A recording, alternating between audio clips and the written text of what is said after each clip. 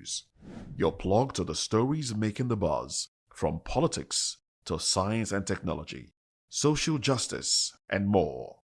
Let's tackle the tough questions and expose the truth. The Issues on Voice of the People Television, Mondays to Fridays, 8 to 9 p.m. The Issues. Don't just react. Understand. Behind every broken desk lies a broken promise. Education shapes the nations. But who is asking the right questions? Introducing Edu Dialogue, the show that goes beyond the surface, exposes the cracks, the corruption, and the silence in Nigeria's education system. Edu Dialogue, Saturdays, 3 p.m., only on VOP TV. We break the biggest stories, from missing funds to policy failures. We ask the tough questions and demand real answers.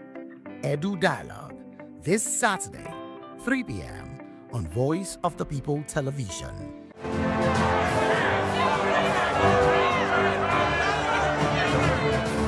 Do you want your voice to be heard? Do you know that you matter in the scheme of things? The People's Voice, the show where ordinary citizens take center stage as we discuss the biggest stories that affect you and I. With you in mind, we facilitate lively discussions, debates, and interviews on the topics that matter most to you and I, from social justice to economic empowerment, education to healthcare, governance, and more, tackling tough topics and amplifying your voice. Join the conversation and make your voice count. The People's Voice. Make your voice count. Are you ready for the extraordinary? Something big is happening on your screen. Introducing VOP TV. Now streaming on SLTV channel 264. From breaking news to captivating conversations, news analysis, giving you all sides to the story. We break in-depth discussions on the issues that matter, from politics to sports, entertainment, and lifestyle. VOP TV on SLTV channel 264. Join us as we redefine what television means to you. Voice of the People Television, VOP TV. Now you have more than a voice.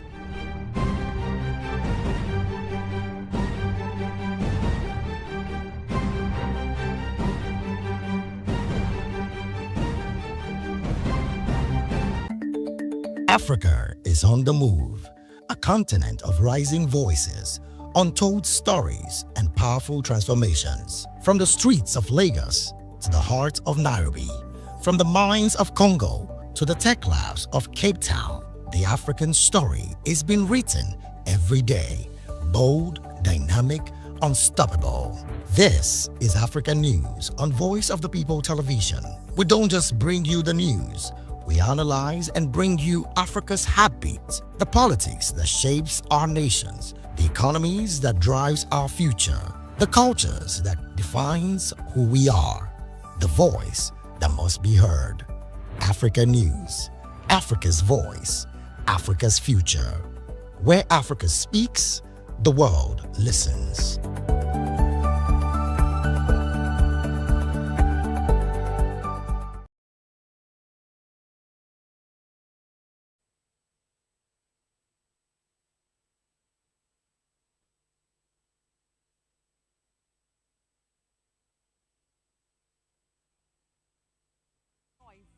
The truth needs a voice. The policies that shapes our world and the economy that determines our future. Every hour, every day, the grapevine keeps buzzing. And together, we are committed to telling the stories that shape our world, because your voice is our focus. Don't forget, our voice matters the most. Let us come together and share our concerns.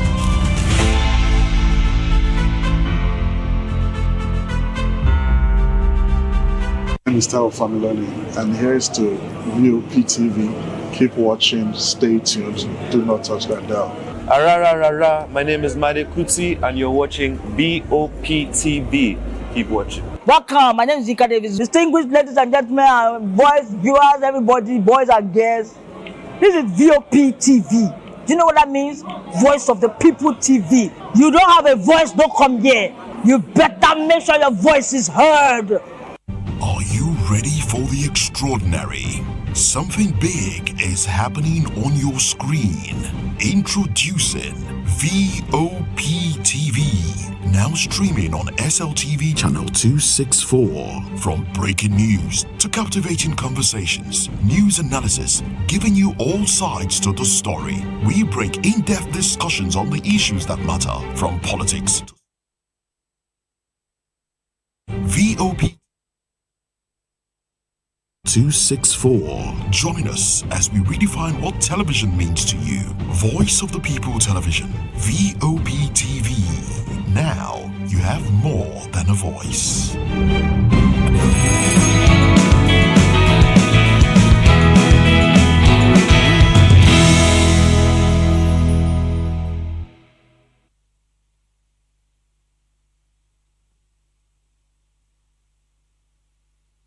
It's a beautiful Monday morning, and I say welcome to VOP this morning. It's a good day to be alive.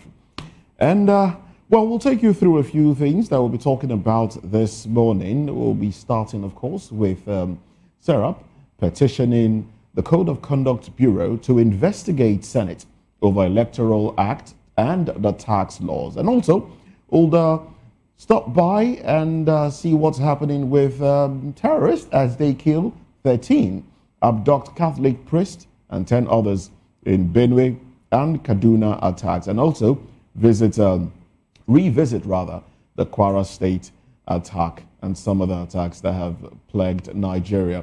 And we'll also go to Rivers State, because we hear that Rivers State is under Wike's rule. No dissent allowed. Well, who said this? Well, you get to find out in the course of the program. Now, these are the major conversations this morning on the show. All right, so come along with us and let's dissect it all, making sense of these conversations. I am Moses Humphrey. Good morning and thanks for joining us. Come along with us as we dissect it all. I am Chukuma Okoro. Now, a lot is happening in Rivers State, and I think that trend is not so pleasing. This is the right time, to stop all of that. Anyway, we'll talk about all of that in the course of the program. Good morning. Thank you so much for joining us on VOP this morning. My name is Jane Ogoye. Let's dive into the main topic, one of the main topics for today. Sit-at-home cancellation sparks controversy. Ipob denies group's claim. A group claiming to be affiliated with the indigenous people of Biafra, Ipob, announced the cancellation of the Monday sit-at-home directive in the Southeast region. However, Ipob quickly distanced itself from the group, describing its members as criminals allegedly recruited by Simon Ekpa to destabilize the region. The group, which wore Ipob clothing and displayed Ipob flags, cited a direct instruction from Mazi Nnamdi Kanu to suspend the weekly sit-at-home action. Ipob spokesperson Ima Powerful denied any knowledge of the group and warned that anyone involved in criminal activities under the guise of Ipob will be called out. Let's check out the video for more insights. Good morning, good afternoon, good evening, dear friends all over the world. Today is 7th of February 2026. This information is coming from the table of Triple General Igwe Botozo and Major General Gento de Yahoo and all the 40 state commanders in Biafra land. As the information reaching to my table to inform all Biafrans, order from the highest command of the Biafra Restoration Movement, Onyendu Mazi Nnamdi Kanu, has reached us that Monday sit-at-home is cancelled from today. Sit-at-home is a voluntarily and will not be enforced henceforth. Last Monday, sit at home February, 2nd of February, sit at home was a one-off event due to the Soludo's stupidity, and it will not happen again. Onitsha traders are Biafrans, and our children must return to school on Mondays, as commanded by our able leader, Mazi Nnamdi Kanu. Our job as guardians of Biafra land is to keep away Fulani terrorists from our land. That is the task our supreme leader, Mazi Nnamdi Kanu, gives us, and we must follow it to the letter. No enforcement will be tolerated henceforth. Our traders should decide if they want to open or not. Any intimidation from Soludo or any government will force us to react. If Soludo is as stupid to lock down any shop in Onitsha, his family, house, and that of his in-laws will be destroyed too. All right, there you have it. Those words, heavy words really, from this faction, if I may call it that, of IPOB. Well, we hear that Emma Powerful, the spokesperson of IPOB, has dissociated IPOB from this faction. Well, in a statement that he put out, he said this faction is sponsored by Simon Ekpa, and he's saying they have absolutely nothing to do with this faction. But the unifying statement from Emma Powerful and this faction is that the Monday sit at home has been called off. That's the unifying thing that both factions have said. But this faction, it's really disheartening to hear the tone with which these individuals, and by the way, these individuals they were not masked. They had their faces, open, which basically means that if security agencies are to fish them out, it would be a whole lot easy if the person making the speech himself did not cover his face. And you start to wonder the audacity, the guts that such an individual who could barely articulate proper English anyway, basically reading what was written and given to him, because that's what it looks like, would, threaten the government of the state, the governor, and the family of the governor.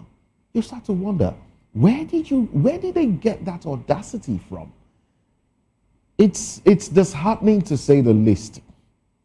It's disheartening to even ponder on such statements coming from this individual.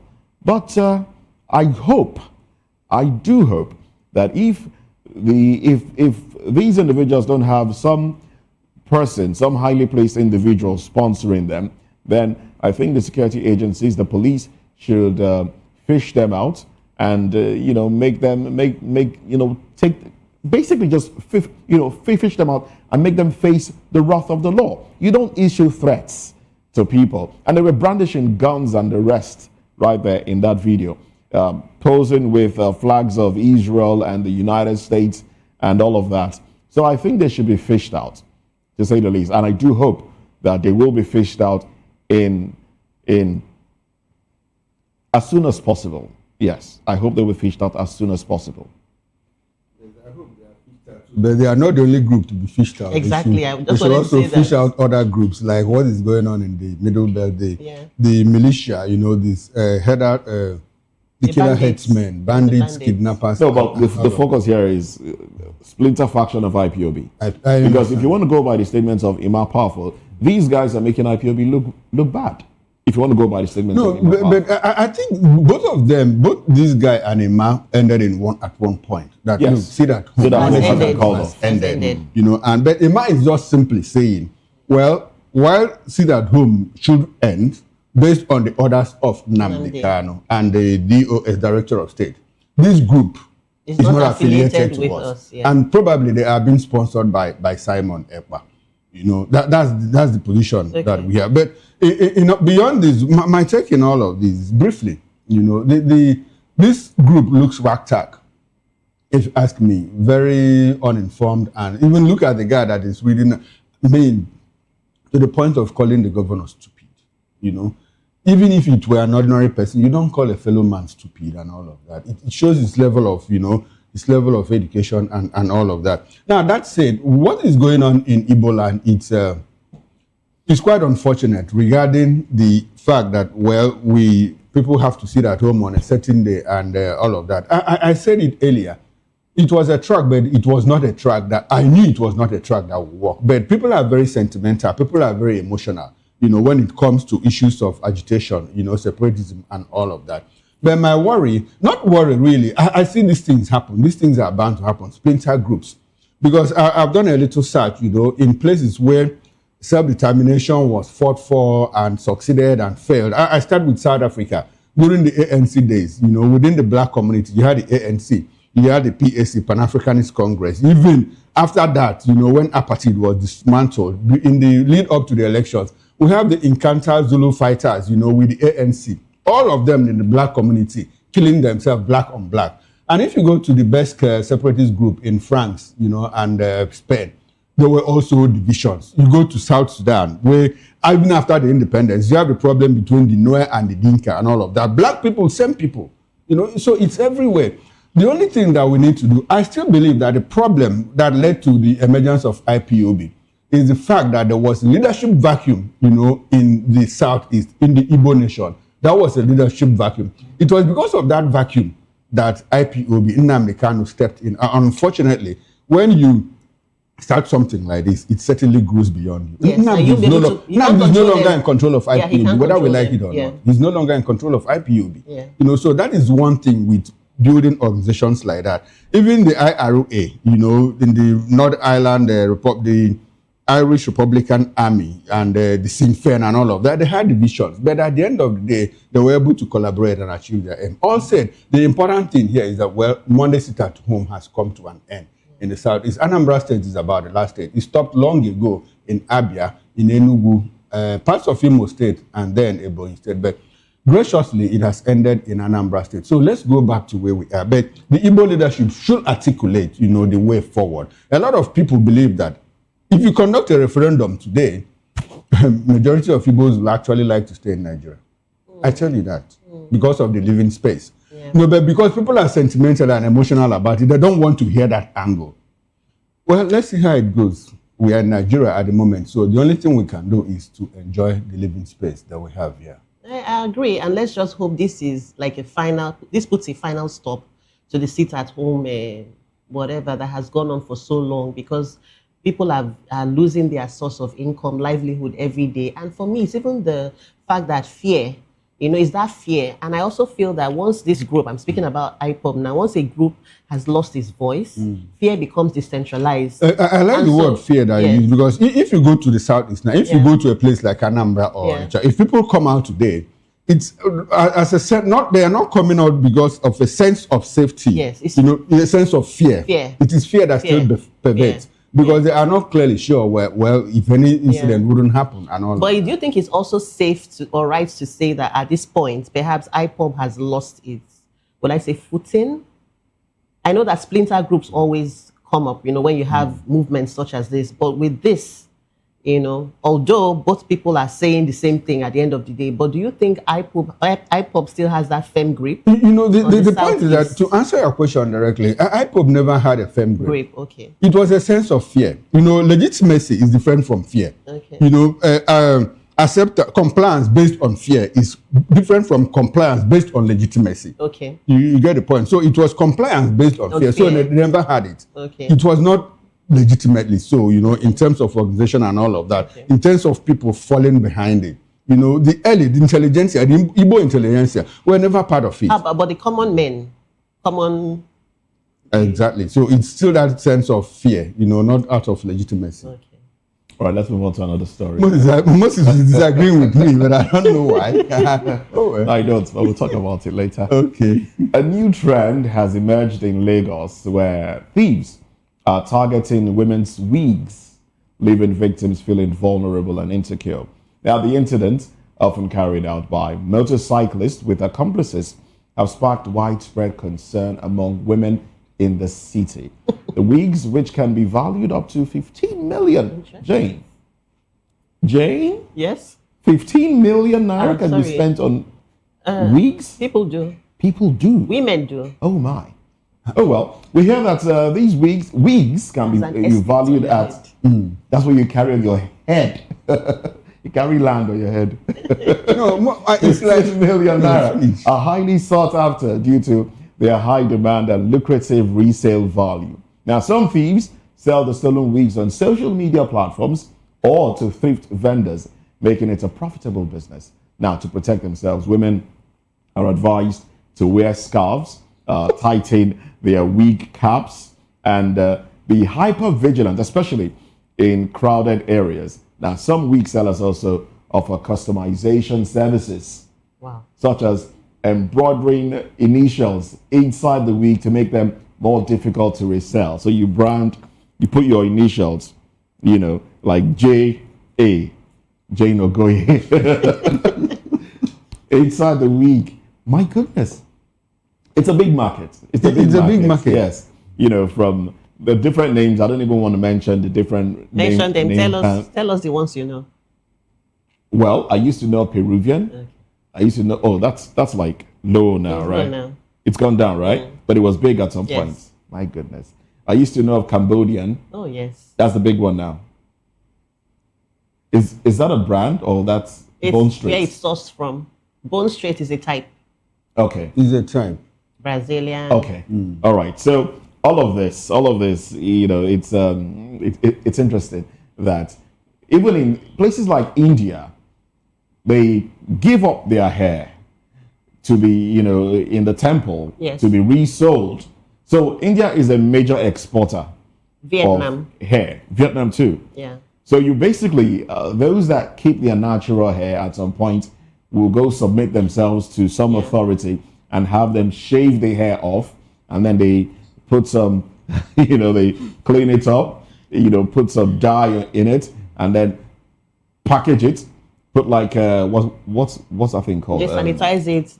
It. Weave it and sell it to Africa. Closure. Put some closure on top of it. What's this? You're really because I was you know so much. I was thinking if Moses has done this hair business. I'm suspecting Moses. Are you sure you don't have a hair business? Yeah, he knows a lot about all of this. Well, I have a woman in the house. So do I. All of us do. But I don't know anything about it. Depends on the attention you put. Okay. But I see them tonguing. They do all the tonguing. Okay. I see them tonguing every day, every morning. And I'm like, you're going to run down, you're going to use up electricity doing all of this. It's really annoying. I think Moses, Jen, we would like for you to educate us briefly. But before I come to you, I'm not sure that the protective way is to, they say you sew something is a scrap. The cap. There's a band. There's a band that keeps it firm on the head. Yeah. No, you know the danger now. If a motorbike is on motion and pulls it, and it's difficult for the thing to get off the head, it might just pull the person down. That's even not as harmful as there are types that they stick on the skin. Yes. They sew. So they sew on the skin. On the skin, yes. No, you don't sew on the skin. They don't stick on the skin, they sew. I've seen people pull out types and so that's the frontal. That's the frontal. They stick that one on the skin. Yes. Now, if you pull that off forcefully, it could peel the person's skin. Apart from peeling, if the person is light, and depending on the velocity, of the motorbike, it could actually pull the person down, and it becomes. Mr. Okoro, do you know what came to my mind when Moses was reading it? I'm like, how would you wear a wig of 15 million and climb a bike? No, it's not walking down the road. Walking on the road. No, even if you are in a Mercedes Formatic, you have to come down at one point. While I won't knock people for their personal choices or what they choose to do with their money, I'm still trying to wrap my head around why I'll wear a 15 million naira wig. One thing I've discovered is some women invest in it. Like they used to invest in jewelry at some point. People buy expensive jewelry, when they have the No, money. it's not an investment. Though. And it's not an investment that will give you returns. Later, they can resell. No, not for hair, not hair. Really? No, it doesn't have like second-hand value. Oh, I hear. So the people that are pulling them out, what are they using them for? I hear it does. They can resell. You can resell, but you won't compare it to jewelry, to gold, and all of that. Okay, that the price appreciates. No, it doesn't appreciate. No, I mean the price of gold, jewelry appreciates, but not wigs, not hair. But for me, I feel it just goes to tell us how big the beauty industry is in Nigeria. Yes. Like, I mean, if you're a man into beauty industry and in Nigeria, there's so much money. Second highest users of wigs in the world. In the world, yes. After America. It's a booming market. You need to see these Vietnamese people. You will see their ads on social media and they are targeting Nigerians. Even in their ads, I mean the Chinese, the Cambodians, the Indians, which are like the top, sources for these wigs. They target Nigeria. So it just goes to tell us how big the beauty industry is and how lucrative it is in Nigeria. Why can't we encourage our women from childhood to keep their natural hair? I was coming to that because in terms of protection, so that when they pull it, it won't go off your hair. I think the best thing to do is to wear low cuts now. They wear. No, but it doesn't beautify you, so they wear. Who says who? No, you can. Says who? You can be beautiful. Not everybody has the head for it. It has hair. The producer is telling me that this is not 1942, but I see a lot of beautiful women. Is your wife professional women wear low Is cut. your wife on low cut? Wear low cut. No, it's not about my wife now. It's not about my wife. Moses asked the question, why will a woman use 15 million naira to buy hair? So, Mr. Okoro, I think it just depends on the things we place premium on. It's priority. Because why will a man use 250 million naira to buy a G-Guard when he could also use 50 million naira to buy a Formatic? That is the question. Mr. Okoro, can I say something? Anytime I see this, sometimes I'm maybe on the road driving and I see a very luxurious car and I'm like, maybe I ask my husband, how much is this car? He'll be like, 100 million. I'm like, wow, so this is an estate. Somebody's driving on the road. I say, you're a poor person. That's why I'm thinking like that. That is the way. I just think it's a mindset. So that, like you said, the 15 million naira is a plot of land in some part of Lagos, or even 2 plots of land in some parts of Lagos. And you're wearing it on your hair. But then again, we should look for, because there was a time the snatching of jewelry was a thing. I mean, I've had it. There was a time it happened to somebody standing close to me at Oshodi many years back, and I felt sorry for the lady. Then they just come to you, they snatch it, and they leave you with marks and all of that. And that market seems to have died out. So I think what government should do, because people need protection, whether or not they chose to put land on their head or an estate on their head, they still need protection. So what government should do something. And these people, I mean, they don't just snatch it and run on foot. They are usually on motorbikes. And I understand that this trend started on social media with skip makers. Okay. That's about the first place I started seeing it. Skip makers started doing these things, snatching hair off ladies, and then we'll laugh it off. But now we are seeing it happen. It's basically been a message that has gone down. People have absorbed it. Like, oh yes, truly, money can be made from taking weeds. But my concern is for the women who would have this thing snatched off their head, and the possible danger, like you were trying to say, if it's tightly fit and they pull the hair with that velocity, yes, it could make the person fall or something, and then create injuries. A different story altogether. But we should be more protective, and But Moses, sorry to cut you in. I think we should be very realistic here. You're calling on the government to do something, but clamp down on these robbers. To clamp down, yes. But that's not going to happen soon. So I think we should think about how you can prevent or guard against that. So me, I would say, don't wear your expensive wig out. You can put your wig in the bag. Yeah, wear something lesser if you have to walk on a very busy road. I mean, I still can't understand why I'll wear a 15 million naira wig or a 1 million naira wig. I can't even spend that much on a wig. Sorry, I can't. Your husband told you something. Anyway, let's leave that and get into another interesting story. Well, the Nigerian musician icon Tubaba has spoken candidly about a disagreement with his wife Natasha in London, attributing the incident to anger and emotional strain. In a recent podcast appearance, Baba took responsibility for his actions and expressed regret over the episode. He emphasized the importance of managing emotions and responding carefully in tense situations, sharing lessons learned from his experiences. Well, it's good that he's the one saying this. He went to fight with his wife. I think that is his business. And as a matter of fact, I mean, he has learned his lessons. So yeah, that's my take on that. It's interesting that he's coming out again to talk about this. I mean, this is just after a lot of people have forgotten about what happened to him and his wife, and she got him arrested. I mean, it's a path you chose, so live your life. And then in that interview, he said he has not been a good father to his children in recent times. So now you know, be a good father. Retrace your steps and you do the needful, do the things that you've learned. All right, so that's what I agree. I agree with you, but how do you successfully father 7 children? Now, I'm not saying this to judge him, but how do you successfully father 7 children? You know, with different fathers. Our forefathers. Okay, they did that remotely. I was just going to say that. But under the same roof now. Our fathers had 10. But under the same roof. Children. Jane, even now. In fact, right now, some people have a lot of children. It's true. Under the same roof, sometimes spread out, and they're able to father them. So it's he should just do better. I mean, since he knows that he can do better and he has learned, that's his business, really. Yeah. I also watched the interview, and I think what stood out for me was when he talked about politics. You saw the interview as well? No, I didn't. Okay. He talked about politics and how he's going on. He wants to use his music to galvanize the youths and have them be actively involved in politics and avoid violence, vote buying, and all of that. So for me, I felt that was more topical. I think he's just trying to redeem put his himself image, out right? there was a time Two-Face made a call for some sort of protest after he did a song. But he was threatened. Was a following. He was threatened, and then he backed There down. was a following at that time. People were like, yes, if Two-Face leads this, we will all come out. Yeah. And then threats came, and Baba just the following day, say, sorry, Nigerians, we can't. So he doesn't have the stomach for such things. Do we have any? To talk about love. Do we have any? It's okay. Do we have any Nigerian artist who is very social conscious and that can lead such things right now? Do we have any? Right now, the problem is a lot of them are funded by politicians.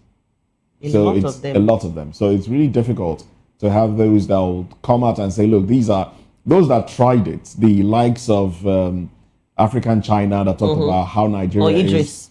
Idris Abdul Karim. We know where they are today. I mean, when the challenges of life came, they had to go back to some of these people for assistance, and they didn't get it. And a lot of them have had issues. So I think the younger ones just know, look, let's just align. Let's just align and have one Baba somewhere invite us to shows and give us money and all of that. So it's difficult at this time. We can't have another fella. No, we can't. If that's what you're hoping to get. No, we can't. We can't have another fella. So the people will just decide on what they want and what they can deal with and what they think they've had enough of, and deliver themselves. Oh well, let's run to the papers now. Let's see what headlines we have from the pages this morning. Jay. Okay, on the front page of the Daily Sun, insecurity, tension in Kogi, Niger states. Markets, motor parks, shots across 7 local governments in Kogi. We are under siege. Niger communities cry out. No more Monday sit at home. Kano, others Ipob. Cost of medicine soar. Defy federal government's cost-cutting framework.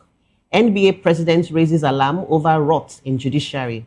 Pope asks Tinubu to protect Nigerians. Dangote Cement vows to make Africa self-sufficient in cement production.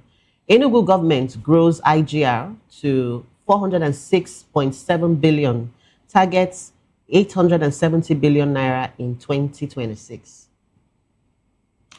Also on the front page of The Guardian, Treasury bills see over 400,000% demand spike as manufacturers face credit squeeze. Outcry grows over e-transmission ahead of Senate's emergency session. Ipob Kano cancel Monday sit-at-home order. SAN rank under scrutiny as AGF CJN warn against abuse of influence. BOI secures CBN's approval for non-interest banking. Pope mourns victims of attacks in Nigeria, urges government to protect citizens. Atiku, No economic sense in reviving failed refineries after 1.5 billion naira investment. And there you have it. Now let's run to the conversation. Sarah petitions Code of Conduct Bureau to investigate Senate over Electoral Act and the tax laws. Let's talk about this when we come back from this break. Stay with us.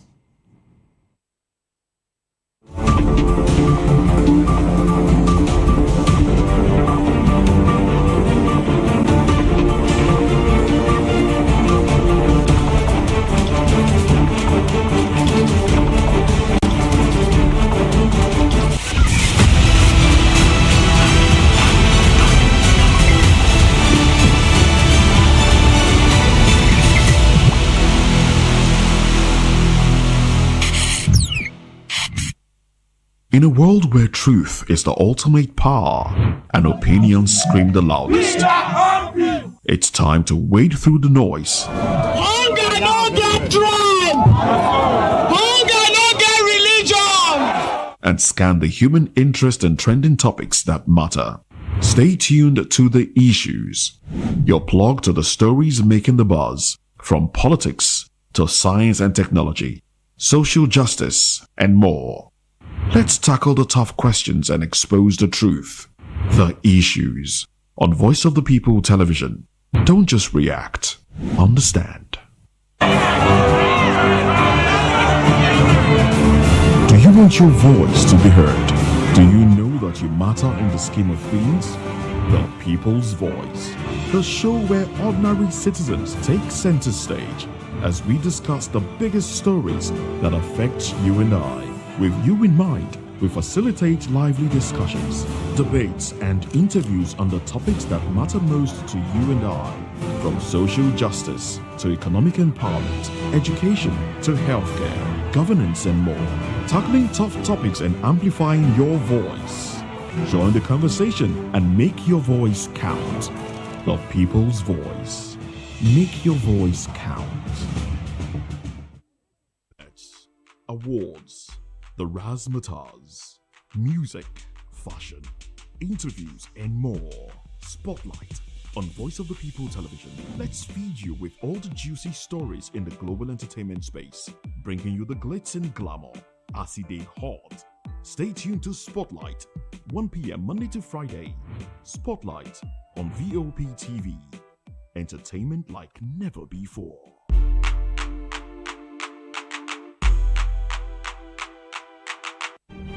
In a world where power shifts with every headlines, news breaks and events happens, we bring you unbiased and explicit information on politics, economy, and state of the nation. We break down the chaos. Facts, not fluff. Truth, not spin. We discuss not just politics, but a glimpse into the future. Voice of the People Television. Now you have more than a voice.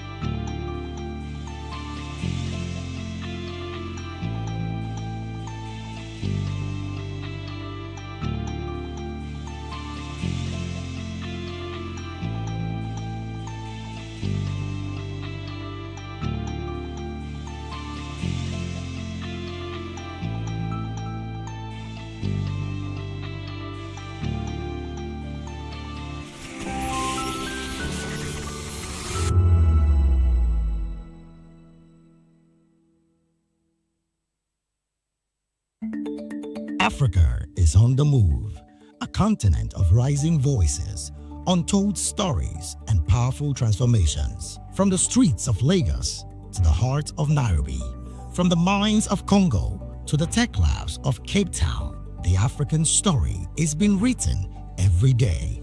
Bold, dynamic, unstoppable. This is African News on Voice of the People Television. We don't just bring you the news. We analyze and bring you Africa's heartbeat, the politics that shapes our nations, the economies that drives our future, the cultures that defines who we are, the voice that must be heard. Africa News, Africa's voice, Africa's future. Where Africa speaks, the world listens.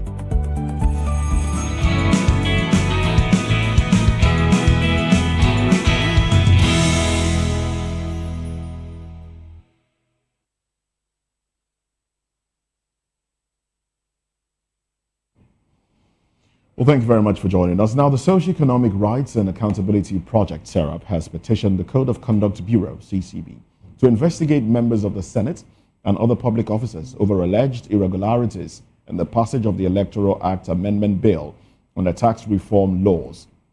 SERAP claims that, that certain senators removed provisions on electronic transmission of election results from the Electoral Act Amendment Bill during plenary, despite a majority voting for their inclusion and without debate on the proposed removal. The organization also alleges that the processes leading to the passage of the Electoral Act Amendment Bill and the signing into law of the tax reform laws were marked by alterations to bill provisions without debate and due process of law. SERAP is seeking a prompt, thorough, and effective probe into these claims and has asked the CCB to examine whether inducements, benefits, or promises were offered or received in connection with these acts. Oh, well, we do have with us on the program today, we have Adams Atta Esquire, a legal practitioner and a human resource practitioner. Good to have you join us this morning. We also have with us Barrister Darlington Agomore. Good morning to you, Barrister. Good morning, Moses. And how was your weekend? Very well. Thank you. So, the last week ended with Nigerians talking about the passage, the removal of real-time transmission of election results through to INEC portal. But this week, we're starting, over the weekend, conversations, and then Senate President Godswill Akpabio made some statements also. He has said that the Senate will not be intimidated. I'm trying to get his exact words, but one other thing that he said is that in 9 states, there are no internet. Internet access is not available in 9 states. And so this is to avoid possible problem. Well, looking at the Senate President's exact words, he says, in states where networks are not working, does it mean there will be no election? If the national grid collapses, will no results be valid nationwide? Technology must serve democracy.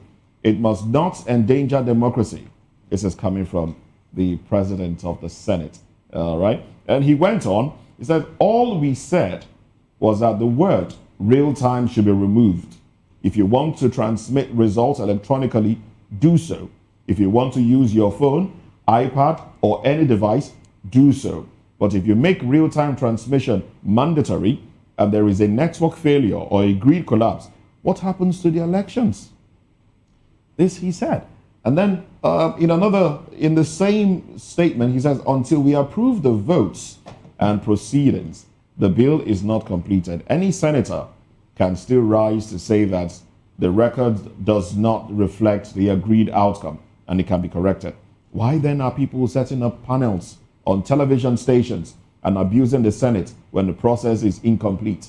All right. So we have set up our own panel here, not to abuse, but to interrogate and see, what has happened. Oh, well, what do you make of the statement from the Senate President Godswill Akpabio? What if there is a grid collapse during elections? Is that just making excuses? Barrister Darlington. The propositions of the Senate President does not add up. If there is a grid collapse, will it be only on those 9 states, to be precise? No, but then it will affect the 9 states. Is it that people in 9 states don't make calls? Wait, I'm coming. The 9 states he pointed out, I was talking about grid collapse and no network. Are you telling me that up to today, no economic activities are going on in those states? No POS, no banking? Eh? And how did he come about these 9 states? Who gave him the data? Is it the network, or he just sat down in the office and assumed? Look, it did not add up, and it will never add up. Thank God some civil society groups are storming Abuja today.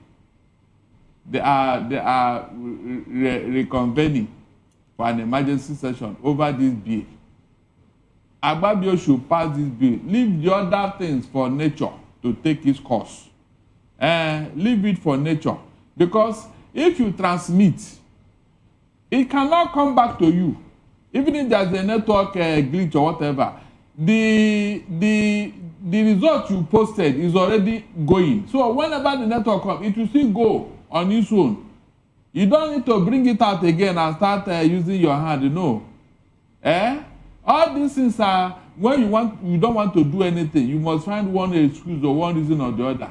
Why can't this National Assembly and the federal government make sure that the networks cover those states? The network cover those states. Okay. Yes, that is what they're supposed to do. Yes, they should do it. All right, so Barrister Atta, now the Senate President has spoken. TERAP has also made a move, contacting Code of Conduct Bureau and asking that they investigate. What do you mean? Do you think anything will come out of that investigation or that proposal that CCB investigates if monies were given to the senators to pass this bill the way it was passed? I'm not surprised, and I don't think anything is going to come out, because looking at the antecedents of this government, it's a half-baked government. We have seen series of allegations against them. Who is there to investigate them? There's nobody. They call a government that is hobnobbing and romancing with the executive arm of government. It's just a rubber stamp National Assembly. Who's going to investigate them? Nobody. Is it the police? Is it an arm of government that they are conniving together to bring out a result to favor them? I don't think anything better will come out. More importantly, recently we heard about the allegation of the tax law and all those things. And now another law is being said to have been tampered with. How are you going to justify that? Who is there to investigate them? There's nobody. And that is why you see that the Senate President is preempting even an election for 2027. He's already preempting there's going to be glitch. On what basis? On what assumption? Who's spoon-fed in? On what grounds? So for me, I think that they are not serious. They know what they are doing. Isn't that they are not serious? What are Nigerians expecting a little too much from the Senate that is largely filled with members of the APC? Are we expecting too much? We're not expecting too much. Do the needful. That's what the people are saying. We voted them in, we pay tax, and in reciprocal, you give us the best. Do you honestly think that the Senate will, establish the fact that election results, e-transmission of results should be mandatory, knowing that, they need to create room for loopholes that will make it easy to get in? Are you expecting that they will do the needful in that regard? Whether e-transmission, whether transfer, in line with the provisions of Section 60 of the Electoral Act, these people will hack the system. It's certain. We cannot hide so from the e-transmission is whether not really, electronic transmission, that's not where the salvation will come from. Whether electronic transmission, whether transfer, manually or physically or otherwise, these people will manipulate the system. But it's important we start from somewhere. Okay, it's important we start from somewhere. Yes. Barrister, talking about hacking, I heard someone put up an argument that, look, why is the opposition is interested in this real-time transmission is that they have perfected, the act of hacking, and that they want to hack the elections. That's why they are insisting on the e-transmission of results. But I want us to move away from that briefly. But Barrister Darlington, let me come to you. I want us to return to the issue of internet connectivity, the substructure on which this particular exercise is built. Talking about the power supply, internet connectivity and all of that. Wouldn't it have been appropriate, for Nigerians to say, okay, let us ensure that there is full internet connectivity. Let us ensure that there is 24/7 supply of power before we start talking about e-transmission of results. That is one angle of the equation. The other angle is, I also checked out a few other countries, like I went to Ghana and I went to Kenya. I discovered that Ghana is hybrid. The electoral law says, when it is possible for you, use e-transmission. If it is not, upload manually.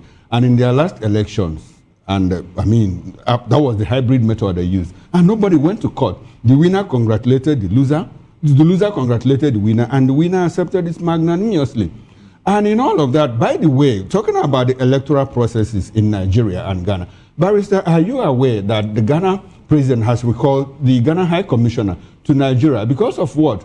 Because he was involved in electoral malpractice just last year before he became the High Commissioner here. So I'd like for you to put all of this together. Is it not better that we say, okay, let us put the substructure in place before we now put the structure, which is the e-transmission of results? Wouldn't it be better than this back and forth that we are going? If we don't force their hand, nothing will be done.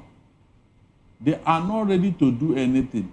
If you consider the fact that this particular section of the electoral law caused a lot of problem during the 2023 election tribunal session, whereby it was decided that the IREV and BVAS are discretionary.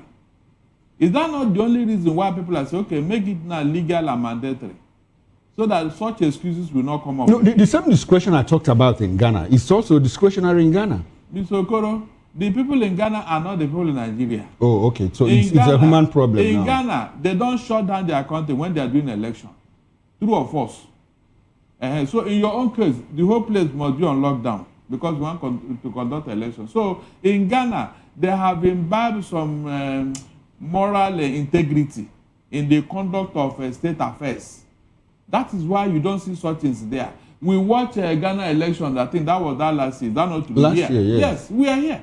Some people were voting while some women were selling by the side. You just vote and go away. Vote. In Nigeria, is it like that?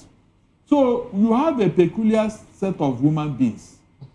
No thanks to our leaders who have been, who are now preaching the principle of grab it, snatch it, and run away. And our youth have imbibed this culture of violence. No thanks to our leaders, because this youth learned it from them. These youth were the ones that energized and mobilized them. For example, the opposition cannot hold any meeting anywhere now. Some unknown persons, hoodlums, that's what they call them, they will go and scatter the place. Ordinary meeting. They will go and scatter the place and chase them away. No arrest, no nothing. What are you breeding in a country like that? What kind of human being are you breeding? What will be wrong if our leaders imbibe a culture of what? Integrity and due process in all our affairs.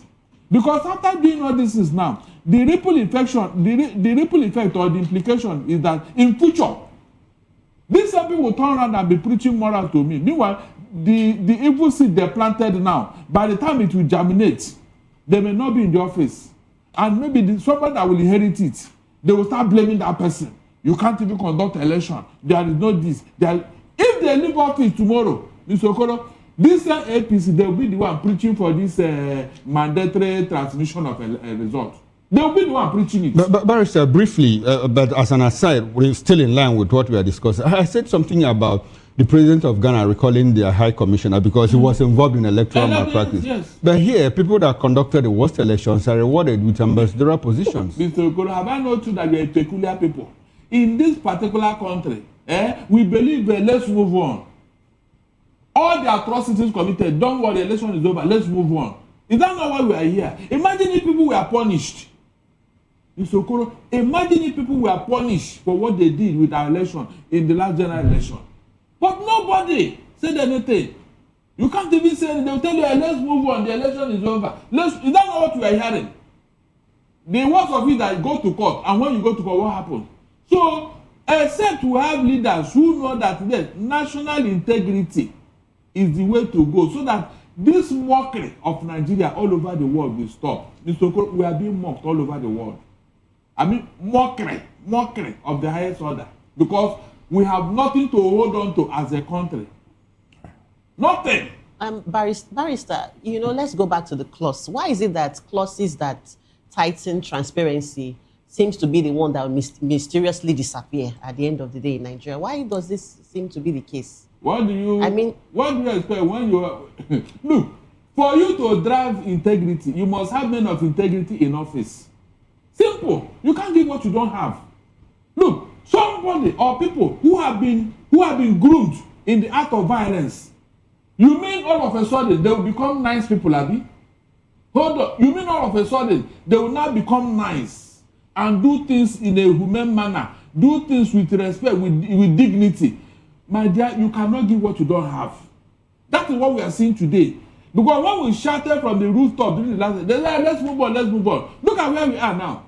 So basically, Nigerians are deluding themselves. Yeah, I mean, is it not obvious? Everything we want to get from now is by force. Look at ordinary electoral reform. Look at, you have to mobilize everybody in Nigeria now for them to even start looking at it. They have to reconvene to start looking at it. But meanwhile, they're supposed to do the needful. The House of Rep, they conducted their own and said that this should remain mandatory and compulsory.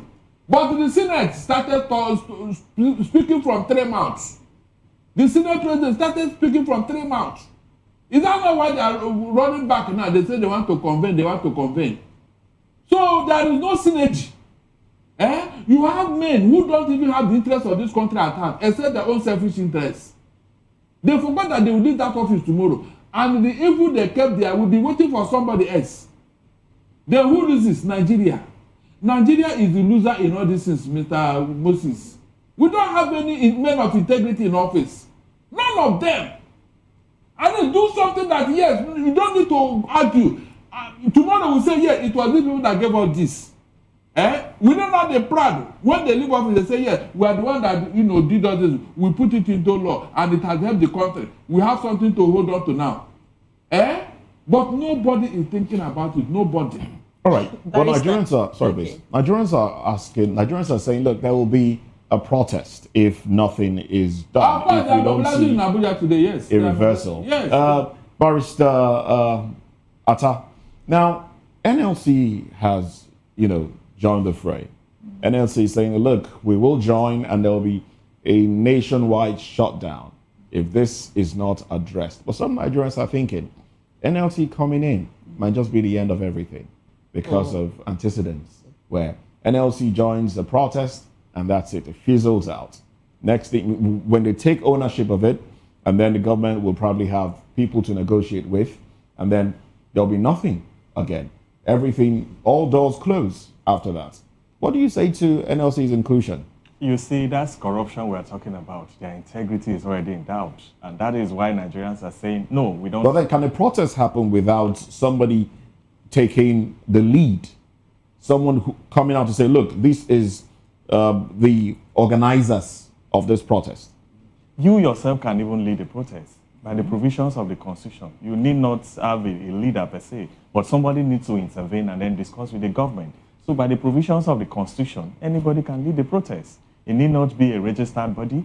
It need not be an established body. So that's what the Constitution envisages. You can even do it solo. You can sit down, use a social media crusade to unleash your content, and then you pass your message. And then furthermore, you can even go down to the National Assembly. I don't like the fact that they are barricading the National Assembly as if it's heaven and then people cannot have access to it. That is a public office. We're entitled to go there and demand for accountability. We're entitled to go there to demand for respect for constituted authority. We can equally go there and tell them to do the needful. So it's not a matter that the building is designed for mere cosmetics or for history purpose. It is where we Nigerians can go there and exercise our rights. That's what the law is. Okay, so Barrister, would you say, because listening to Barrister Gwemo's submission, it's almost like a lost cause. And it's almost like, let's just resign to faith because nothing can happen. Because when we talk about the credibility of the people in power and all that they do, it almost seems as though that the law is even skewed to favor them. So at this point, is it right to say that Nigeria is broken or that Nigeria is just serving a particular few and we are just on our own? I mean, the populace, we are just on our own. I want to say that, or let me put it this way, freedom is not given voluntarily. You must ask for it, you must request for it, you must take steps. And in a civil society like ours, the best way to do that is to request. And that is why we see that people are going there to protest in exercise of their constitutional right to demand for good governance.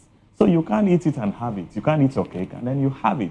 So I'm very optimistic that the system is still there, it's still going to work. However, some people are benefiting from the system. They are feeding fat from the system. And that's why they are frustrating your effort, my effort, and every other person's effort. These are the people that voted you in. And then they are saying we need this, we need that, considering the fact that the court held that, no, indeed, it's discretionary for INEC to transmit. It's not compulsory. But however, the Nigerians are saying, make it part and parcel of the system. And then you are saying you are designing it to brand it in your own figure. And let me also quote the statement of the former Senate President, Senator David Mark, over the weekend. I think they were in occasion with Akpabio and others. And then he said that all we are saying is that you make it part and parcel of the law, Senator Akpabio. Don't make excuses for INEC. Do your own part. Your party is pursuant to Section 4 of the 1999 Constitution to make law for the good governance of Nigeria. That is what the law puts on board for what? For the Senate arms of government. And then now you are going on the voyage on your own. You are going on the frolic on your own to now delve into the job description of INEC. It's not done. And to add to that, if the discretionary loophole that was there before, or that is still there, if it was actually used for a good purpose, nobody will bother. If INEC have used the discretionary powers it has and transmitted that result without any glitch, please, Moses and every other person, do you think we'll come here to be arguing? Nobody will even remember that it needs to be made mandatory. It needs to be made legal. But because of this loophole, we say we don't want that excuse again. We don't want excuse again. Make it legal and mandatory. That is all. Because you are the one that created this problem by your actions and by your body language. We don't want another INEC chairman to tell us that it was not made legal. There is no law that says it must be by electronic transmission. We don't want it. Because the person here now may be worse. But how do you also fix a system whereby the reforms threaten so many powerful people at once? How do you fix such a system? There must be a way. What are you saying? Who is powerful? Nobody is powerful. It's only God. When the people decide, you are nothing before the people. Barrister, realistically, we have powerful individuals. How powerful are they? Powerful collectives.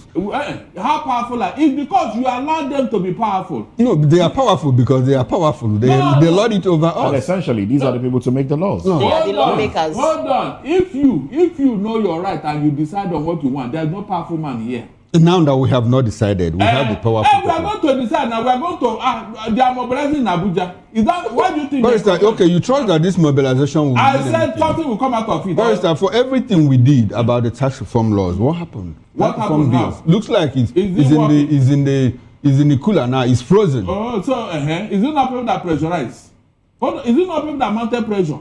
That's what I'm saying. Despite the pressure we mounted. But you told it that it's frozen. Is it frozen? Okay, do you know whether it is? Okay, do you know the gazetted aspect of it? Is it working now? Is it working? Barrister, the way we run in this country, don't you think that you might just wake up one day and say that this law is already in place? Somebody will go to court. As it is now, government has... Now that Serap has gone to court, we're interrogating it. Do you think that anything will come out of this court case? Something will come out of it. As long as the matter is in court, government cannot take further steps until that matter is adjudicated upon. Really? Yes. That is supposed to be the law. That is supposed to be the law. Once the matter is in court, all parties are to stop pending the determination of the case. But however, will the government obey it? This is a country we have seen where courts have made an order and then the government refused to obey it. You refuse to obey. A government that lack respect for rule of law and considered authority. So that is the point. That is the issue now. Do you know that if you should take my tax when the matter is illegal, I can sue you. I can go to court. Are you aware? I can go to court. I'm aware. What we are saying is... No, Nigerians should never give up. Not to give up yet. Nigerians should never give up. Because you must fight for it. Yes. Okay. The Western world was built with protests. Everything. Remember the black whatever that woman now, that Rosa Parks, who said I will not stand up in a train ride for a white man. Is that not how it started? No, is that not how this started? So except you fight for your right, nobody will give it to you. All right, then. Thank you very much. That's just the truth.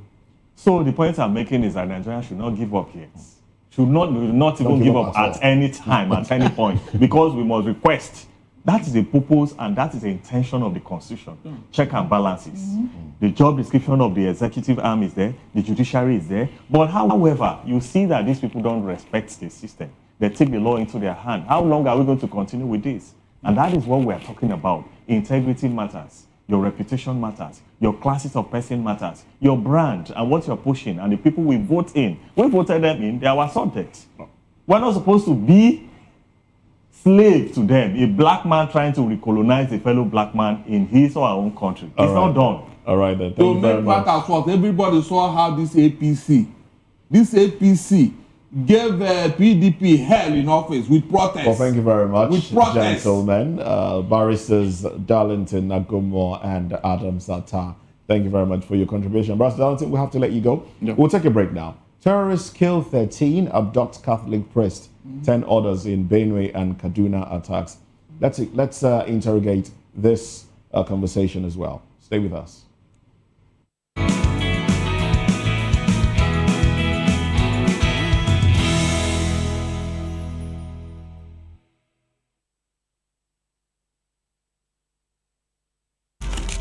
In a world where power shifts with every headline. In a nation full of questions.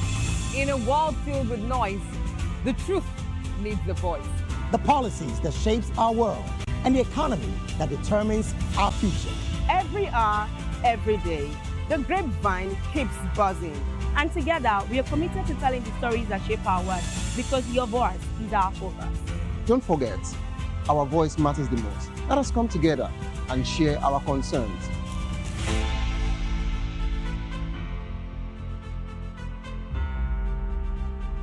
Mr. Familoni, and here's to VOP TV. Keep watching, stay tuned, do not touch that dial. My name is Made Kuti and you're watching BOP TV. Keep watching. Welcome, my name is Zika Davis. Distinguished ladies and gentlemen, boys, viewers, everybody, boys and girls. This is VOP TV. Do you know what that means? Voice of the People TV. You don't have a voice, don't come here. You better make sure your voice is heard. Ready for the extraordinary? Something big is happening on your screen. Introducing VOP TV. Now streaming on SLTV channel 264. From breaking news to captivating conversations, news analysis, giving you all sides to the story. We break in-depth discussions on the issues that matter, from politics to sports, entertainment, and lifestyle. VOP TV on SLTV channel 264. Join us as we redefine what television means to you. Voice of the People Television. VOP TV. Now you have more than a voice.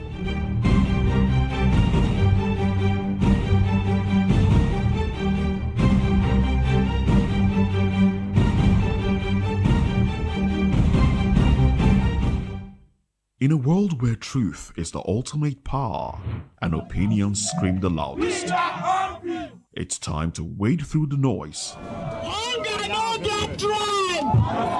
Hunger no get religion! And scan the human interest and trending topics that matter. Stay tuned to The Issues, your plug to the stories making the buzz, from politics to science and technology, social justice, and more. Let's tackle the tough questions and expose the truth.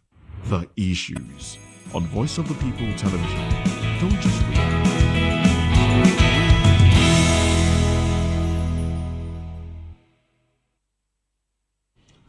Welcome back. Now, terrorist attacks in Benue and Kaduna states have resulted in significant loss of life and abductions, highlighting the region's growing insecurity. Well, in Benue, an attack on Anwase market in Kwande local government area claimed 13 lives, with gunmen opening fire on traders and residents. Meanwhile, in Kaduna's Kaura local government area, terrorists killed 3 people and abducted a Catholic priest, Reverend Father Nathaniel Asuwaye, along with 10 other residents from Kako community. Well, the Kaduna incident has drawn attention to the priest's abduction, with the Catholic Diocese of Kafanchan calling for prayers for victims' safe release. According to reports, the attacker has invaded the priest's residence and nearby homes, leaving the community in shock and fear. Well, these attacks are part of a larger security crisis affecting Nigeria, with Amnesty International accusing the government of gross incompetence in protecting civilians. US President Donald Trump has also criticized Nigeria's government for failing to protect Christians, although the Nigerian government denies these claims, stating that the security challenges affect citizens of all faiths. We still have in the studio here with us Barrister Adams Atta. Thanks for staying with us. Thank you. Okay, we'll be joined virtually in the course of the program by other guests. So let me stay with you, Barrister Atta. Since after the December 25th bomb in Sokoto State, we have seen terrorists double down. In Kaduna, 170 people abducted and released in bits and pieces. In Kwara State last week, in cold blood, 178 people were killed. We are going back to Kaduna again, 13 people killed. Now, since after the abduction of the over 170 people, 6 people were killed before. Now we heard 13 people killed. Catholic priest, his residence invaded, abducted, and 3 people in that residence killed. And within the community, other people killed. Are you able to help us offer an explanation, if you understand, why these people just doubled down after the incident? What are they telling Nigerians? What are they telling United States? Meanwhile, we understand that United States military, they are here, but we are told that they are here to offer logistics and intelligence, not boots on ground, by the way. So are you able to help us explain all of this, the way you understand it? Yes, my little understanding is that it is a duty of the government to ensure that life and properties are well protected. That is what the Constitution envisages. But however, the reverse is the case. They are more interested in protecting themselves. We see VIPs attached with series of numbers of policemen, army men, armed personnel, and then all over the Federation. Even when Mr. President came out last time and then directed the concerned office to withdraw all the personnel from the VIPs, you see that we are lacking behind. Recently, last year, I saw a news that they want to recruit more policemen and then more force. Up to date, I don't think that that recruitment is done. That's number one. We lack more personnel and we lack more, intelligent units. So more importantly, that the US government is involved. I want them to take charge in full, 10 over 10, 100%. Let them not give fora to the Nigerian, security outfits. They can support, but let them be in charge. Let the US government, because the Nigerian army and then the Nigerian police have failed us woefully. Now, when you say that they have failed us woefully, is it because they are overwhelmed? Because I heard you talk about recruitment of more men into the forces. Does it look like the present crop of officers that we have, men and officers, are they overwhelmed? Because we also hear from some of the sources within the military, whenever we try to, engage and take out these people, we have orders asking us to pull back and all of that. So is it a question of numbers or is it a question of intentionality in fighting this war on terror? I think the intention to come out full in support is not there. And I have this impression that the government is equally involved. That is why we're not getting results. But however, like I said, and I'm saying it again and I will say it, I think the United States needs to take full charge. Don't give them that benefit. Yes, okay, because nobody celebrates failure all over the world. I don't celebrate failure. If you have tried once, 2, 3, and 4, but not even up to the 10th time, and then you continue to fail, I think somebody who can do it better should step up and then do the needful, not the... This is life and properties we're talking about. Okay. It is he that is alive that the government is going to govern. It is he that is alive that is going to pay tax. It is he that is alive that can make decisions. It is he that is alive that can even participate in election that will usher in most of our leaders. So it must be given priority over every other thing. If I'm not alive, you cannot be talking about tax law. If I'm not alive, you can't be benefiting from the first duty of government is to protect lives and properties. Now, in the course of this intervention, you said something that I would like for us to expand. You said that government is involved. How? Because, like I always say that, and I will say that, and I want to say it again that. Let me quote the statement of our then military head of state, Sani Abacha. He said, "Once an insurgency exceeds 24 hours, know that the government is involved." And we have seen severally that, I think a recent killing sometime last year, where one of the personnel came out and said that they were authorized to pull out. And then after pulling out, that was when about 2 or 1 hour thereabout, that was when the terrorists now came and then hit.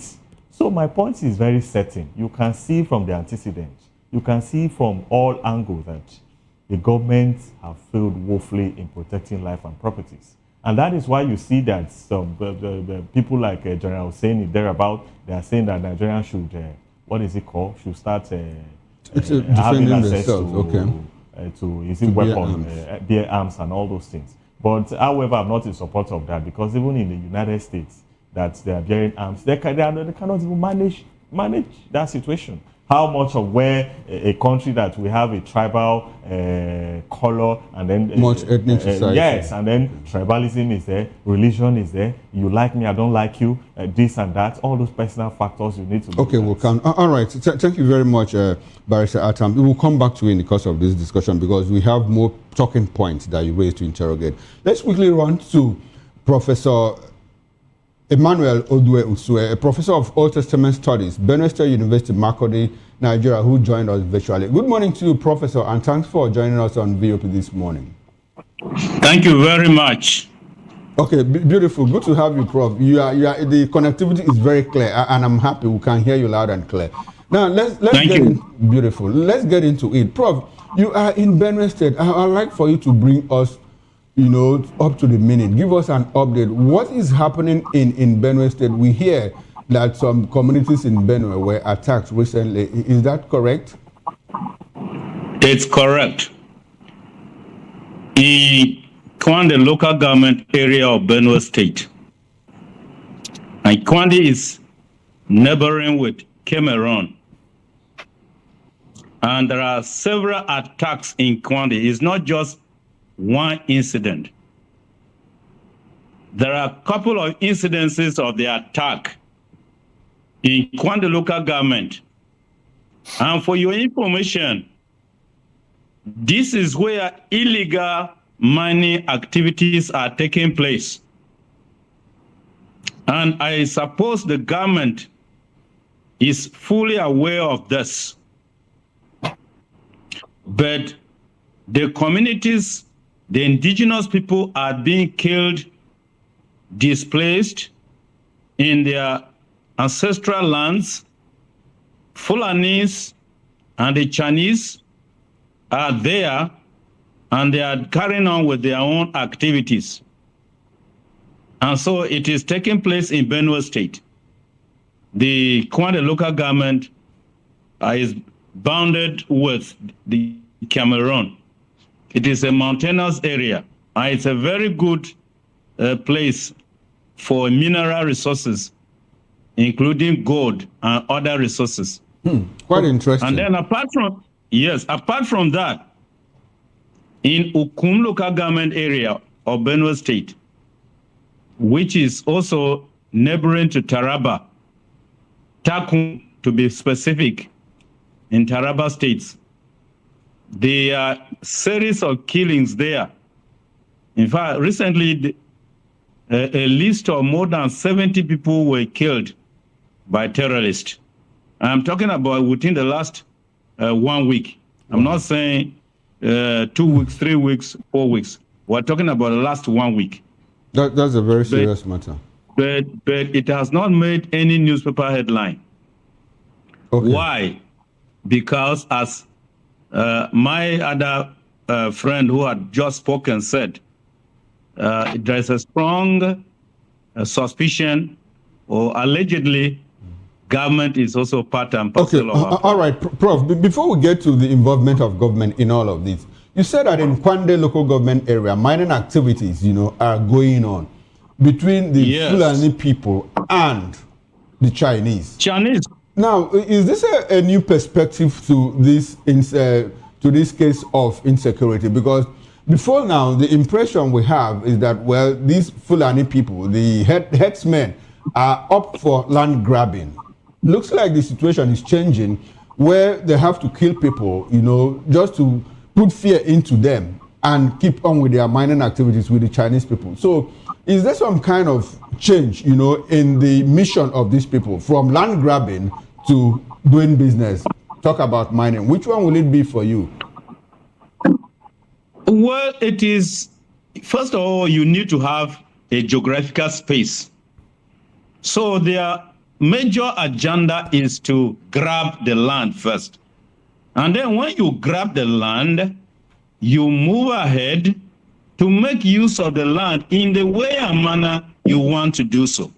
In this case, mineral resources are there.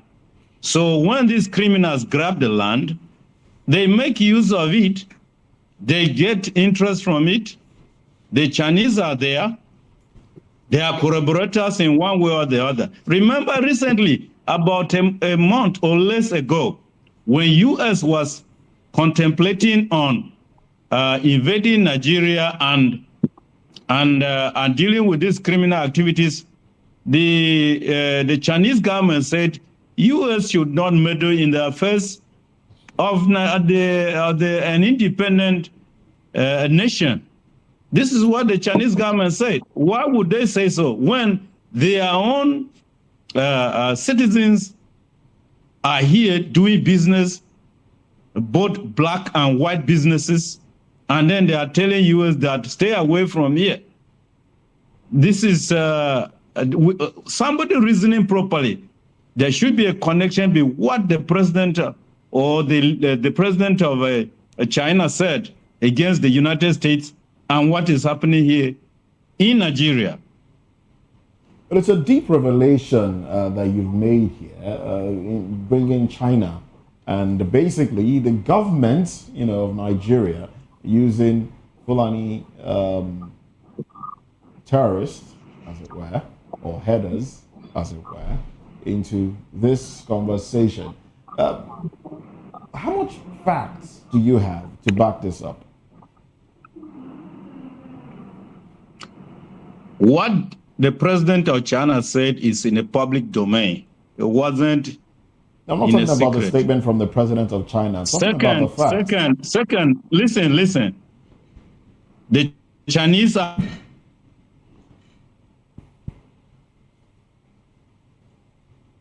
Oh well, Benue State seems to be one of the 9 states that do not have a good network. Here, the network. We've seen them. They are moving here. One of my sibling brother, the youngest one in our family, was hit by this company vehicle of the Chinese here in Benue State.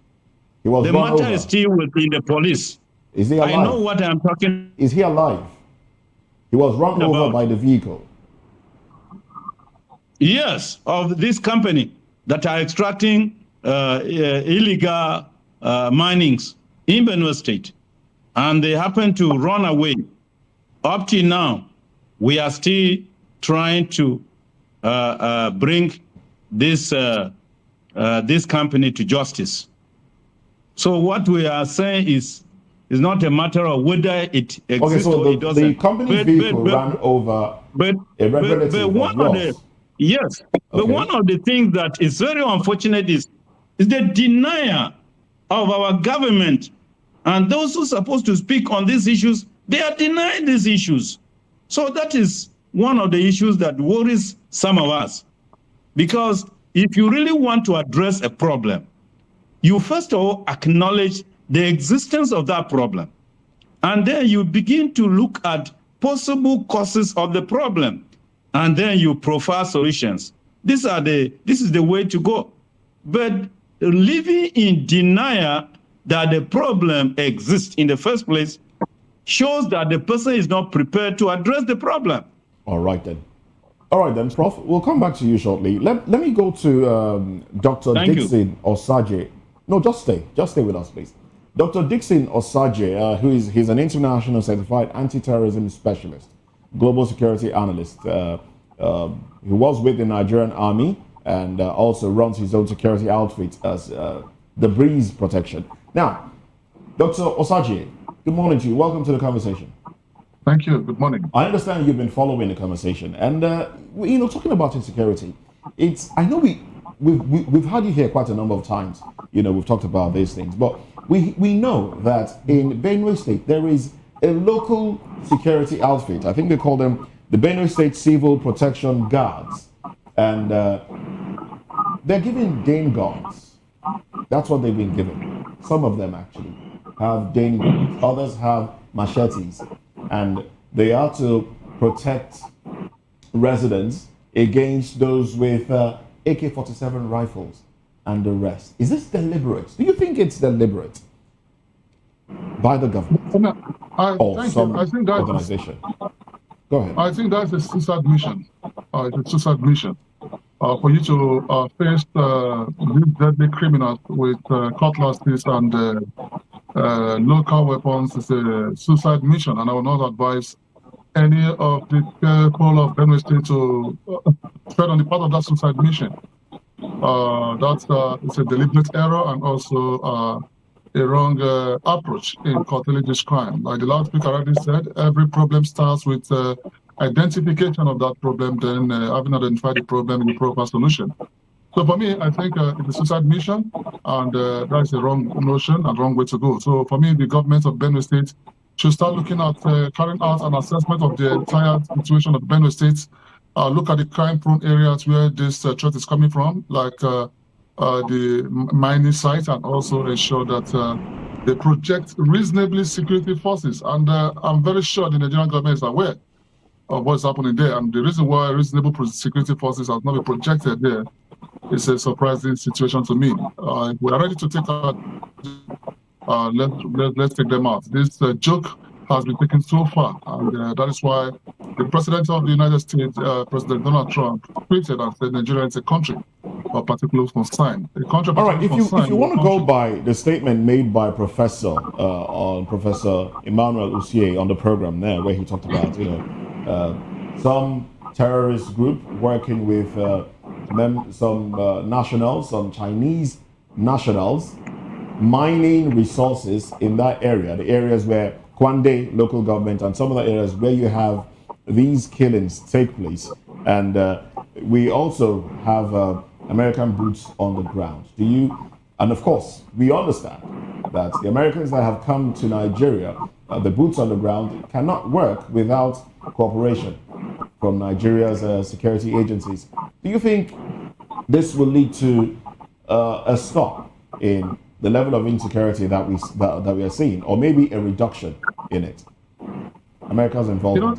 The United States is a country of interest from some criminal gangs and some terrorist sponsored nation, and I think that the United States coming on ground will help and mitigate the situation. But this is going to be a very long-lasting war if they are to engage this criminal element. We understand what happened in Afghanistan. They spent 20 years in Afghanistan. Terrorism is an ideological driven mentality and driven war. And I tell you that if we are ready to take out these guys, I don't think the United States of America should have been on ground, because we have the capability, we have the capacity, and we have the will to take out these guys. But I don't think we are doing so well enough as a country, because you can't imagine, my brother, the Nigerian Army, Navy, Air Force, and the Nigerian police and other security parastatals engaging this group of organized criminal gangs. Then that tells you that it's becoming a state-sponsored crime. It's an organized crime, and we need to know what is sponsored, because it's impossible for you to have. So if it is a state-sponsored crime, the question I'm asking is, if it is state-sponsored, will the coming of American soldiers make any difference?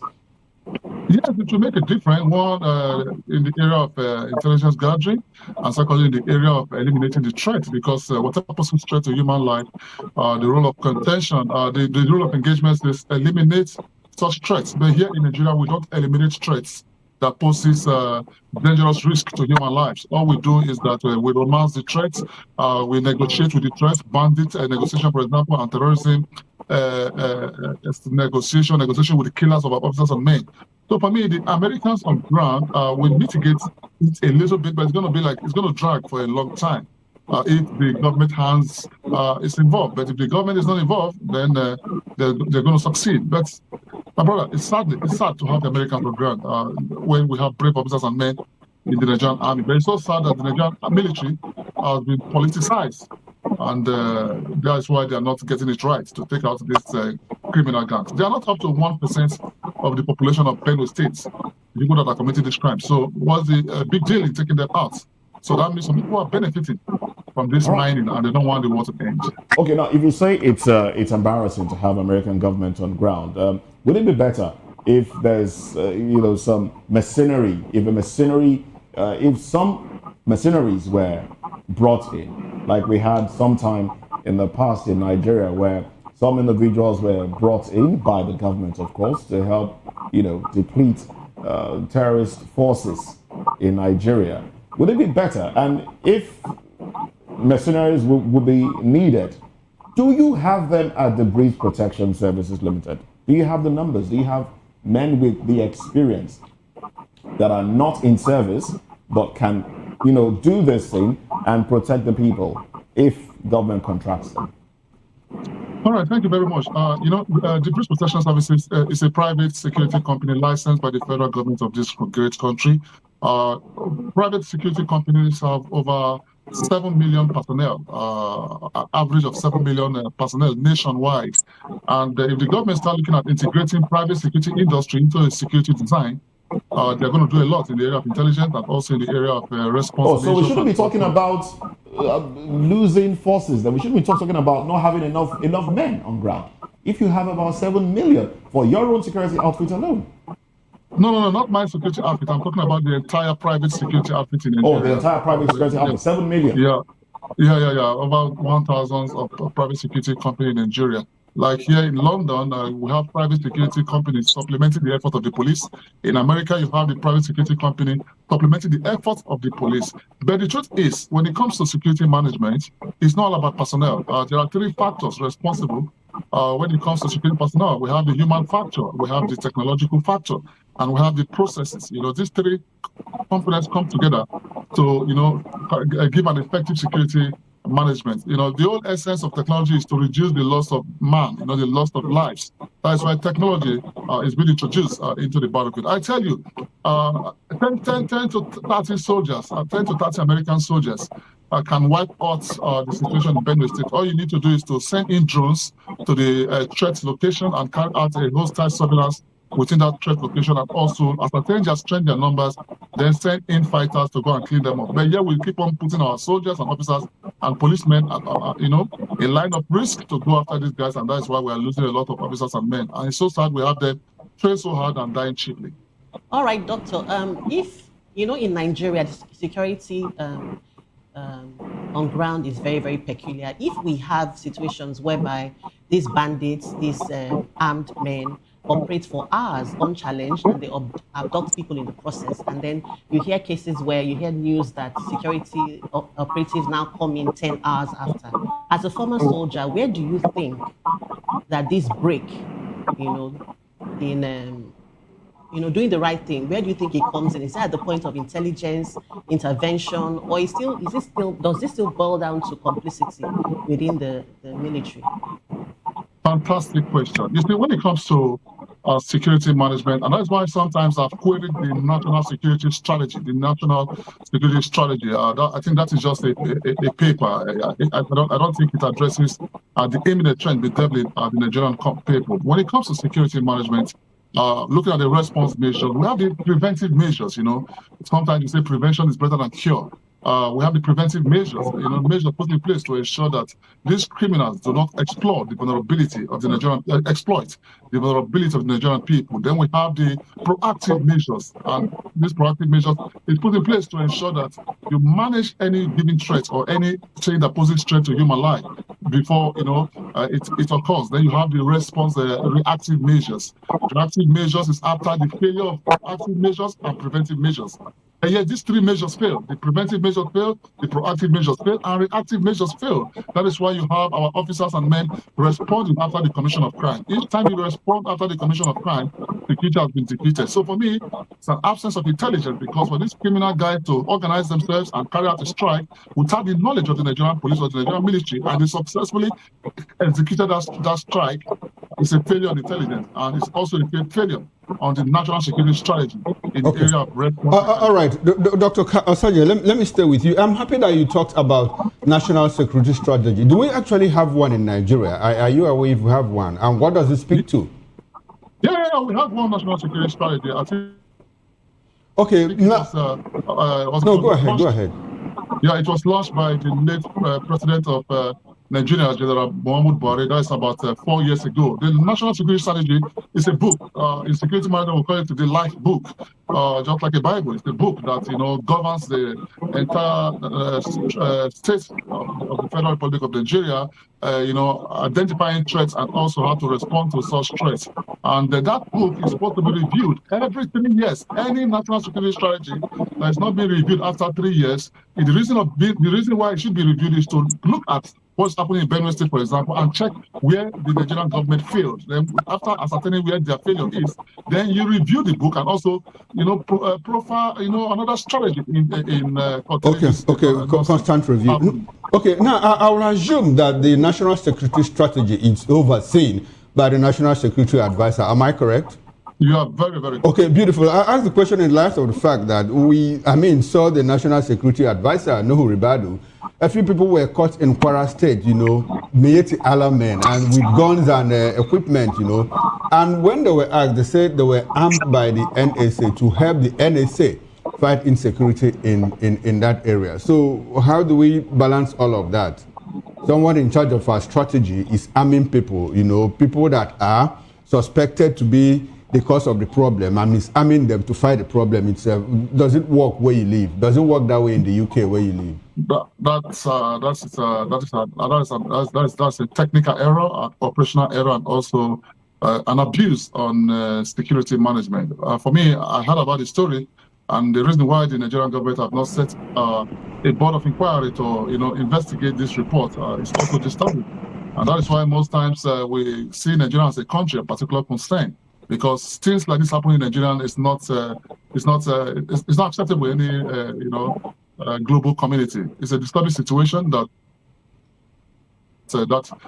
allegation is coming against our NSA. But for me, I think there should be an holistic investigation into this incident. We don't know the reason why he did that, but from my own public perspective, I'm not aware if that is a strategy or if those guys are capable than our military. If he does that, all right. I think it's an abuse on our military system. All right, Doctor. I'm not sure if you did listen to the professor when he spoke earlier and trying to make sense of the topography of Kwande, where the heinous attacks happened recently.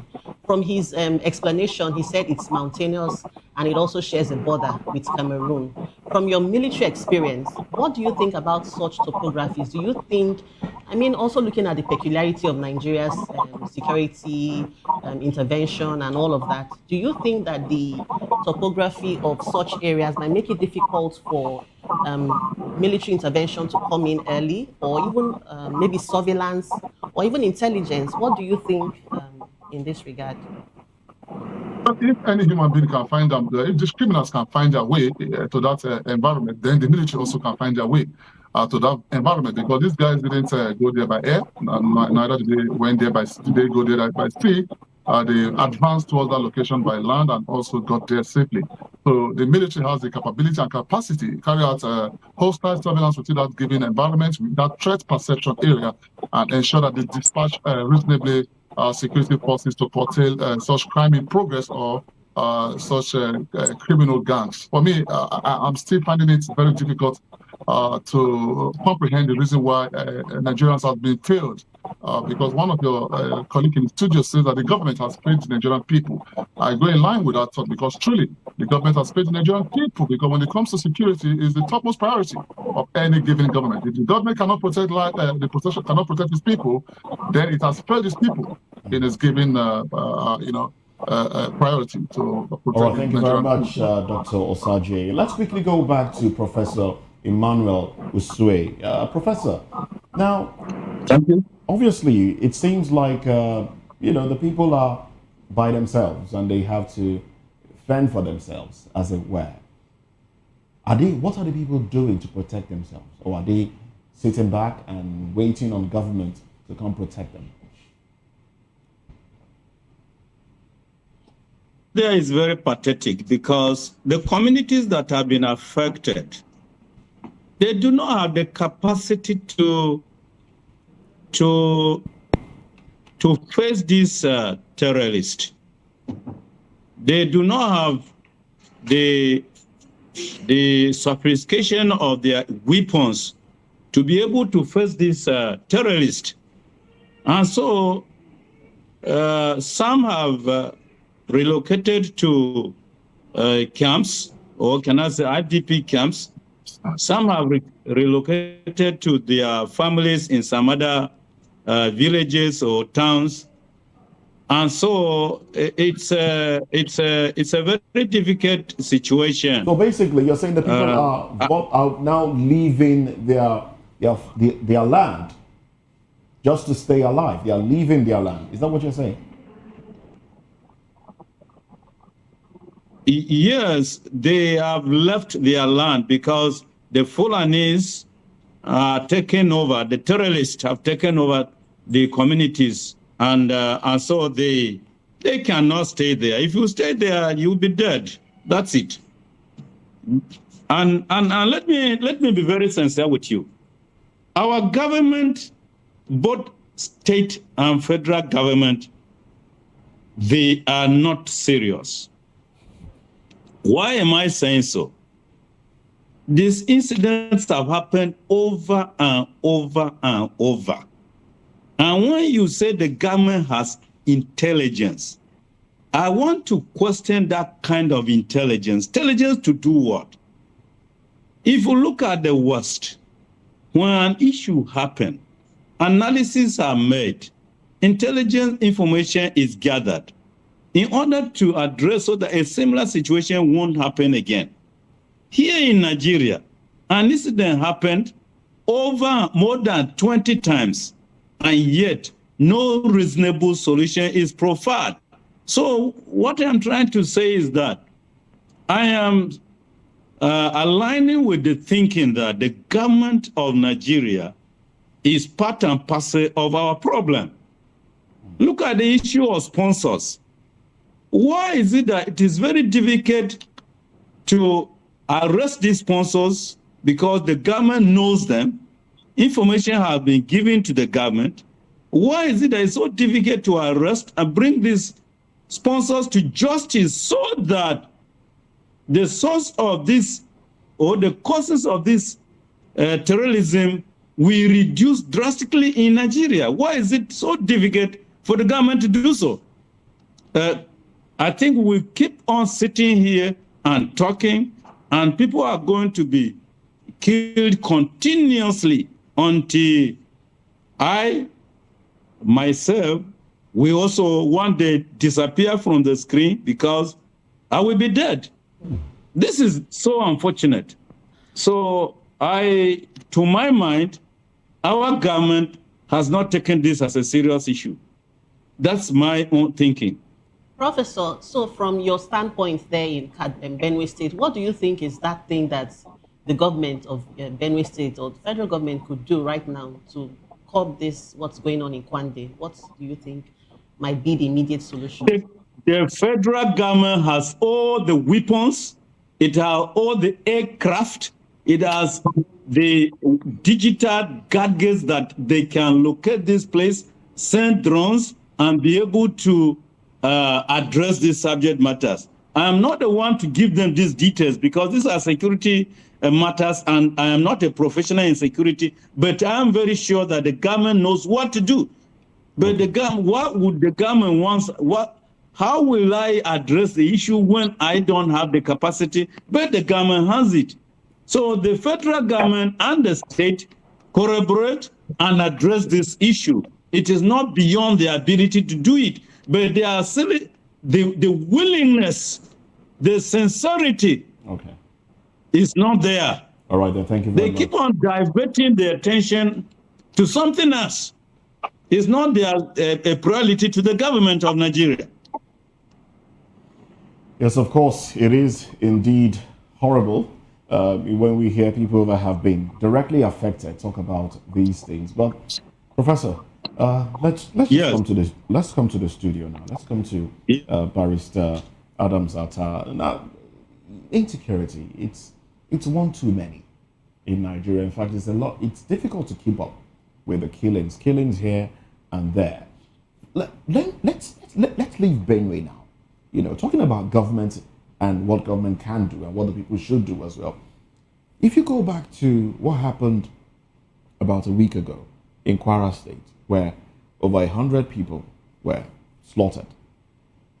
We understand that there was a letter written to the community asking that they renounce Nigerian government and accept their doctrine, the doctrine of those that wrote the letter, accept their own government, all right?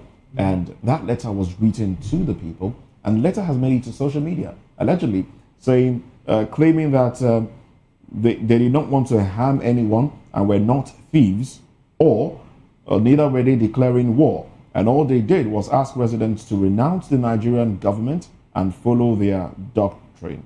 And we hear that from that letter had some alleged signatories to be Mohammed Bello Turji Kachala and also Bakura Doro, or his own faction of Boko Haram and all of that. How does this make you feel? Letter written to a community in Nigeria asking that leave your government and follow us, and if you don't, they come and kill them. And government basically, other than deploy other than a statement from the president saying he was deploying some tactical squad there, we haven't heard anything come from there.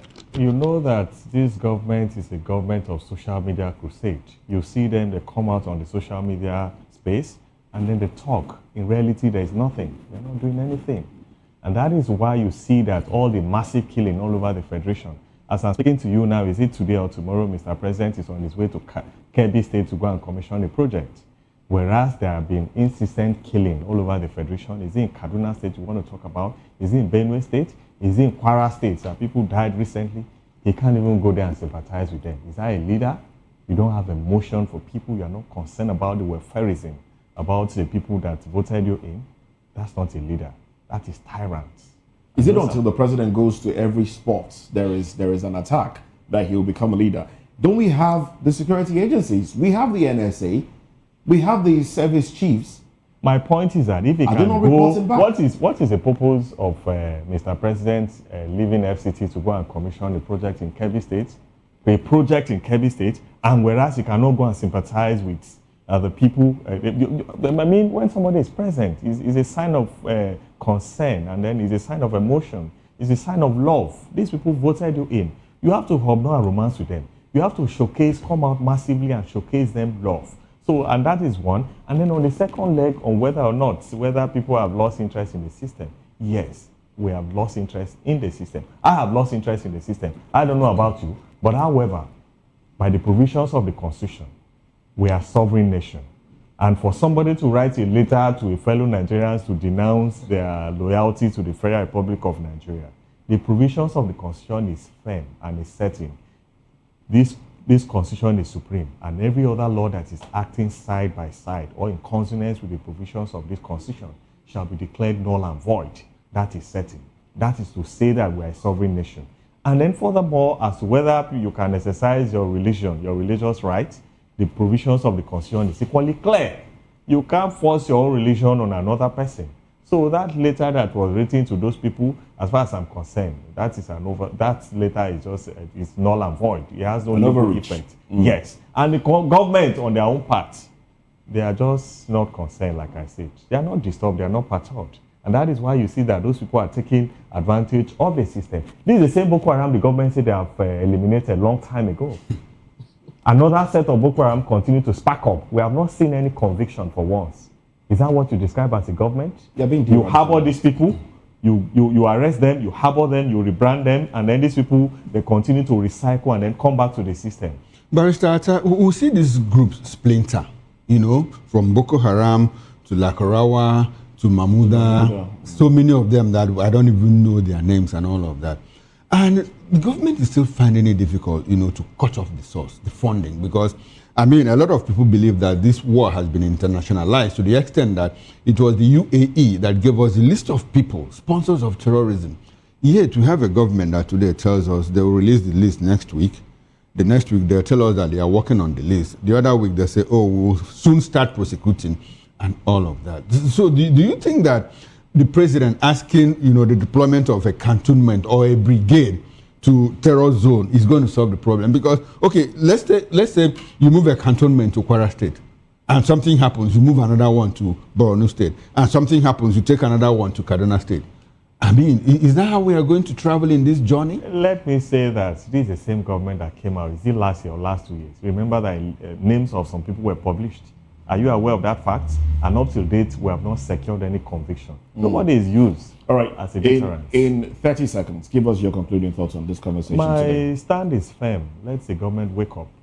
I've always been saying that. We pay tax to government. That is the purpose of the social. That's the purpose of the social contract theory. You pay tax, and then in reciprocal, the government protects you. Let the government wake up and do the needful. Otherwise, these people will continue to take advantage. And let me say this finally. If the government fail or consistently fail when we need their service, people are going to come out massively to protect themselves. All right, thank you very much, Barrister Adam Zata. Dr. Dixon Osagie, please, your concluding thoughts, please, in 1 minute. I mean, I think it's an absence of political will, and also it's so sad we're seeing these guys, they are done with the Northeast. They went to the Northwest. They are also messing up the Northwest now. They are in the Middle Belt. The Middle Belt consists of 7 states: the Kogi, Nasarawa, and also 1 or 2 other states that made up the Middle Belt. So I think there's a plan to take over Nigeria, which is an external aggression, and this external aggression is regrettable. So finally, I would advise the Nigerian government to set up military commandos in every state of every state of the country, and also give them attack helicopters. And the police must also be well equipped for solely taking care of our people, because they are solely responsible for internal security. So give standby commandos, helicopters, and also equip the Nigerian police to ensure that they go after these guys bedeviling our country, and ensure that they bring us back to a state of peace. And it's so sad that the Nigerian government knows what to do, but they are not doing it at their own It's sad indeed. Sad indeed. Well, thank you very much, Dr. Dixon Osagie, International Certified Anti-Terrorism Specialist, Global Security Analyst, veteran of Nigerian Army, CEO, the Breeze Protection Service Limited. Thank you for your time. Professor Emmanuel Osue, let's have your concluding thoughts in one minute. Just made by this, my friend. The government of Nigeria should stop denying the genocide, stop denying the atrocities. Let's the government acknowledge that it exists. Second, sponsors should be brought to justice. The government has a list of sponsors. The government of Nigeria cannot tell us that they don't know those who are sponsoring this. Bring them to justice. Right. In addition to those things that my other brother has said. Thank you very much, Professor Emmanuel Odue Uswe, Professor of Old Testament Studies at Benue State University, Makurdi, Nigeria. Thank you for your time. Thank you. On the program. And big thanks to Mr. Adams Atta Esquire, legal practitioner. Thank you for your time on the program. I do expect that you will stay with us into newspaper review. It's a horrible thing happening in parts of Nigeria, with Nigerians killed daily. I mean, the professor talked about 70 people killed last week, somewhere in Benue as well. And it's horrible to think about. Not all the killings make it to the papers. And one can only hope that someday the government will realize that it is its duty to protect Nigerians. And then they will indeed protect Nigerians. That's my hope. That's my prayer. On behalf of my colleagues, Chukwuba Okoro, Jane Ogoye, I am Moses Humphrey, wishing you a beautiful day. Join us again at 10 for Newspaper Review. Bye for now.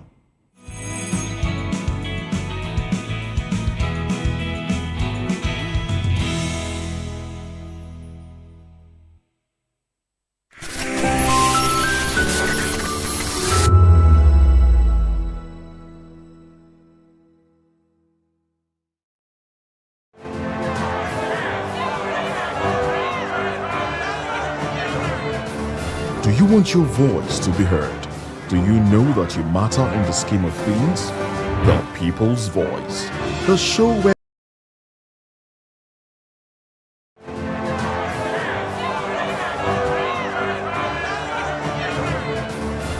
want your voice to be heard?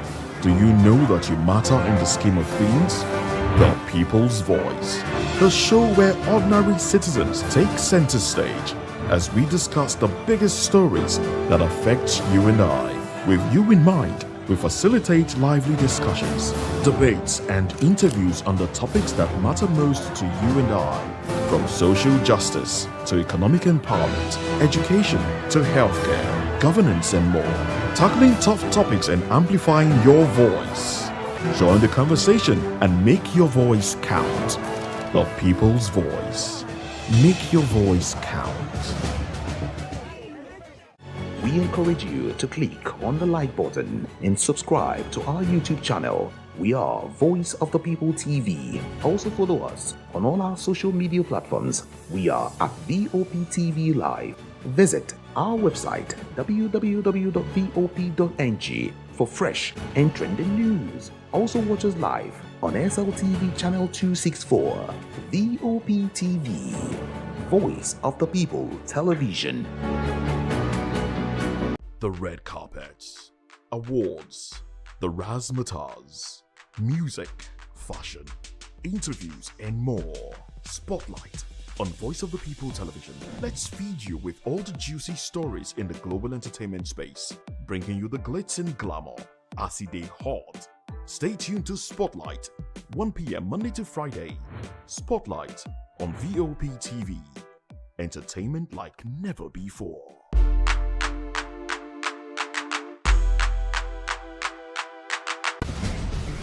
Join us as we drive into the world of politics through insightful interviews with prominent political figures, both serving and former governors, ministers, senators, legislators, party chieftains, activists, and analysts. Get first-hand information into the decision-making processes that affect our daily lives. Highly engaging one-hour program that brings political discourse into focus. I am Chukwuma Okoro. Political Lens, Monday through Friday, 6 to 7 p.m. Join us. In a world where truth is the ultimate power and opinions scream the loudest, it's time to wade through the noise. Hunger no get tribe. Hunger no get religion. And scan the human interest and trending topics that matter. Stay tuned to The Issues, your plug to the stories making the buzz, from politics to science and technology, social justice, and more. Let's tackle the tough questions and expose the truth. The Issues on Voice of the People Television, Mondays to Fridays, 8 to 9 p.m. The Issues. Don't just react, understand. In a world where power shifts with every headline. In a nation full of questions. In a world filled with noise, the truth needs a voice. The policies that shapes our world and the economy that determines our future. Every hour, every day, the grapevine keeps buzzing. And together, we are committed to telling the stories that shape our world because your voice is our focus. Don't forget, our voice matters the most. Let us come together and share our concerns.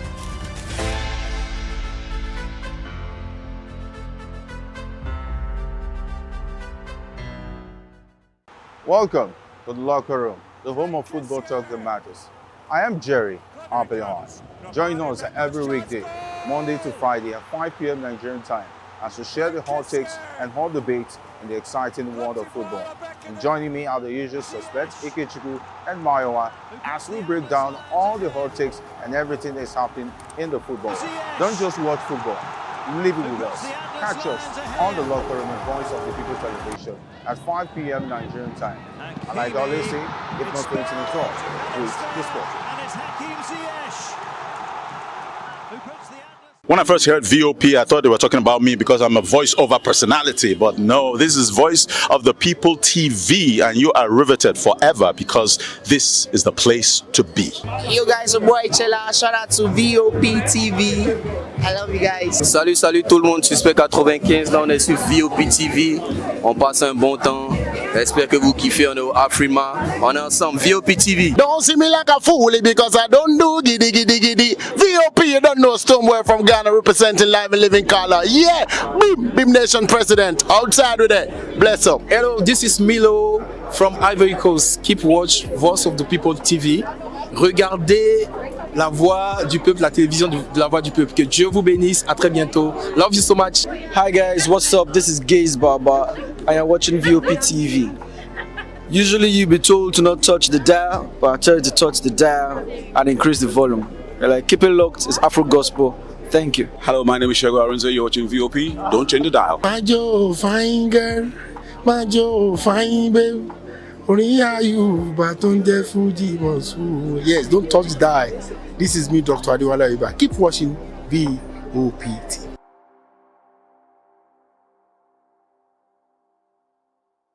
Are you ready for the extraordinary? Something big is happening on your screen.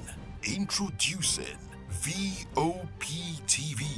Now streaming on SLTV channel 264. From breaking news to captivating conversations, news analysis, giving you all sides to the story. We break in-depth discussions on the issues that matter, from politics to sports, entertainment, and lifestyle. VOP TV on SLTV channel 264. Join us as we redefine what television means to you.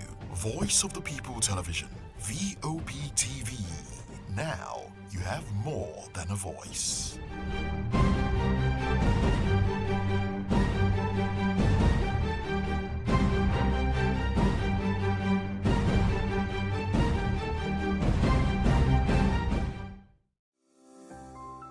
VOP TV.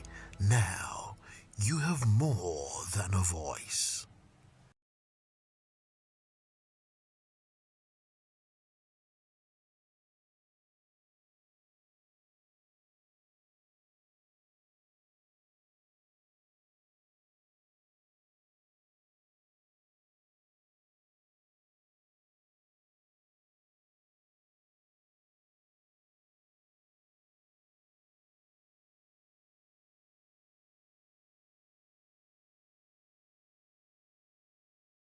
To know the happenings in the maritime sector, join us on the program Maritime Frontiers on VOP TV as we discuss key areas in the maritime sector, from aquaculture, maritime transportation, maritime labor regulation, oil and gas exploration, ferry and passenger insurance, marine pollution and prevention, port operations, and lots more. Maritime Frontiers, exploring Nigeria's blue economy. The red carpets, awards, the razzmatazz, music, fashion, interviews, and more. Spotlight on Voice of the People Television. Let's feed you with all the juicy stories in the global entertainment space, bringing you the glitz and glamour as it is hot. Stay tuned to Spotlight, 1 p.m. Monday to Friday. Spotlight on VOP TV. Entertainment like never before.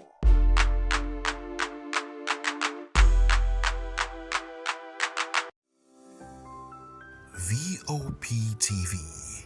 Now. Distinguished ladies and gentlemen, boys, viewers, everybody, boys and girls. This is VOP TV. Do you know what that means? Voice of the People TV. You don't have a voice, don't come here. You better make sure your voice is heard. Are you ready for the extraordinary? Something big is happening on your screen.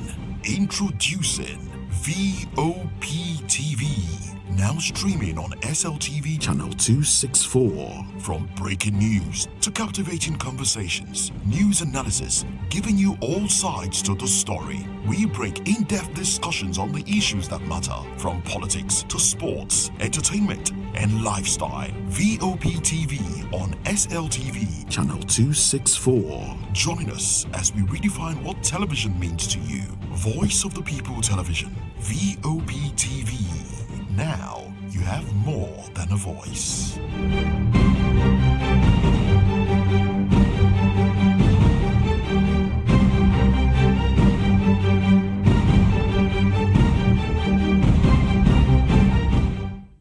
In a world where truth is the ultimate power and opinions scream the loudest, it's time to wade through the noise. Hunger no get tribe. Hunger no get religion. And scan the human interest and trending topics that matter. Stay tuned to The Issues, your plug to the stories making the buzz, from politics to science and technology, social justice, and more. Let's tackle the tough questions and expose the truth. The Issues on Voice of the People Television. Don't just react, understand.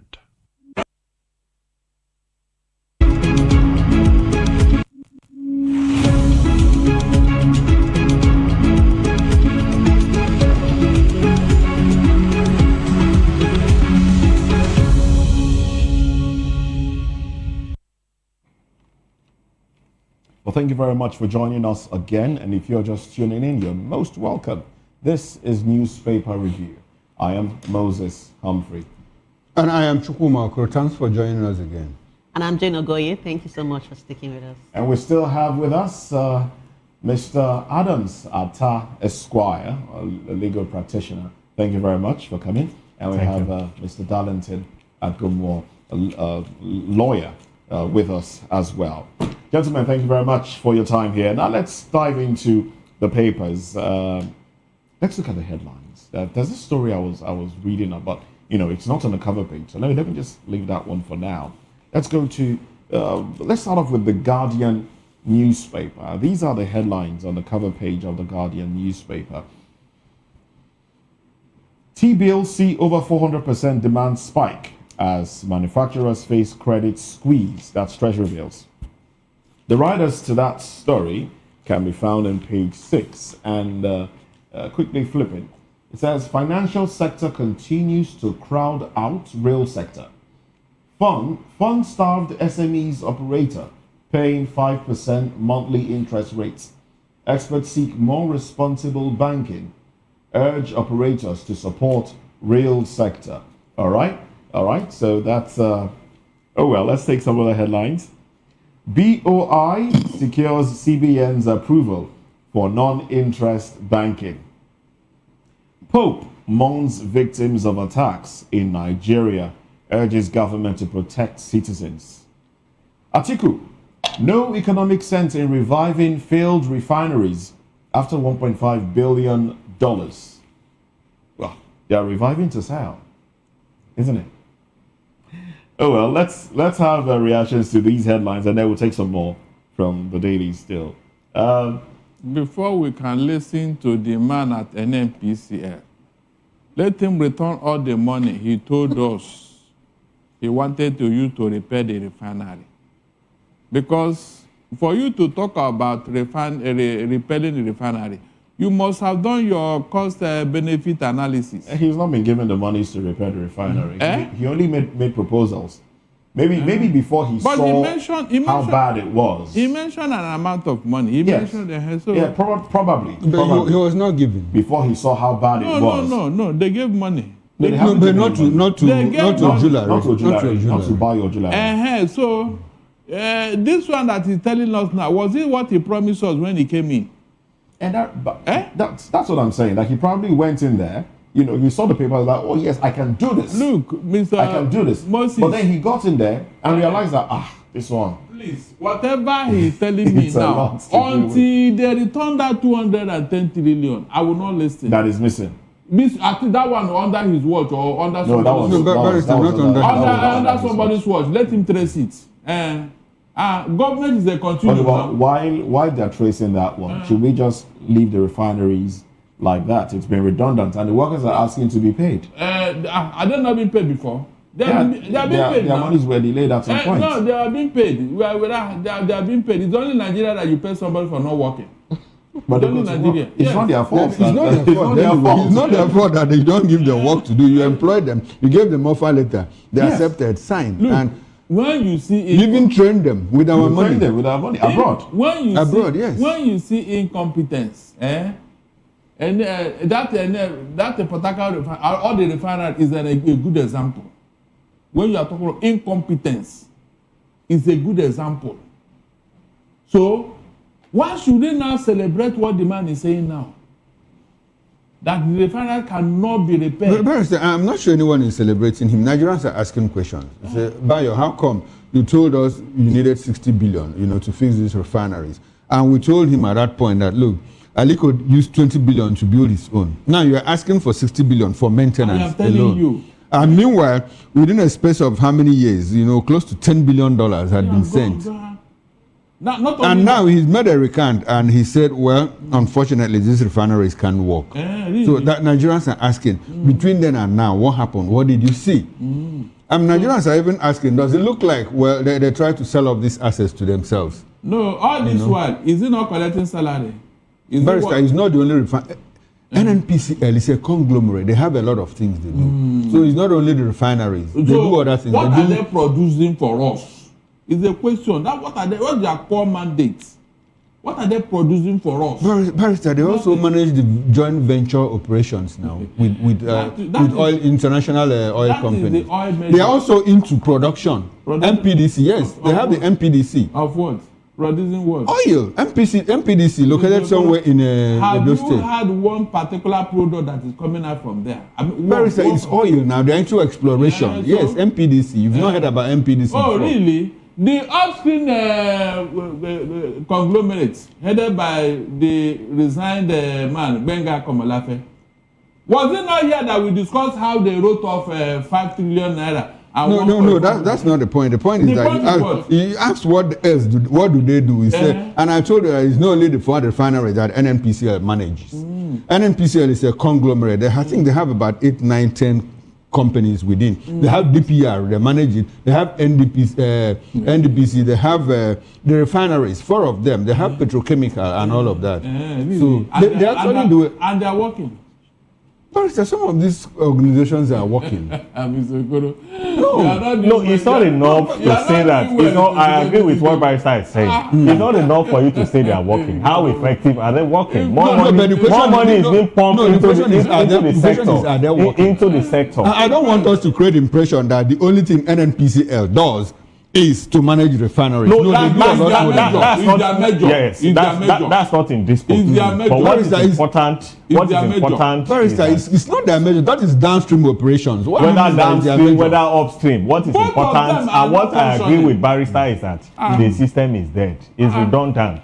And more money is being invested into that system. He is clamoring and he's saying that the missing money, they should provide that money. It is right. It is constitutional right. It is his right. It is your right. It is our collective right. So it's not a one-way traffic. My point. Is what amount not missing from there? Barrister, I didn't say that. I didn't say that. You people are trying to twist this conversation. My intervention was that Barrister wanted that Agomo wanted to reduce NNPCL to the refineries. And my position is no. They do a lot more than refining products. I agree with your point. I agree with your point. But let us concentrate and demand from them. Yes. Subsidiary companies, they are not irrelevant to Nigeria because they are not our cash cow.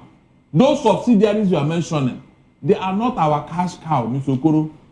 Those ones are not relevant to the Nigerian economy. We are talking of their core mandates. Are they fulfilling it? The answer is capital no. So what defense do you have here? Barrister, I'm not trying to put up any defense. I don't speak for NNPCL, but I'm just trying to make a correction here. Yes, I agree with your correction. We've all made our points. Yes. So it's up to the viewers to take what they want to take from it. Now let's go to another headline here.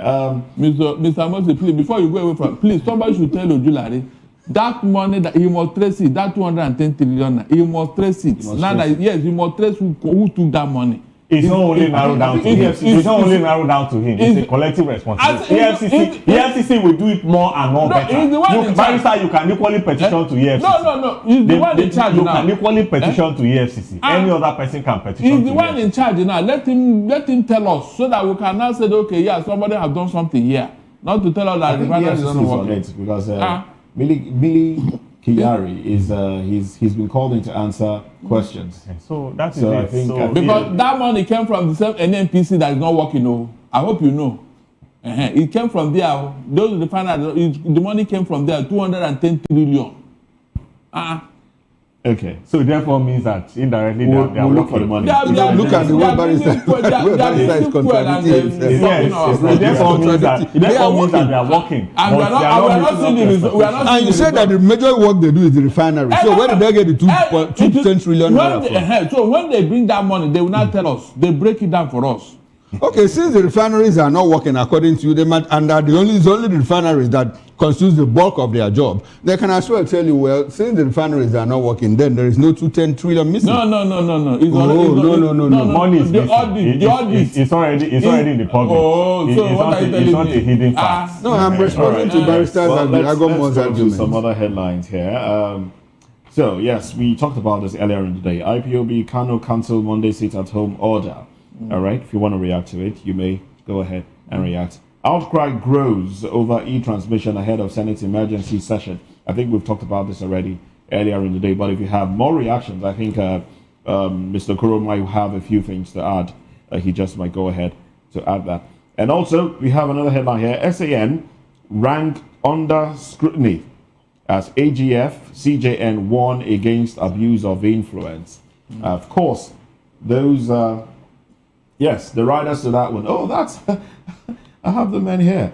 This is their forte. So, senior lawyers divided over bribery allegations against judges. Fagbemi tasks senior lawyers on discipline. Junior lawyers against disrespect. All right. So, gentlemen. Is that the one you wanted me to react? No. Okay. I wanted you to react to it. Yes, for me, I think that the legal profession is a profession that is built on respect. And this respect we're talking about is that there's seniority at the bar. You must respect your senior at the bar. If I'm called to the bar in the morning, 9 a.m., and then you are called by 4 p.m. the same day, who is the senior? Is the person earlier that's the senior, the other person. So there is seniority at the bar. You must respect your senior. It's certain, it's part and parcel of the profession for decades. And then on the second leg, on the issue of corruption, it's not in dispute because I have to say it openly. It's not in dispute that there have been a series of allegations against senior members of the bar, which are the senior advocates, and then equally allegations of corruption against the judiciary, which is the bench, most of the judges. But in any event, we have been saying it and will continue to say it. The judiciary is supposed to be the last hope of the common man. If the judiciary is now marked with corruption, where do you expect the common man to go? People will now go and cash out justice. Justice is not a one-way traffic something. It's about three-way traffic something. It's for you and I, it's for the government, and then it's for the victim of the offender per se. So whether we like it or not, justice must be seen to have been done. When people are now buying justice, they go and bribe the system to get justice. Is that what you brand as justice? It's failure. It's a pure case of corruption. And that is why some of us are clamoring for a collective responsibility in the system and then a change of mind by the bench. That's my little take on the issue on the judiciary. All right. And I think it's about time people start taking exams for sonship. It's no longer about your how many appearances you have at the Supreme Court or how many landmark cases you have won and all that. There should be examination for sonship. If you pass it, you become a son. It's not enough for you to have worked in a big chamber, and then because of the influence of the principal, they will now put your name, and you become a son. I mean, it is denying a lot of people the opportunity and the chances, because when you are a son, in fact, it is assumed that you are up there. You know everything about law and all that. That is the meaning. And so there should be examination now so that we know actually whether, yes, you actually qualify for this thing, or they just appointed you because you are connected with somebody and all that. That is my take on this matter. Okay, I'd like to speak briefly about it because I'm interested in it. As a matter of fact, but I'll speak to another angle that you raised, the issue of judges being bribed. No, but because before I talk to that about that, some of the ways some senior advocates are appointed is that, from my understanding, you see, why it is very easy for some states, the Attorney General, the moment they finish serving, they become senior advocate of Nigeria, is because, especially during this time of electoral these things, when there's litigation, at the tribunal that gets up to the Supreme Court, it is normally, even if the Attorney General is not the principal person making the submission and all of that, I think his name appears first, as the team lead. And when it gets to Supreme Court, some of the times, appearance and number of cases won at the Supreme Court level also enables the qualification for the person to become a senior advocate of Nigeria. I think I'm right on that, because you must have practiced law for a certain number of years. You must have also made appearances or won cases at the Supreme Court level for a certain number of times to be able to qualify for sanship. Now, that said, talking about the issue of judges taking bribe, judges take bribe. I'll go back to 2014. I experienced it live. Yemi Oshibanjo then, was the running mate to Buhari. And when they called the Lagos business community somewhere in Victoria Land, one hall, for interactions, and Yemi was asked, what did you do as Attorney General, to ensure that the cases of bribery and corruption in Lagos judiciary went down? He said, when he became the Attorney General of Lagos State, he commissioned a study, and he discovered that there was bribery and corruption. What led to it? Judges' welfare was very low. Their remunerations was very low. Protection was very low. So judges naturally need to, go the extra mile to take care of themselves. And now when they scaled, increased salaries, build houses for judges, and gave vehicles, police protection, and all of that, before he left office, and in his first term, they went back. Lawyers were the respondents and asked lawyers. Lawyers say that the thing has reduced drastically to about 10% or more. So it speaks to how judges, and judicial officers are open to bribery and corruption, maybe because of the welfare issue. And it speaks to what will happen in the larger society. Some people in government take bribe because they are not guaranteed of tomorrow. If you fall sick, you don't have a guarantee that the state will take care of you, that the health system will take care of you. If your children are sent out of school, you are not guaranteed, except to provide the money. So if the state provides all of these things, the level of corruption in society will simply go down. So people naturally, take to bribery and corruption because they want to protect their tomorrow. So apart from the judiciary, every other sector of society needs to be taken care of. Because, when you have good hospital, good home, good school, good accommodation, what will you use the money for? And just keep it in your bank. It doesn't make sense. So it is the responsibility of government to ensure that the basic needs of human beings in this country, citizens, are provided. That is one way we can also start fighting corruption. But then, your duty to your country is first, before your welfare. Your duty to your country. That is what should be uppermost on your mind, because we know of Justice Oputa, Charlie Boy's father. Throughout his legal career until he died, I didn't hear one single scandal against that man. How many of them can you mention? That was just when these are judges. We can. First, you are talking about an example now. Those people, why were they not after money and all that? And look at their sets. No government can bully them and all that. They had respect. So the moment the people like we can start patronizing you and all that, you are reducing your influence and everything. So it is left for them now to decide. Do you sacrifice your integrity on the altar of pecuniary things? That's the question. Yes, I agree with Barrister, because you are an oath as a judge Exactly. to protect the integrity of the judiciary. Exactly. So if you start prognosing, if you start looking at whether you are well remunerated I or think not, you people because it's your choice to whether go and practice outside, or you go outside, or you go outside and do business. The law allows you to do business and then abandon the legal Both of you are just speaking English. When you finish speaking the English, you come back to the reality. Reality exists. Good, But the exactly, fact that the judiciary is the last hope of the common man, let us not give these people the impression like you need to be well remunerated before you do justice. No, it will sound an ugly. And what is your definition of well remunerated? I wonder. What is your definition? You live in accordance with what you can give. That is how life is all about. You cannot be paying rent on the mainland, and then you take your kids to go to school at Victoria Island. Is that what you describe as well remunerated? You must live according to your standard. That is my own definition of your remuneration earning, and then your spending. You must live in line with what you are spending. You can't go outside what you have. Okay. The law is setting. Remember today's what? In Kakaswa. No problem. You can't be a judge on your own matter. On your own matter. So you cannot determine what is remuneration in line with what the government is paying you. You have to live in accordance with what is reality. I know in reality it does exist. But however, say that again in Latin. Yeah. Don't tell them. It's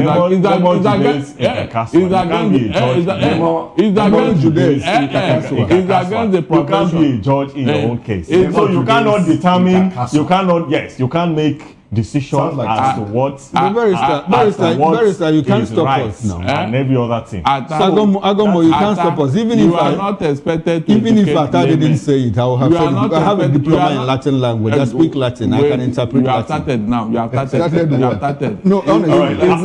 What is Adi Oteron pattern? Well, I'm not under interrogation. What is Adi You listen to the other part. I'm not under interrogation. I'm at liberty to say yes or no. Let's go to the Vanguard newspaper, and I would like us to interrogate the window headline here. It says manufacturers record 1.8 trillion naira on sold goods as demand slumps. Inventory surge contradicts official claims of economic recovery. Raw materials up 15.4% to 1.5 trillion naira. Nigeria's industrialization effort weakened. That's according to CPPE. CPPE CEO. Rising costs, weak demand, squeeze firms. CIS president. Gentlemen.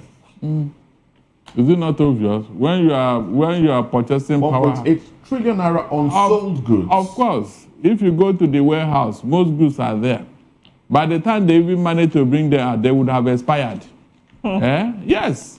The purchasing power has been weakened. Who has the money to buy what? With 100 and how many? They say it will get to 60 now, Abi, this year. Embarrassingly poor. So where is the money to buy anything now? Where is the money? You know, when government put up these statistics, they bamboozle the gullible. But the reality is out there. The reality is out there. They should start living in denial. This one that they are telling us the economy is broken. Where is the economy? With 5,000 megawatts of electricity that is not even stable. 5,000. Where will you now industrialize? What will you industrialize with? Is it not electricity?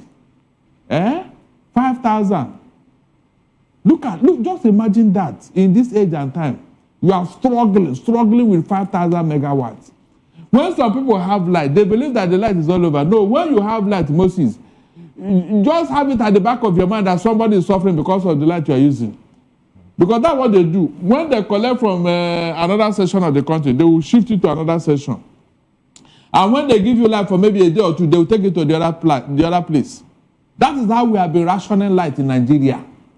There is no time anybody in Nigeria will have 24 hours of electricity. It can never happen with 5,000. We are selling to 5,000 neighbors. Who are even owing us? Who are even owing us? Who are also? I said something is wrong with us here in this country. No, I am thinking that somebody will come and do spiritual examination to know the witches and wizards that refuse to let us move forward. Whenever you look at Nigeria's situation, you begin to wonder, what is wrong with us? We have seen the problem, we know the problem, but solve it no way. No way. In this age and time, you can't have light. Look at South Africa. Look at Egypt. In fact, I can't even begin to imagine with 200 million people. We have nothing to boast of in this age and time. Nothing. I think corruption is a major drive, and then people benefiting from the system. And that is what the immediate president said. What's his name? President Muhammadu Buhari. He said that it's either you kill corruption or corruption will kill you. That was when he was outside. Even when he was inside. I'm not interested in his person by that statement. I'm interested in the content of that statement in line with what we're experiencing now. I don't want to talk about him because he himself is a failure. He came and promised us heaven and earth. He's going to build refinery. He's going to build the health sector. But look at how he died outside the court. I don't want to. He built one refinery. He couldn't manage it. Well, can you say this? He built refinery, or he was the chairman? He's refurbished, and then kind of a cake or something. Okay, I'm talking of the one in Niger, Abi, where his cousins are staying. Okay. So I don't want to delve into that. You see, I agree with what Barrister is saying as to the fact that the system has failed us woefully.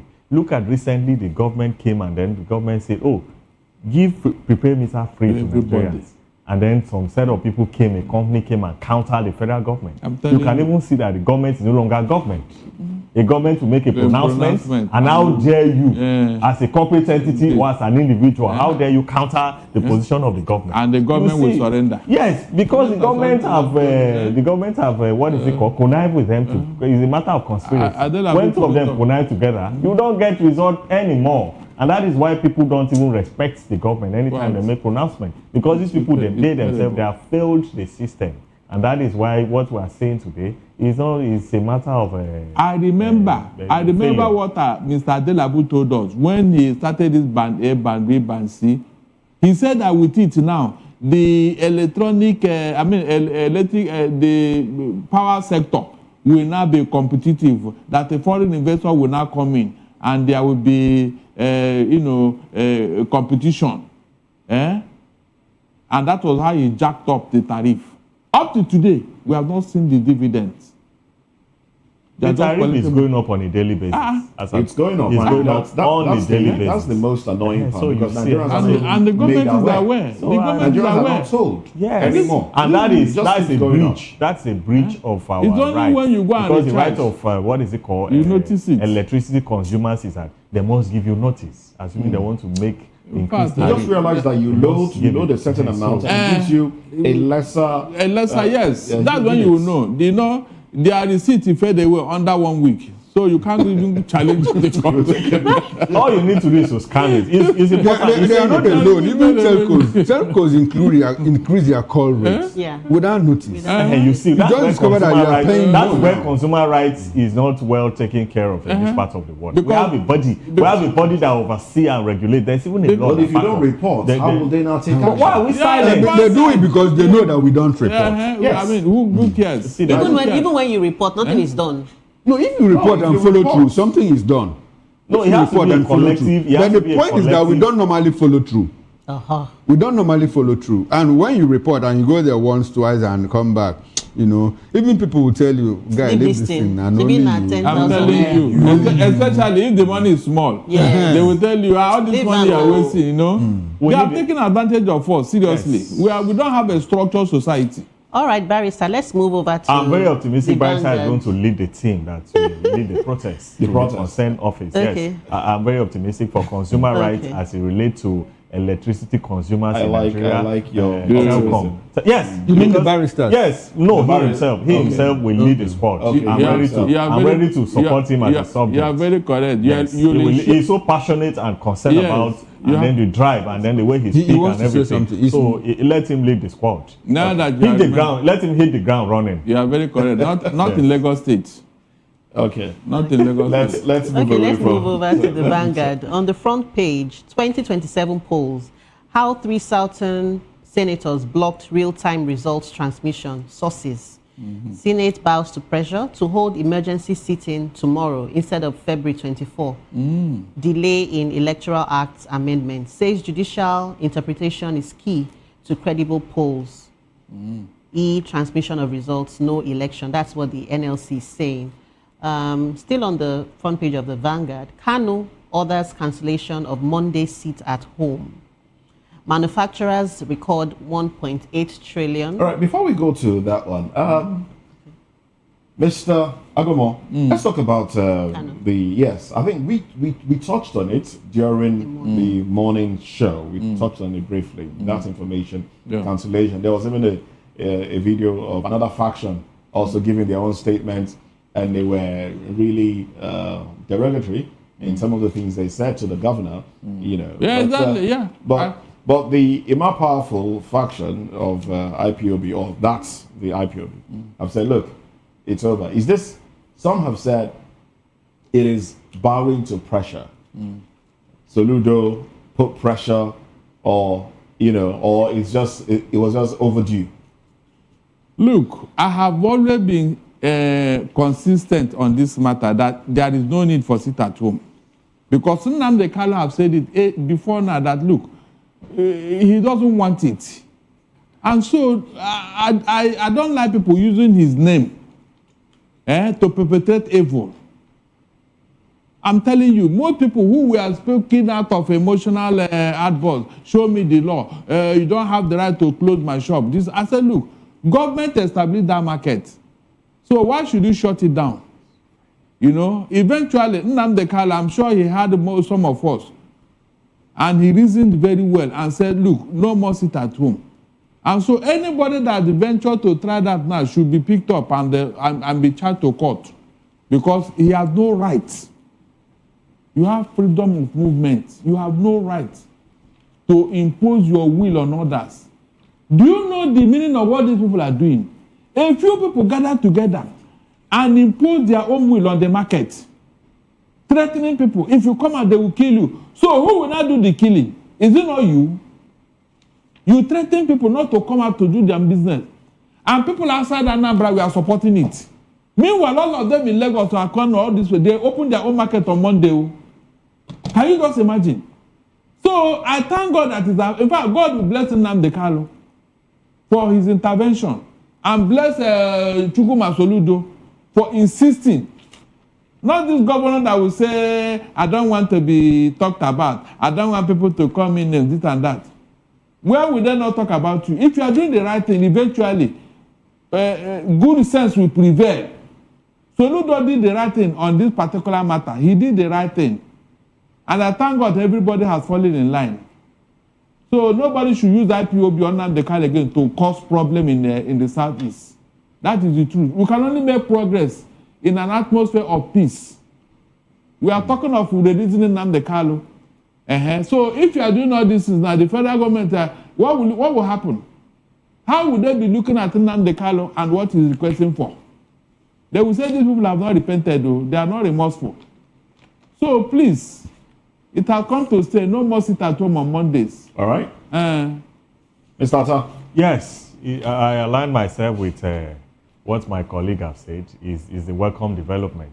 They are now bowing down to pressure and forget about all the videos and all those things you see on the social media. The government will go after them very soon. The government is going to arrest them. It's just a matter of time. Exactly. We are similar of them in the north, and then they are infiltrating other parts of the federation right now. But however, the government needs to be firm as to their position. Yes. The law is clear. Like he said, it's the government that built that market. So the government have the power to revoke your license. You are just there as a licensee. So if you are not interested in running the market, the government is losing money because they need to pay tax. People are equally losing on a daily basis because you lock the market permanently. So for me, I think that it's a welcome development in the East, and then the peace is the utmost priority of government. Let them wake up and then, but however, some people have lost interest. Some people are now used to sit at home on Monday. I will tell you the open truth, because a friend of mine called me yesterday. He said he's not happy that after he goes to market on Saturday, Sundays he go for his service and all other things. That even on Mondays now, he's used to rest at home and everything. That he's not happy that they are calling for him. He can choose to stay home. Yes, people chose to stay home and they say you must not stay. No, because it's the closure of the entire market that is of paramount importance. If there are few shops that are closed, it's fine. But how will you now come and shut if you are not interested in running? Because if you are not losing money, the state is losing money. Some other people are losing money. An individual that feels it's a day to rest can choose to rest. Let others go and work. Yes. And the government is saying, if you are not ready to work, if you are not ready to come and open the market, I will open it because I'm the head lessor. I lease this property out because all lands, the government is there to hold all landlord, lands the government is the landlord for everybody. Is the landlord. That is why the government is the head lessor under land law and then under equity and trust. So whether you like it or not, the government is now saying, I want that market reopen forthwith. And they are beginning to think in line with what is in vogue. We'll reach out to our correspondents. I think last Monday we saw people come out at about 2 p.m. But today we'll reach out to our correspondents. It's a gradual process. They can come out by 2 p.m. There's every possibility. But however, it's not one-way traffic. It's not enough for the government to put pressure on them. It is also important for the government to provide an enabling atmosphere, life and properties. Because these people, they are rights equally. When you talk about one, you talk about number two, and then number three. It is equally their right to decide to stay back at home. And in as much as the government is putting pressure on them, my point is certain. It's good that they have considered to go back to the market. But however, the government must provide enough security for them. Because this other group, they are very deadly, and then they can strike at any time. Nobody will give you notice. Look at what happened in Kwara State recently. Wherein they killed about 100 and something people without notice. Nobody is going to give you notice before they strike. Anyway, my happiness is that we don't have such terror group in Southeast. But however, these people are equally killing. They are killing these people, and that's why people are afraid of coming out. Their own is guerrilla warfare, hit and run. And so you see my point. So the government needs to provide enough security. All right, let's take another headline here. Federal government's oil production data casts doubts over 2M PBD 2026 targets. Now, how much of this will affect the budget? Let me take that again. FG's oil production data cast doubt over 2 MBPD 2026 targets. All right, and that's from page 26 of the Vanguard 2 million barrels. Yes. How much of that do you think will? It will affect the budget because even at that, some of this our oil production it has been outsourced already. We are paying debt with this oil production. I hope you are aware, and so it will affect your budget. There's no two ways about it, and that is why whenever the government is reading out these statistics on a good economy, a blossoming economy, I say how? Where are the statistics? Where is the money? You are not making any progress in your oil production or even in your industrial production. So where will the money come from? You are not dependent on borrowing money. Do you finance your way out of poverty with borrowing? It's not possible now. So it will affect the budget. That means this year's budget, 2026, but remember that 2025, 70% has been rolled over into 2026. That means by the time you finish the 70%, there is the tendency that 2026 may even start towards the ending of the year. And then a large chunk will enter into 2027 because there is no production. That is the truth. You use money to finance your budget and you now go borrowing.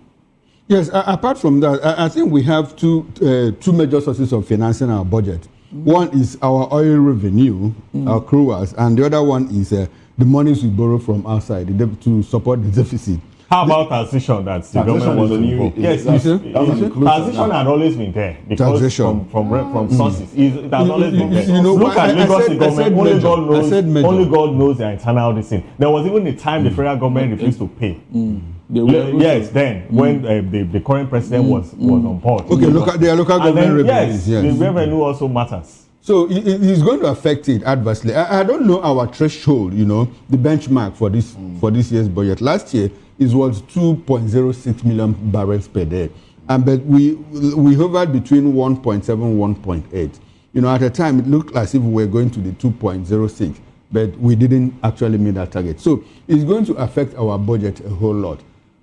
And so that means people should expect, when they cast doubt, when they are casting doubt, are they telling us that they might not meet it? So if they might not meet it, that means people should expect that we'll borrow more money this year to finance our budget. And that's why the World Bank have told you that more people are going into poverty. Exactly. This year. That's what it means. We have to borrow more. Certainly we have to borrow more to finance the deficit aspect of the budget. So what happens to the concurrent ones we are running? Where did he talk about my take is certain. Borrowing to feed the politicians. Or to do what? I'm telling you. Meanwhile, now that you mentioned, because you know Ramfak is talking about increasing the salaries of the political office holders. Mm-hmm. So they have done it now. I think they have done it already. No, I don't. No, they have not done it. They still at the committee level. You see, when we are talking at a time where people should be clamoring for part-time legislators. Even part-time on a part-time basis, you can go back to where you're working. That's how it's done in some European countries. And then we are here now paying humongous amounts of money to people who are consuming. Somebody will go and sit with Barbariga and then have a seat on one sitting is being paid running to millions. Okay, and then somebody who is well educated, a professor, you look at their salary for the whole of their retirement. I'm telling you, nothing to write home about. Well, people say that the professor because the fact that you are lawmakers does not presuppose we also have lawmakers who are professors. Most of the laws that these people made, they set up a committee, subcommittees, professionals are being hired who will do most of the technical and most of the dirty job. And then the lawmakers will just come and do the finishing. Exactly. Those people are they not entitled to be well paid? I wonder. Well, okay, all right. I'm happy that we got back to the issue of this oil again. You know, so now, Barrister, NNPCL has 15 subsidiaries. Let me name them: the Pipelines and Product Marketing Company (PPMC), National Petroleum Investment Company (NPIC), Nigerian Gas Company Limited. Nigeria is more of a gas nation than even an oil nation. Now we have the Nigerian Petroleum Development Company, the one that is into exploration. You know, the drill oil for Nigeria. You have the NNPCL Retail, Kaduna Refinery and Petrochemical, that is just one, you know, and a lot. Okay. There are about 15 of them, and the refineries just are 3. Mr. Okoro, yes, sir. How many of them are active? Barrister, the fact that the refinery is not active does not. What of Nigerian Gas? Nigerian Gas Company is working. The West African Gas Company is working. How much is the gas now per liter? How much are you making from the gas? Have they told you? The fact that how much is a barrel of oil? What's the dollar rate and how much are we buying fuel? We're buying at very exorbitant. So it doesn't mean that we are not making money from oil. The country might how reflective. What Barrister is saying is certain. How effective the source the funds from that industry. Which argument? Barrister, I'm trying to correct you. You are saying argument. NNPCL, they do a lot. They do a lot. Yes, it's not in dispute that they do a lot. He's not disputing that. No, he disputed that. No, he disputed that. No, he did. He said the only thing that they do is refine. They are core mandates. He's talking about the core mandates. If these companies were as active as Aramco in Saudi Arabia, we would not be where we are today. You know that. You agree with him on that point. I've never been in doubt. It's not enough as to whether they are subsidiaries or not. No, that was the point of argument. No, that was the point of argument. No, that was the point of argument. That was the point of argument. That was the point of argument. Are you bringing dividends? One thing is talking about gas. There's this headline here, but I'm trying to look for where the story actually is. In the Guardian, it says new twist in Nigeria's fuel story. Dangote imports gasoline. S&P Global. Dangote is taking over everything from them. Imports gasoline. Imports gasoline. He's importing gasoline. You see it? So what's your take about that? They are not giving him enough crude. Yes. He has complained now. He's buying from US. And that is going to have effects on the price. He's buying from US. He's buying from US. And recently, is it this month that increment of about 100 or 150 thereabouts? So, in liter. As long as this NNPC, a regulator cannot be a player in the same industry and we expect progress, it can never happen. NNPC should have been like NCC, this communication regulator. They don't have any network they are managing. But they see oversee. That's what I'm saying. They are just a regulator. They monitor Airtel, Global, whatever, Glo and MTN. You don't see any CC running any network. They will compromise their standard and their policy. But this NNPC is into this business. That's the problem. Yes, I agree with your points. That's the problem. It's part and parcel of the national problem. They are not supporting the system. Look at how they are making it so frustrating for Dangote now. But that's it. Because the effect is that it's going to bounce back on you and I, and of course. And then on every other person. And that is what some of us are clamoring for. Some of us are saying that there should be fairness in the system. It's not you don't just make it there can't be fairness in such a way that you frustrate somebody who is trying to help the system. Dangote is trying his best. My brother, but the government is frustrating him. He came out recently, is it last year or last month thereabout, where he said that the government is frustrating him. And then somebody has to be laid up of his of course. Now, my brother, look at this. OVH bought NNPC, dancing sector. Yes. Then Owando now bought OVH. That means Owando now bought OVH and NNPC, dancing sector.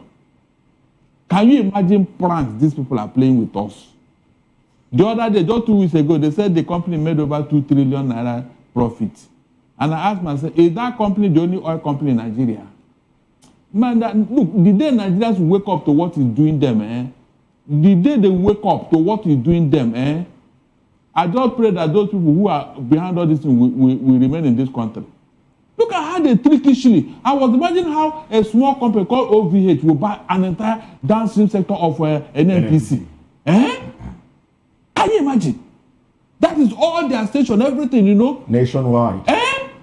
Then behind them, Owando now bought OVH. So that he doesn't want to come direct and buy NNPC. Oh, God Almighty. And who is behind Owando? Okay, I know we're running out of time, but let's just get a quick reaction to this headline.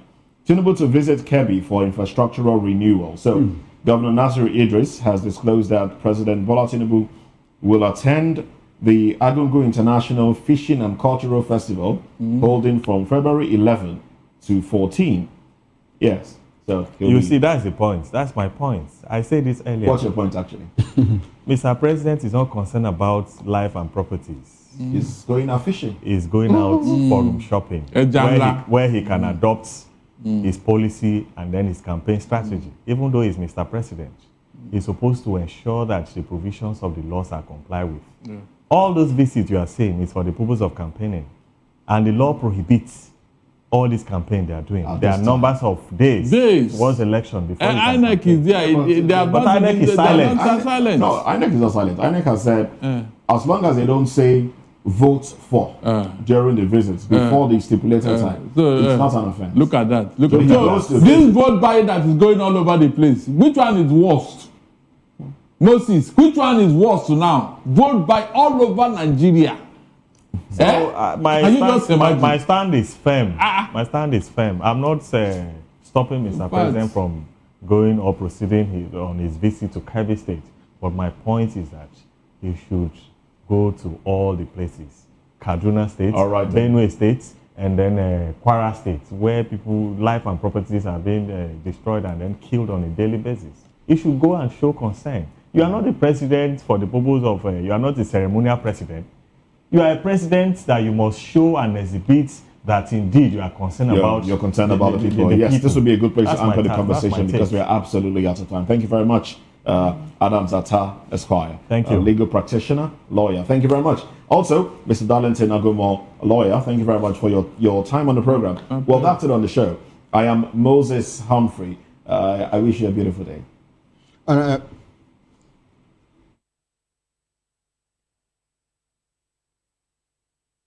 Around Nigeria to bring you interesting political stories. And I'm Jane Ogoye. See you tomorrow morning, bright and early.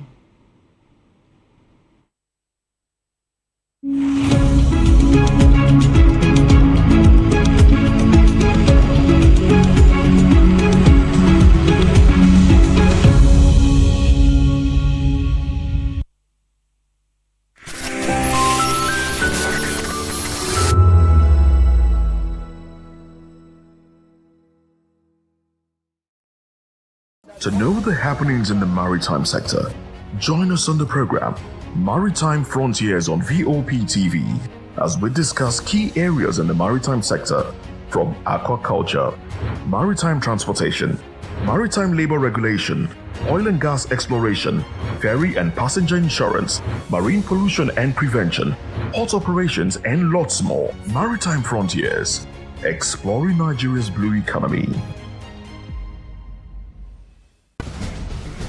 Join us as we drive into the world of politics through insightful interviews with prominent political figures, both serving and former governors, ministers, senators, legislators, party chieftains, activists, and analysts. Get first-hand information into the decision-making processes that affect our daily lives. Highly engaging one-hour program that brings political discourse into focus.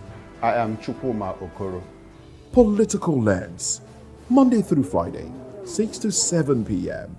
Join us. The red carpets, awards, the razzmatazz, music, fashion, interviews, and more. Spotlight on Voice of the People Television. Let's feed you with all the juicy stories in the global entertainment space, bringing you the glitz and glamour as it is hot. Stay tuned to Spotlight, 1 p.m. Monday to Friday. Spotlight on VOP TV. Entertainment like never before.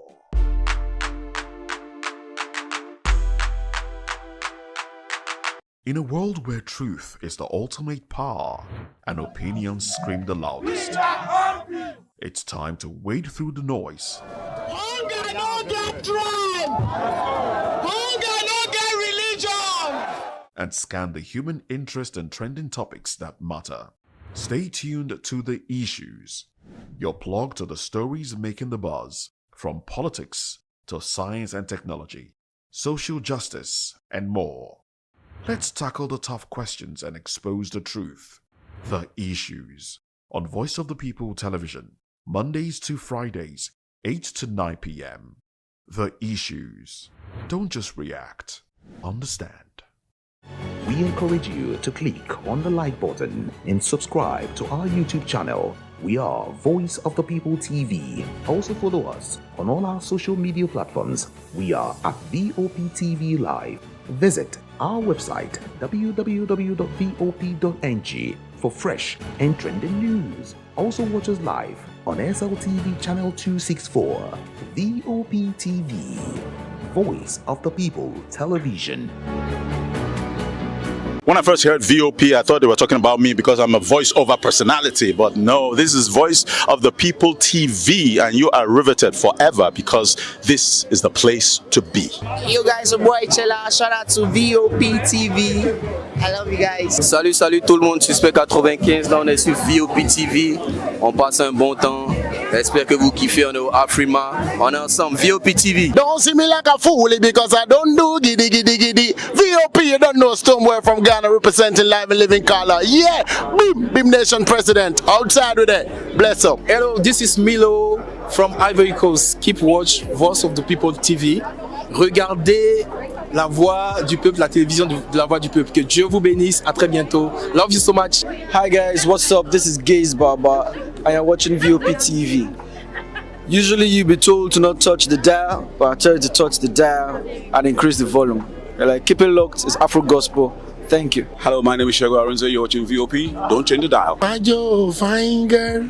My Joe, fine babe. Only are you, but on the Fuji was. Yes, don't touch the dial. This is me, Dr. Adiwala Iba. Keep watching VOPT.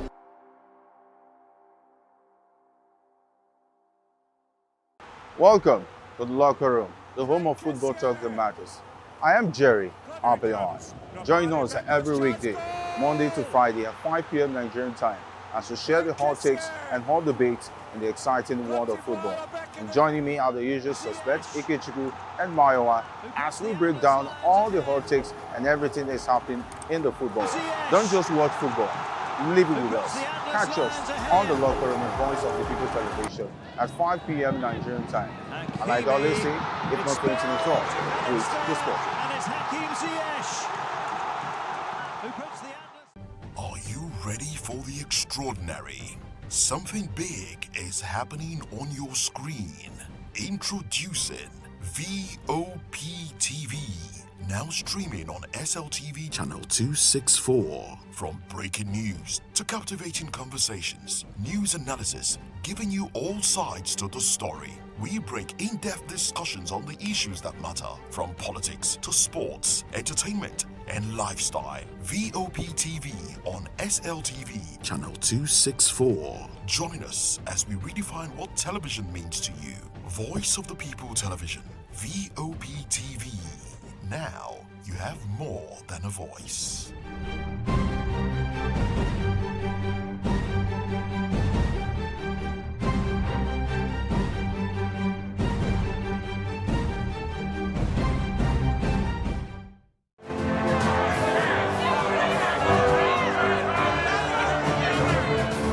Do you want your voice to be heard?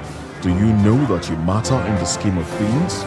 The People's Voice, the show where ordinary citizens take center stage as we discuss the biggest stories that affect you and I. With you in mind, we facilitate lively discussions, debates, and interviews on the topics that matter most to you and I, from social justice to economic empowerment, education to healthcare, governance, and more, tackling tough topics and amplifying your voice. Join the conversation and make your voice count. The People's Voice. Make your voice count. In a world where power shifts with every headline. In a nation full of questions. In a world filled with noise, the truth needs a voice. The policies that shapes our world and the economy that determines our future.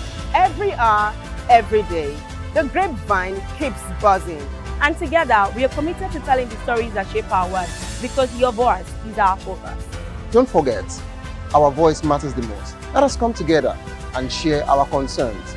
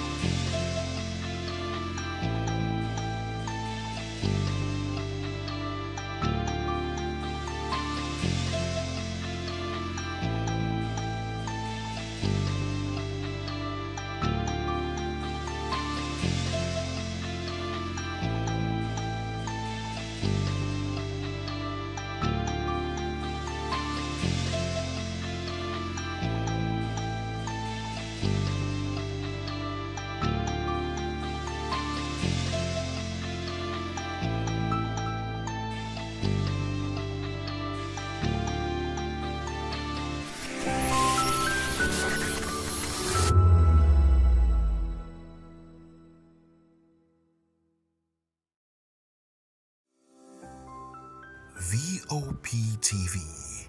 Now you have more than a voice. Behind every broken desk lies a broken promise. Education shapes the nations. But who is asking the right questions? Introducing Edu Dialogue, the show that goes beyond the surface, exposes the cracks, the corruption, and the silence in Nigeria's education system. Edu Dialogue, Saturdays, 3 p.m., only on VOP TV.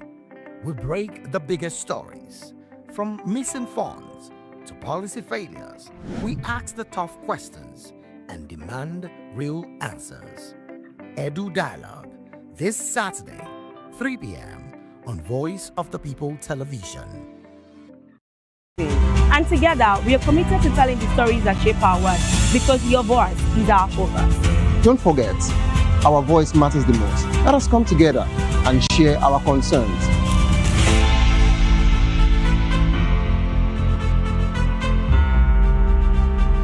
Mr. Ofamiloni, and here's to VOP TV. Keep watching, stay tuned, do not touch that dial. Arara, my name is Made Kuti and you're watching VOP TV. Keep watching. Welcome, my name is Zika Davis. Distinguished ladies and gentlemen, boys, viewers, everybody, boys and girls. This is VOP TV. Do you know what that means? Voice of the People TV. You don't have a voice, don't come here. You better make sure your voice is heard. Are you ready for the extraordinary? Something big is happening on your screen. Introducing VOP TV, now streaming on SLTV channel 264. From breaking news to captivating conversations, news analysis, giving you all sides to the story. We bring in-depth discussions on the issues that matter, from politics to sports, entertainment, and lifestyle. VOP TV on SLTV channel 264. Join us as we redefine what television means to you. Voice of the People Television, VOP TV. Now you have more than a voice.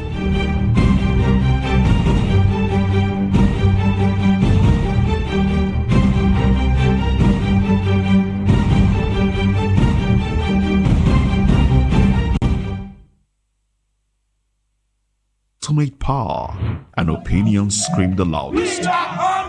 It's time to wade through the noise. Hunger no get tribe. Hunger no get religion. And scan the human interest and trending topics that matter. Stay tuned to The Issues, your plug to the stories making the buzz, from politics to science and technology, social justice, and more. Let's tackle the tough questions and expose the truth. The Issues on Voice of the People Television. Don't just react, understand.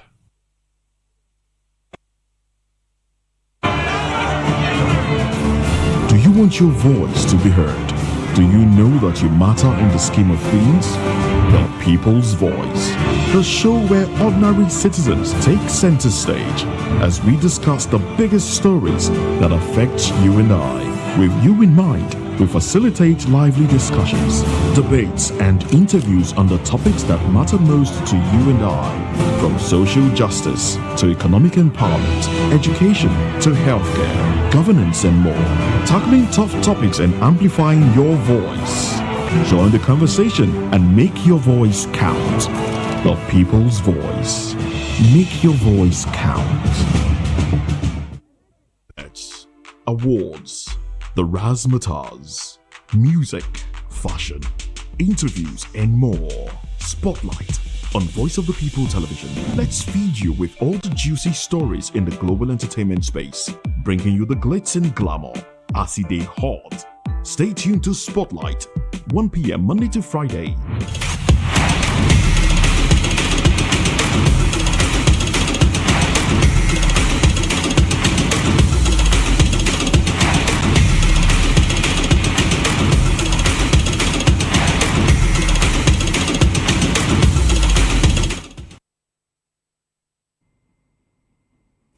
Yes, Manchester City came from goal to just get the result right. You could say Man City came from behind to beat Liverpool 2-1 at Anfield to stay in the Premier League title race, while the finale was dominated by some controversial decision. Manchester City beat Liverpool at Anfield to stay in the Premier League title race, but only after a dramatic game provided by the VAR. City came from behind to win a 2-1 and they complete a league double over to rivals in a chaotic and confusing fashion. Dominic Solanke is a man we talked about all the time, but this time around, we are talking about Dominic Szoboszlai, who smashed Liverpool ahead with a stunning long-range free kick, yet ended the game with a red card in astonishing fashion. Bernardo Silva fast City level from Erling Haaland's knockdown before Alisson clattered, Matheus Nunes to hand City a penalty late on. Haaland also converted a spot kick to put City 2-1 in the 93rd minute, but more was to come, with Alisson heading up to another end of the pitch as Liverpool desperately chased an equalizer that left the goal open on the counter-attack, and City thought they had gone 3-1 up with the closing stages as Ryan Cherki effort doubled over the line. Dominic Solanke also is the man who will look into his goal scoring, but yesterday's goal from that man was great. Dominic Szoboszlai, and then him and Haaland raced back at the ball and pulled each other's shirts, but for the ball to roll over the game, the untouched, however, VAR cancelled the goal, awarding City a free kick outside the area while sending off Szoboszlai for the denial of a clear goal-scoring opportunity. Szoboszlai is trudged off City and then managed to see out the remaining minutes to close the gap as Arsenal are now on the news, because right now 6 points adrift, Man City chasing Arsenal. But official Craig Paulson said after review there's a careless foul by Erling Haaland that pulls the shirt of Dominic Szoboszlai. Prior to that, Szoboszlai commits a holding offense that denies an obvious goal scoring opportunity. The final decision is a direct free kick from Manchester City to get it all right. So let's say it this way, it's no longer news. You could say congratulations to Manchester City for what they did yesterday, coming from behind and now putting a lot of pressure on Arsenal in the title race. So we have a breakdown of how it happened, and then we say welcome. It's a very different start. It's a new week, and I say good morning. Thank you so much for joining us right here on the show today. We are the voice of Lagos, voice of people television, Lagos, Nigeria. It's a lot to be talked about on the show, the boxing, the Formula One, all of the Daniel Dubois stories, the Formula One stories also having to do with Lando Norris. We still have a story coming up about the golf world and also some Nigeria tennis news that happened at the Davis Cup. But a breakdown for what we saw yesterday. Let's have a breakdown. 73rd minute, Jobo's last match, brilliant free kick off the post. 83rd minute, Silva Ecolazos for City for Haaland, knocked down in header. 92 minutes, Haaland fires City ahead of the penalty spot. Alisson fouled Matheus Nunes.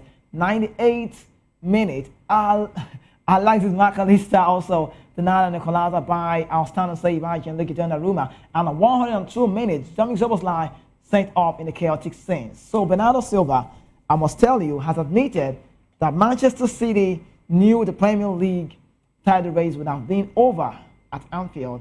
City went to the game 9 points behind Arsenal, and after the Gunners beat Sunderland 3-0 on Saturday, and it looked like it could stay when they got it right. But Dominic Szoboszlai's free kick was a superb one that can be taken off in any time. But Bernardo Silva told reports that coming to Anfield is the toughest place to be in the Premier League by far. Usually, for most teams, a draw is not a bad result here, but we needed to win. And he said if we had lost that game, we would have seen ourselves off the title race. So, in other words, it's news to say that congratulations to Manchester City for that result. But elsewhere, let's go on and tell you it's now highly competitive, the Premier League. Yesterday would have been 9 points clear for Arsenal if City had lost that game. But magical moments played out. A manager with distinct quality, Pep Guardiola, making sure he managed his team and put things right. And what he did yesterday was astonishing. His changes were great. The players who got start were okay. But, City, this is how they chase teams. This is no surrender. This is to say, Arsenal, we are coming. This is a big pressure on Arsenal, Mikel Arteta's side. When they won on Saturday against Sunderland at Emirates, it felt like they are done. 9 points was clear. But Man City coming from behind means that the title rate is still very high and very competitive. Not to talk less about some Premier League club sides that are doing so well for themselves. You talk about Manchester United, whose record Michael Carrick football is paying off. Chelsea also, the Ambrosini are not doing bad as well at the club level. But teams, so we should be watching out. I would have said everything is working for Arsenal. If City had lost that game and then Aston Villa, who drew against Bournemouth, it would have been an Arsenal thing, 9-point lead. But the game is magical. The game is a nice moment that you just can't take away anything. And what we saw was a good game from both sides. And I think 1953, many years ago, was the first time, like the third time, City has won at Anfield. So City always struggle to play. If you've been to Liverpool, Anfield Stadium to be exact, to precise, you would understand what it takes to play there. The noise, the ovation, the fans, the massive turnaround from the people out there is usually very, very big. But getting the result, well-decisive result from the Pep Guardiola side, who they know that they might be losing their manager come the end of the season, and that's a big pressure on Arsenal. So Arsenal have to go forward to the game that will play by the midweek to see that they get the result right on Thursday, else the chase continues. Like Bernardo Silva rather said, if we had lost that game, we would have said goodbye, kissing the goodbye to the Premier League. But good that they have the result for themselves. And then Haaland's goal was a stunning one, penalty well converted and well composed. Alisson Becker with magical mistakes all the time. And everybody cannot be trooping, that's just it. Trooping did it in Benfica game against Real Madrid. He came out and he paid off. But Alisson Becker felt like, yes, this is me. But let me explain that Dominic Szoboszlai. I think we should explain this so people can understand before we talk more. On this show today, we'll tell you about Kevin Bassey because there's a news about Bassey. He's been on the show and talks about Bassey's problem in the Premier League recently since he returned. We'll look into all of those cases. We'll talk about the Super Eagles. Victor Osimhen also urging the NFF to make sure that they give Eritrea a new contract. We still look into that one. But now, we're still talking about the Premier League in a bit. I must say this. Football, sometimes you just will say you cannot predict what comes to play at times. And you must give a record. Now, Haaland went as far as saying on that red card, he said, the referee has to follow the rules. But in the end, I honestly feel bad for Dominic Szoboszlai. And he said, now he gets a 3-game ban. Just give the goal. Don't give the red card. Simple. That's Haaland saying that. And also said, but I think it's the rules. It's just how it is. So there was no way that would have counted. So some people say it was a bad time for Ryan Cherki. Maybe the goal would have counted for the French international. Some say it would have been Haaland's goal, because if the Hungarian, talk about Dominic Szoboszlai, had not stepped in to draw his jerseys down, maybe, just maybe, it would have been Haaland, because he was having the upper power on the chase. And also, we told you how the Premier League is looking right now. But I need to tell you this one, because this is like the most of them all. If you look at the Premier League and the way it's going, that game has shown a lot of pressure. That game shows that the pressure is mounted so much on Arsenal. That game shows that Arsenal need to still up their game. They can't be sleeping at this time around. So many scored, Gyökeres from the bench, and they won Sunderland, and the first results affected them to this stage. So I must say, Arsenal, if you're an Arsenal fan, you should be praying, because the side who is coming, who's chasing, are no look side, are no mess side. It's about Manchester City. But let's move elsewhere and talk about something else in the La Liga eSports, where we did see Real Madrid, Alvaro Carreras, and Kylian Mbappe goals ending. Real Madrid battling to 0 win to Valencia on Sunday to close the gap to La Liga leaders Barcelona to 1 point. After the Spanish Championship have been beaten by Mallorca, or they were beaten, the champions had beaten Mallorca on Saturday. Alvaro Arbelo's side eked out of a tight victory and got the result right there at the Mestalla to keep the pressure on the arch rivals. Missing suspended forward Vinicius Junior, and also Los Blancos lacked some sparkle because the Brazilian was not in the game. But then they did just enough to claim 3 points on that game. Alexander-Arnold, talk about England international, made his return from injury as substitute in the second half of the Madrid victory. Arbeloa, also his side, had the better chances in the first half, but failed to create the danger on consistent basis in a gritty encounter. Alagoles shot deflected narrowly wide, while Valencia's top pass towards Miskritsky saved well with the legs from Mbappe's fierce rival's drive. Now, Madrid right back David Jimenez from the club side, youth level, academy player could say, came closest to scoring after French superstar Mbappe teed him up, but the Macedonian goalkeeper denied him too. Midway through the second half, Carreras conjured a goal out of nothing to give Real Madrid the lead, drifting inside from the left to the box. The defender used the weaker foot, talking about the right side, to strike the ball inside Adrimovski's near post. Valencia might have leveled, but Lucas Pedrano's effort on the stretch beat Thibaut Courtois and climbed the post. Arbeloa brought in Alexander-Arnold for his first appearance since early December following the thigh injury as Real Madrid looked to close out the game. They eventually secured 3 points in stoppage time as Brahim Diaz teed up La Liga top scorer Kylian Mbappe, who finished calmly for his 23rd goal in the competition this season. Valencia fans also, some of whom had waved white handkerchiefs during the match in protest at the club situation, headed in the exit with lost chase 17 to 1 point above the drop zone. So it's about Real Madrid. The chase continues. La Liga eSports looks quite interesting every day, just as your folks. We see how it's running. Real Madrid chasing Barcelona, Football Club Barcelona, who also knows there's a high pressure also mounted on them. It's the competition of football. We also did see elsewhere where Ademola Lookman, Nigerian international player, his side lost to Real Betis, and well-deserved result for the Anthony side because they lost the Copa del Rey game to Ademola Lookman, Atletico de Madrid, and yesterday it went well for the Real Betis side away from home, getting that maximum order they deserve for themselves. But just to let you know, the Real Madrid side are second, playing second fiddle, and just 1 point adrift. Football Club Barcelona, who has a flick, has also done so well for his team. Now, talking about Barcelona, I must tell you the way it goes right now. Hansi Flick was stunned when Marcus Rashford went down grabbing his knee before, thankfully it turned out to be just a mere case. So good to see that Rashford is not ruled out for more games to come for the side. Now we shift attention. Let's talk about this one, Nigeria. To be exact, this is what it is about Super Falconet. You could call them the Falconet. They are in the news. Nigerian Falconet on Saturday secured a slim first leg advantage in the FIFA Under-20 Women's World Cup qualifier, defeating Senegal 1-0 at the MKO Abiola Sports Arena at Abeokuta, Ogun State. Both teams showed determination, but neither could find a breakthrough before the interval, leaving the score at 0-0 at halftime. Substitute Kana Sefanye scored a decisive goal in the second half, heading home from a corner kick in the 50th minute to separate both sides.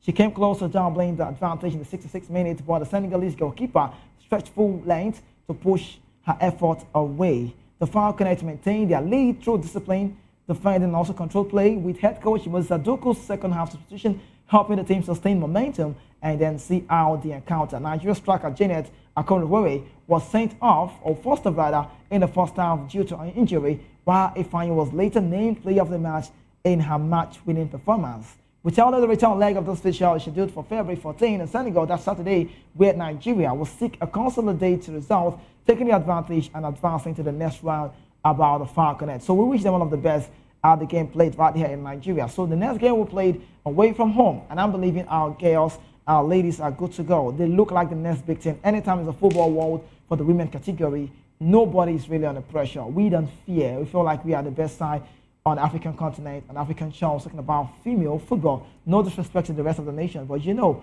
what the Falcons have built. So you talk about the Falconet, it's a connection linked up. So I believe Moses Adugus also have to follow the step that the Falcons are really taking. But now let's get to case point, the top point quickly on the show today. This one is very, very contractual. This one is very synonymous. This one is very interesting to know. This one is good to say. Some say he's the biggest name in Nigerian football at this point in time. Some said he's just so proud. He's got pride. He needs to lace, he needs to calm down. A lot of people are saying a lot of words about one man, Super Eagles striker, star player Victor Osimhen, who has now publicly called on the Nigerian Football Federation, NFF, to offer head coach Eric Chell a long-term contract. And you know, Victor Osimhen served as assistant captain during the Nations Cup, cited the team bronze medal achieved by Eric Chell. And then Osimhen has praised the Franco-Malian tactician plans and balanced approach, technically and intelligence, and the man management, the skills, noting that Eric Chell's ability to foster unity and motivation within the squad. Victor Osimhen expressed optimism about the team's future with his current talent pool and also emerging as top player. Now on the show today, we should tell you some key points so you can have this more like a take-home about what Victor Osimhen is really trying to do and what he's trying to portray right now for the Nigerian side. Now fans, you keep a date. Fans are also eager, they are also worried. Fans and players are also asking questions and wanted to say that this one goes their very way. But you want to know more about the story, we'll go on a break. When we return, the show continues.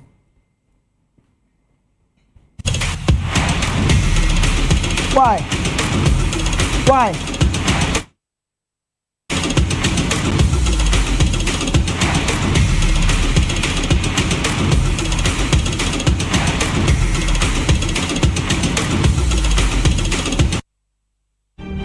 In a world where power shifts with every headlines, news breaks and events happens, we bring you unbiased and explicit information on politics, economy and state of the nation. We break down the chaos. Facts, not fluff. Truth, not spin. We discuss not just politics, but a glimpse into the future. Voice of the People Television. Now you have more than a voice.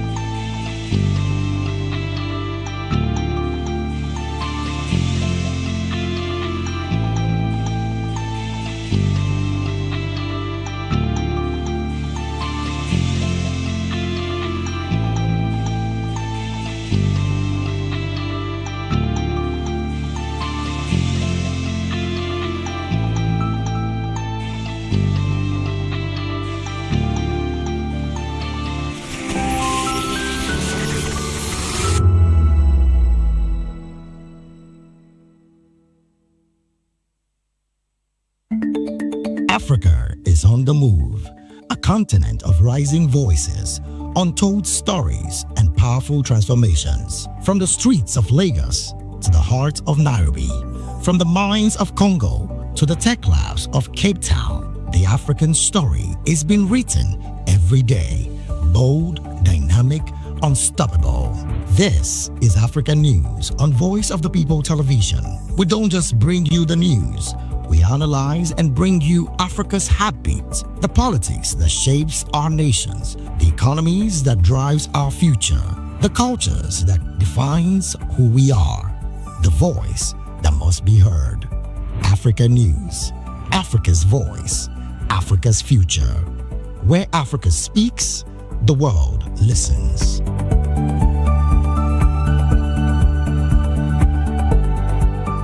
From the views on the street, we go to bed empty hunger, to the blaring horns of a hustling city, the loudest voices of the common man got a medium to be heard. This particular administration, they were coming unprepared. It's not a bad thing to renovate the president's lawn. Through top-notch programming, unbiased reportage of news, sports, business, entertainment, and cultural documentaries, Voice of the People 90.3 FM became a symbol for 21st century media. And now, a new baby is born. Voice of the People Television, VOP TV, youthful, full of vigor and penchant for excellence in the continent's media space, exposing the wrongs, applauding the rights, dissecting the news without fear or favor, through factual and accurate stories and contents. Corruption kills three things that makes a society. Representing the interests of the people and giving them a voice. Voice of the People TV is here to stay towards building a fair society. VOP TV, Voice of the People Television, truly a voice for the people.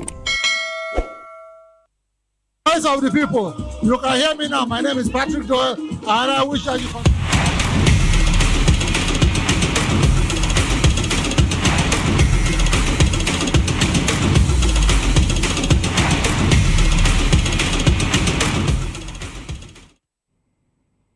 Yeah, so welcome back from that quick break. Let's tell them more about the Super Eagles of Nigeria and what just transpired out there. Now, we move into this viral phase now. The Super Eagles, without a talkback, is what people are looking at this point in time. Now, what is the key point? Fans and players seek stability and clear long-term vision for the national team development. Number two, consistent leadership could improve team performance and then attract better sponsorship and then investment. Number three right now, the coach gains security to implement his philosophy while the NFF faces a critical contract decision. Number four, the public endorsement reflects a player's-led desire for managerial continuity over frequent changes. And then number five, the timing follows a modestly successful tournament, framing continuity, and then as part of the greater achievement. Osimhen's endorsement places the decision for managerial stability, and then this is good to see. Can I tell you, let's really talk about it so you understand what I'm saying. Everyone needs to talk about Eric Chell. Everybody needs to be talking about Eric Chell. You know why? He has shown us the quality. He has shown us that he's good to go. He has shown us that you understand how Nigerian football should go. If you follow Nigerian football very well, you will understand that we barely score goals. With Pesero, last Nations Cup before the recent concluded one, 2023, because we were just getting the results. We're not dominating teams. We're not playing so well. And you say Super Eagles, Giant of Africa, dominating of the games. This is what the Franco-Malian has brought now. So why is Eric Chell's talk still a major talk point every time on the show? This time is now that big that the Super Eagles international striker, Big Victor Osimhen, is now urging the Nigerian Football Federation that please let this man stay on the job, give him a contract. Why are we even waiting? Why are we negotiating? Why are we talking about this? With what he did the last time, the Nations Cup in Morocco, winning the bronze medal for the team, and that should just give him that yardstick to say, yes, I am the coach of the national team. So why are we still waiting? Why is people still talking about this? Why does the Nigerian Football Federation like to be in the news? You don't wait until something happens before you know what you want. It's more like you knew this man was good enough for the job. You gave him the job. You're paying him. And at some point, you still owe him. Now the job is done. National teams are calling and wanting to sign a coach. But you are also trying to keep him. Now, because of his love, like Afis Ogubanja, I recall, who played a pivotal role right here on the show on Saturday. Afis Ogubanja, also a host here, he said something that struck my mind, and that happens to be true. He said this Nigerian Football Federation are also playing with the intelligence of Eric Chell because they know he loves the Super Eagles. Because he loves the national team, that's why we are seeing all of this talk point. If he didn't do so well, let him go. Now you're seeing that the coach loves the team. He wants to stay. He likes to stay. He wishes to stay more. But make him happy. What rises passion? What drives passion? Money works like that. $55,000 US. We should be thinking of increasing his salary, his wages, make him feel comfortable. How many times are we going to see a manager, a foreign manager that says, I want to be based in Nigeria? This man has an apartment in Abuja. They are making him feel comfortable, but they're not making him feel comfortable. So in one way, it's more like a 50-50 thing. The money is not even big enough to say they owe him, and he had a very decent tournament. Why are we still waiting? Should we give him a contract? Yes, of course, we should have been thinking about it. Now, it's that big that the vice captain of the national team, Victor Smith, had to come out to say, please, I'm urging you, Federation, please do it. Now, if they do it, tomorrow someone will say they are listening to Victor Smith. They should have done it even before people keep talking. So this is a federation that I just sometimes think, is it that they don't even know what they want? Is it that when they see what they want, they don't recognize it? Why are we having cases in the Nigerian football setup all of the time? Knowing fully well that this is the biggest brand, and yet they still make us talk about this. We say it all the time, the media will not sleep until things are right with the NFF. It's not no news, transparency-wise, they are not 100%. Corruption is everywhere, we see it. The game is being run like political affair. Administrative-wise is so poor. Players' old bonuses till alarm is being raised and then we can start. You know, it doesn't make sense, that's the truth. Let's be factual, let's even say the way it is. If it's white, it's white. If it's black, it's black. They might not be friends to what I'm saying, but we need to keep talking about these bodies till they make things right. I would have said a national team that's well organized. I would say it. What you need to do is not, you don't even think about it. Just give him the job. He has done well. See, we lost against the national side, Morocco, the best playing side in Africa. Regardless of Senegal winning, no disrespect, but they are the best playing side. They got that fluidity, they got the flair, they have what it takes to run games. And we got off not on the 90 minutes, but on penalty shootout. We saw it. Goal scoring, how many goals? 14 in a single. How many national side did that? Even the Super Eagles record, you can see they broke some records there. Playing side, dominating wise, conceding, and then he went out to the round of 16 and said, we're not conceding anymore. Mozambique 4-0, Algeria 2-0. Got teams and smashed them off. We started enjoying Super Eagles like, this is the playing side. This is the dominating team we want to see. Under one man. And the players love this coach. They are giving him his they're 100. You can see for yourself. They love the coach. So why is the Nigerian Football Federation making this a top point, holding this one, and then are they having a rethink?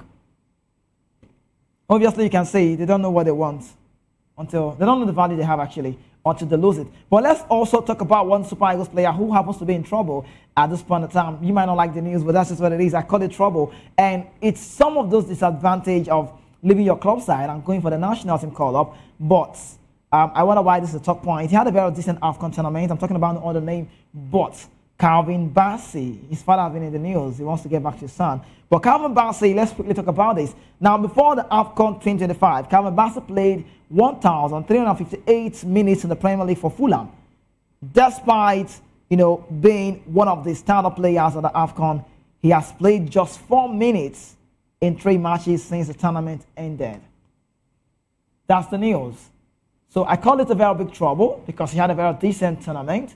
If we had gone to the final, he would have been one of the best players, even though we saw his high rate. But you need to know that the Super Eagles defender, Calvin Bassey, has faced growing scrutiny from Nigerian fans and pundits after failing to reclaim his starting spot at Fulham following the return to the club side in the Premier League. Also, Bassey was a stand-up performer for Nigeria during the tournament, delivering a commanding display, including a monumental showing in the semi-final against host Morocco. Many expected the 26-year-old to walk straight back into Fulham's first 11. I also thought so. Upon rejoining the club in late January, we know his contract move. However, Fulham manager Marco Silva has kept Bassey on the bench or limited him to late substitution appearances in recent Premier League matches, including against Brighton and Manchester United. The former Rangers and Ajax man was either used or just minutes off the bench. Now, Marco Silva attributed the decision. This is the coach. He can't fault him. Sometimes this is the disadvantage of a Nations Cup being played at club level football time. Marco Silva has now attributed that the decision to the strong form of replacement, talking about Josh Quensa, who stepped in seamlessly during Bassey's absence and has helped Fulham maintain a solid defensive performance. Quensa has stepped in. Silva explained this in a recent press conference, and he said it's a competition, and Quensa knows the pro he's up against. So it's more like Marco Silva respects him, but he knows you just cannot come back and get into the team, because even when you're away, while you are away, we had a very decent play with this young lad. So you have to fight for your shirt.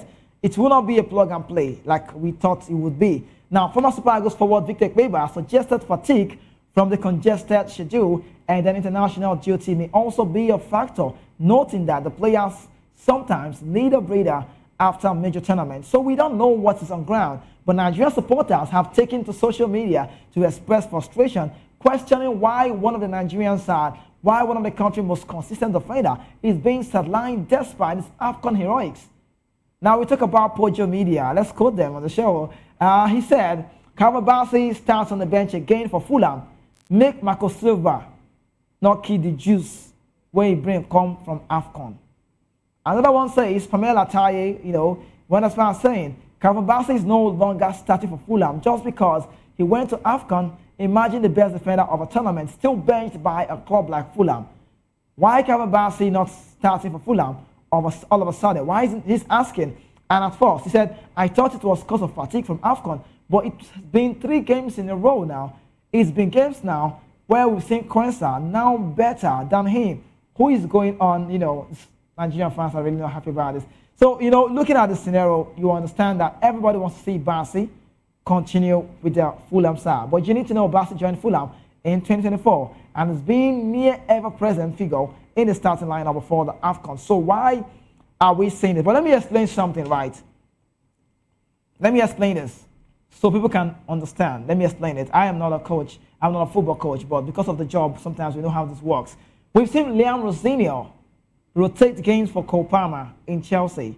Since he became the manager, aside recent games where Palmer has started, last week he went on the ball, hat-trick, 2 penalties and then 1 finish, almost like a screamer, but no screamer inside the box, But it's about manager trying to figure who gets a start. We can't put pressure on Marco Silva. We cannot do that. I understand how Nigerian fans are feeling at this point. They want to see, their best defender up his game, continuous game. I think against Man United, where Fernandes got the assist, was quite rusty. We want to see a Bassey own up, but let's allow the manager do what he wants. Let him decide how he wants his gameplay to go. You cannot pressure the manager. He feels Quensa is good enough to go, so why not? Let him continue the job till Bassey gets this opportunity, and then hopefully he takes it. That's how foreign football used to be. Sometimes it's not everybody that can be like Baleba. You just come and you walk into the team. Not everybody will be like, what's the name? Lookman, who came from the Atalanta now at Atletico de Madrid. So it's not like a plug and play. Basically for African players, you must be a star player. But we know Calvin Bassey is.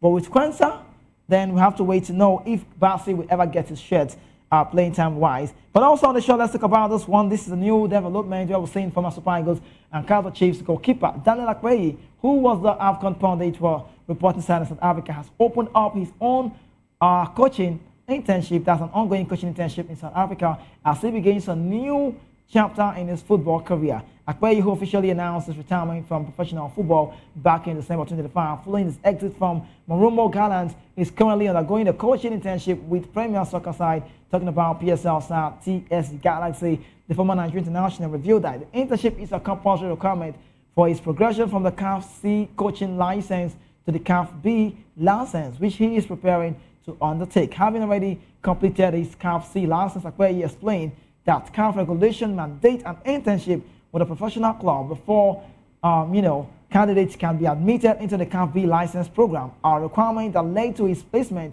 at TX Galaxy. Now, coming from Akpeyi, the man you have, he said, gratitude to the club's leadership and technical crew for the opportunity. I think, firstly, I am grateful to the team, TX Galaxy, and also most especially to the chairman of the team, Mr. Tim Sukazi, for availing me the privilege of doing my internship with the team on short notice. That's coming from Akpeyi. He said, I'm grateful to the head coach, Adam Beganovic, the assistant and staff members for making the environment conducive for me to be able to do my internship. He further clarified that the internship is part of the CAF C structured coaching pathway. He said, when you do your C license, which you have done, before you do your B license, you are required to do an internship with a professional team to provide and give you some days before you can be granted access to the CAF B license. So I had to do my internship so that I can be granted access to do my CAF B license. Akpeyi also revealed that while the current internship covers general coaching duties, his long-term focus will be goalkeeping development it's not particularly on the goalkeeping department, it's overall coaching. But I'm going to be moving to the goalkeeping department during my B license. For now, it's just the general coaching. So good to see that the former Super Eagles goalkeeper has rightly concluded the statement and saying he is happy and is feeling very special. So congratulations to Akpe. This is the development we've been talking about from people. This is what we want to see them do. This is how far we want to see our players go. You go back and make things right. Tomorrow, I won't be surprised in years to come, future time, if Akpe wants to be the coach of the senior national team, Nigeria, Super Eagles, or if he wants to be the head coach for the, goalkeeper department, he would not be wrong. And shout out to also TS Galaxy for giving the opportunity also to be doing this internship out there just to get a CAF B license, which is pivotal and very, very, important to Daniel Akpe. But we go on a quick break. When we return, guess what? We'll tell the world what will be happening in the boxing world. We'll tell about the Formula One, golf stories, tennis, and also the basketball world. Please stay with us. Don't go anywhere. We'll be back.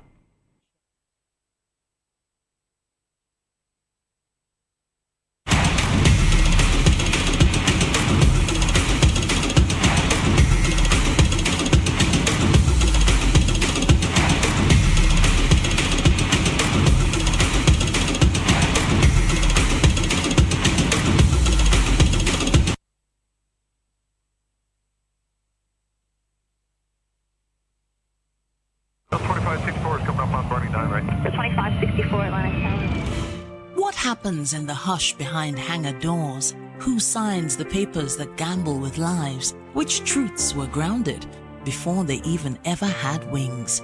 If you've ever buckled a seatbelt at 30,000 feet, if you've ever stared out of that tiny window and wondered who's really in control of the skies, it isn't just flight, it's power, it's politics, it's pressure sealed in steel. We're peeling back the clouds from runway risks to sky-high secrets. We're diving deep where most dare not to look. Aviation Scope, every Sunday at 7 p.m. only on Voice of the People TV. We don't just report, we reveal. We don't just ask, we uncover. Because when it comes to the skies, ignorance is turbulence. Aviation Scope, the sky isn't the limit, it's just the beginning.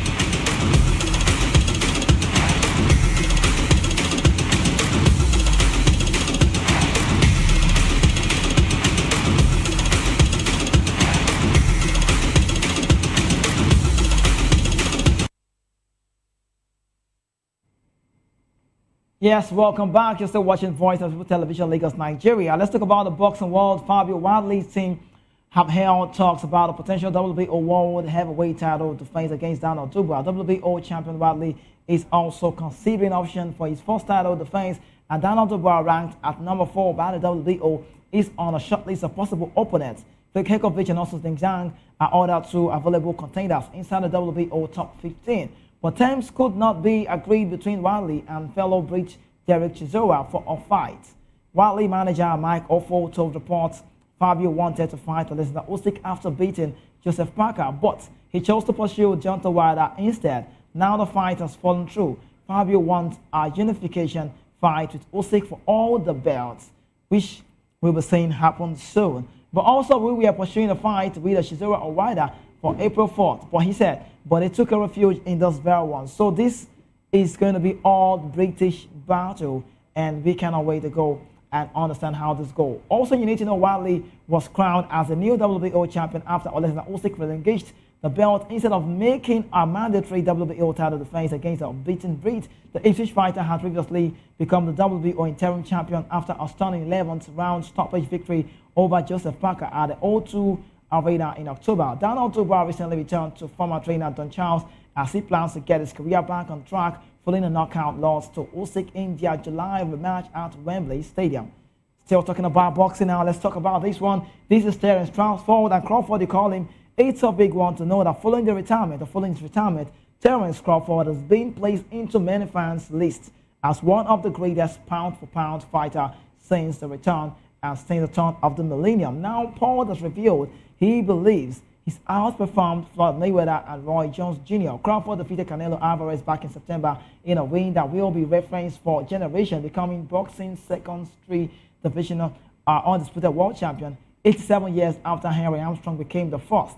Off the back of the career best triumph, Crawford opted to walk away from the sport whilst he was sat atop it, hanging up the gloves with both an undefeated record after 42 fights and the status of being a 5th division world champion. Reflecting upon his time in the ring, Crawford told the Pivot podcast on the spot as becoming the undisputed superweight and lighterweight champion back in 2017 and why he feels he surpassed Mayweather and Jones Jr. The undisputed super middleweight title has since become fragmented, with Jose Armando Rosendez picking up the WBA strap and also Christian Billy being elevated to the full WBC champion. Meanwhile, Hamza Shiraz is also expected to take on 38-year-old Alan Bejic in a clash for the WBO super middleweight title, while Ulises Iglesias is set to challenge for the vacant RBF title against the unnamed opponent. Now, feel like a boxing story looks very long? Let's talk about this one. Tyson Fury extended a heartfelt message to Deontay Wilder. People are saying it's a cheating story. Tyson Fury extended an olive branch to Deontay Wilder after the American accused him of cheating in their first 2 fights. Deontay Wilder has been very vocal during the UK trip to promote his April 4 fight with Derek Chisora. The Bronze Bomber has once again accused his heavyweight rival Tyson Fury of cheating against him, alleging that he tampered with his glove in the rematch, and then in their 2018 first fight, he went out and referee talked about Jack Reese for giving Tyson a long cut due to a white supremacy amongst with other outlandish claims. The 40-year-old American even clashed with Talk Sports reporter Simon Jordan over racism accusation, stating that no one believes he claims becomes the color of his skin. When Jordan challenged him on the wing, Wilder exploded and had to be back by security before turning out of the very interview. But from Deontay Wilder, he said, he is the biggest cheater in boxing history. If you look at him, you will see it. And if I'm lying, then please tell him to sue me for defamation of character so I can have the proof.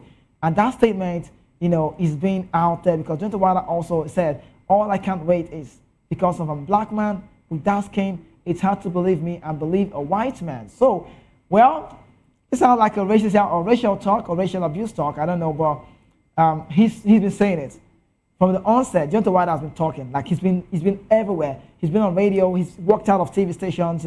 Prior to interviews. He's not really feeling happy with what's going on. He's been talking. It's more like no one is giving him a listening ear. And he's on the opinion. He opines that maybe because of my skin color, maybe because I'm black, that's why no one believes me. They are now believing, Tyson Fury. He said, so it's what it is and how I speak. I speak from the truth and from my heart. That's why a lot of people don't want me in this business.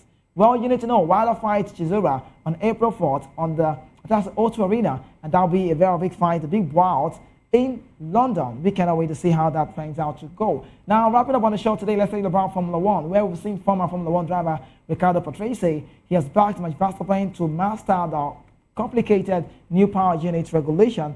And then Formula One new regulation for the upcoming season has been touted as the biggest in the championship history, with much of the technology having been overhauled.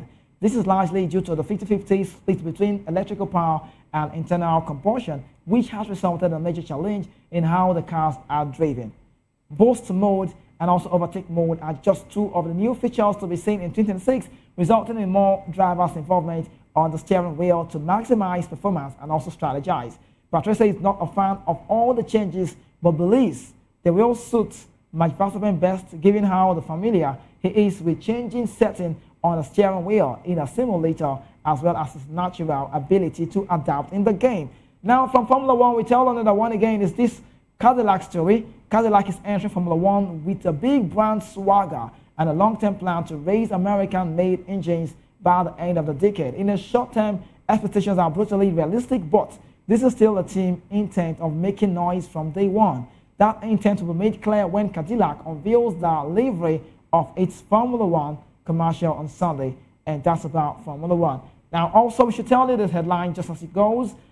This is tennis. Nigeria tennis is really having a good time because we're seeing Nigeria sweeping the best they can in Lagos Davis Cup tie, and I'm happy to celebrate this ones because Nigeria doubles pair Kanis Abwa and Michael Emmanuel defeated the best they can Dennis Instom and also Kumyong Sultanov 7-6-6-4 at the RTL Davis Cup tie in Lagos. The closely fought encounter saw the Nigerians edge a tie-break first set before asserting control in the second to win in a straight set. The victory boosted Nigeria's Davis Cup campaign and drew loud cheers from home supporters at the Lagos venue. In singles action, Daniel Adeleye beat Obesikan Kumuyasunov 6-3, 6-4 in a reverse single rematch.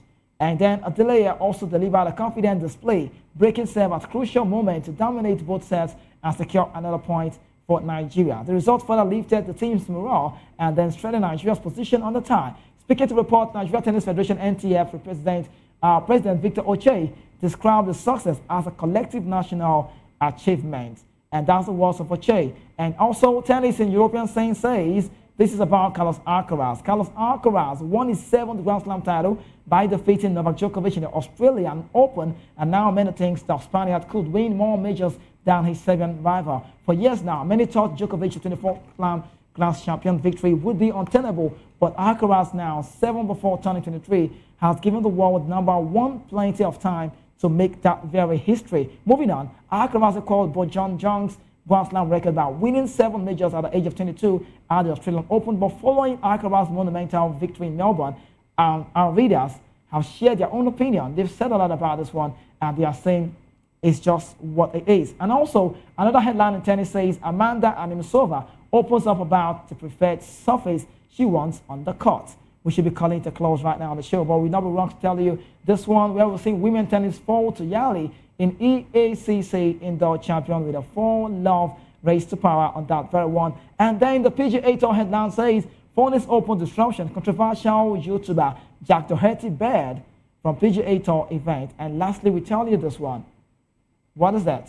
We should have told you. We'll tell them all why Oakley and Meta see golf as a perfect sport for smart sunglasses. But thank you so much. We'll see how that goes, because golf's such popularity over the few days and few years is being talked about. So we'll wait to know if that outdoor participation would be key by the Meta phase. Thank you so much for doing this with us. We'll be doing this again hopefully tomorrow, 11 a.m. Nigerian time. We have the media news coming up, and that will be for 12. And do well to join the guys 5 p.m. Jerry Apollo, and then Afisa Goodbranch will be here to take you through everything football. Locker room is the time. Thank you so much. It's still morning. I could say good morning. When the time is afternoon, good afternoon. Do have yourself a beautiful day. Stay safe.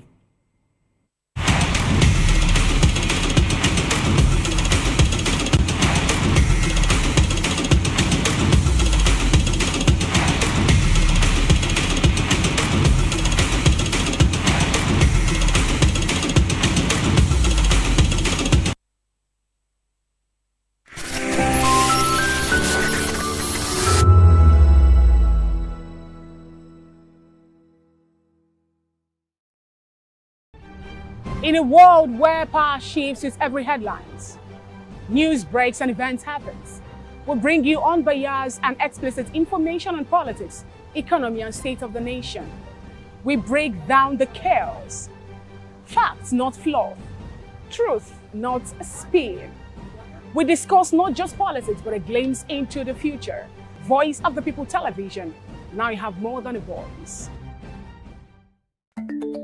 Africa is on the move, a continent of rising voices, untold stories, and powerful transformations. From the streets of Lagos to the heart of Nairobi, from the mines of Congo to the tech labs of Cape Town, the African story is being written every day. Bold, dynamic, unstoppable. This is Africa News on Voice of the People Television. We don't just bring you the news. We analyze and bring you Africa's heartbeat, the politics that shapes our nations, the economies that drives our future, the cultures that defines who we are, the voice that must be heard. Africa News, Africa's voice, Africa's future. Where Africa speaks, the world listens.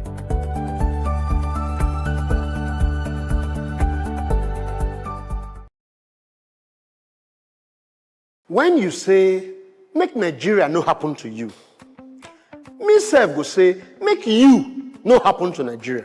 You dey bypass your light meter. You dey jump queue. Yet, you dey wait make Naija change for you. My brother, my sister, you sef change. Oh yeah. See that Naija pikin wey pack dirty wey block gutter wey dey cause flood. Abba, Naija pikin, make we dey care for our environment. Gen Z is no one work. Now quick cash them they find. Just like that, boys don't turn Pablo. And girls? Hablets. Waiting they happen. We dey argue online, spread fake news with our full chest, divide ourselves on top religion, tribe, and politics matter. But we go dey shout, no unity for Naija. My brother, my sister, unity begins with you. Someone japa, nobody wants stay. But who go fix Naija if no be you? Omo, you go stay o. Naija dey wait for us same way we dey wait for Naija. That's why National Orientation Agency don bring this better ogbonge plan wey go change the game. That na 7 for 7 agenda. 7 promises from leaders and 7 citizen codes. Equality, democracy, entrepreneurship, employment, peace and security, inclusivity, justice, meritocracy. Now the Naija promises. But without our own discipline, duty of care and tolerance, respect and true leadership, transparency we all need, environmental awareness, resilience in no go walk. 7 promises, them don't talk am. 7 codes, now we go do am o. No dey wait, no dey look face, join body make we run the race. Now you and me, now you and me, now you and me, go fix our Naija.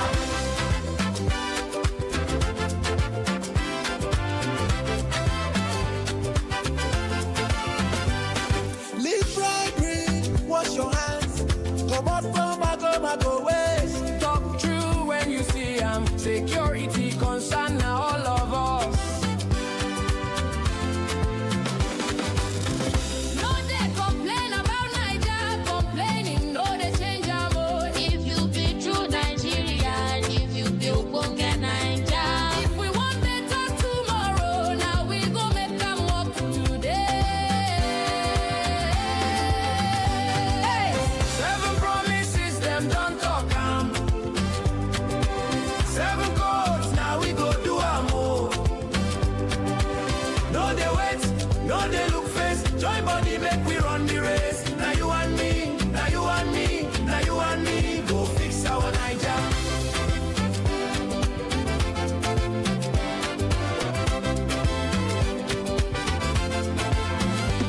Akwa Ibom, Bayelsa, Cross River, Delta, Edo, and Rivers. Oh, Akwa Ibom, Bayelsa, Cross River, Delta, Edo, and Rivers. Oh, 7 promises, them don't talk am. 7 codes, now we go do am o. No dey wait, no dey look face, join body make we run the race. Now you and me, now you and me, now you and me, go fix our Naija.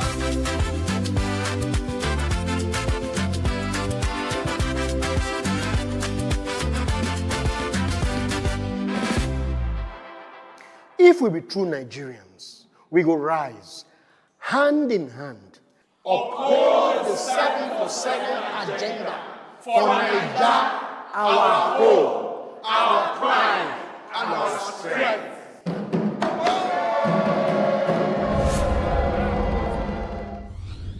Powered by National Orientation Agency. In a world where truth is the ultimate power and opinions scream the loudest, it's time to wade through the noise. Hunger no get tribe. Hunger no get religion.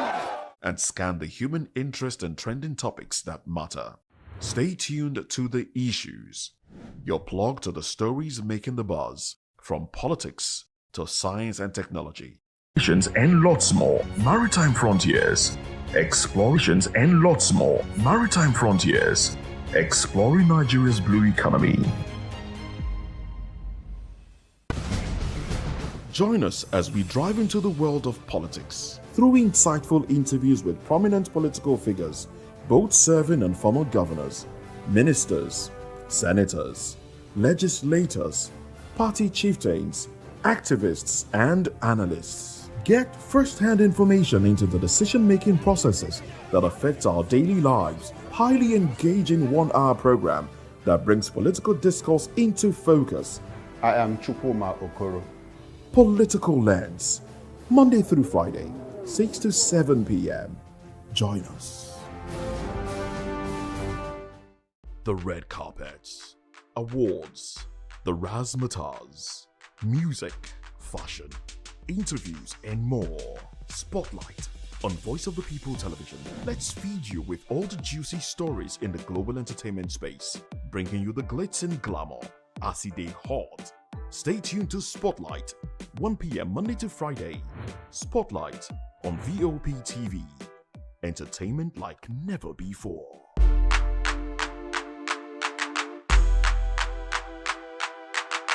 We encourage you to click on the like button and subscribe to our YouTube channel. We are Voice of the People TV. Also follow us on all our social media platforms. We are at VOP TV Live. Visit our website www.vop.ng for fresh and trending news. Also watch us live on SLTV channel 264. VOP TV, Voice of the People Television. Welcome to the locker room, the home of football talk that matters. I am Jerry Ampelon. Join us every weekday, Monday to Friday at 5 p.m. Nigerian time, as we share the hot takes and hot debates in the exciting world of football. And joining me are the usual suspects, Ikechukwu and Mayowa, as we break down all the hot takes and everything that's happening in the football. Don't just watch football, live it with us. Catch us on the locker room and Voice of the People Television at 5 p.m. Nigerian time. And like I always say, if not 20 minutes off, with the sport. And it's Hakim Ziyech who puts the Atlas. In a world where power shifts with every headline. In a nation full of questions. In a world filled with noise, the truth needs a voice. The policies that shapes our world and the economy that determines our future.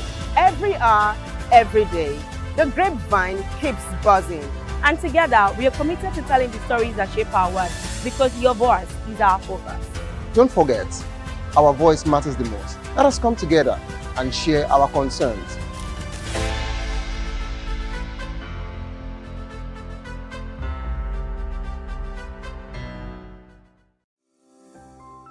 VOP TV.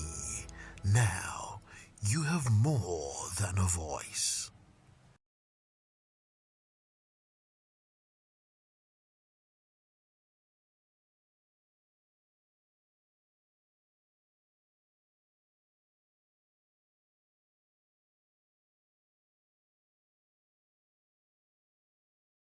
Are you ready for the extraordinary? Something big is happening on you. Our shapes with every headline. In a nation full of questions. In a world filled with noise, the truth needs a voice. The policies that shapes our world and the economy that determines our future. Every hour, every day, the grapevine keeps buzzing. And together, we are committed to telling the stories that shape our world, because your voice is our focus.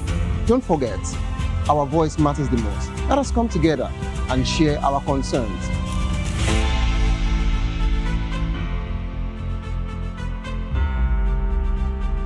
Mr. Familoni, and here's to VOP TV.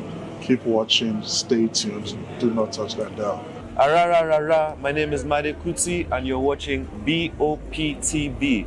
Keep watching. Welcome, my name is Zika Davis. Distinguished ladies and gentlemen, boys, viewers, everybody, boys and girls. This is VOP TV. Do you know what that means? Voice of the People TV. You don't have a voice, don't come here. You better make sure your voice is heard. Are you ready for the extraordinary? Something big is happening on your screen. Introducing VOP TV. Now streaming on SLTV channel 264. From breaking news to captivating conversations, news analysis, giving you all sides to the story. We bring in-depth discussions on the issues that matter, from politics to sports, entertainment, and lifestyle. VOP TV on SLTV, channel 264. Join us as we redefine what television means to you. Voice of the People Television, VOP TV. Now you have more than a voice.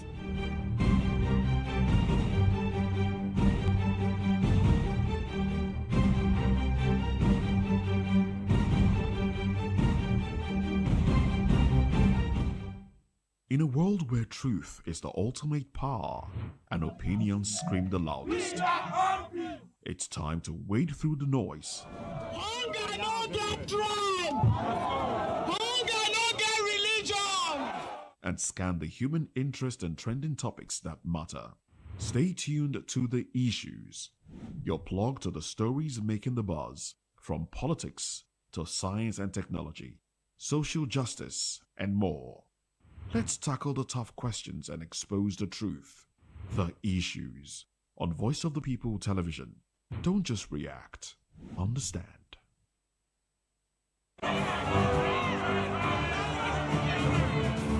Do you want your voice to be heard? Do you know that you matter in the scheme of things? The People's Voice, the show where ordinary citizens take center stage as we discuss the biggest stories that affect you and I. With you in mind, we facilitate lively discussions, debates, and interviews on the topics that matter most to you and I. From social justice to economic empowerment, education to healthcare, governance, and more. Tackling tough topics and amplifying your voice. Join the conversation and make your voice count. The People's Voice. Make your voice count. Awards, the razzmatazz, music, fashion, interviews, and more. Spotlight on Voice of the People Television. Let's feed you with all the juicy stories in the global entertainment space, bringing you the glitz and glamour as they hot. Stay tuned to Spotlight, 1 p.m. Monday to Friday. Spotlight on VOP TV. Entertainment like never before.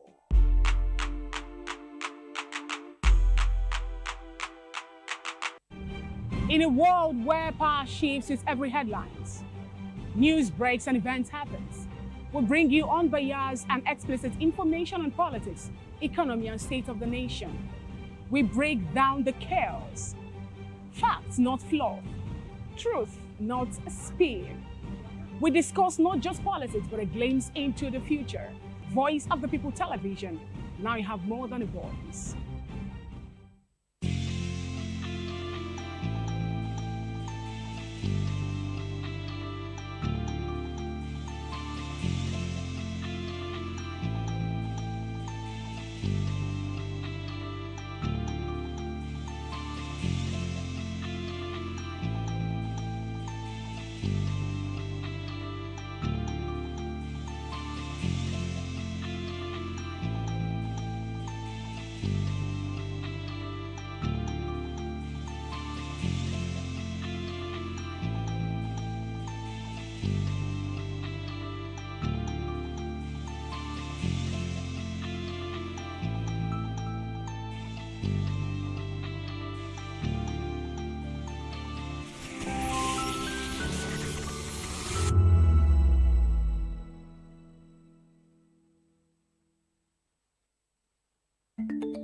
Africa is on the move, a continent of rising voices, untold stories, and powerful transformations. From the streets of Lagos to the heart of Nairobi, from the mines of Congo to the tech labs of Cape Town, the African story is being written every day.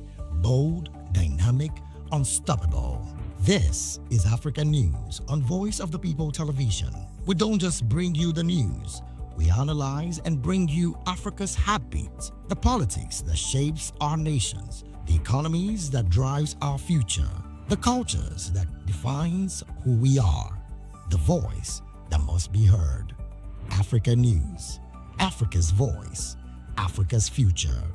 Where Africa speaks, the world listens.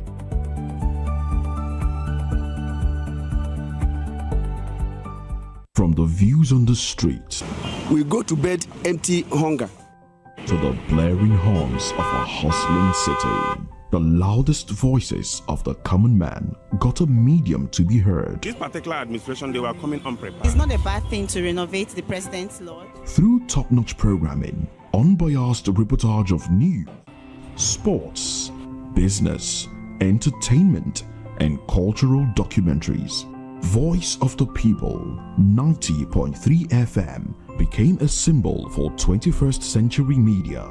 And now, a new baby is born. Voice of the People Television, VOP TV, youthful, full of vigor and penchant for excellence in the continent's media space, exposing the wrongs, applauding the rights, dissecting the news without fear or favor, through factual and accurate stories and contents. Corruption kills three things that makes a society. Representing the interests of the people and giving them a voice. Voice of the People TV is here to stay towards building a fair society. VOP TV, Voice of the People Television, truly a voice for the people. Voice of the People, you can hear me now. My name is Patrick Doyle, and I wish that you continue to echo the voices of the people. Big up VOP TV. My name is Suibifa Dokubo. Please keep watching VOP TV. Hi, my name is Kwekumali Ikena Onyekwena, and I am with the Voice of the People TV. Now, if you're looking for the veritable channel for information, politics, robust discussions, you don't need to go far. VOP has you. VOP will always have you. Thank you. Hi, my name is Patrick Diabwa, aka Ibani Chuka, Amayanabo the Eagle King, and you are watching VOP TV. Stay with us. 2564 is coming up on 49, right? The 2564 Atlantic Tower. What happens in the hush behind hangar doors? Who signs the papers that gamble with lives? Which truths were grounded before they even ever had wings? If you've ever buckled a seatbelt at 30,000 feet, if you've ever stared out of that tiny window and wondered who's really in control of the skies, it isn't just flight, it's power, it's politics, it's pressure sealed in steel. We're peeling back the clouds from runway risks to sky-high secrets. We're diving deep where most...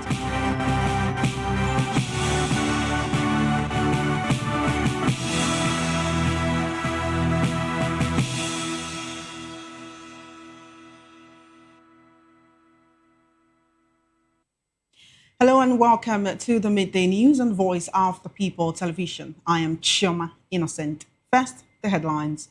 Civil society groups set to protest at National Assembly. Peter Obi joins Occupy NAS protest.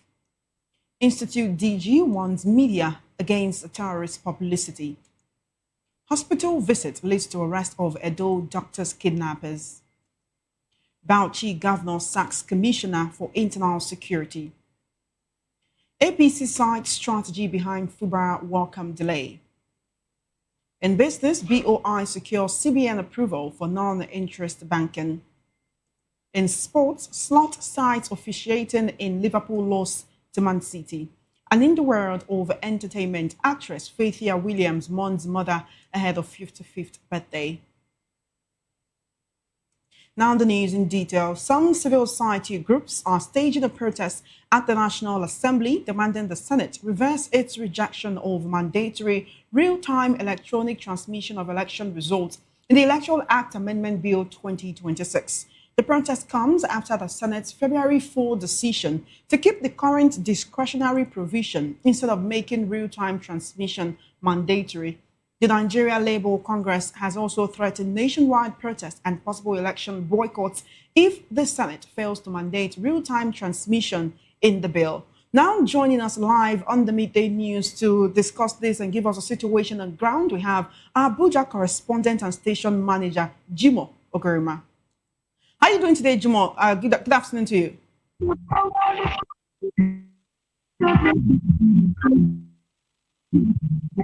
Jimo, can you hear me?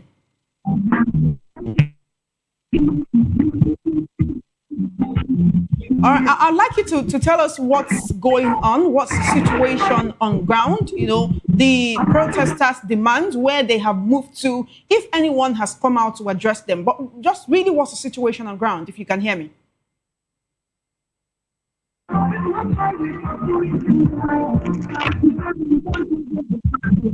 All right, while we wait to connect with our correspondent in Abuja, you can actually see what's going on. You can see the protesters. We can see the Labour Party presidential candidate in the 2023 elections, Peter Obi, at the forefront of the protest. By his side is the global coordinator of the Obedient Movement, Yunusa Tanko. And of course, activist and the newest ADC member, Aisha Yusufu, is also part of the throng. It's a large crowd. The protesters want the National Assembly to ensure that electronic transmission of results is made mandatory in the 2027 general elections and beyond. And that is the reason why they are marching. We can also see Electoral Act Amendment activist Randy Peters at the forefront of this protest. With this placard, real-time results equals public confidence. That is what the people are asking for. They want to be able to have confidence in the National Assembly. They want to know that the lawmakers are actually working for the good of Nigerians. But we were trying to reach out to our correspondent in Abuja to tell us what's going on. But in the meantime, you can see for yourself. And Nigerians asking for too much. Before this protest, actually last week, the youth wing of the African Democratic Congress, ADC, one of the biggest opposition coalitions of the moment in Nigeria, actually staged a protest at the National Assembly. And of course, they also scheduled for today. Abuja is right now, one could say, shaken due to these protests. But in the meantime, let's take a listen to what Peter Obi is saying. Small countries of the world are trying to do things right. We saw how this weekend because of did the wrong thing and then the sense of Africa is the one that wants to do things wrong. What is wrong is just a simple process of transmitting vote properly. Simple transmission. It's not difficult to allow the election to go through the normal process. Whoever wins will have said. So why are you bringing on the confusion?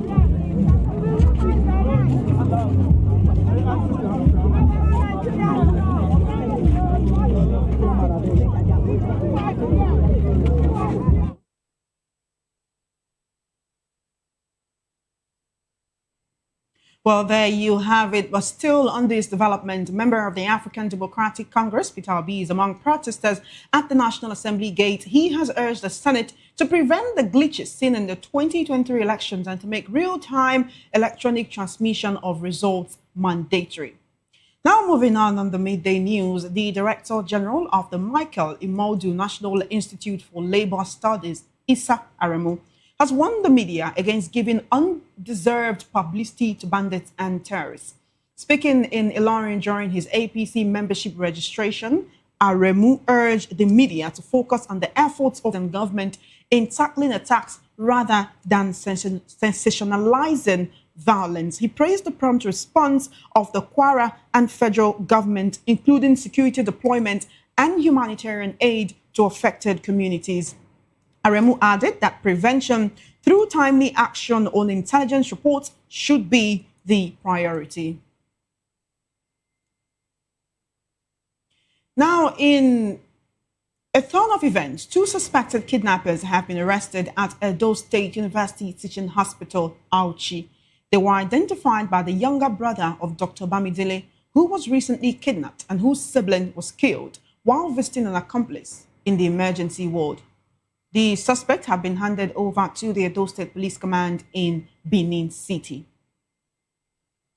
Now, this report says that Bauchi State Governor Bala Mohammed has relieved the Commissioner for Internal Security and Home Affairs, Ibrahim Galadima, of his appointment. The governor approved a minor reshuffle in the State Executive Council, with Galadima's removal effective immediately.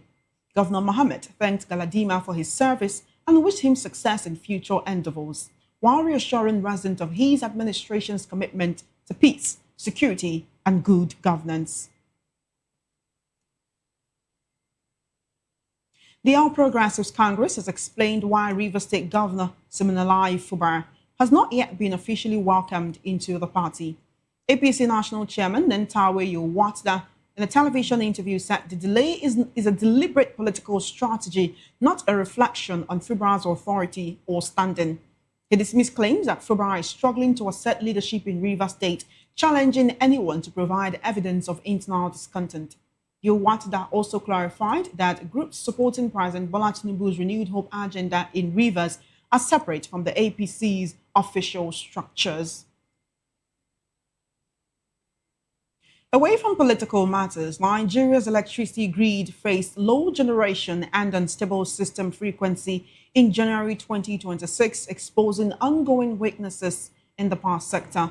The Nigerian Electricity Regulatory Commission's January fact sheet shows a sharp gap between installed capacity and usable power, with grid stability remaining a major concern. Most available power was absorbed by the grid, leaving little operational buffer, while generation plants continue to operate below capacity.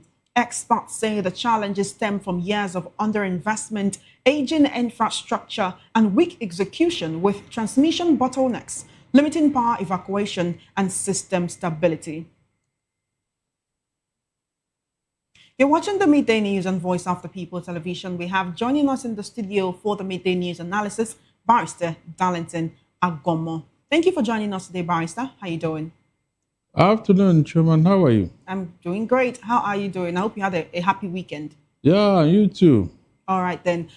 Let's go right into the issues. Peter Obi, Aisha Yusufu, Yunusa Tanko, Randy Peters, and quite a lot of other activists are out today, and they are protesting against the perceived lack of confidence in the National Assembly, where they say the National Assembly should have made it mandatory for electronic transmission of results and not just retaining it how it was in the Electoral Act 2022. Now, quite a number of people have been on Peter Obi's case, including his supporters, the Obedient, who say he's not exactly oppositioning the way the APC oppositioned when they were in the opposition. I hope you understand what I'm trying to say. But right now, he's leading the charge. Do you think this will actually boost his supporters' confidence in him before we talk about the National Assembly and the Electoral Act amendment? Yes, this is what I wanted the opposition to do. In fact, I think that they even woke up too late. They should have been protesting on every bad policy of this administration. That is why this APC, they feel that nobody can challenge them. I'm telling you, if the opposition had been doing what they are doing today, oh my God, APC will not do what they have done so far. You want the opposition to be protesting every other day? I said, in their time, Lai Mohammed used to issue 3 press conferences in a day. He used to grant a press interview 3 times in a day. Everywhere, everything Jonathan does at that time, they must say something about it. Brainwashing the public, telling them lies until nobody could do otherwise than to accept what they are saying. So you want the current opposition to quote and unquote brainwash the public so that you can see them as a veritable opposition that's actually doing what they're supposed to do. No. Listen, when I say brainwash, do you know what I mean? All the things they told the public about a PDP, today we have discovered that they were all lies. True or false? Was that not brainwashing? When they said there was no subsidy, they were telling the public all the manner of lies. Is that not what happened? So in this case now, the opposition have a very good weapon, valid weapon, which APC have handed over to them. Instead of them to make use of it, they are sleeping on their rights, very docile. There are many things they should have been protesting about. And people will say, yes, it's true. There are many things that this government have done in office that the opposition ought to protest. I mean, serious opposition. But they are not doing that. They will only make statements here and there. That's the end. So this thing that they are doing today in Abuja, they should sustain it. From now on, Every bad policy of APC should be protested. It should be protested. Nigerians are ready to follow them if only they can wake up. Because that was what APC did when they were in opposition. Even when Nigeria was okay, when things were okay, they were protesting. Remember the Ojota Freedom Square march, where APC went to bring out all manner of people, and they were there because of fuel subsidy. Now look at where they have brought us to. Yes, the opposition that ought to even protest that this is not what you denied us from doing now. You said there was no subsidy, this and that. So what have you done now? Everybody just kept quiet. They are very lucky I'm not in the opposition party. I'm not joking. What's preventing you from joining the opposition party? I said they are very lucky. I am not. Yes, but you can't join the opposition party if you want to, so that you can do what you feel the opposition is not doing. I can do. Look, I can do opposition from here.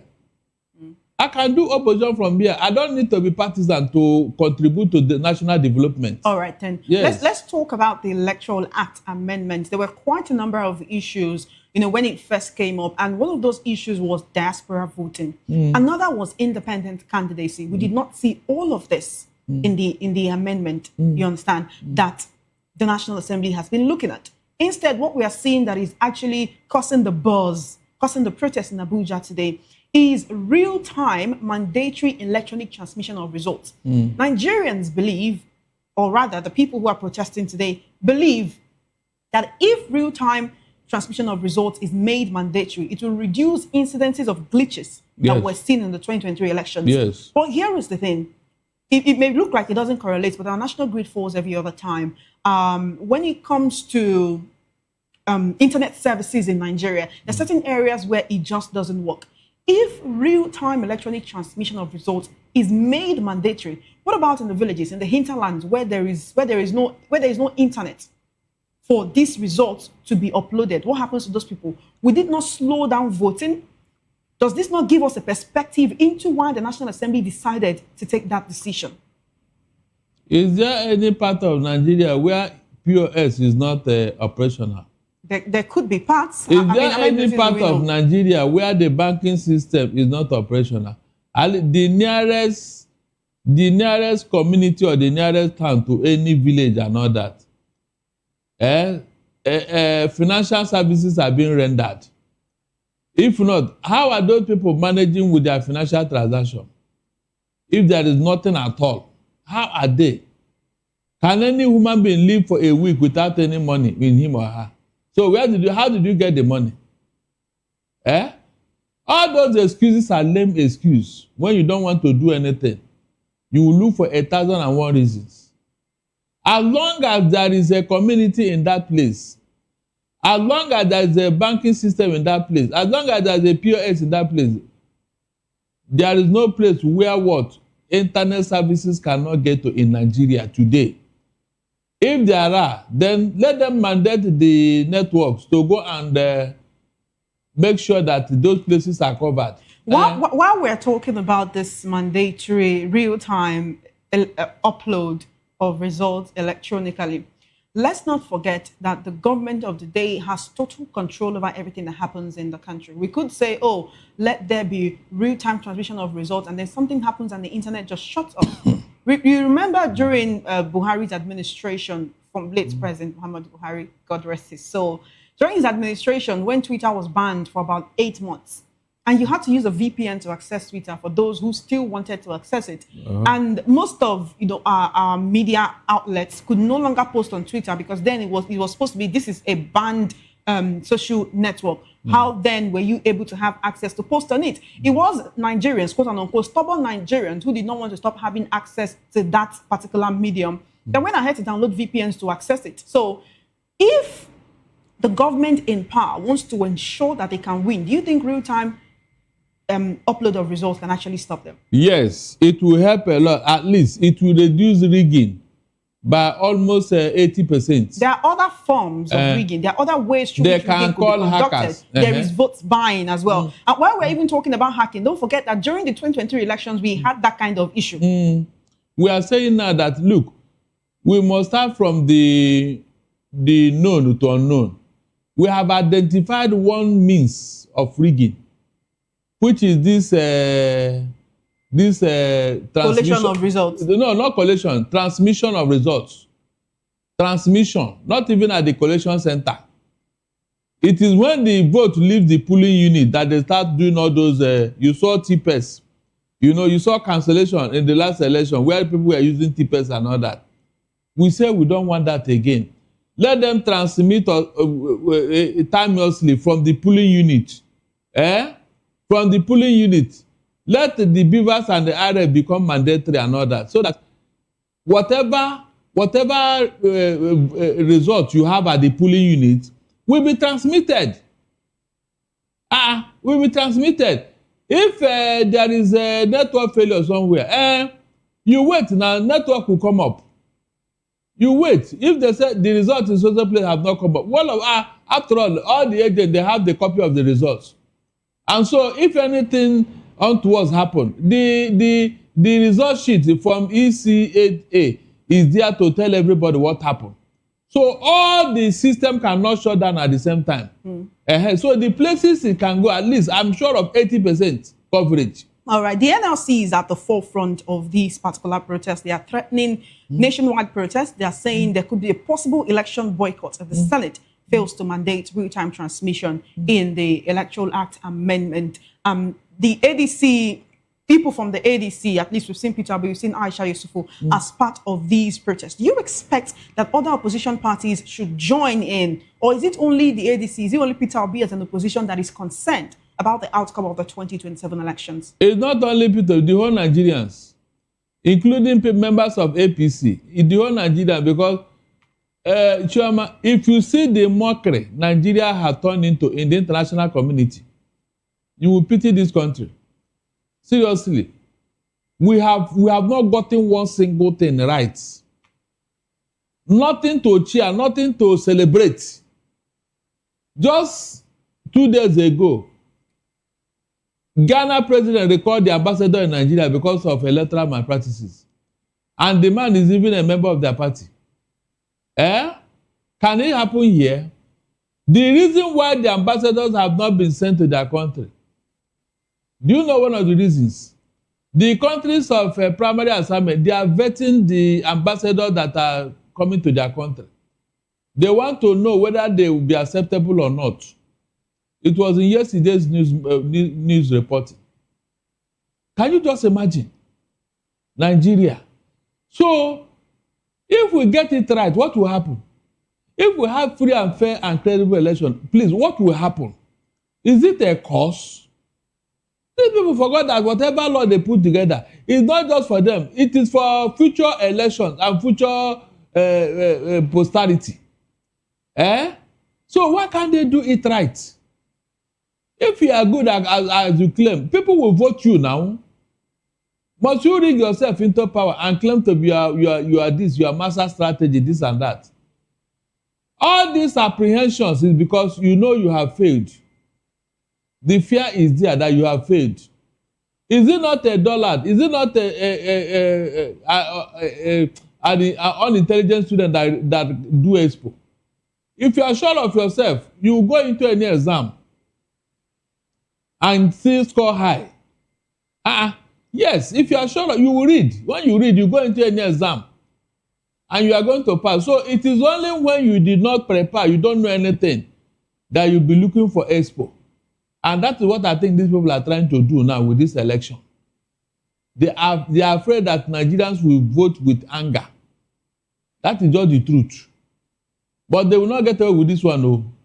Because the whole Nigeria, more people are coming to join them in Abuja tomorrow when they are going to resume sitting. How long do you think this protest can actually be sustained for? Before people get tired, before the police get involved, before tear gas gets involved and other things? I want it to last for a whole month, if more.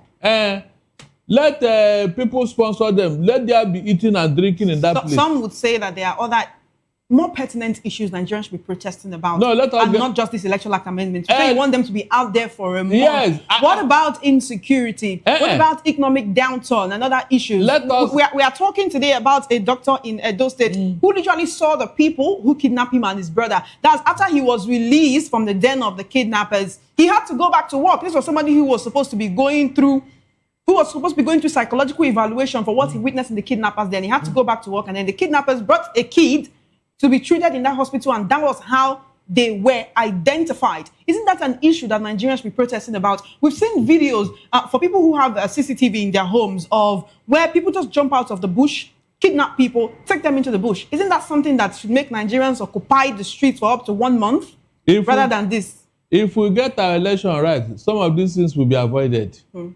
But before then? If we get, that's why we must insist on, let us get one thing clear at a time.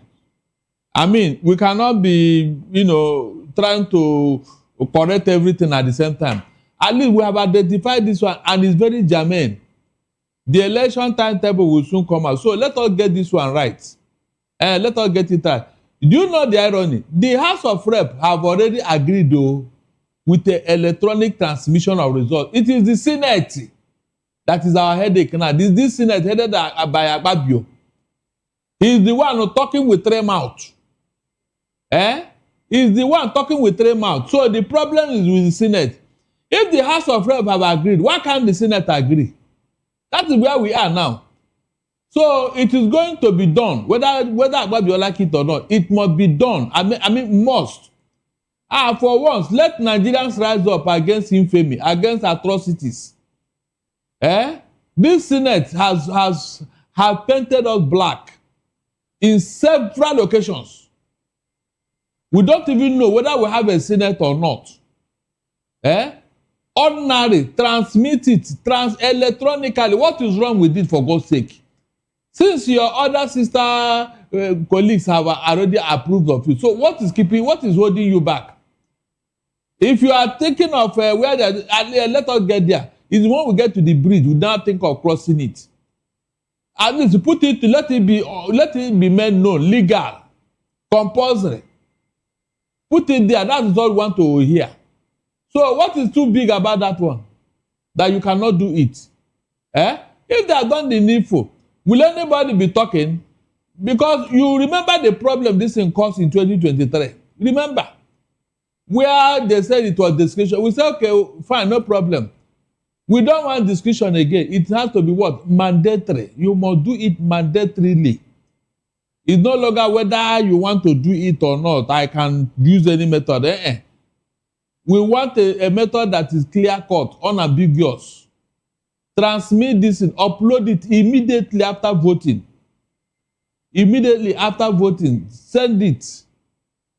Send it through IRF. If not, that result will not be accepted. All right, then. Because of our time, let's look at other issues. The Director General of the Michael Imoldu National Institute for Labor Studies, Issa Aremu, says he has actually warned the media against giving undeserved publicity to bandits and terrorists. Now, he was talking during his APC membership registration. He says the media should focus on the efforts of communities and the government in tackling these attacks rather than sensationalizing violence. But when we look at the media reportage of this incident, not to be biased, since I'm a media personality myself, one could say that the media tries to really tell what is going on, talking to the people who are involved. When the Kwara massacre happened, quite a number of media houses were reporting 35 murders and were reporting 40. But the Red Cross Society told the international media and some select Nigerian media that it was up to 165 people. Is this sensationalizing? Should we be reducing the numbers in order to make the government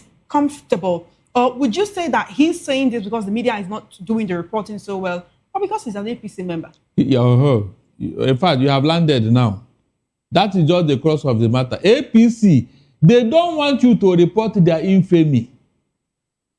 Chioma, that is the crux of the matter. How can you kidnap this number of human beings and you say nobody should talk about it? Not even kidnapped. It was a massacre. in Kwara State. Oh, yeah, and so, you recall the ones that were kidnapped on a Sunday in Kaduna State, saying the now, Christians, where we were told that 80 children escaped. And one could ask the question, how were 80 children able to escape from the camp of their abductors and the adults could not? And then the remaining people were then, whether they were rescued or they were released, nobody is really giving us the information so that we can tell Nigerians. But what we were told is that, people saw vehicles going into the bush and then they came out. Later they came back. They will be returned to their homesteads and they may be kidnapped again. There may be people in Nigeria who have been kidnapped 2-3 times. It's almost as if they become customers of these bandits. Now, Issa Remu was once a Labour leader. I don't know whether he's still one. And now, he's trying to do like Oshomole, who used the Labour Union to climb to where he is today, from governor to senator. The same trajectory. So if he doesn't talk like this, APC will not bring him into the family. They will not give him an attractive position and all that. This is what they are doing. They are playing with human lives here. You should not resort such atrocities. So what are you going to report?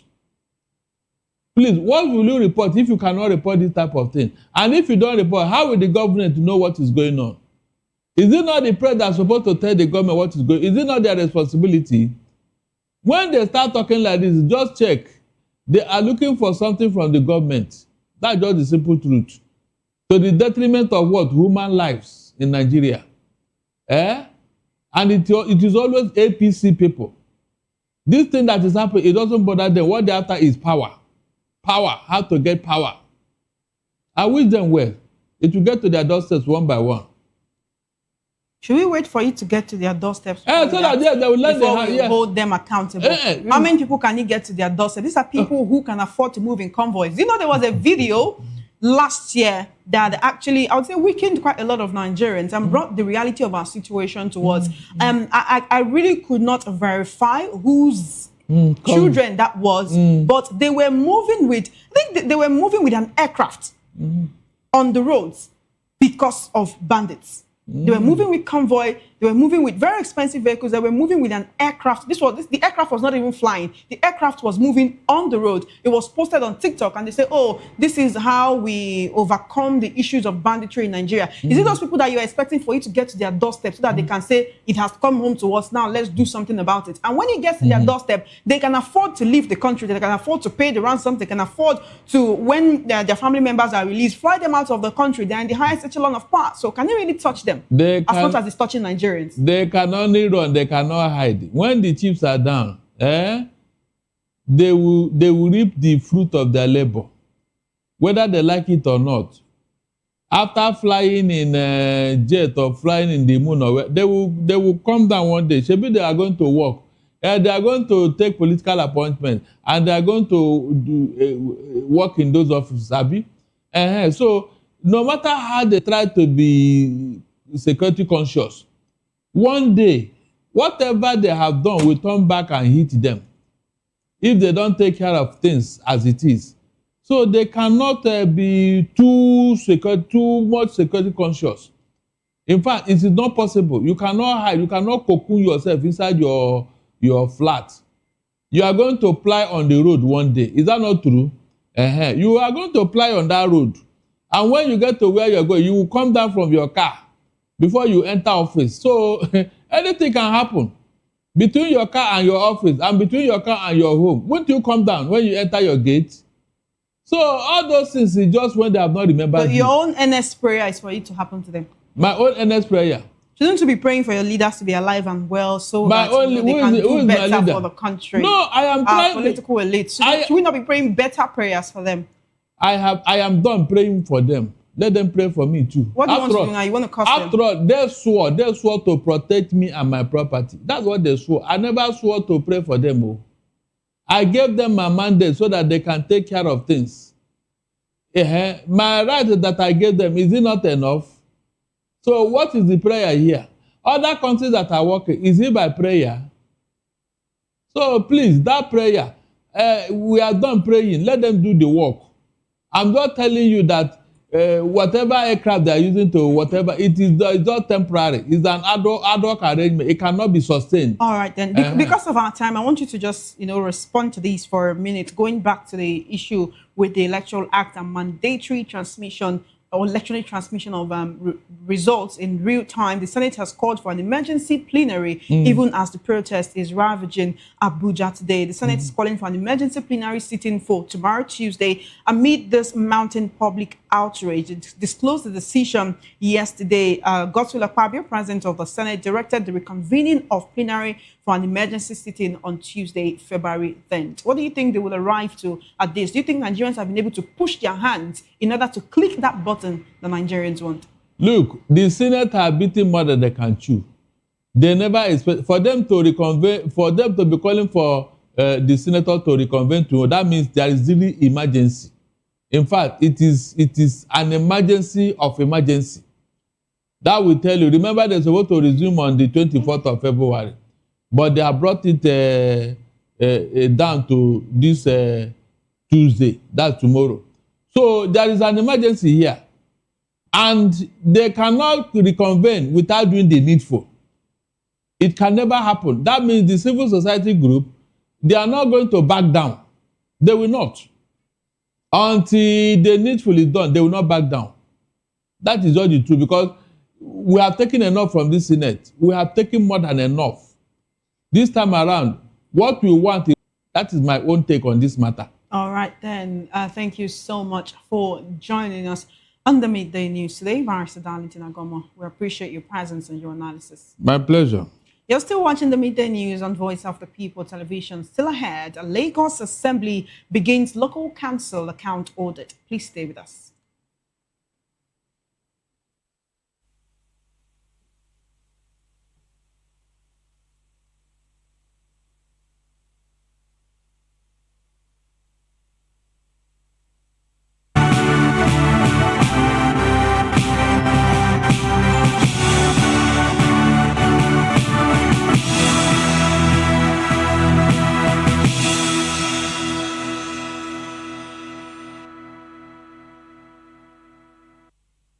Welcome back. Now, here in Lagos, the state government has sealed the Ladipo spare parts market along the Murtala Mohammed International Airport Road on the Apapa-Oshodi Expressway over repeated environmental violations. This was disclosed by the Commissioner for the Environment and Water Resources, Tokunbo Wahab, in a post shared on X.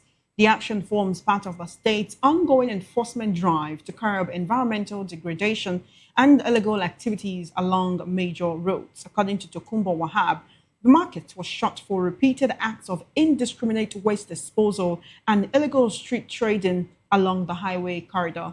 The closure was aimed at enforcing compliance with environmental regulations and restoring order along the highway.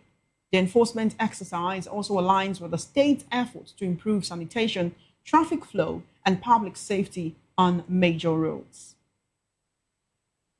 Now, Yang Yuqing, the Consul General of China in Lagos, says our country remains firmly committed to expanding high-level opening up and sharing development opportunities with Nigeria and Africa. Yang said this in Lagos at a reception held to celebrate the Spring Festival and the 55th anniversary of the establishment of China-Nigeria diplomatic relations. According to her, the Spring Festival is a time to bid farewell to the old and welcome to the new, embodying the Chinese people's heartfelt aspirations for a better future. Reflecting on past years, Yan said bilateral relations between the two countries had advanced by leaps and bounds. Also, Secretary to the Lagos State Government, Abimbola Saluhunde, said the celebration spoke to the strength, resilience, and relevance of the China-Nigeria relationship, describing it as one that continues to evolve. In another development, the Lagos State Government has inaugurated a Central Planning Committee to coordinate the final burial rite of the Accra of Badagry, Aholu Menu Toyi I. The ceremony held at the Accra's Palace drew government officials, council chairmen, traditional rulers, religious leaders, security agencies, and stakeholders from Badagry Division. Speaking, Bolaji Kayode Roberts, the Commissioner for Local Government, Chieftaincy Affairs and Rural Development, described the committee's constitution as a sacred responsibility.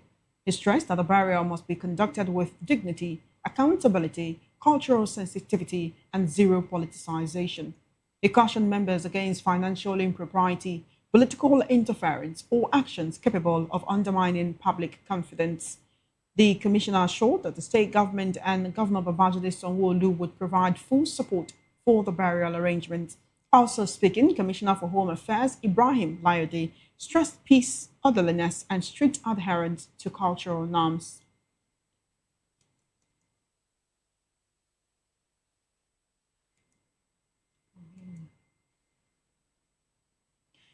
Now we take you straight to the world of business, where the Bank of Industry has received regulatory approval from the Central Bank of Nigeria to operate a non-interest banking window, marking a major expansion of its financial framework.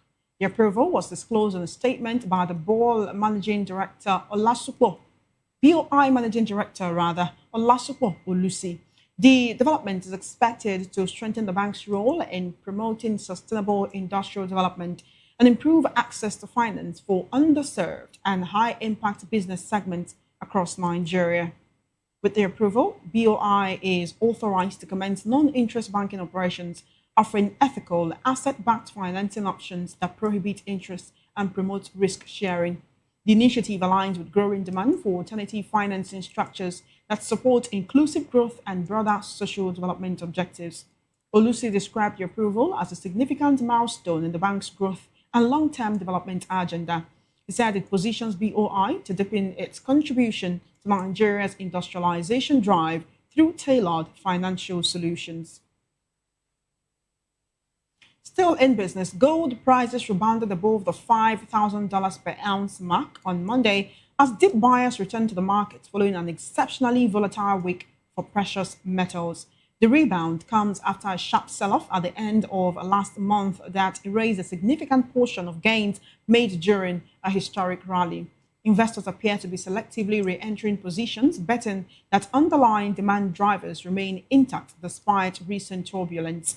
Precious metals had been on a record-breaking ascent since last year, driven by a mix of geopolitical tensions, concerns over currency debasement, and questions surrounding the independence of the U.S. Federal Reserve.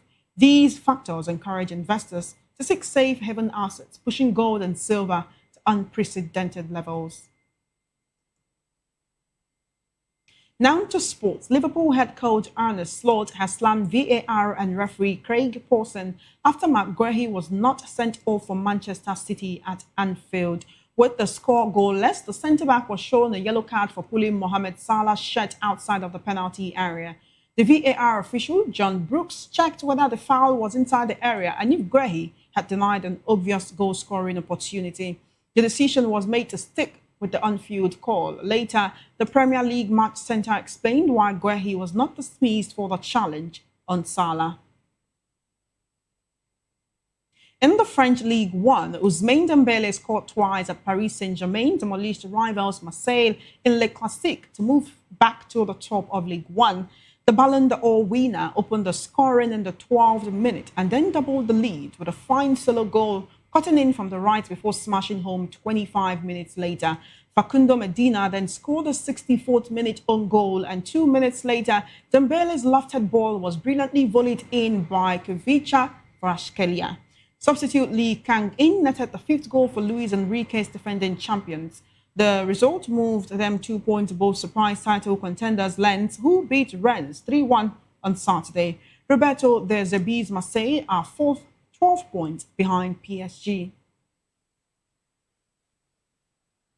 Now we bring you news in the entertainment circle, where a very tragic development has unfolded. Nollywood actress Faithia Williams announced the death of her mother, revealing the loss was concealed from her until after her 55th birthday celebration. In an emotional post shared on her Instagram page, the actress disclosed that her mother passed away on the eve of the birthday party she marked on Thursday, February 5, a development she says she was unaware of at the time. Faithia described her late mother as her cheerleader, prayer warrior, best friend and gist partner, adding that the reality of her passing is yet to fully sink in. Taking solace in her faith, the actress said the Williams family had chosen to keep the matter private for now, while requesting prayers and support from the public.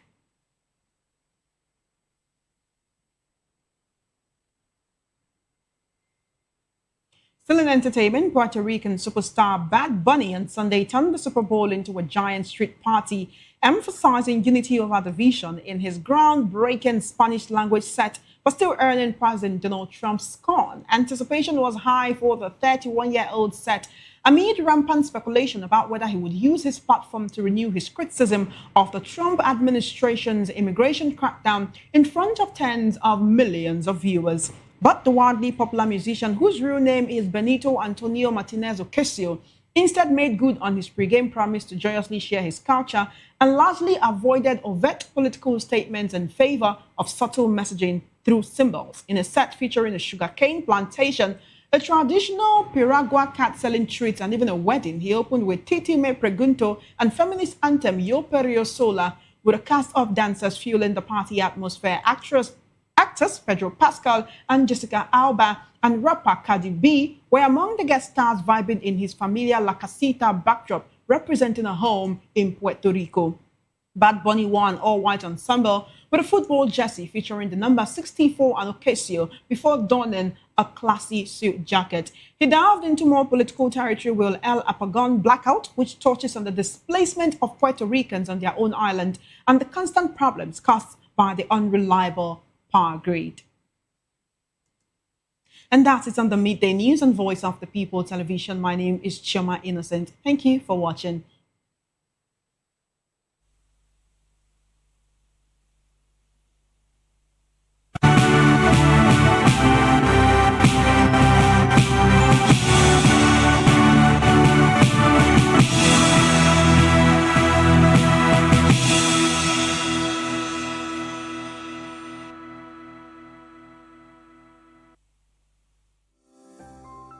VOP TV.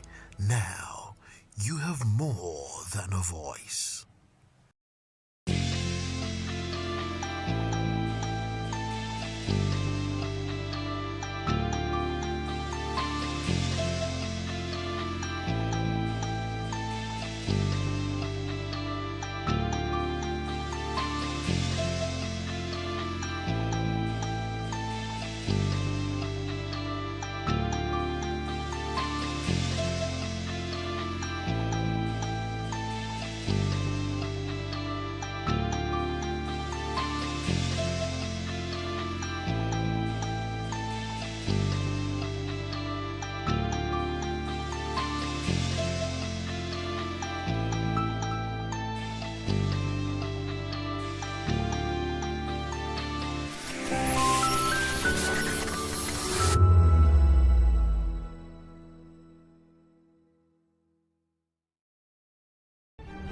In a world where power shifts its every headlines, news breaks and events happens, we bring you unbiased and explicit information on politics, economy, and state of the nation. We break down the chaos. Facts, not fluff. Truth, not spin. We discuss not just politics, but a glimpse into the future. Voice of the People television. Now you have more than a voice. In a world where power shifts with every headline. In a nation full of questions. In a world filled with noise, the truth needs a voice. The policies that shapes our world and the economy that determines our future. Every hour, every day, the grapevine keeps buzzing. And together, we are committed to telling the stories that shape our world, because your voice is our focus. Don't forget, our voice matters the most. Let us come together and share our concerns.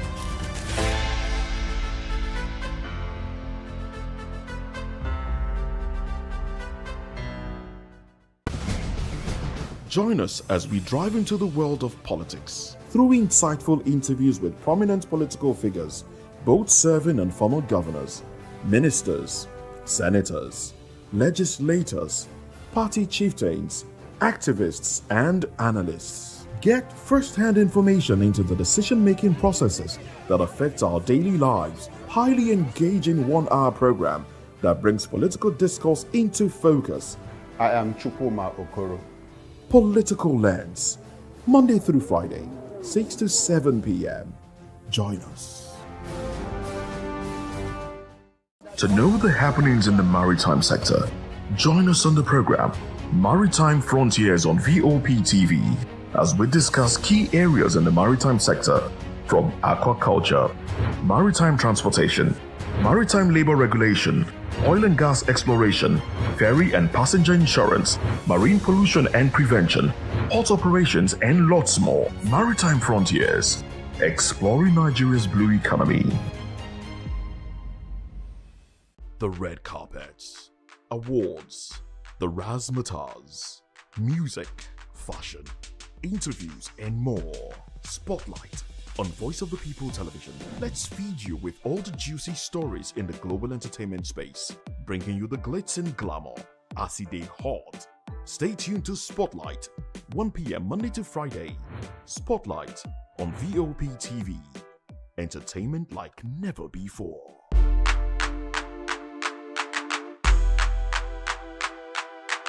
In a world where truth is the ultimate power and opinions scream the loudest, it's time to wade through the noise. Hunger no get tribe! Hunger no get religion! And scan the human interest and trending topics that matter. Stay tuned to The Issues, your plug to the stories making the buzz, from politics to science and technology, social justice, and more. Let's tackle the tough questions and expose the truth. The Issues on Voice of the People Television, Mondays to Fridays, 8 to 9 p.m. The Issues. Don't just react, understand. Welcome to the locker room, the home of football talk that matters. I am Jerry Apelon. Join us every weekday, Monday to Friday at 5 p.m. Nigerian time, as we share the hot takes and hot debates in the exciting world of football. And joining me are the usual suspects, Ikechukwu and Mayowa, as we break down all the hot takes and everything that's happening in the football. Don't just watch football, live it with us. Catch us on the locker room and Voice of the People Television at 5 p.m. Nigerian time. And like I always say, if not going to the talk, please discuss. And it's Hakim Ziyech who puts the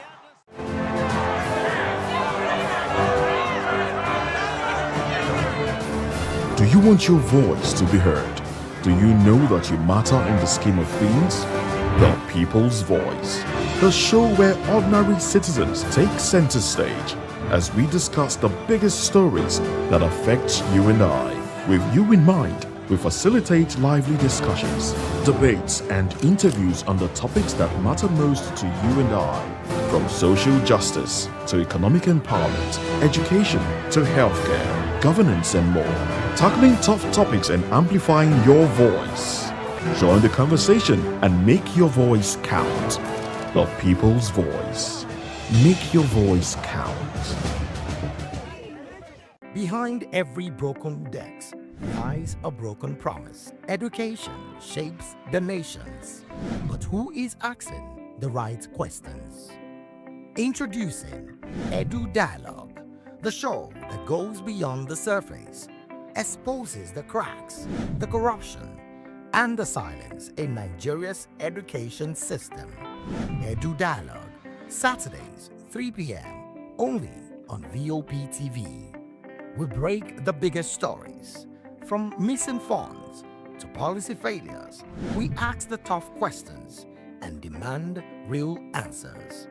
Edu Dialogue, this Saturday, 3 p.m. on Voice of the People Television. VOP TV. Now, you have more than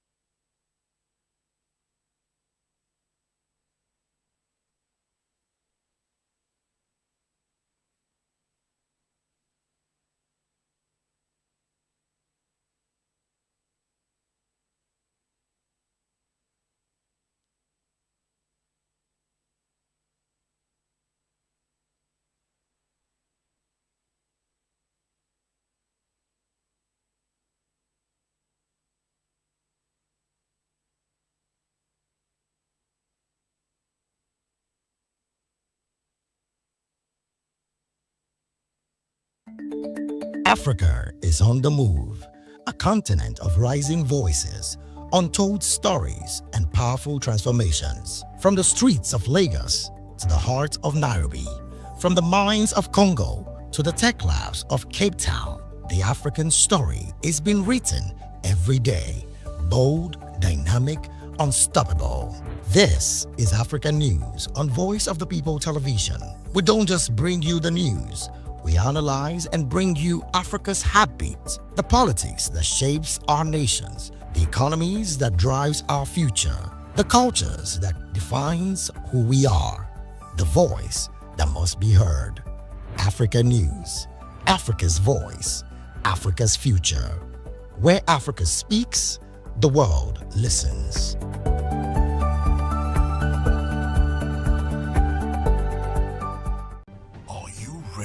The extraordinary. Something big is happening on your screen. Introducing VOP TV. Now streaming on SLTV channel 264. From breaking news to captivating conversations, news analysis, giving you all sides to the story. We break in-depth discussions on the issues that matter, from politics to sports, entertainment, and lifestyle. VOP TV on SLTV channel 264. Join us as we redefine what television means to you. Voice of the People Television, VOP TV. Now you have more than a voice.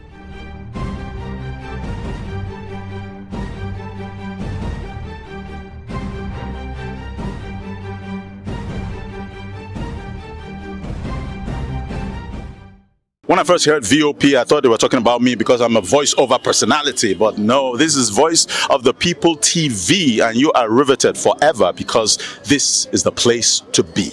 Yo guys, your boy Chella. Shout out to VOP TV. I love you guys. Salut, salut tout le monde. Suspect 95. Là, on est sur VOP TV.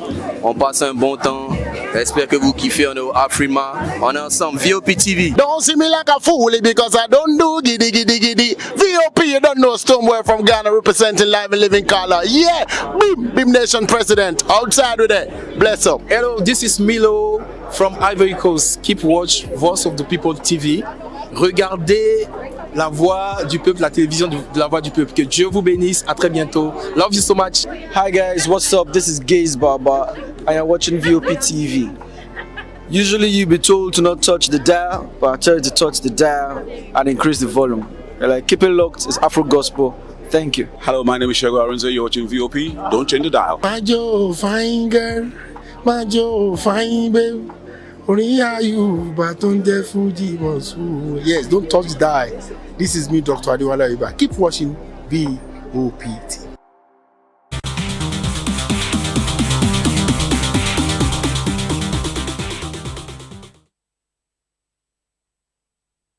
People, welcome to Spotlight on VOP TV, the place where stories come alive and voices matter. This is the show where we shine the light on creativity, style, culture, and music, and purpose-driven people who are shaping the world around us. And yes, it's a beautiful day to stay inspired and grounded. Guess what? You know, this is the month where we are talking about love. And if you get it, if you don't get it, forget about it. And yes, I hope you have not forgotten. I'm your special baby girl, Precious Agumanu, aka Call Me Prezi. And today is a new day, and we're going to talk about a lot of things. And first off, we're talking about today, still in the season of the love. Yes, we're talking about Valentine. And yes, what's all this about Valentine? A lot of people don't they talk. Yes, you see, Valentine is coming. Where some people they say, where is your boyfriend? And some they say, where is your girlfriend? But wait till I want to tell you, we say, no, go do Valentine, forget yourself, you. Because it is the truth. Last, we go still celebrate and well. All right, it is a season of love. And a lot of people feel that, yes, Valentine's time, plenty people, they go astray. I don't want to talk about this, but yes, some people, they go astray. Why people, they really genuinely show the love. You get what I'm trying to say? And it's actually beautiful that, yes, some people go receive gifts, some no go receive, some go get flowers. Get what I'm trying to say? Some no go get. But if you still don't get, no worry. person wey go love you genuinely go still give you your own. All right, so a question has been put out to people, us, that are going to celebrate the Valentine, and somebody is saying that, oh, the Valentine is a sin and that it is not supposed to be. And some people are now saying that the question has to come out and that they are asking, is it possible that Valentine should be cancelled? How will you feel? That is the question. If Valentine is cancelled, how would you feel? So before we go into these questions and people have started, reacting to this particular question, let's see this video, because there's a video trending and we need to watch this. A pastor was talking about Valentine, so let's watch this. Cancel. That Valentine should be cancelled. That Valentine should be cancelled.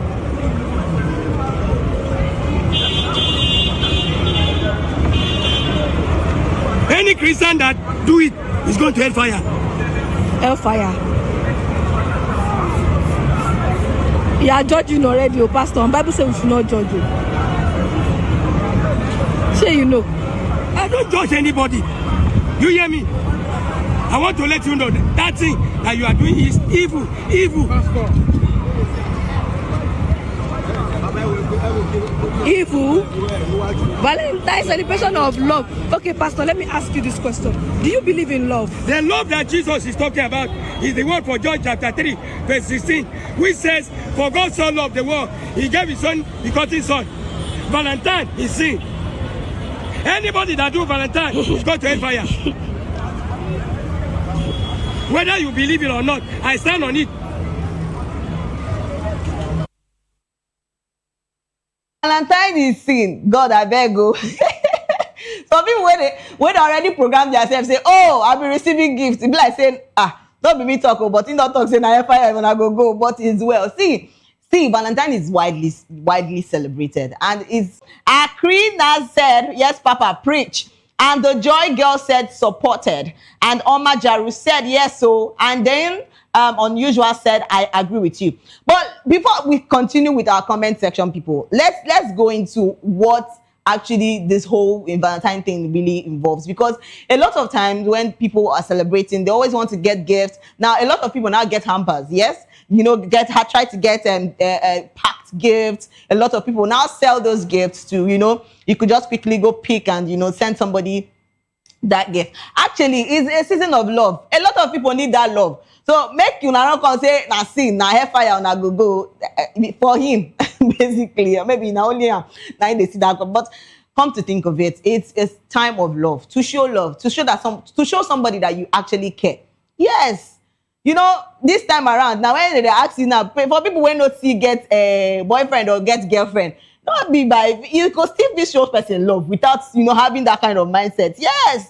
So where this man don't they carry the thing they go is another way, which me I know they follow up. All right, we have more comments. Let's take more and more comments of what people are talking about Valentine. And Michael, you said this man, they always find bridges to stand beside. He go convert you before you cross. Okay. And another person said, preach on, pastor. And the Real Gold 99 said, yes, Papa, all these relationship people want to go and do bad things on the 14th. And there Umami said, anything where my pastor talk, make una do am abeg. No Valentine, no do boyfriend, marry straight. Make women no come Lagos. But talking about marrying straight, because this is what a lot of people talk, that we are not dating, we're courting. That's what they put it, they target us. And talking about courtship, is it better now that you just get married to this person without knowing this person? A lot of people don't learn people. Like, they don't, because I don't know, people are not doing things so religiously. Like, you get to just want to get married straight to the point. We understand that is how you want it. But I feel that you're supposed to learn this person, know this person you're supposed to spend the rest of your life with or be with, actually. Because a lot of people they do things. A lot of people now claim to be sheeps. Yeah, demons in sheep clothing, and they are doing lots of things. And funny enough, most of them now then they go church pass. I'm sorry, but it's the truth. Now then they do the holy thing where you understand. But apart from that, what I'm trying to say is that Valentine is where people tend to show this love, care. You care for someone, you love somebody. you want to show the person that you're there. You get? But now people don't they think on other things. They carry the Valentine, they go another place. You get what I'm trying to say? But what are they try to say? Maybe you now use your hair for this 14. 14 is close.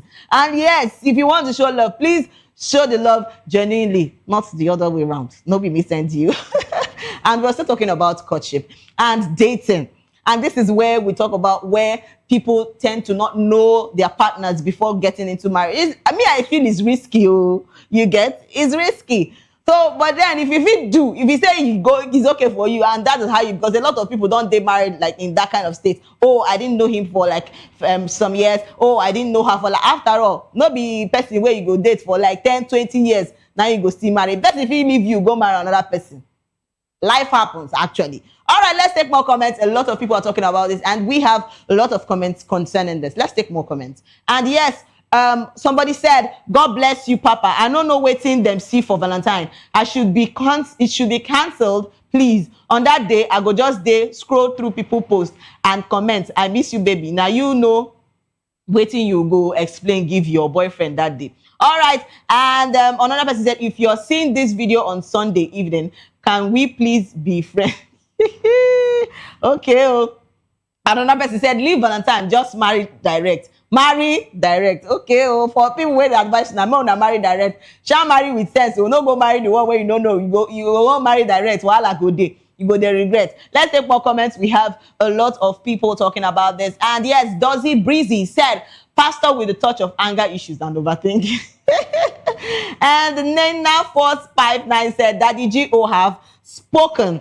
And another person said, yes, they stole all the gifts and cards wanted to gift my man. Oh, sorry, Bele. And Whalmouth said, Shey when I don't hear you. And Ayomide Baby 11 said, it should be cancelled until I find love. Oh, for people who never find. See, this 14, people who already plan as this 14 go be. We said when I go pepper some people. Well, not be me, Sha. When I'm not ready, say when I go pepper a lot of people. God will help una.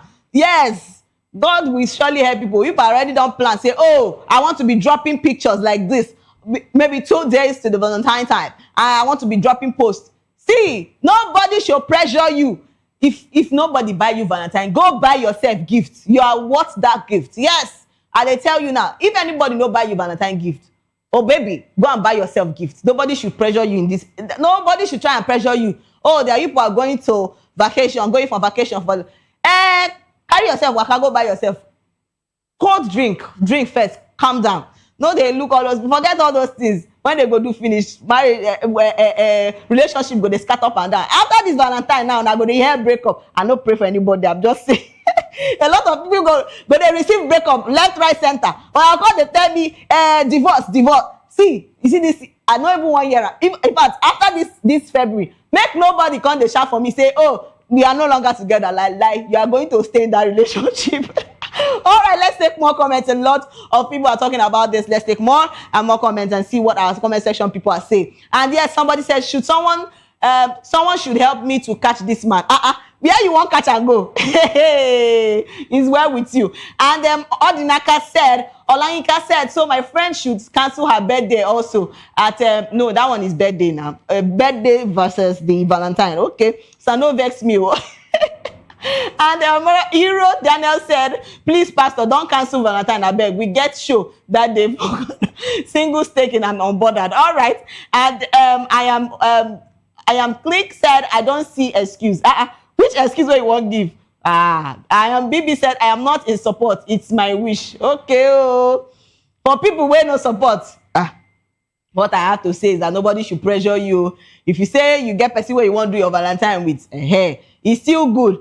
And for people where still they find love, I will not get person where go gift them on that day. I don't tell them what I go do. If you want to do pepper people to go buy your own gifts. Place and where you want them. Mail and they say, oh, I received my gift. After all, gift na gift. Who come open my tell and say na person will gift me. Nine lose. So just do your own gift personally. Buy it for yourself and say, oh, this is my own Valentine. While I no go day. All right, and yes, that takes us to our next gist. And right now, we're talking about something that happened during the weekend. And yes, a post circulating widely on social media has sparked intense debate after claiming that parents allegedly spent 70 million on a birthday cake for their daughter's celebration. So according to the viral post, the cake was part of an extremely lavish party that reportedly ran into hundreds of millions of naira, drawing mixed reaction from Nigerians online who questioned the priorities and symbolism of such spending amid current economic realities. You get what I'm trying to say? And however, the claims remain, we're still checking out. And while extravagant celebrations by wealthy individuals are not uncommon, analysts have urged the public to treat viral social media stories. And yeah, we're talking about 70 million naira cake. Father, see, even when you look this cake, safe, waiting the company up. Say poverty is poverty. God, in fact, make we shout the blood of Jesus for where poverty there. Because what in the heaven is this? Now cake be this, so it be like house. People they expect later now they say precious you day too you 2 day I beg wanna leave me. If they even give me this one, uncle, I'm gonna chop it. I'll go chop her with my full chest because who is not going to see this kind of cake and be happy? Even we even check even the grand self feed the cake too. But come to think of it, this cake is massive. Even the walls, everything about this cake. But for wetin I dey talk we say for pikin wey still dey small wey they celebrate birthday, now they do this kind. I feel well, it's their money, abi. It's good to also do all this kind of. Oh my God, it's actually good to do all this kind of things for your daughters. Do you understand? But it can't they do me. I say it too much. But when the money is there, what will you not do? It's his money. He can do whatever he wants to do with it. The cake never finish. Even the one where they see they swing up and down. Okay, Lord Jesus. Now, this kind of people where you go carry go school like this, they go tell. See, I cannot imagine that I carry my own child and go to a very expensive school, and my child go they speak another thing for me. While I go there, because I cannot spend a lot of money, on birthdays like this, and still spend money on in the school, and you tell me that my child is not learning.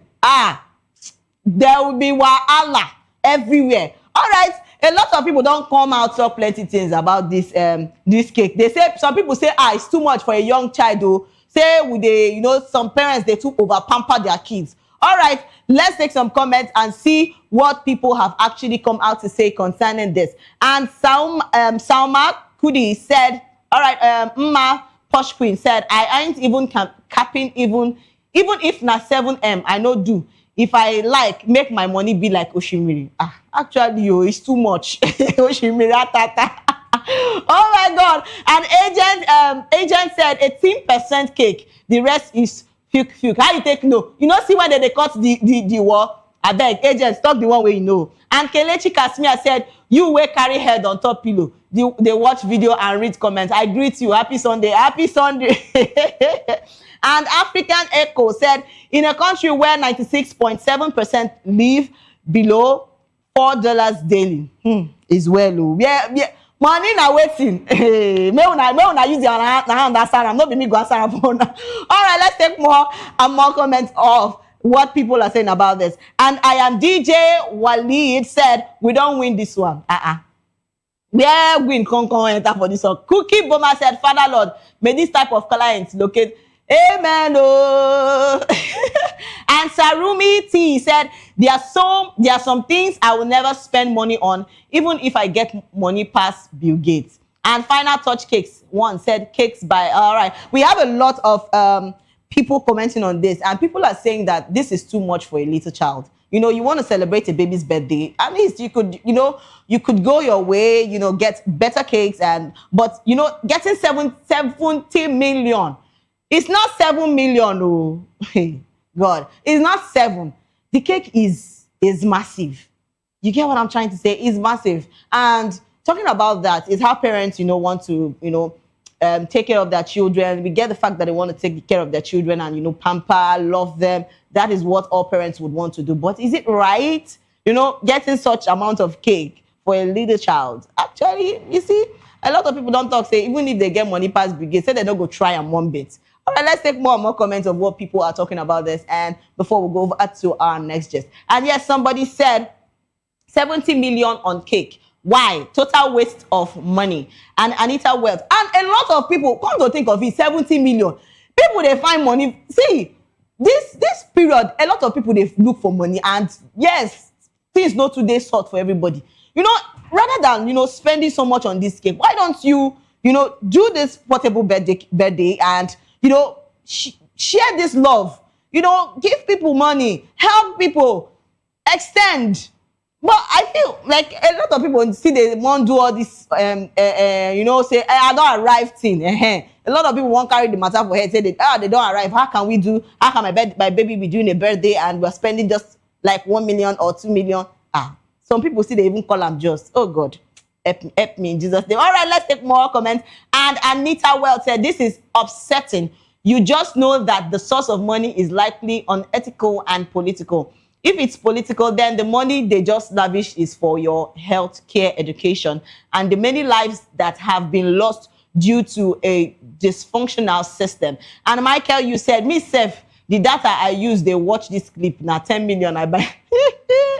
Everybody just the free will. They just get free will to they lie on top of this social media. All right, as well, but that cake is massive, actually. For that price, it's actually massive. Okay, and yes, we'll take a short break. And when we come back, we have a guest joining us. So please don't go anywhere. Stay put.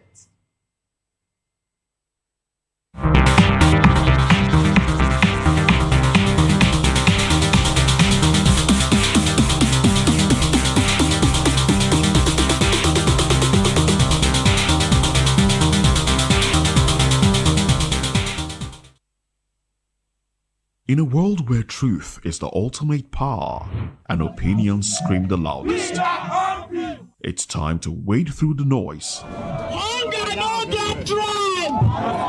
Hunger no get religion. And scan the human interest and trending topics that matter.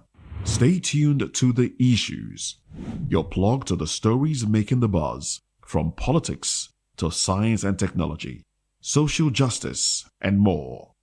Let's tackle the tough questions and expose the truth. The Issues on Voice of the People Television. Don't just react, understand. Do you want your voice to be heard? Do you know that you matter in the scheme of things? The People's Voice, the show where ordinary citizens take center stage as we discuss the biggest stories that affect you and I. With you in mind, we facilitate lively discussions, debates, and interviews on the topics that matter most to you and I.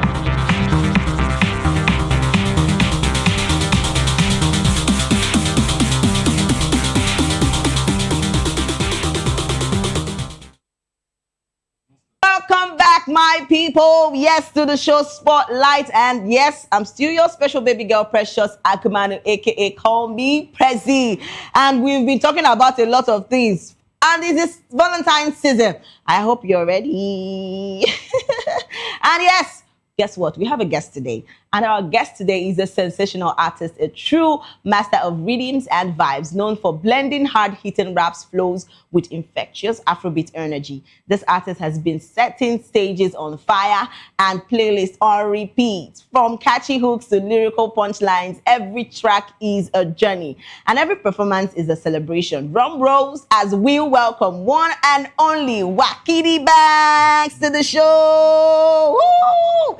Welcome. How are you feeling? I'm fine. Is this things and composure for me? You know when somebody is big. This one, when somebody is big, it's big. You don't need to, they always come down to talk to you. Relax. You get what I'm trying to say? All right, tell me, how's the week been for you? I've been good. I'm having a nice time living in Lagos. You know, Saturdays that, sun up Saturdays, vibes upon vibes. You had party and the rest of them. Yeah. Oh, you had to party. Now, wow, and you want to come on Monday, and then it's always all right. For people who don't still go back party, I beg go. Valentine don't they come? So what do you have to say about the Valentine? The Valentine season now to show love. Everybody's not doing Valentine. Everybody know they do the Valentine. You don't go do the own Valentine. I don't understand. Abi, you no get babe. May we know first. You get what I'm trying to say? No, you get babe. Abi, you no get babe. Talk true. I get babes. Wala de. Oh, please, the babes. I hope they're watching right now. So tell me, Wakidi Banks, how did you come about your name? Because I just heard the name. I'm like, okay. Well, they started calling me Wakidi from my secondary school time. Oh, okay. So I just added Banks to it to make it unique. To make it. You just got the name Wakidi. It be like say sometimes people they always get this skill to name themselves something. Maybe one day I go just sit down and call myself one time I won't call them so that everywhere I go just. So tell me, how is music? How has music been for you? Music is fine. The creative part of it, everything is going very well. Just sometimes you have some kind of what do you call it? Some kind of breaks to take care of other things. But Yeah. we're moving, we're good. Okay, so how did you come about doing music? Well, I've always loved music Yeah. from when I was a kid. Okay. Yeah, so I had a friend who said we should go to the studio and like make real music in the studio. Yeah. I went to the studio with him, and that's history Just today. like that. Yeah. So at what stage did you now know that I can do music? At what stage did you just wake up one day and say, I'm going to go to the studio to go do music? Then I used to write my own songs. I used to I used to have a notebook. Then I used to write my own songs. I was a very big fan of Lekesh, Whiskey, plenty of them. I used to write my own songs. Oh wow! And talking about you, making your own song. Why did you choose rap? A lot of we have a lot of Afrobeat singers, and a lot of them want to do the normal contemporary songs we do, and the rest of them. So why did you choose rap? Well, I feel like that's what resonates with me. I like rap music. Yeah, I'm not really not like I don't listen to like other genre of songs. But Yes. I love rap music. I feel like every artist, a rapper, has this creative mind. Being a rap artist, tells stories, some other things. It's quite creative and quite educative to know that somebody, thinks beyond other people. So tell me, do you flow more with the beats? Because rap artists, they always do this, this kind of sound when they want to be. I don't know. Like I feel that that's how they do this. You get what I'm trying to say? So I don't know. Do you flow more with the sounds before getting your lyrics done and stuff like that?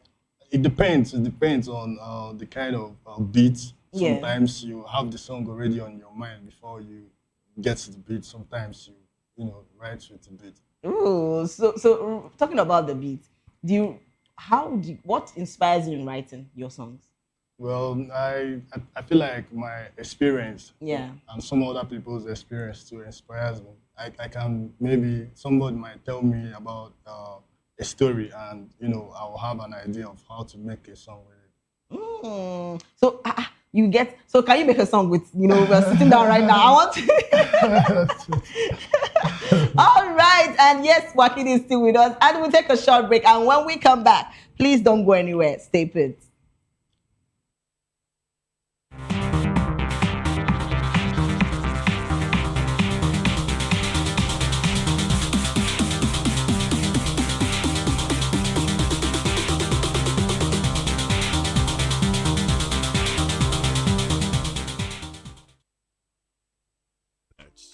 Awards, the razzmatazz, music, fashion, interviews, and more. Spotlight on Voice of the People Television. Let's feed you with all the juicy stories in the global entertainment space, bringing you the glitz and glamour as it is hot. Stay tuned to Spotlight, 1 p.m. Monday to Friday. Spotlight on VOP TV. Entertainment like never before.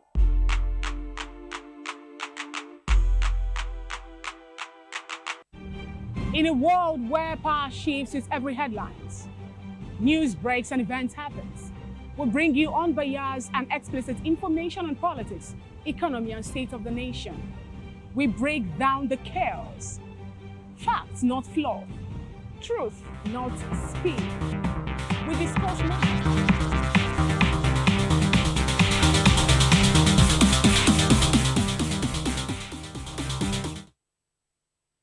And yes, welcome back to you on the show Spotlight on VOP TV. And yes, I'm still your baby girl, Precious Agumanu, aka call me Prezi. And guess what? We still have Wakini with us.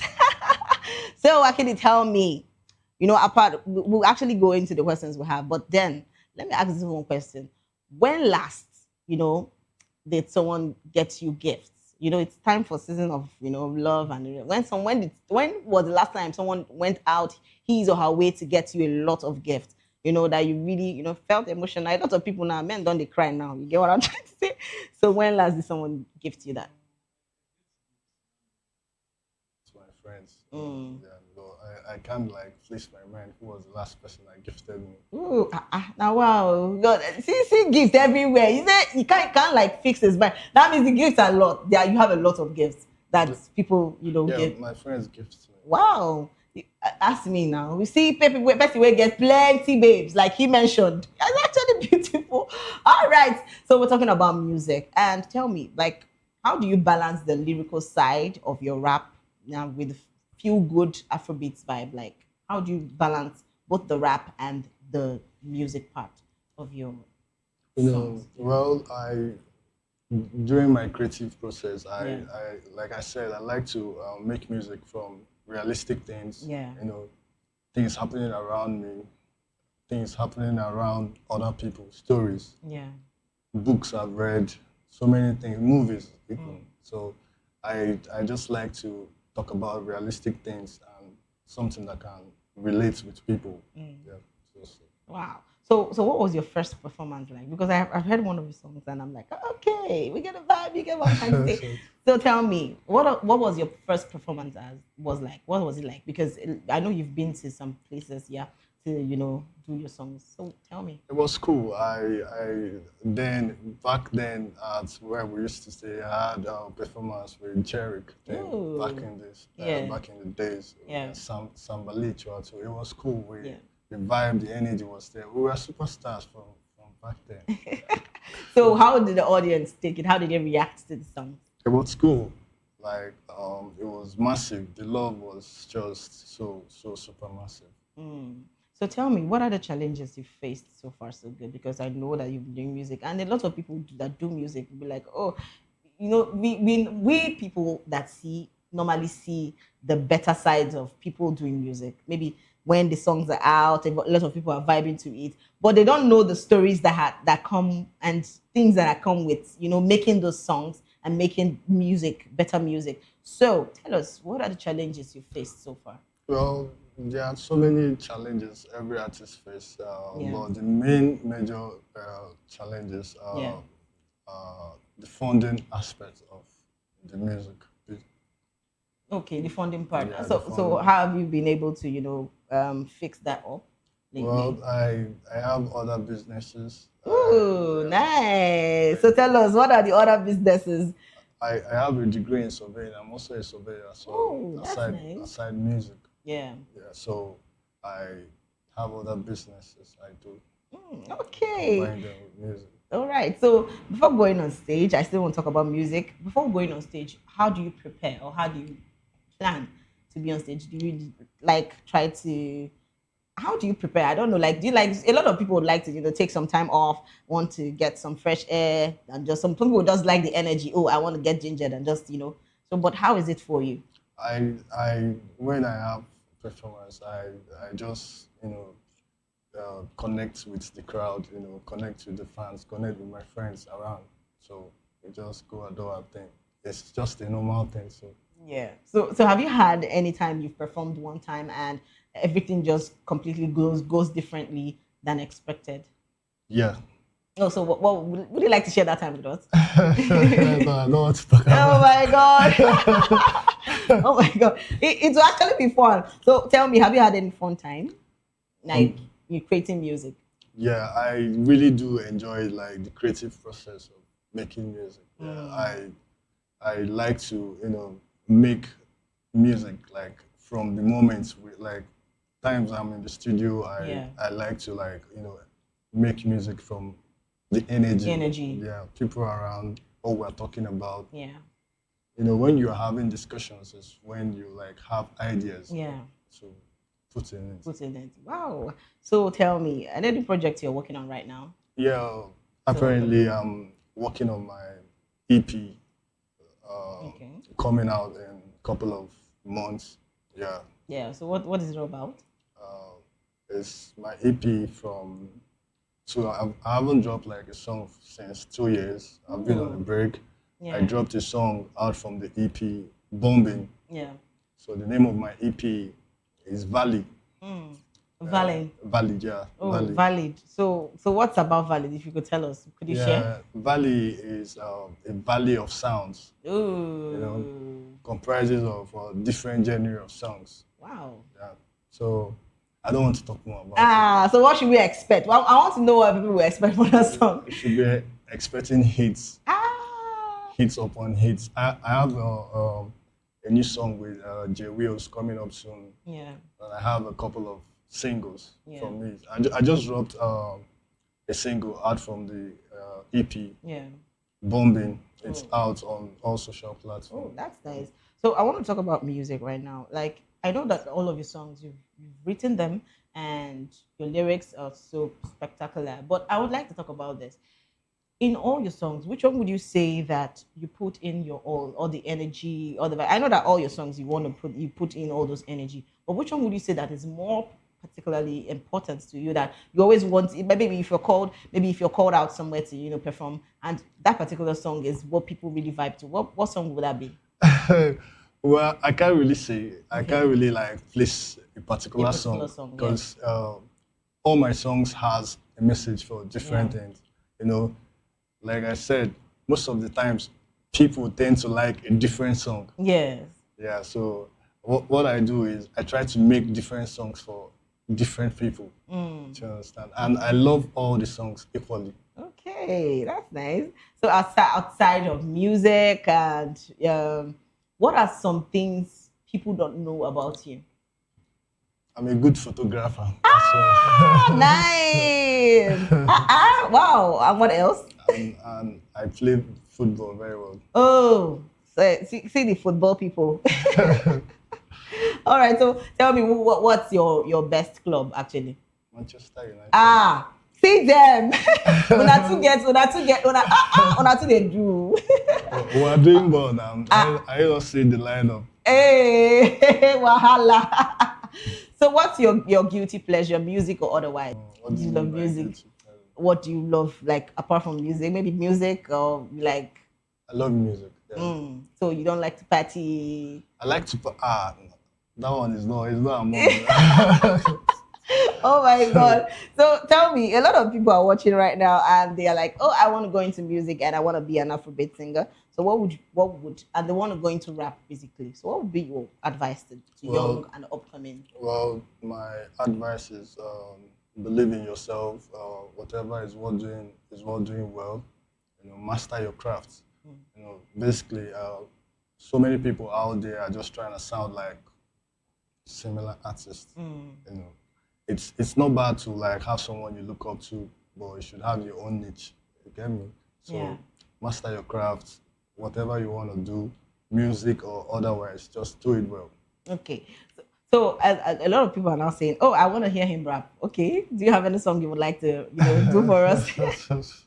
They would like to hear you rap. Well, I don't know which song should I think about it. Oh, okay. So tell me, looking back, what's the one thing you would tell your younger self when you started? When I started? Yeah. I should have just focused more on music. Oh yeah, talking about that. You said you gave yourself like 2 years before you got back into music. So why was that? Why was there the gap? Where was the breach from? Well, I wanted to, take my time off to like, make the kind of music I would want to continue making. Yeah, I had series of challenges. Yeah. Yeah. But during those times, I just like to, keep myself locked in and, keep making music.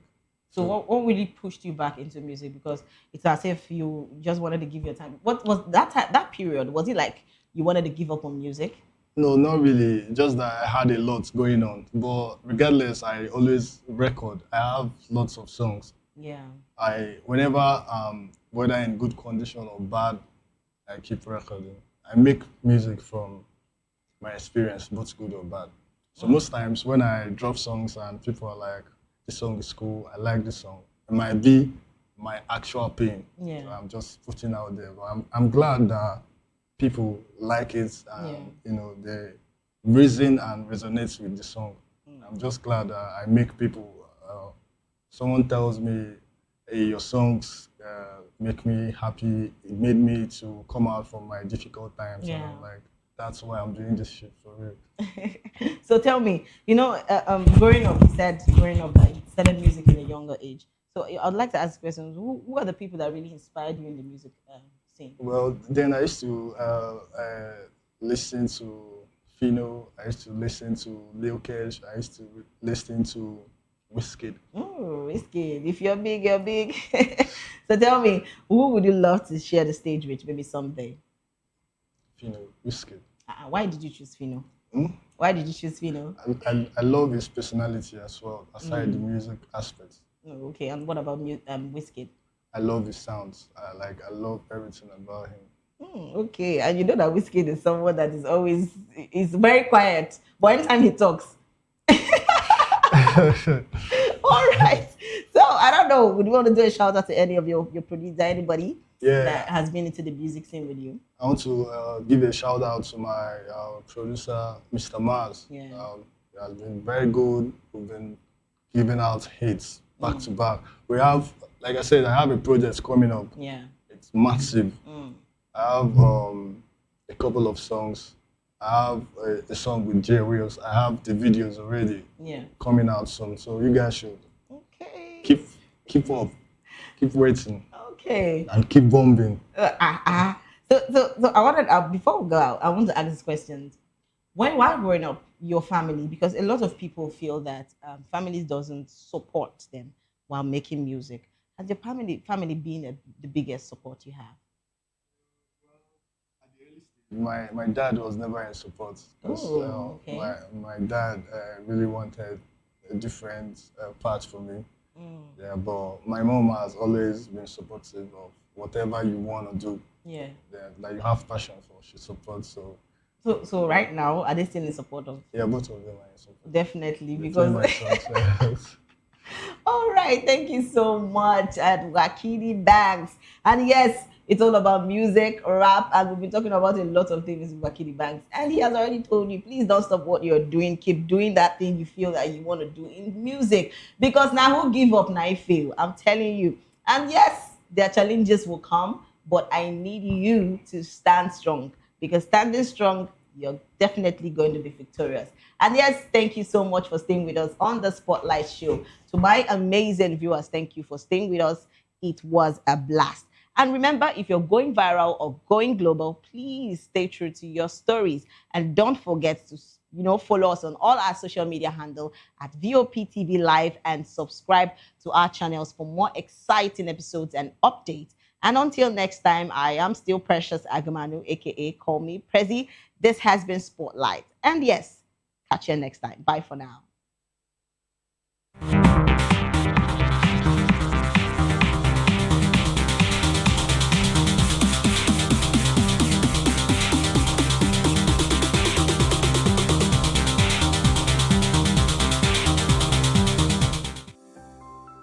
VOP TV. Now, you have more than a voice. In a world where power shifts its every headlines, news breaks and events happens, we bring you unbiased and explicit information on politics, economy, and state of the nation. We break down the chaos. Facts, not fluff. Truth, not spin. We discuss not just politics, but a glimpse into the future. Voice of the People Television. Now you have more than a voice. Africa is on the move, a continent of rising voices, untold stories, and powerful transformations. From the streets of Lagos to the heart of Nairobi, from the mines of Congo to the tech labs of Cape Town, The African story is being written every day. Bold, dynamic, unstoppable. This is African News on Voice of the People Television. We don't just bring you the news.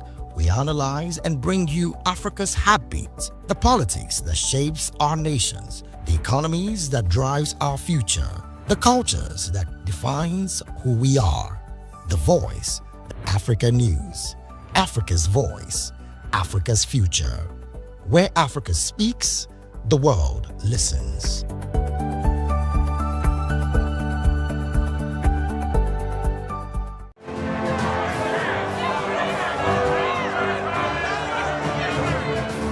Do you want your voice to be heard? Do you know that you matter in the scheme of things? The People's Voice, the show where ordinary citizens take center stage as we discuss the biggest stories that affect you and I. With you in mind, we facilitate lively discussions, debates, and interviews on the topics that matter most to you and I, from social justice to economic empowerment, education to healthcare, governance, and more, tackling tough topics and amplifying your voice. Join the conversation and make your voice count. The People's Voice. Make your voice count. In a world where truth is the ultimate power and opinions scream the loudest, it's time to wade through the noise. Hunger no get tribe. Hunger no get religion. And scan the human interest and trending topics that matter. Stay tuned to The Issues, your plug to the stories making the buzz, from politics to science and technology, social justice, and more. Let's tackle the tough questions and expose the truth. The Issues, on Voice of the People Television, Mondays to Fridays, 8 to 9 p.m. The Issues. Don't just react, understand. In a world where power shifts with every headline. In a nation full of questions. In a world filled with noise, the truth needs a voice. The policies that shapes our world and the economy that determines our future. Every hour, every day, the grapevine keeps buzzing. And together, we are committed to telling the stories that shape our world, because your voice is our focus. Don't forget, our voice matters the most. Let us come together and share our concerns.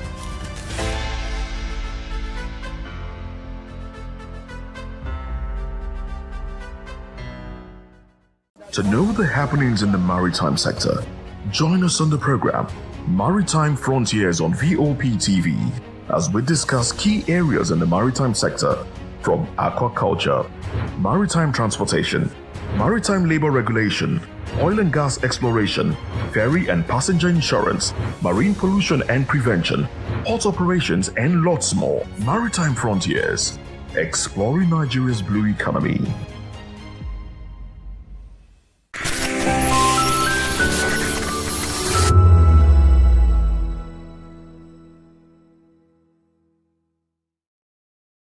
The Agungu Fishing Festival, or Agungu Dance Festival, is an annual 4-day festival in Kebbi State and other northern states like Niger in the northwestern part of northern Nigeria.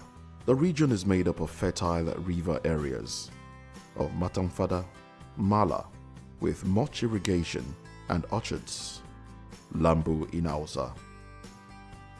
The majority of the inhabitants are fishermen. They also have Kanta Museum.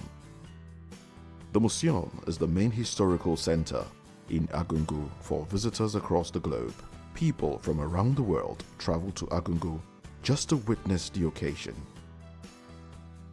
The main purpose of the Agungu Fishing Festival is for fishing and unity.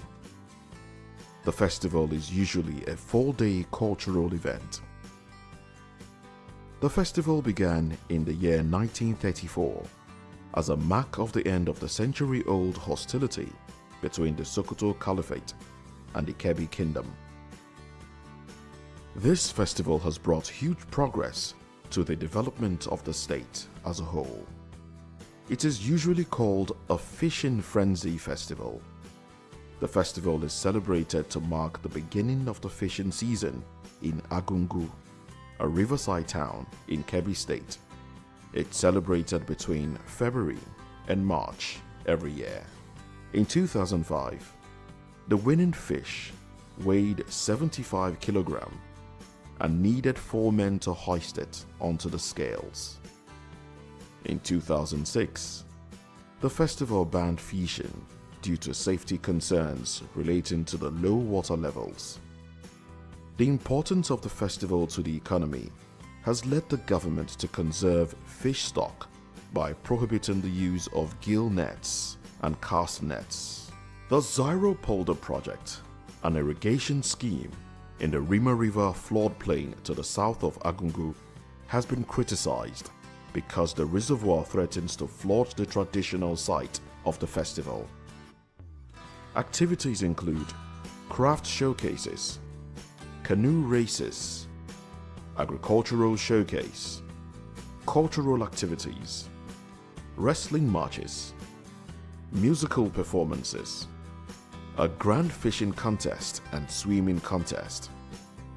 On the final day of the festival, the competition is held, in which thousands of men line up along the river, and at the sound of a gunshot, all of them jump into the river and have an hour to catch the largest fish.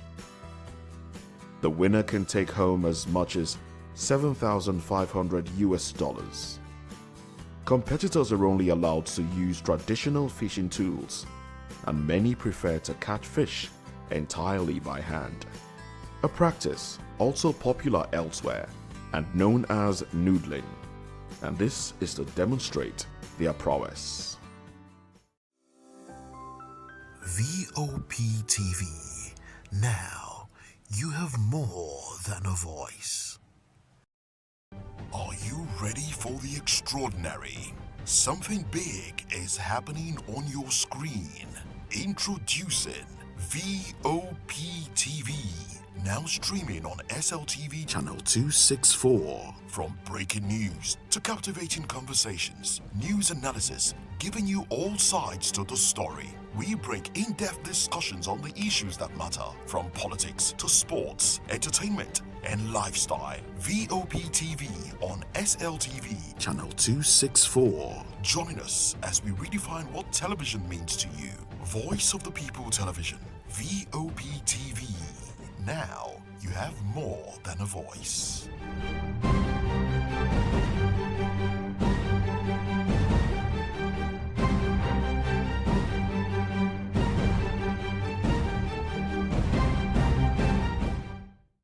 We encourage you to click on the like button and subscribe to our YouTube channel. We are Voice of the People TV. Also follow us on all our social media platforms. We are at VOP TV Live. Visit our website www.vop.ng for fresh and trending news. Also watch us live on SLTV channel 264.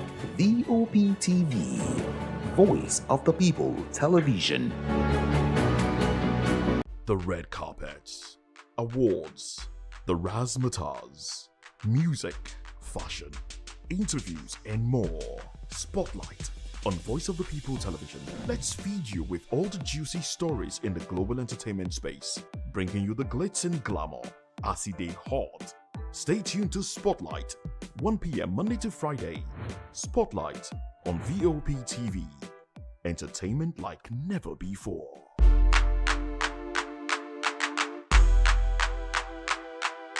When I first heard VOP, I thought they were talking about me because I'm a voiceover personality. But no, this is Voice of the People TV, and you are riveted forever because this is the place to be. You guys, your boy Chela. Shout out to VOP TV. I love you guys. Salut, salut tout le monde. Suspect 95. Là, on est sur VOP TV. On passe un bon temps.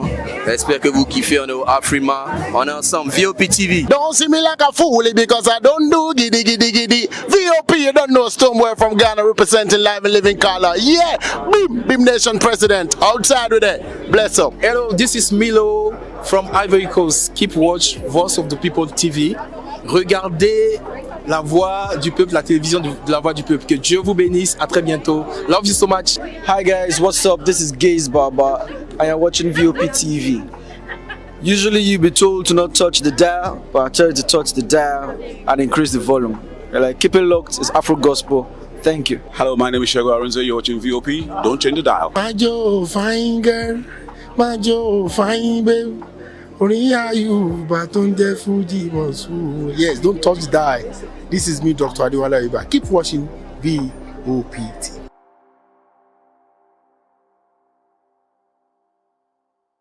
Welcome to the locker room, the home of football talk that matters. I am Jerry Arpillon. Join us every weekday, Monday to Friday at 5 p.m. Nigerian time, as we share the hot takes and hot debates in the exciting world of football. And joining me are the usual suspects, Ikechukwu and Mayowa, as we break down all the hot takes and everything that's happening in the football. Don't just watch football, live it with us. Catch us on the locker room and Voice of the People television at 5 p.m. Nigerian time. And like I always say, if not going to the talk, please just go. And it's Hakim Ziyech, who puts the Join us as we drive into the world of politics through insightful interviews with prominent political figures, both serving and former governors, ministers, senators, legislators, party chieftains, activists, and analysts. Get first-hand information into the decision-making processes that affect our daily lives. Highly engaging one-hour program that brings political discourse into focus. I am Chukwuma Okoro. Political Lens, Monday through Friday, 6 to 7 p.m. Join us. Behind every broken deck lies a broken promise. Education shapes the nations. But who is asking the right questions? Introducing Edu Dialogue, the show that goes beyond the surface, exposes the cracks, the corruption, and the silence in Nigeria's education system.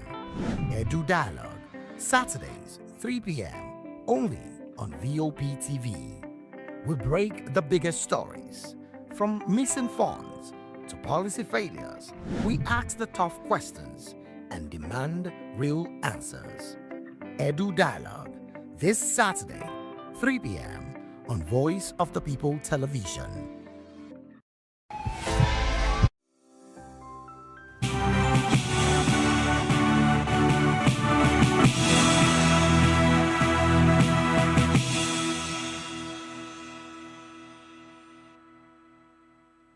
Hello and welcome to African News on Voice of the People television. I'm Solomon Ofem. Before we begin the news, kindly visit our website www.vop.ng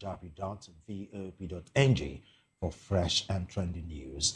And for WhatsApp, the number is 0904-473-2605. Now we begin the African news in full with story that Uganda's Information Minister Chris Barumeyunsi condemned a military raid on opposition leader Bobby Wine's home, which occurred last month.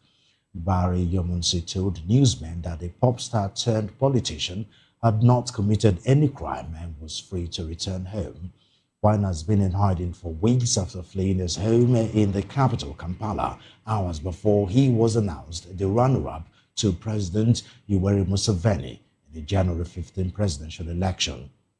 On January 24, Wine said his wife had been taken to hospital after soldiers invaded their residence, alleging that they partially undressed and choked her. Uganda's military chief, Muhunzi Kainerugaba, who is also Museveni's son, denied soldiers assaulted Wine's wife, but later said on X that they had captured and then released her. Barry Yomunsi, who is also a spokesperson for the government, said the authorities would investigate the incident.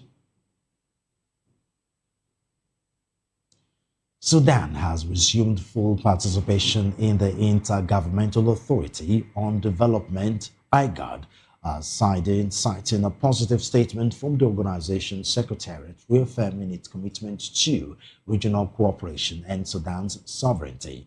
Sudan had suspended its IGAD membership in January 2024, protesting the bloc's inclusion of Rapid Support Forces RSF leader Mohammed Hamdan Dangalo in a summit without prior consultation. IGAD has welcomed Sudan's return, describing it as a boost to regional unity and cooperation.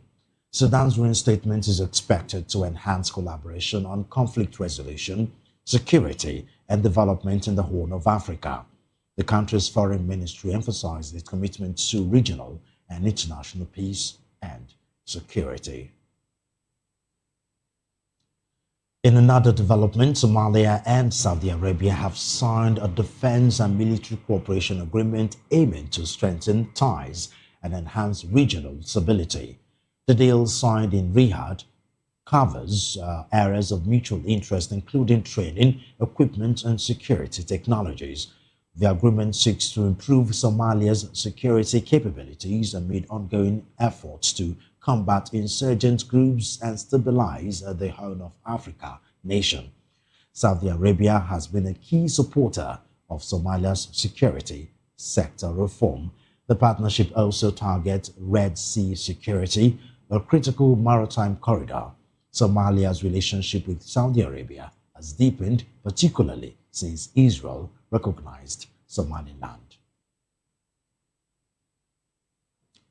Eritrea on Monday rejected accusations by Ethiopia that it was responsible for military aggression and was backing armed groups inside Ethiopia's territory as false and fabricated, calling the claims part of a hostile campaign by Addis Ababa.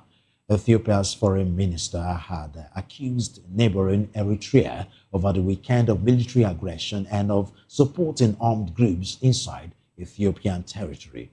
The two countries have a history of tension dating back to Eritrea's separation from Ethiopia 3 decades ago. There is fear of a renewed conflict, especially after recent clashes between Tigrayan forces and Ethiopian troops. Ethiopia's Prime Minister Abiy Ahmed has stated that regaining access to the Red Sea is essential for Ethiopia's economic survival, a commitment Eritrea views as a threat.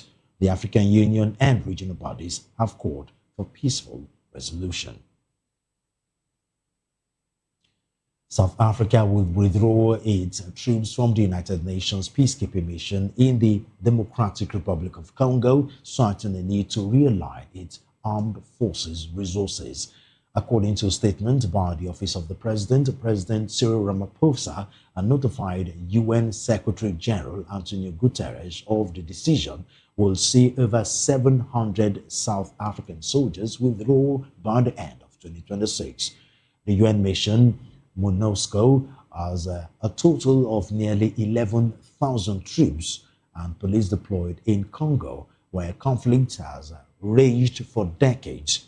South Africa has supported UN peacekeeping efforts in Congo for 27 years. The withdrawal marks a shift in South Africa's peacekeeping role in Central Africa. Despite this, the South African government says it will maintain close bilateral ties with Congo's government and support other multilateral efforts to bring lasting peace to the region. Mali's military has carried out coordinated strikes, killing several dozen suspected terrorists west of Sogo. The army said in a statement that the actions followed territorial surveillance conducted on February 7, tracking an armed group to its hideout in a wooded area. The strikes targeted the armed groups, killing around 15 individuals. Additional strikes neutralized 10 suspected militants attempting to cross the Niger River and another group of 10 on motorcycles. The operations are part of ongoing efforts to combat terrorism nationwide, with the military's Chief of General Staff confirming continued search and neutralization operations across the territory.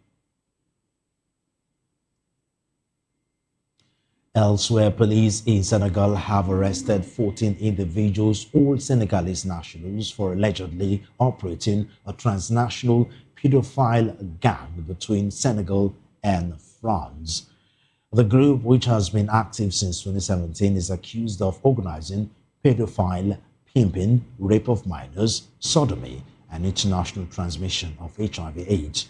According to police, the gang forced boys to have unprotected sex with mostly HIV-positive men, filming the act.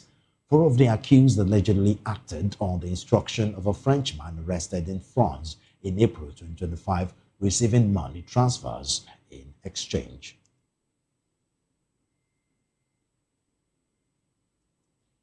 A rubber boat carrying 55 migrants capsized off the coast of Libya, leaving 53 people, including 2 babies, dead or missing, the International Organization Migration IOM reported on Monday. The incident occurred on February 6, with survivors indicating the boat departing from Al Zawiya in northwestern Libya.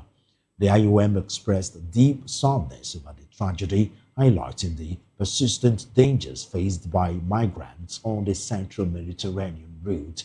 This incident brings the total number of refugees and migrants reported dead or missing on this route to at least 484 in 2026. With us in the studio to analyze these stories is public affairs analyst and a legal practitioner, Darlington Agumwo. Barrister Darlington, thank you very much for joining us on African News. My pleasure, Solomon. Now, the first story on our news item is Uganda's information minister joining the numerous voices that have condemned the military raid in opposition leader Bobby Wine's home, which occurred last month. Of course, as expected, reactions have continued to trail that, with the military denying that. And of course, the information minister, Chris Baramosi, has lent the voice on that. What's your take on that story? My take is that, yes, at least their conscience is beginning to worry them because of what they have done in Uganda in the name of election. That was not an election, it was a selection. That's just the truth. So some people are beginning to regret what they have done so far. And maybe they are looking at tomorrow and what the people will say. Because there's life after government. After you are finished serving in government, there is life. And so it's not enough to lament. Let them release all the opposition. After all, the election is over. Yeah, that's exactly what I wanted to say. I mean, they have nothing to lose anymore. No. You know, so release the opposition, and compensation for the threat and the malhandling of him and his wife. That surely should be a better situation here. That means we're expecting too much from Museveni. He's not known to do that kind of thing. Just release them, let them go home. That's all. They are not going to reverse the election you claim you have won. They will not reverse it. What about electoral reform? Like the same thing we've been crying in Nigeria, where oppositions are, strangled and siphoned from a level playing field as far as election in Africa is concerned. No, those things are not constitutional. It is the high-handedness of Museveni and his fellow travelers. So if you are talking of reform, I don't think they have to shoot the electoral reform. It is the high-handedness of the government using the security agencies. These are things that people do physically, because they claim they are in power. That is just what I think here. So, asking for electoral reform now, what are they going to reform? I mean, for a coming election, yes, this will definitely not be the last election that will be going on in Uganda, that's for sure. You are right. The loopholes in their electoral act is well known to everybody. But asking for its reform with this type of government, my brother, you will not go far. Because this government of Museveni, it doesn't take prisoners. So.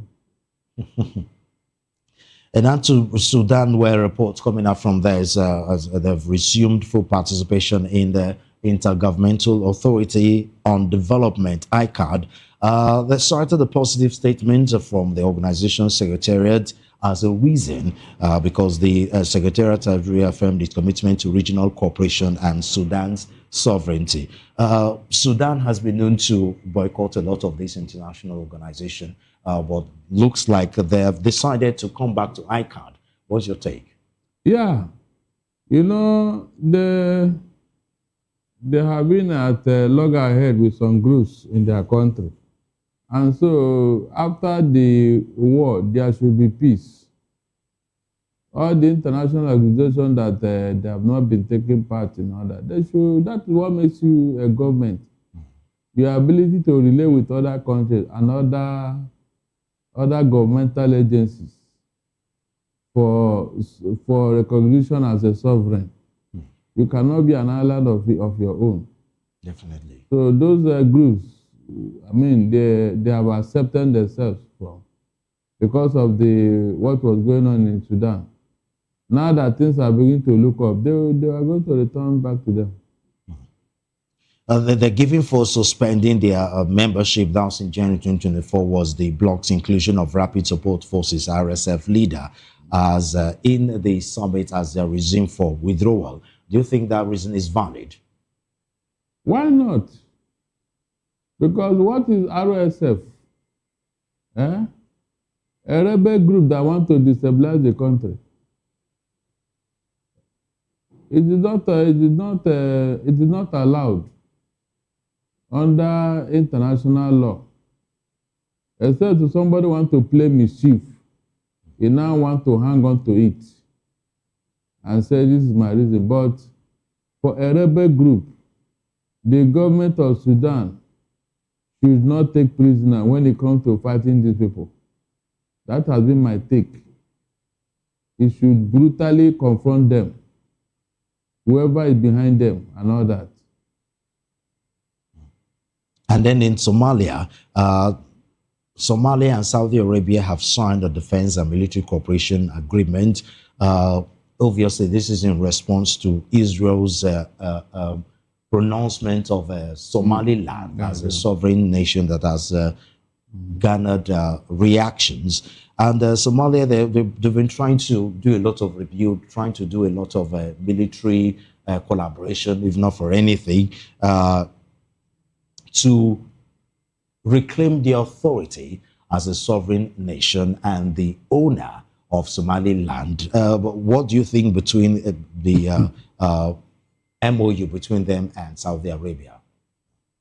Yes, because if Israel is trying to woo Somaliland, of course, Somalia should be doing something on its own to have allies, you know, in case of any fallout.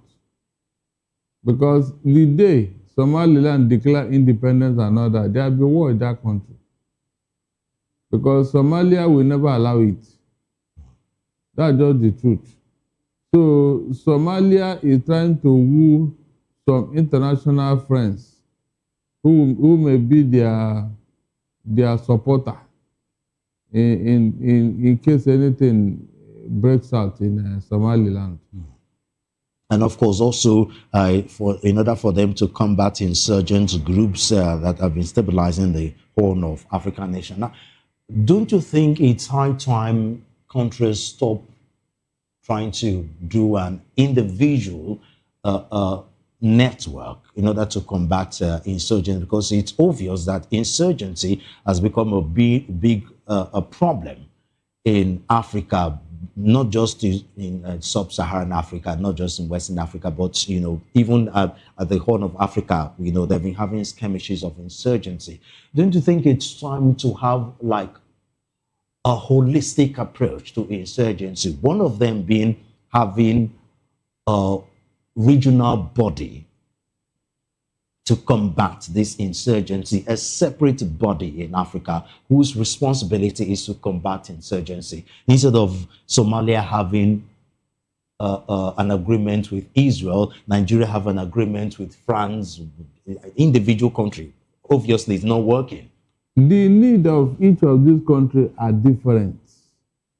There will never be a time where, when all the need of the countries in Africa will be the same, and so they are going to champion one cause. It can never happen. It can never happen because the language barrier, the culture and tradition, because many world powers are the what's it called now? They are colonial masters of these African states. And so those African states are still tied to the apron string of these colonial masters. So if you now want to be one Africa, what happened to those colonial masters? Their interest will be gone. Now we understand the peculiarities of each country, but at the end of the day, Africa has an insurgency problem in the midst of so many other problems. Of course, we have leadership problem. That's a different topic entirely. But we have an insurgency problem. Don't you think that at least should unify Africa in the fight against that? Yeah, it should. Already Africa is talking of one Africa. You know, they are talking of United States of Africa. The plan is in the works. You know, they have gone far in that direction. But the actual date of takeoff is what I don't know. Okay. And one of the things that is uppermost is this one African force that can be deployed in any direction, in any country where there is a problem. In that regard, I fully support them if they can implement it, if they can make it work. Even if they don't come together, but have one African force that can deal with these people. If you have a 2 million strong African military force, do you know what it can do? It will go a long way. Yes. By the time you see this large number coming to confront any rebel in your country, those rebels, in fact, they will be as good as done. The sheer number will just overwhelm them. That's what I think should happen. Now, Eritrea on Monday rejected accusations by Ethiopia that it was responsible for military aggression and was backing armed group inside Ethiopian territory as false and fabricated. Obviously, the conflict between Eritrea and Ethiopia as regard the Tigray is not coming down anytime soon. In every country, because of the way African states were brought together by their colonial masters, the friendship can no longer hold. People want to be independent of their own. People want to be free. Because ab initio, they were never together. They were never, united. And so, with time, everybody would want to be on their own and all that. So that's what is happening in that part of Africa. And of course, you know the whole history and story of Nigeria. So it's all over the place. The moment you are not speaking the same language, the same culture, and it will bring a lot of problems. Now, the African Union and the regional bodies have called for peaceful resolution. I mean, that shouldn't just end with a peaceful for urging. Is it not time to take action? No country will want any of their membership or anybody of its part to break away peacefully, especially in Africa. It always ends up in what? Bitter war. That is strong military war. That, like what happened in South Sudan. Before they got independent, was it not through war? So 90% of the time, it is always war. When such a thing want to take place, that will show you, that will tell you the level of our civilization and understanding. Meanwhile, in Europe and America, Britain just left the European Union. They did not nobody even shot one single catapult, not to talk of gun. So we'll continue to experience this thing until we now realize ourselves. They said the day a madman realized that he's not wearing clothes, that day his madness will stop. Now, South Africa will withdraw its troops from the United Nations peacekeeping mission in the Democratic Republic of Congo, citing the need to realign its armed forces. Now, the UN has 11,000 troops and police deployed in Congo, and of that, over 700 of them were South Africans. This will have a catastrophic results, don't you think? Catastrophic what? Result. If they withdraw them? Yes, in of the course, Democratic because Republic of that Congo, the South African troops. Yes, that Congo problem has been intractable since 1960. DR Congo have never known peace from the time of Zaire. Since their independence. Yes, yes, they are never happy because of the mineral resources there. Unfortunately, these mineral resources are inexhaustible.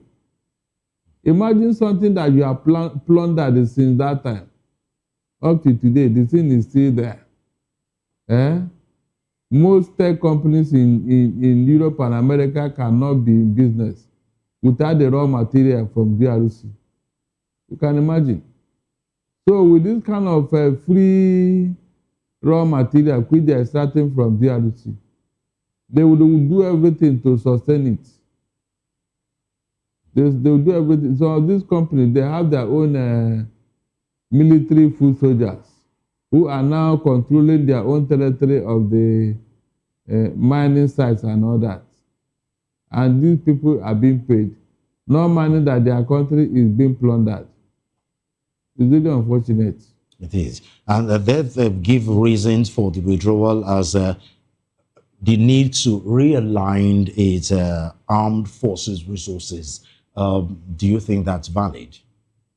Yeah, it's valid. Or there's something because deeper in the surface? Or they're just tired of the war and keep sending army, military troops to... The undertone, the underlying factor may be that because America is involved in the same DRC. And America and South Africa...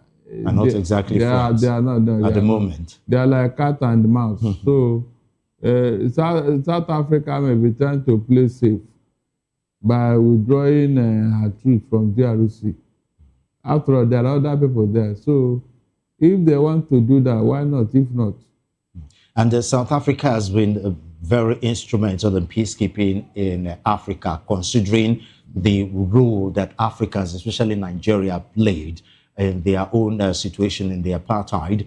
They've played a crucial role in peacekeeping in Nigeria. So this is going to be a shift from the policies South Africans have been known for, because outside of Nigeria, South Africa has been the only other country in Africa that's been involved in peacekeeping in Africa. Look, for you to send your men to any place is not a tea party. Your resources are going into taking care of this. I hope you know. So if a country says, look, this is becoming a drain on my resources, why not? That is just one of the reasons why I think South Africa is doing what they are doing. They are looking at their resources. And to make matters worse, there is no solution in sight. And there will never be any solution in sight, because as long as those mineral resources are in DRC, oh my God, that place will always be theater of war until those minerals were exhausted. That's when you see relative peace in DRC. Let us not deceive ourselves. And talking about terrorism and insurgency in Africa, Mali's military, of course, Mali is another country that have been experiencing insurgency. The military there carried out coordinated strikes, killing several dozen suspected terrorists west of Segou. And according to their information, there 15 individuals were killed. Additional strike neutralized 10 suspected militants attempting to cross the Niger River, and another group of 10 on motorcycles. Your reaction? My reaction is that, Solomon, when things are getting to this level, you really need to be cautious. Because It's not enough for you to be fighting and doing all sorts of things. The important thing that results. If you are doing something that is not producing results, Solomon, will you continue to do that thing? Definitely not. So the answer is obvious here. That is what I think. That's what I think here. And before you know, Mali will now have their own separate security pact with another country. And this individuality is, what I've been saying, that it's obviously not working. Mali is fighting their own insurgency. Somalia is fighting their own insurgency. Niger is having theirs. Nigeria is having theirs. The so-called Sahel group is not producing results because it was not well thought out. They still need the support of their colonial masters and outside world. And they don't have the resources for these things. That's just the truth. As small as Mali is and all that, can they do anything on their own? Monetary-wise, do they have the resources? They don't. That is just the main issue here. The financial muscle is not there. Now, a rubber boat carrying 55 migrants capsized off the coast of Libya, leaving 53 people, including 2 babies, dead or missing. That's according to a report from International Organization of Migration. This migration issue in Africa, it's a huge problem. And no solution so far, at least none that is working. And we keep hearing stories of death. And despite these deaths, Africans still try their best to cross the Mediterranean at the risk of their life. That will tell you how the human mind works. The first law of nature is that of what? Self-survival.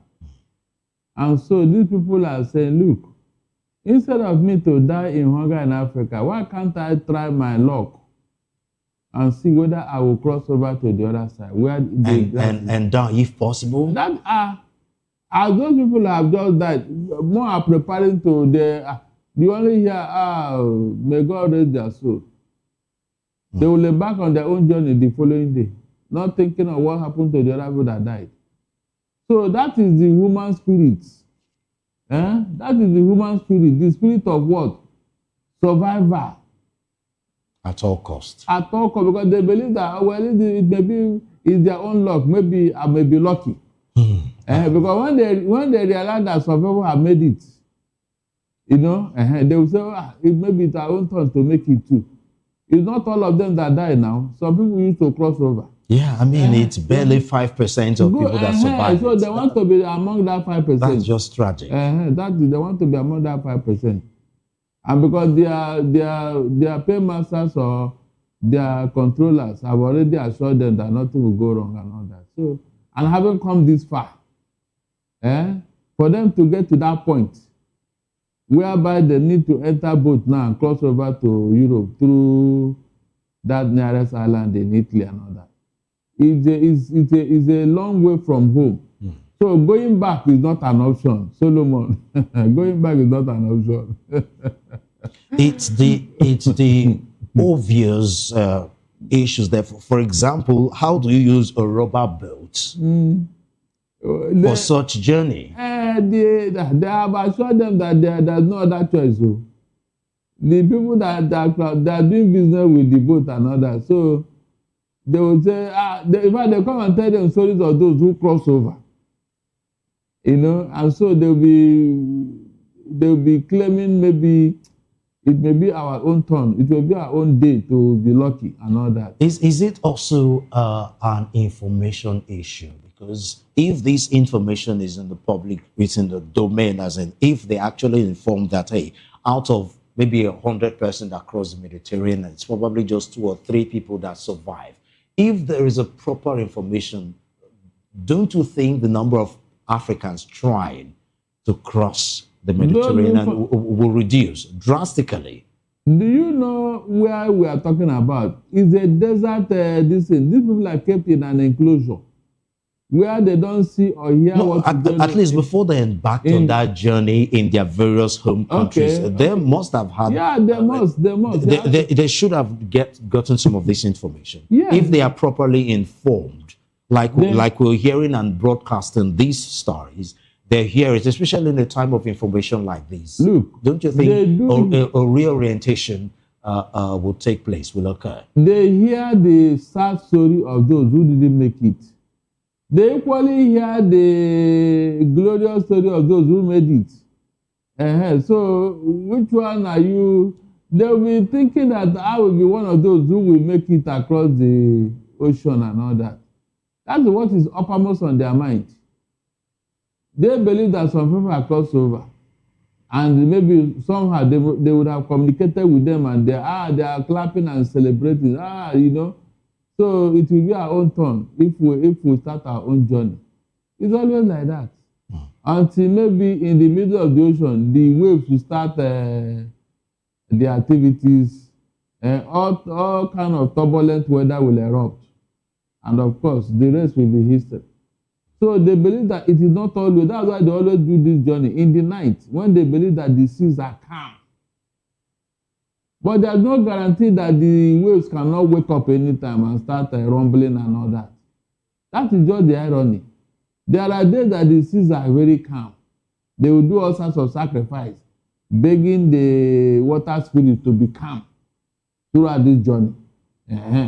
But most times the water spirit don't listen to sacrifice.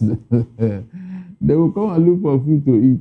and one of the information in this really sad story is those presumed missing or dead, including 2 babies. It is one thing for you to embark on this perilous journey.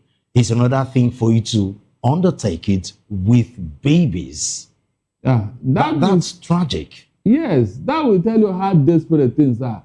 Solomon, as long as there is bad leadership in Africa, as long as there is hunger in Africa, this will continue.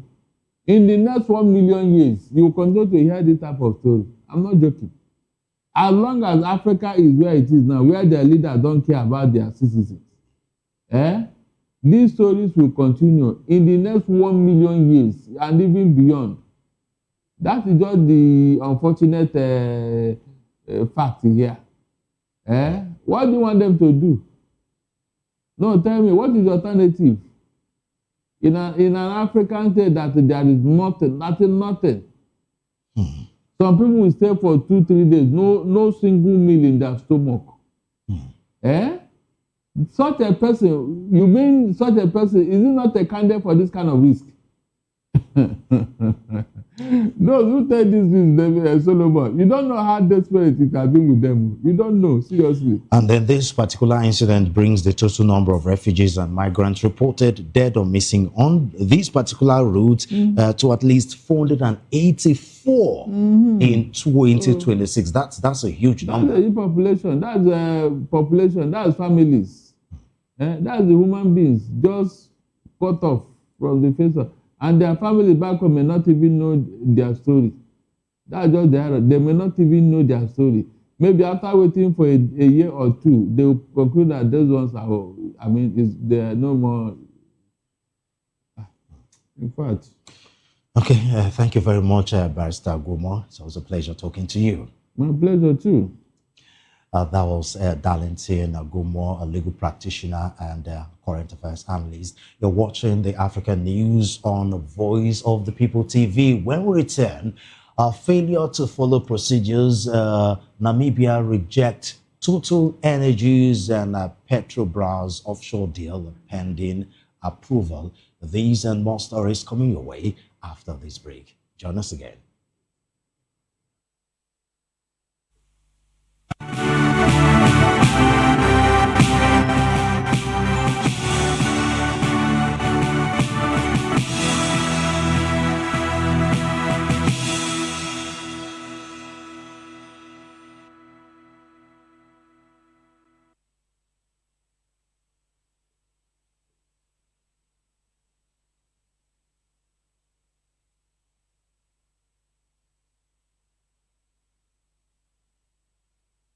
Barrister, It is good to have you back. This is African News on Voice of the People TV. Ghanaian music legend Ipob Taylor, a pioneer of the high life genre, has passed away at the age of 90. Born Deroy Taylor in Cape Coast in 1936, he rose to fame in the 1950s and 1960s with his unique guitar style and arrangement, blending Ghanaian rhythms with jazz, funk, and soul. Taylor's influential career spanned over 6 decades, inspiring generations of African musicians. He played with notable bands like the Stargazers and Broadway Dance Band, and his work was sampled by international artists such as Usher, Black Eyed Peas, and Judena. His legacy extends beyond Ghana, with recognition as a fundamental figure in Afrobeat music. Taylor's collaboration with Fela Kuti in London helped shape the genre, and his music continues to influence contemporary styles. Angola is pursuing a 20% to 30% stake in Anglo-American's Diamonds unit, Bears, a proposal being discussed with other diamond-producing African nations. The move aims to secure a strategic minority position, mitigating risks associated with luxury commodity market volatility. The Bears, a leading diamond company operating in Botswana, Namibia, Angola, South Africa, and Canada, is being sold by Anglo-American due to falling diamond prices and rising synthetic diamond competition. Angola initially bid for majority stake in October 2025, but now seeks a minority stake.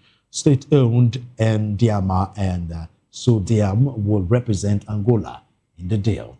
Closed-door talks are ongoing with Botswana, Namibia, and South Africa to determine ownership structure. Still on our business news, Namibia's government has refused to recognize the recent acquisition of offshore stakes in the Lodorets Basin by Total Energy and Petrobras, citing failure to follow proper approval procedures. The companies announced last week that they had each acquired a 42.5% stake in the PEL 104 exploration license. The Ministry of Industries, Mines and Energy stated that any transfer or acquisition of petroleum licenses in Namibia requires prior ministerial approval. No transaction can be recognized or considered valid until formal application and statutory processes are completed, said presidential spokesperson Jonas Mbambo. Total Energies and Petrobras plan to develop oil in one of the world's last exploration frontiers, with Total aiming to be the first to produce oil in Namibia by the end of the decade. We go on another quick break, and the African News returns with other stories. Stay with us.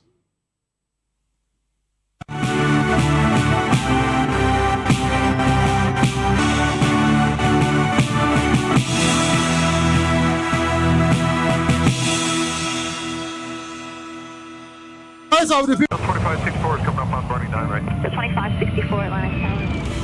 What happens in the hush behind hangar doors? Who signs the papers that gamble with lives? Which truths were grounded before they even ever had wings?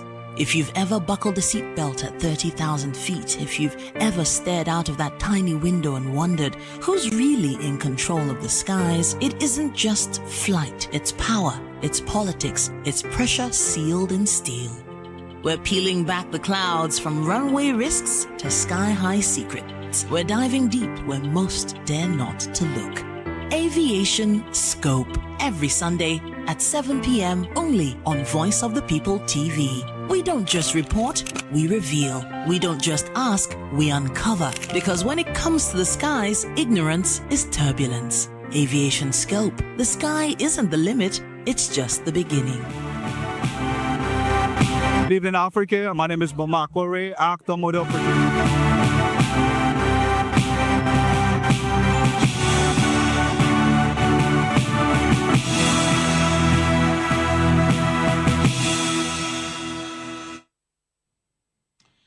It's good to know you're still with us on African News and Voice of the People Television. The South African Rand firmed up in early trade on Monday, gaining 0.5% to trade at 15.97 against the US dollar, buoyed by stronger gold prices.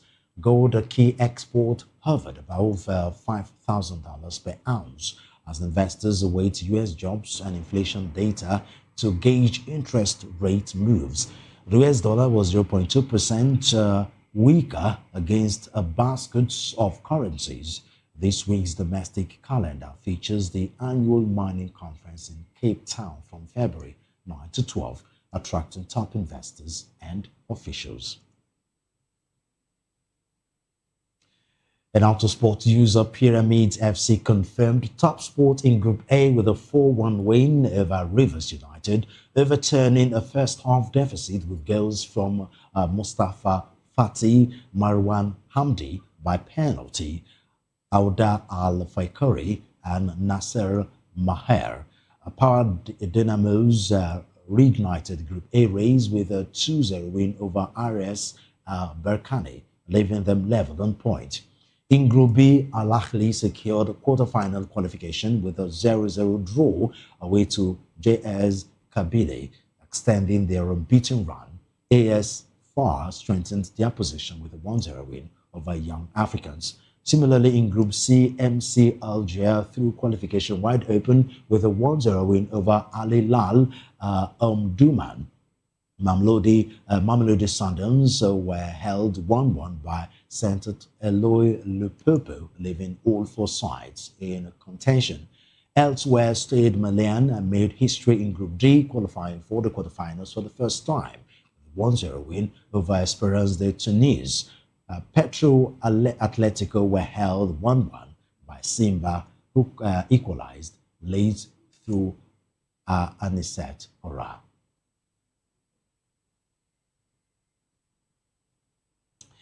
And that's all on the African News. Thank you for watching. Don't forget to subscribe to our YouTube channel at Voice of the People TV and on other social media platforms at VOP TV Live. If you witness news happenings near you, we want to hear from you. Send your eyewitness reports, event coverage, requests, photos, or videos directly via WhatsApp to 0814-606-4057. You can also reach our newsroom by email at news@vop.ng. I am Solomon Ofem. Thank you for watching.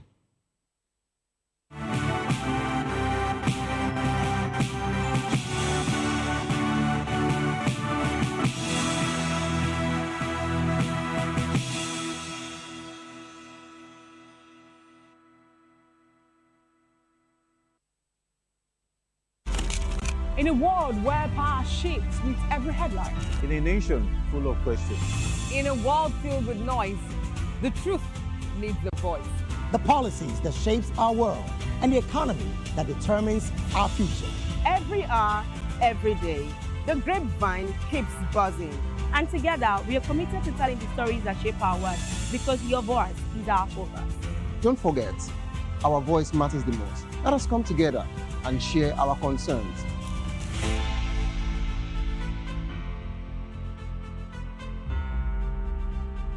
Mr. Ofamiloni, and here's to VOP TV. Keep watching, stay tuned, do not touch that dial. Arara, my name is Made Kuti, and you're watching VOP TV. Keep watching. Welcome, my name is Zika Davis. Distinguished ladies and gentlemen, boys, viewers, everybody, boys and girls. This is VOP TV. Do you know what that means? Voice of the People TV. You don't have a voice, don't come here. You better make sure your voice is heard. Ready for the extraordinary? Something big is happening on your screen. Introducing VOP TV. Now streaming on SLTV channel 264. From breaking news to captivating conversations, news analysis, giving you all sides to the story. We break in-depth discussions on the issues that matter, from politics to sports, entertainment, and lifestyle. VOP TV on SLTV channel 264. Join us as we redefine what television means to you. Voice of the People Television, VOP TV.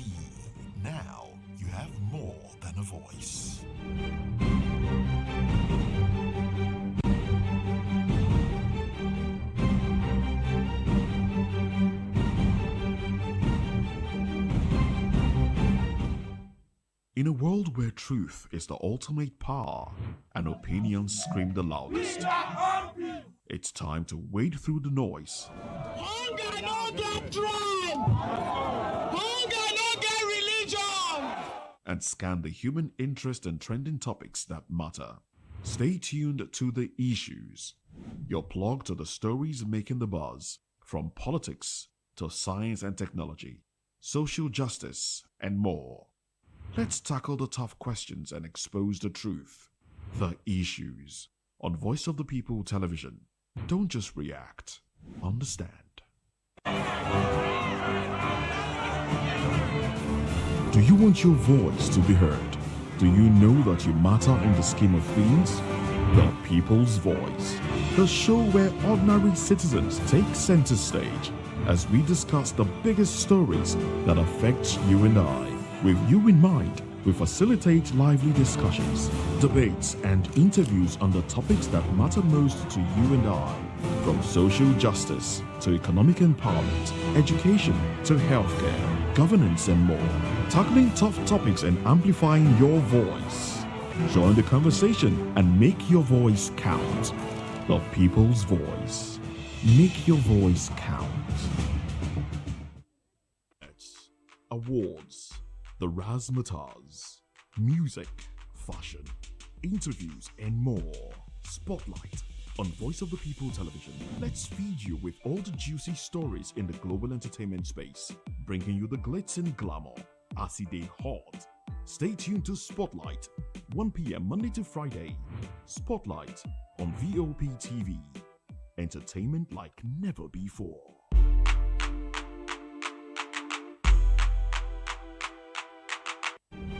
In a world where power shifts with every headlines, news breaks and events happens, we bring you unbiased and explicit information on politics, economy, and state of the nation. We break down the chaos. Facts, not fluff. Truth, not speed.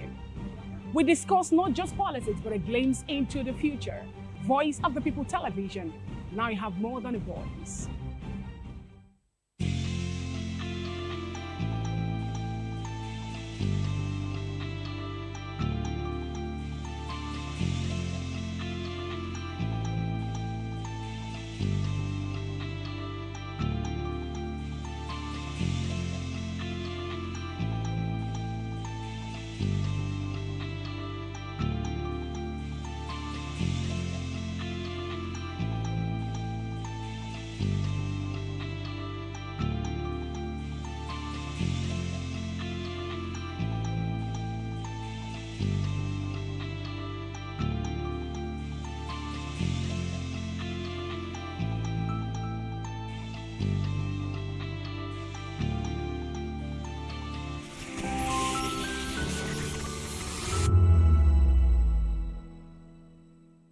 We encourage you to click on the like button and subscribe to our YouTube channel. We are Voice of the People TV. Also follow us on all our social media platforms. We are at VOP TV Live. Visit our website www.vop.ng for fresh and trending news. Also watch us live on SLTV channel 264.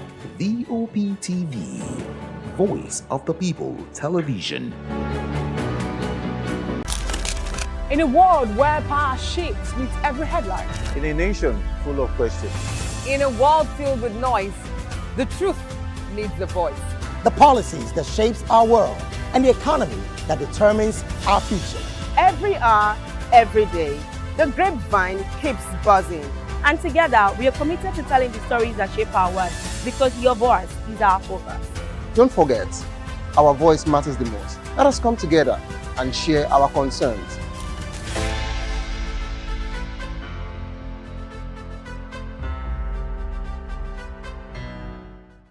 In a world where truth is the ultimate power and opinions scream the loudest, it's time to wade through the noise. Hunger no get drum. Hunger no get religion. And scan the human interest and trending topics that matter. Stay tuned to The Issues, your plug to the stories making the buzz, from politics to science and technology, social justice, and more. Let's tackle the tough questions and expose the truth. The Issues on Voice of the People Television, Mondays to Fridays, 8 to 9 p.m. The Issues. Don't just react, understand. In a world where power shifts its every headlines, news breaks and events happens, we bring you unbiased and explicit information on politics, economy and state of the nation. We break down the chaos. Facts, not fluff. Truth, not spin.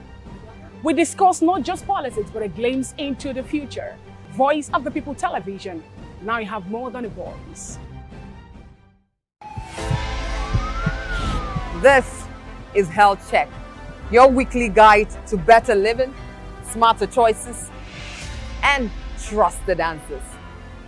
From everyday wellness to urgent health issues, we've got you covered. Health Check, only on Voice of the People Television, where your health has a voice.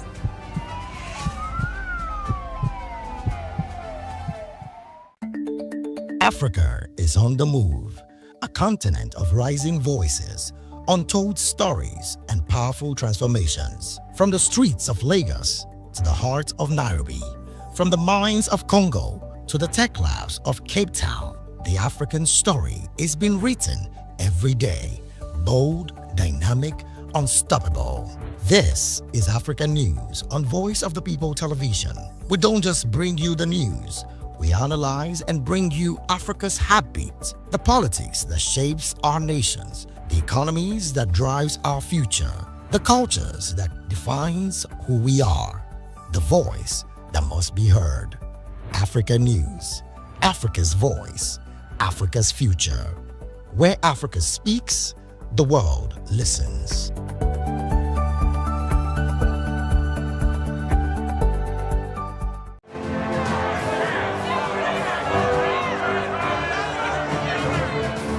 Do you want your voice to be heard? Do you know that you matter in the scheme of things? The People's Voice, the show where ordinary citizens take center stage as we discuss the biggest stories that affect you and I. With you in mind, we facilitate lively discussions, debates, and interviews on the topics that matter most to you and I. From social justice to economic empowerment, education to healthcare, governance, and more. Tackling tough topics and amplifying your voice. Join the conversation and make your voice count. The People's Voice.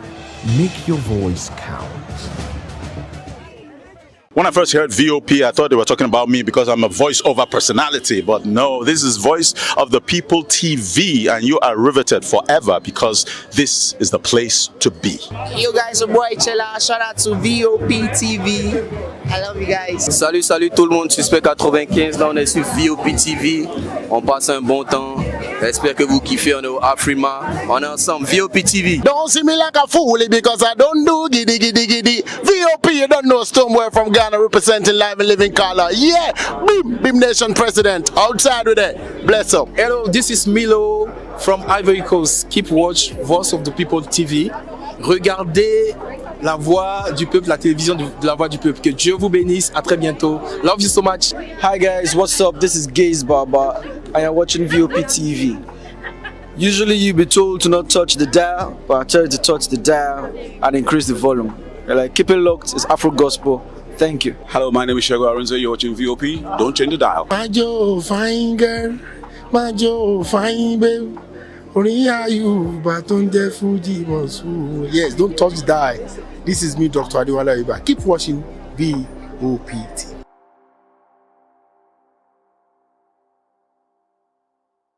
Are you ready for the extraordinary? Something big is happening on your screen. Introducing VOP TV.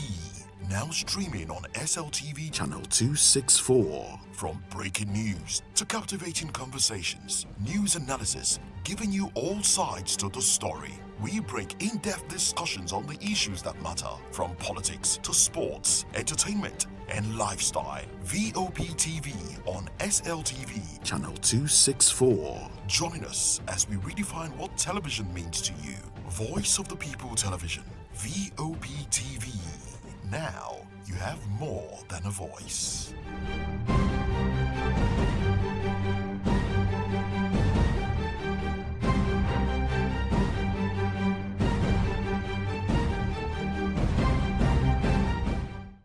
To know the happenings in the maritime sector, join us on the program Maritime Frontiers on VOP TV as we discuss key areas in the maritime sector from aquaculture, maritime transportation, maritime labor regulation, oil and gas exploration, ferry and passenger insurance, marine pollution and prevention, port operations and lots more. Maritime Frontiers, exploring Nigeria's blue economy. Behind every broken deck lies a broken promise. Education shapes the nations. But who is asking the right questions? Introducing Edu Dialogue, the show that goes beyond the surface, exposes the cracks, the corruption, and the silence in Nigeria's education system. Edu Dialogue, Saturdays, 3 p.m., only on VOP TV. We break the biggest stories, from missing funds to policy failures. We ask the tough questions and demand real answers. Edu Dialogue, this Saturday, 3 p.m. on Voice of the People Television. The red carpets, awards, the razzmatazz, music, fashion, interviews, and more. Spotlight on Voice of the People Television. Let's feed you with all the juicy stories in the global entertainment space, bringing you the glitz and glamour as it is hot. Stay tuned to Spotlight, 1 p.m. Monday to Friday. Spotlight on VOP TV. Entertainment like never before.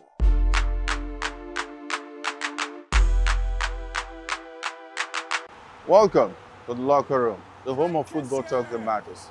I am Jerry Arpelion. Join us every weekday, Monday to Friday at 5 p.m. Nigerian time, as we share the hot takes and hot debates in the exciting world of football. And joining me are the usual suspects, Ikechukwu and Mayowa, as we break down all the hot takes and everything that's happening in the football. Don't just watch football, live it with us.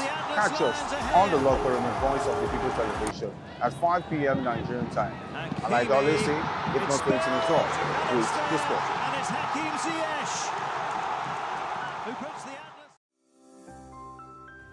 VOP TV.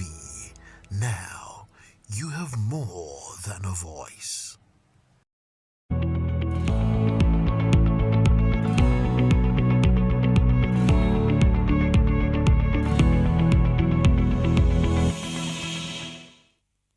Good afternoon and welcome to another intriguing episode of Health Check here on Voice of the People Television. I am your host, Bryce Peters, and it is always a delight to bring you amazing, beautiful conversations centered around your well-being. I mean, your health is our priority here. And yeah, we're here again today to talk about another interesting topic. Well, today's conversation is a very sensitive one, but very, very necessary. You know, over the past few weeks and even over the years, there has been a very significant complaint in the health sector. You know, Nigeria has been flooded with heartbreaking stories from hospitals, you know, stories that have reopened a long-standing conversation about patient safety, medical negligence, and the state of our healthcare system. Really, we've heard stories like that of renowned author Chimamanda Ngozi Adichie, whose 21-month-old son reportedly died after the family alleged that he was denied oxygen and excessively sedated in a private hospital, which led to a cardiac arrest in that little boy. That's actually very sad. We also heard of stories like that of Aisha Umar in Kano, whose family says a pair of surgical scissors was left inside her body during an operation, causing months of severe pain before she eventually died. You know, that's not even all. We've heard stories like that of Ifunanya, the young singer who died after being beaten by a snake in Abuja. We heard that she was first taken to a clinic without antivenom and then transferred to a hospital where questions were raised about access to complete life-saving treatment. You know, all of these are quite sad. These and many more that we really don't even know about. You know, beyond these high-profile cases, thousands and thousands of everyday Nigerians are also sharing their own painful experiences of waiting endlessly in emergency units, being told that there is only one doctor on duty or sometimes no doctor available.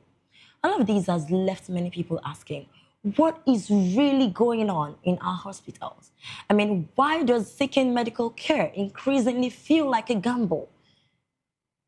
Well, it's getting very emotional over here, but I'm not alone. So to help us unpack this in a very balanced, emphasis on balanced, honest and human way, I'm joined by Dr. Charles Adeogun.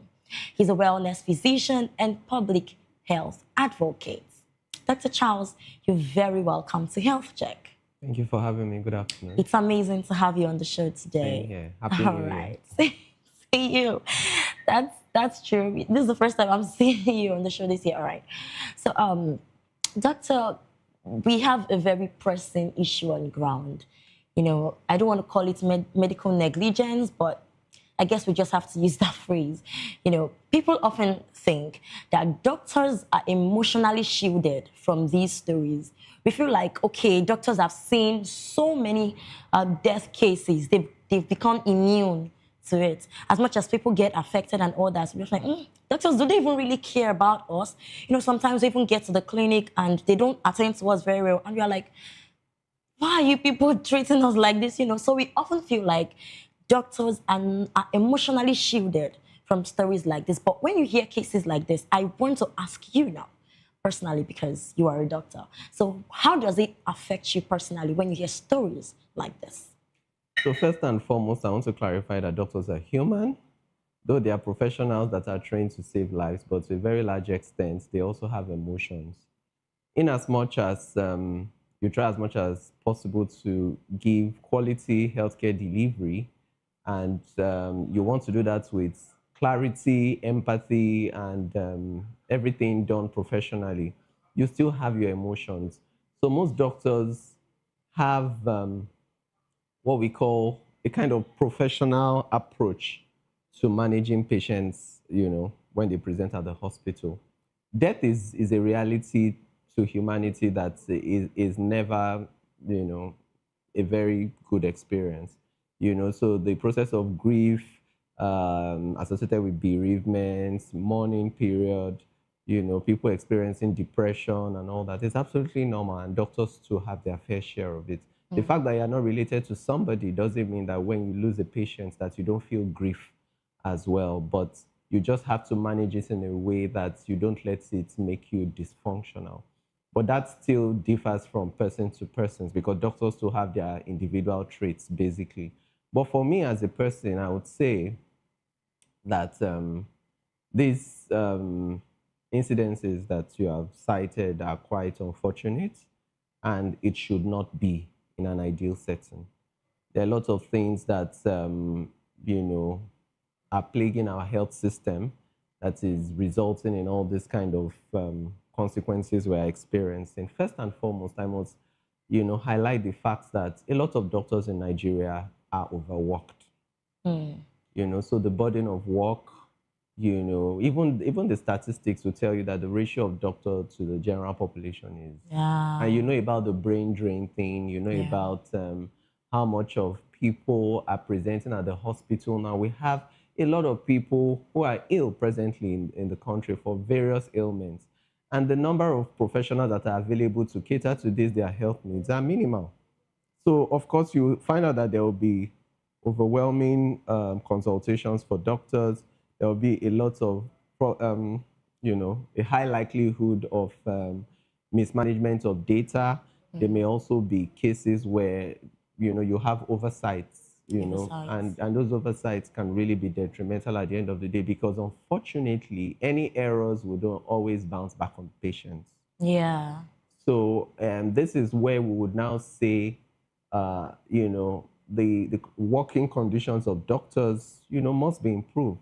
You would need more well-trained doctors. You will make sure that the working conditions are favorable. You will make sure that the remunerations, are good enough to make sure that the doctors stay motivated to give their best at their jobs. Yeah. Because a doctor who is thinking of so many things and is just coming to work bothered about a lot of things, is anxious about rising cost of rent or transportation or school fees or all the things he still needs to meet up with, and he's still looking for, a means to make ends meet by juggling jobs and all that. You can't have that doctor deliver 100% of his capacity. And the oversights and the errors and the mistakes would drop on the table of the patient eventually. And everybody that is involved in the healthcare delivery chain is not immune to this. Even the nurses, the laboratory scientists, the pharmacists, it's a team. The medical team, it's a team of professionals coming together to deliver healthcare. So basically, every one of them are stretched. And this can cause all these problems that we're seeing.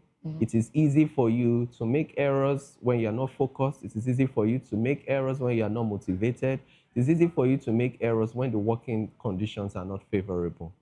So I think those are the few things that could possibly be responsible for these things that the government and health policy and possibly budget allotments, can actually help to correct. Well, that's quite sad because at the end of the day, the patients get to suffer for this. Absolutely. Meanwhile, from your experience, are we really dealing with careless individuals, or it is just the system that is deeply strained and unsafe? Well, I think there are possibly a number of answers to that. Yes, the system is strained and overburdened.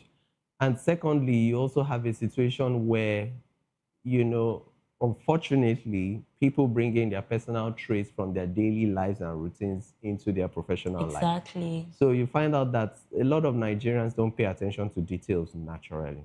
True. I love the fact that now we are stating facts. That is the truth. A lot Yes. of Nigerians don't pay attention to details. I don't understand why you would forget surgical scissors in a womb. That is why precautions, there are safety measures that should be. And scissors that tiny. And you would also have theater nurses. You have your surgical team with you. So nobody noticed that. Exactly. So even if it was an error from one person, there should be somebody who, a and then you theater nurse, stitch the person back. that would verify that everything that you used, everything is complete before you close the patient back. And you should always recheck and verify that you are good to go to end the surgery. Exactly. So I think I don't really want to believe that it is just the system that is failed. I feel like individuals also have a role to play in this. That's why I said we have multiple answers to this. Yeah. So you actually find out that people bring in their personal traits to the job. We as a people need to do more in paying attention to details,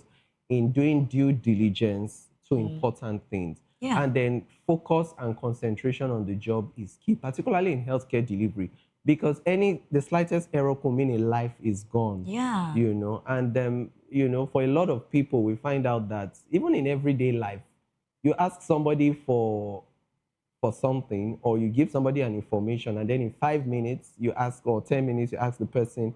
The person was probably nodding when you were telling the information. You probably think the person got you right. But at the end of the day, the person will do the exact opposite of what you asked him to do. That's very correct. And you'll be wondering, but you signaled to me that you understood what I said in the first instance. That tells you the attention span. That tells you the level of focus and commitment that people have in their daily lives for ordinary things. But that has now, come into the professional scene, and it is now translating into what we're seeing as negligence on the job. That's quite sad. But still talking about medical negligence, I don't really want to believe that this one is medical negligence anyway. I want to believe this is the system. So I heard of a case scenario where a hospital where a single doctor was expected to cover an entire emergency unit. I mean, one doctor.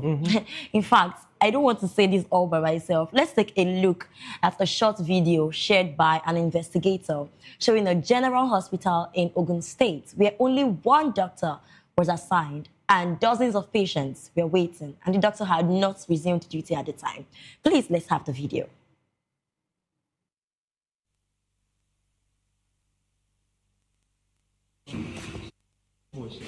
Can you see a lot of people waiting for a doctor here? Ọmọ lọ fà ọ́.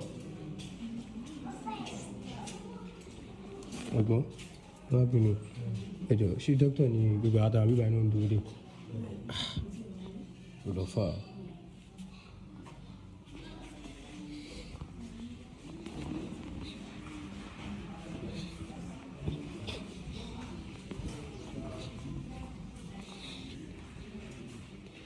Ẹ ṣàì má bínú. Ẹ jọ̀ọ́, àwọn tá a jókòó iná dókítà ni à ń dúró dé. Wọn ò dẹ̀ ti dì, àwọn èèyàn sì tún wà ta gan tó ń dúró de dókítà tó ń pọ̀ gan.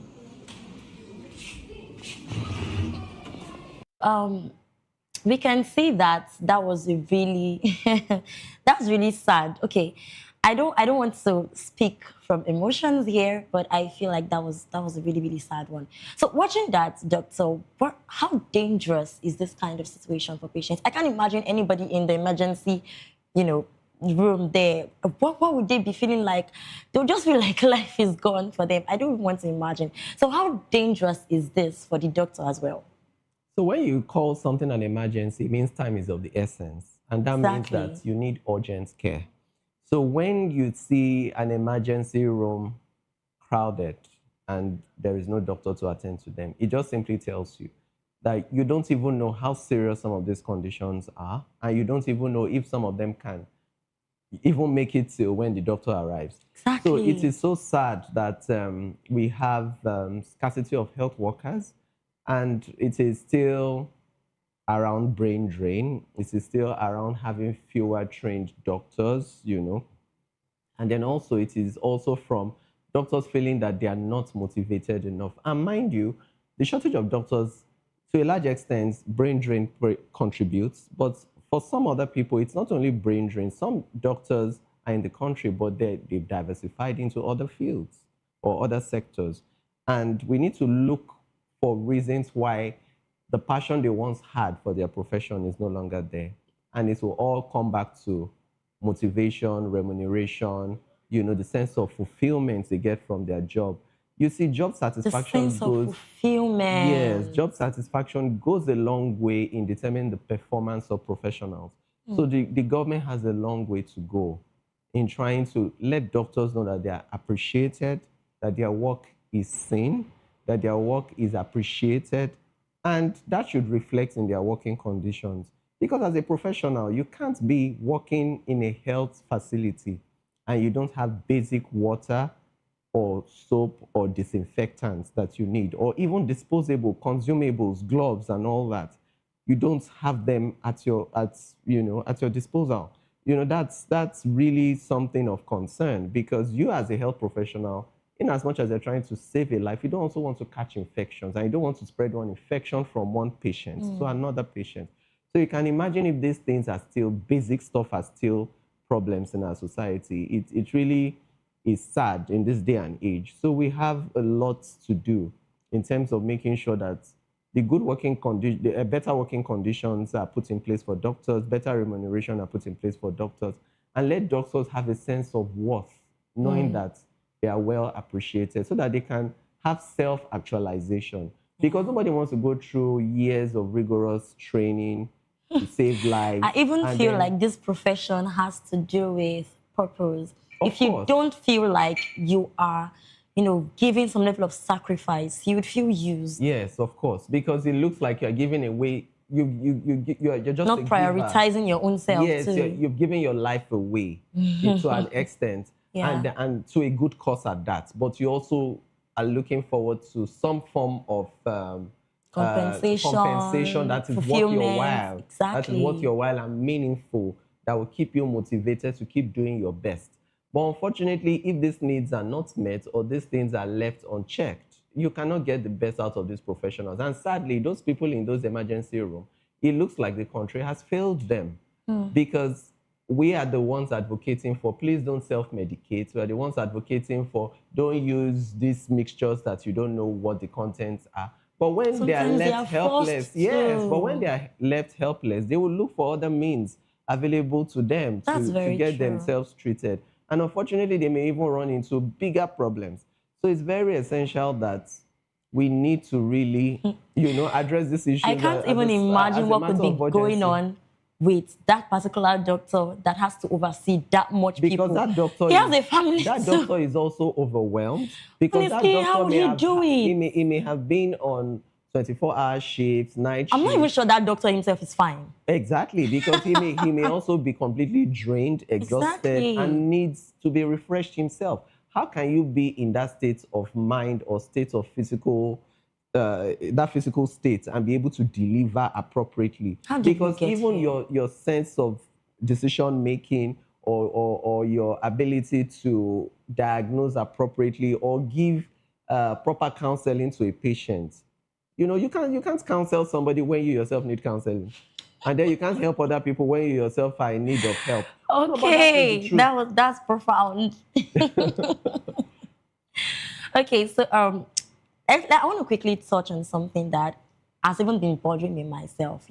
There is this comparison between private hospitals being safer than public hospitals, but I've also seen that public hospitals tend to have, better equipped staff, more professionals and all that. So we don't even know exactly which is even safer when it comes to things like delivery and all of that. People just always feel like which is better and all that because of the kind of things we have seen in this particular, sector. So based on reality, would you suggest or what would you say about this? Is patient safety really about ownership, or is it about standard? Is it about staffing, or is it about the systems? All of the above. It's about standards, it's about quality control, is about making sure that the kind of healthcare delivery or the kind of clinical setting that you have delivers optimal care for the patient, prioritizing the needs of the patient, to make sure that everything that is around healthcare delivery and everybody on your health team,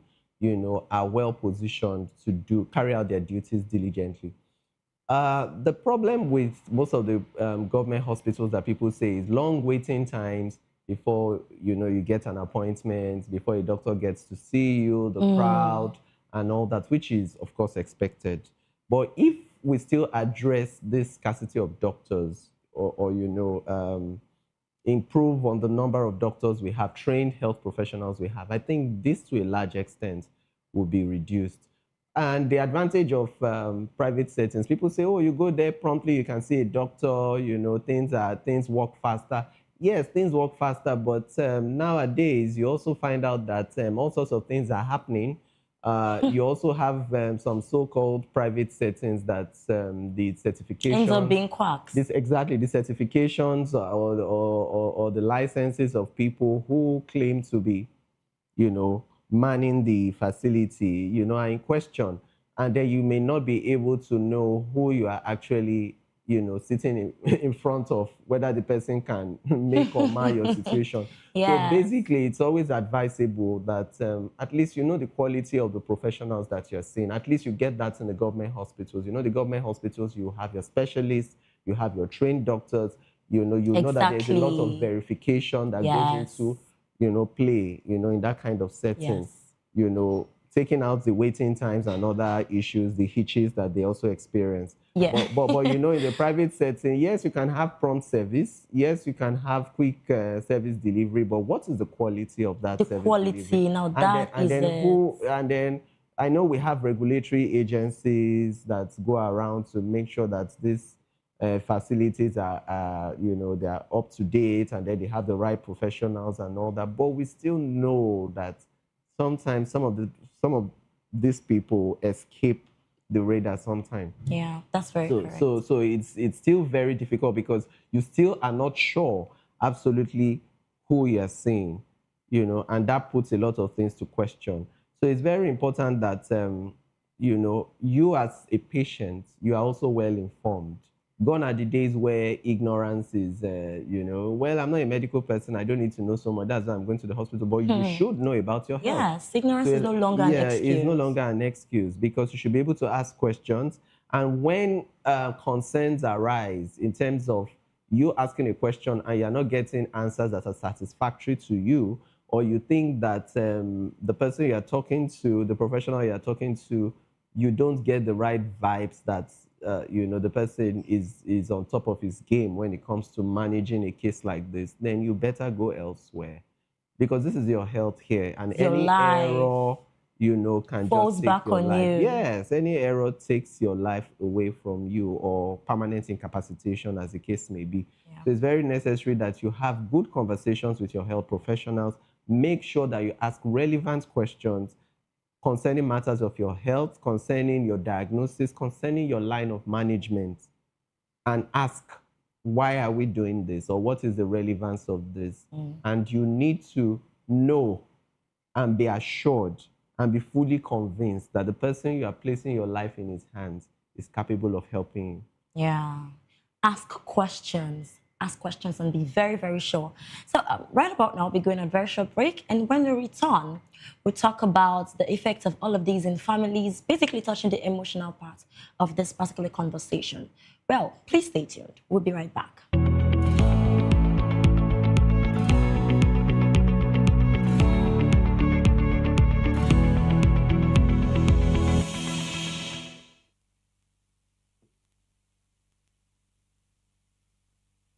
Okay, welcome back. This is still Health Check on Voice of the People television. And we're still talking about, patient safety, medical negligence, how to improve all of these. And right about now, we're talking about the families, right, Dr. Degon? So we understand that behind every case is a family. Chimamanda lost a son. Aisha Umar's children lost their mother. Ifunanya's friend lost a rising star. When families feel ignored, they feel confused or left without answers, what does this do to trust in the healthcare? So these people might have developed some kind of fear or some kind of, they feel destabilized, literally. So what would you say concerning that to help build their trust back in the health sector? Well, like we said earlier, they are humans, just like doctors are humans too. Yeah. So emotions would come to play. And bereavement is never easy. There's a grieving process. And of course, there will be some degree of loss of trust in the system, loss of credibility in of the system. And then you would also find a lot of people asking questions, where do we go from here? So when people are ill, so where do we turn to? So do we even stand a chance? So anybody who is ill now is sentenced to die. All these kind of questions would arise in the minds of people. And that is absolutely normal. For us to actually build back the trust and let people know that, okay, we still can do better. We have what it takes to be better.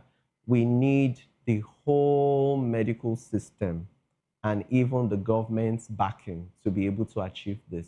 So this is not something a particular sector alone can handle. The doctors must be more diligent on their jobs. The nurses, who are also a substantial part of the health team, must also minimize errors, when it comes to their jobs, paying more attention to details, making sure that they verify things and nothing is put to chance, nothing is left to chance. And then ultimately, even the people who produce results, the lab results and the diagnostics, very, very essential. So any errors from them also, to a large extent, may also misdirect the doctor's judgment. Yes. Misdirect the doctor's management. So everybody, all hands must be on deck. And finally, the pharmacists too, who eventually would dispense these medications, must make sure that the right medications are given out at the right doses and for the right duration of time. All these things, you can say that everybody has their own functional roles, and each of those roles are very essential in maintaining, quality healthcare delivery. And of course, the governments have their own role in ensuring that everything these professionals need to be in place to be able to, give their best at their job and to function optimally. and made available to them. Because if these things are not available to them, we'll still be dancing around in circles, and we're not going to be able to get where we want to get to. And if you have more people losing faith in the system, all you have is more people going back to self-medication, which you're discouraging, more people going into alternative medicine or into unverifiable forms of treatments that are available to them, which we know will be catastrophic in the end, because the consequences of that would really boomerang on everyone, because you will now find new illnesses coming out. You find people with organ failures that you can't explain because they are looking for other sources of care outside conventional care. So it's very essential that the government looks into this with a matter of urgency, knowing that we need to salvage the health system. And one of the simplest ways to salvage the health system is from your budget allocation, prioritize health. Very essential. You have to prioritize health. Health must carry huge priority, in the government's plan. Because without that, we're not going to see improvements. Because that is what would help refurbish the existing health facilities. This is what will help maintain all the equipment that we use for our diagnostics. This is what will ensure that doctors and healthcare remuneration is there as at when due. And we don't want to hear all this strike back and forth thing. Yes, because all these things come from job dissatisfaction. Exactly. Because it is when you have problems with your job, that's when you think you want to protest, that's when you think of strike. But if doctors are happy, at their stations, nobody will think of strike. Everybody will be looking at how to improve the system. Everybody will give their best, and everybody would reap the dividends of this. So the government has a huge role to play. The Ministry of Health, and the commissioners of health for the different states, they really have a huge role to play in seeing to it that, doctors and healthcare professionals in general, are comfortable on their jobs. Because what they do is too delicate. What they do is too important to be toyed with. Because the consequences are grave. We need to do better. Yeah. We heard, I think it's even very trending now, the massive migration of Nigerian doctors and health workers to other countries, At the same time, we are seeing industrial actions and strike threats within the health sector.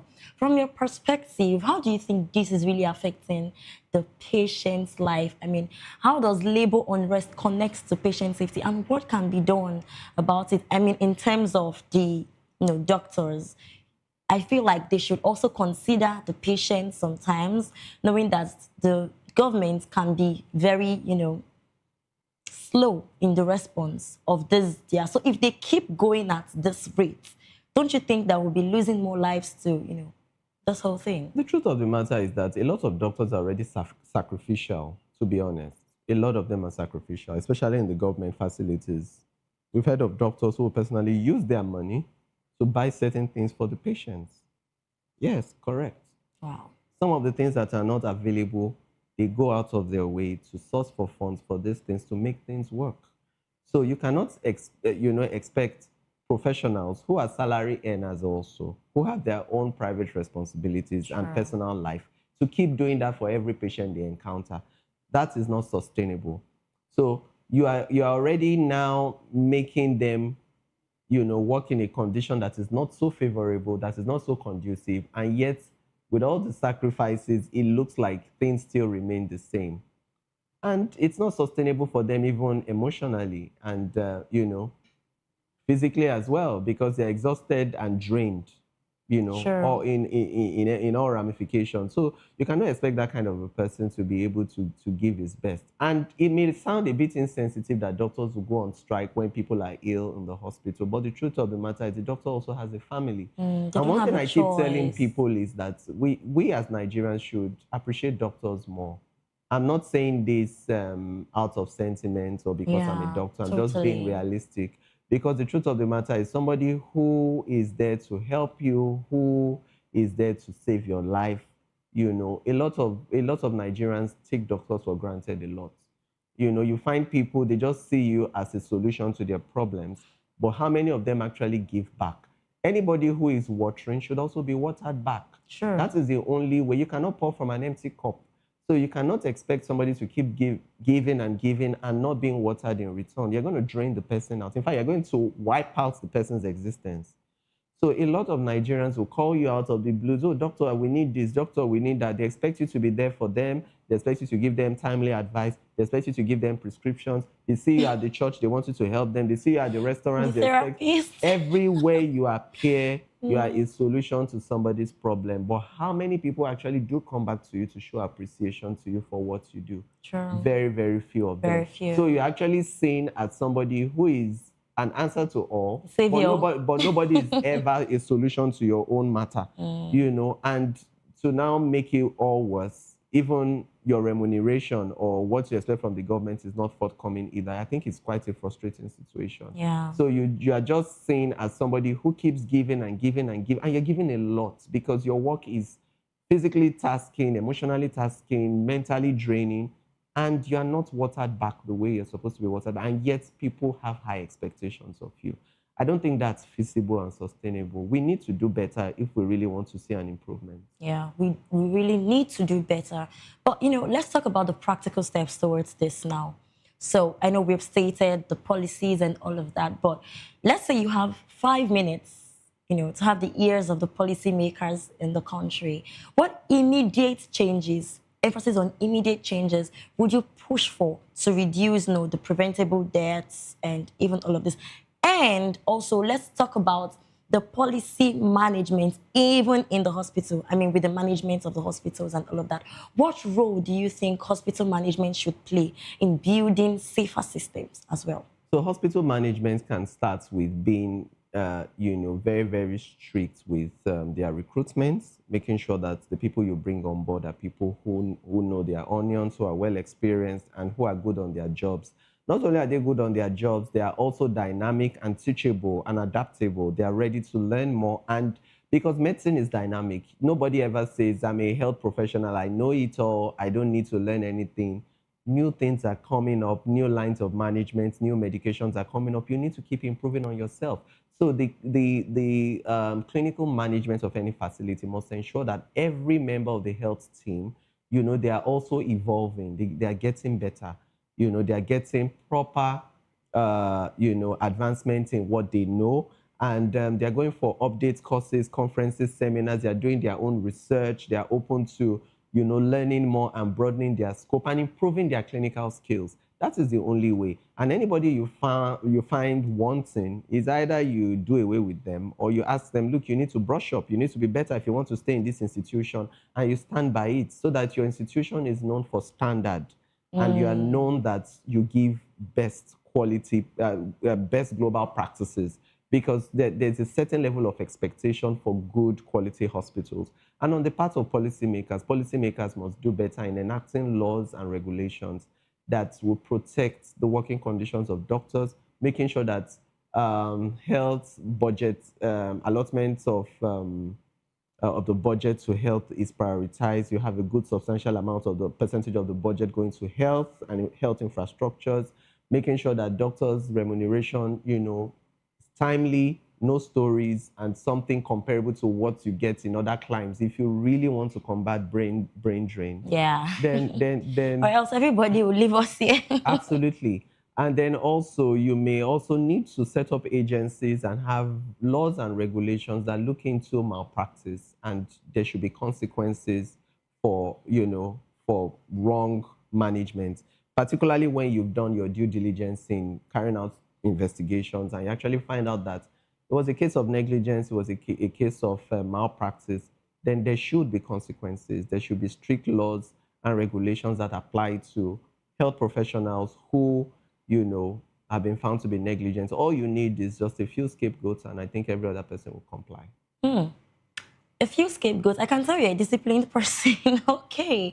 All right. So this message is to the policymakers, even in the hospital sector, the medical sector, and even in the country as well.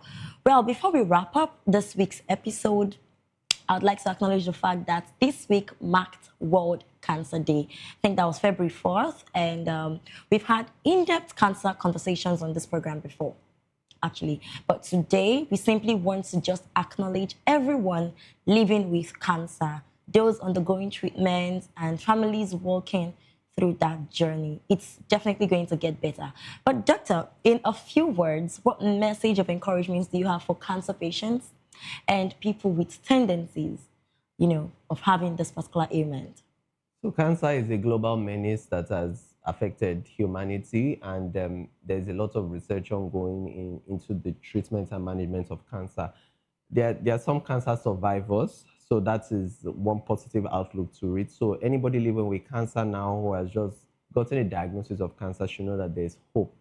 But we need to emphasize on early intervention because, like we always say, early intervention would always produce better outcomes. So when the cancer is still starting before there is a widespread to other organs or distant organs, the prognosis is usually better. So we advise everybody, go for your screenings. For the women, go for your breast ultrasound scan. If you're above 40, go for your mammograms, do your cervical pap smear screening for cervical cancer. If you're over 50, you should go for your colonoscopy to rule out colorectal cancer. For the men, after the age of 40, please, it is mandatory for you to have your PSAs checked. And then it's very necessary for you to present early if you have abnormal reports. That is not the time for you to disappear. That is not the time for you to seek other alternatives that have not been verified to actually be effective. So it is in your best interest to go for these screenings because it's only when you screen that you can detect early. So early detection is very key.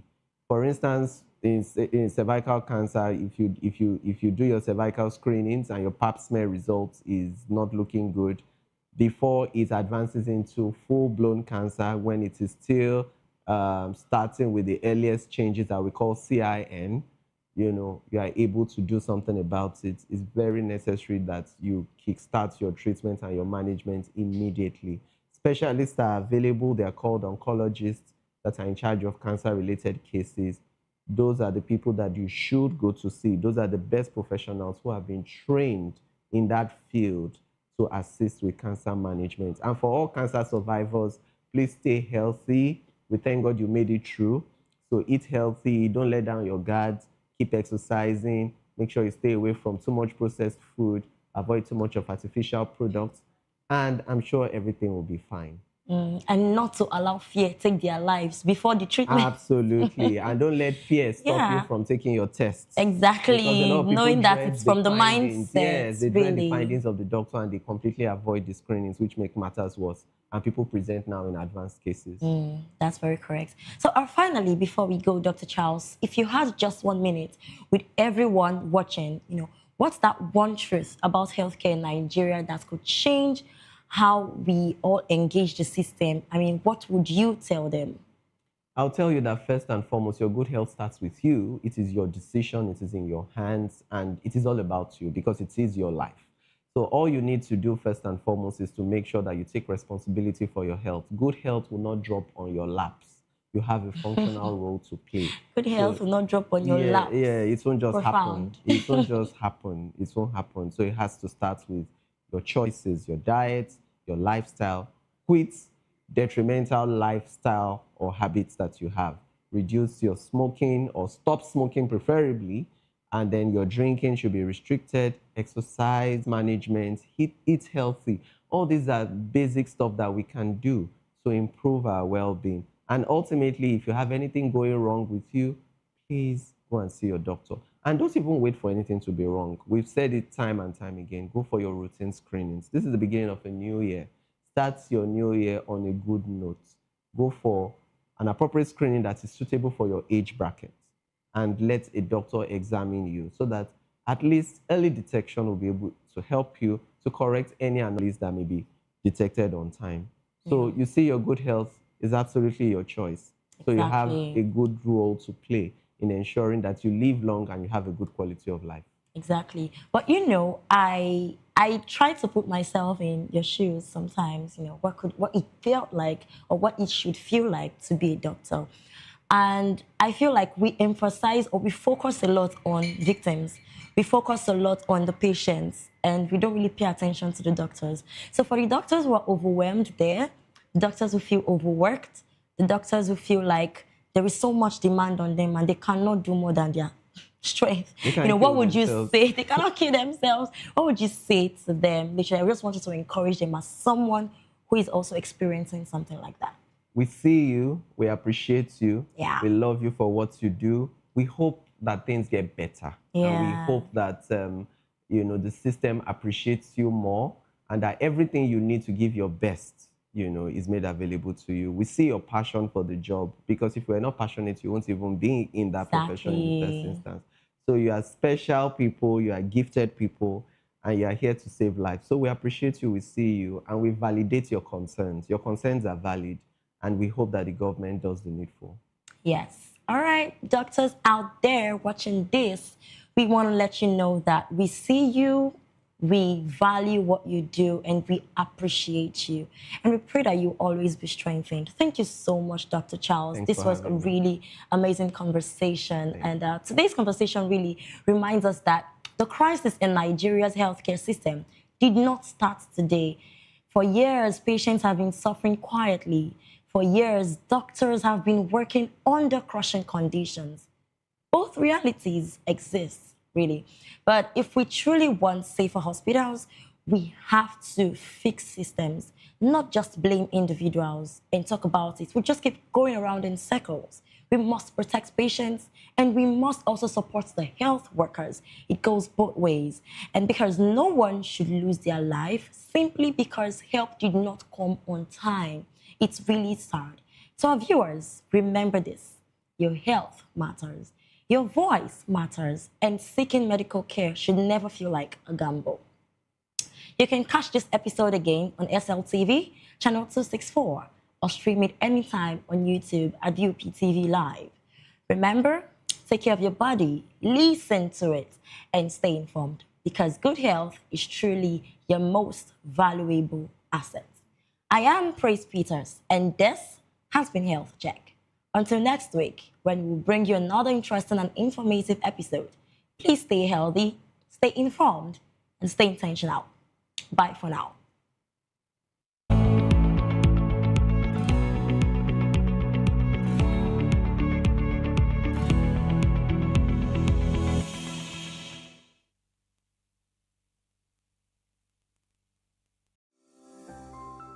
VOP TV.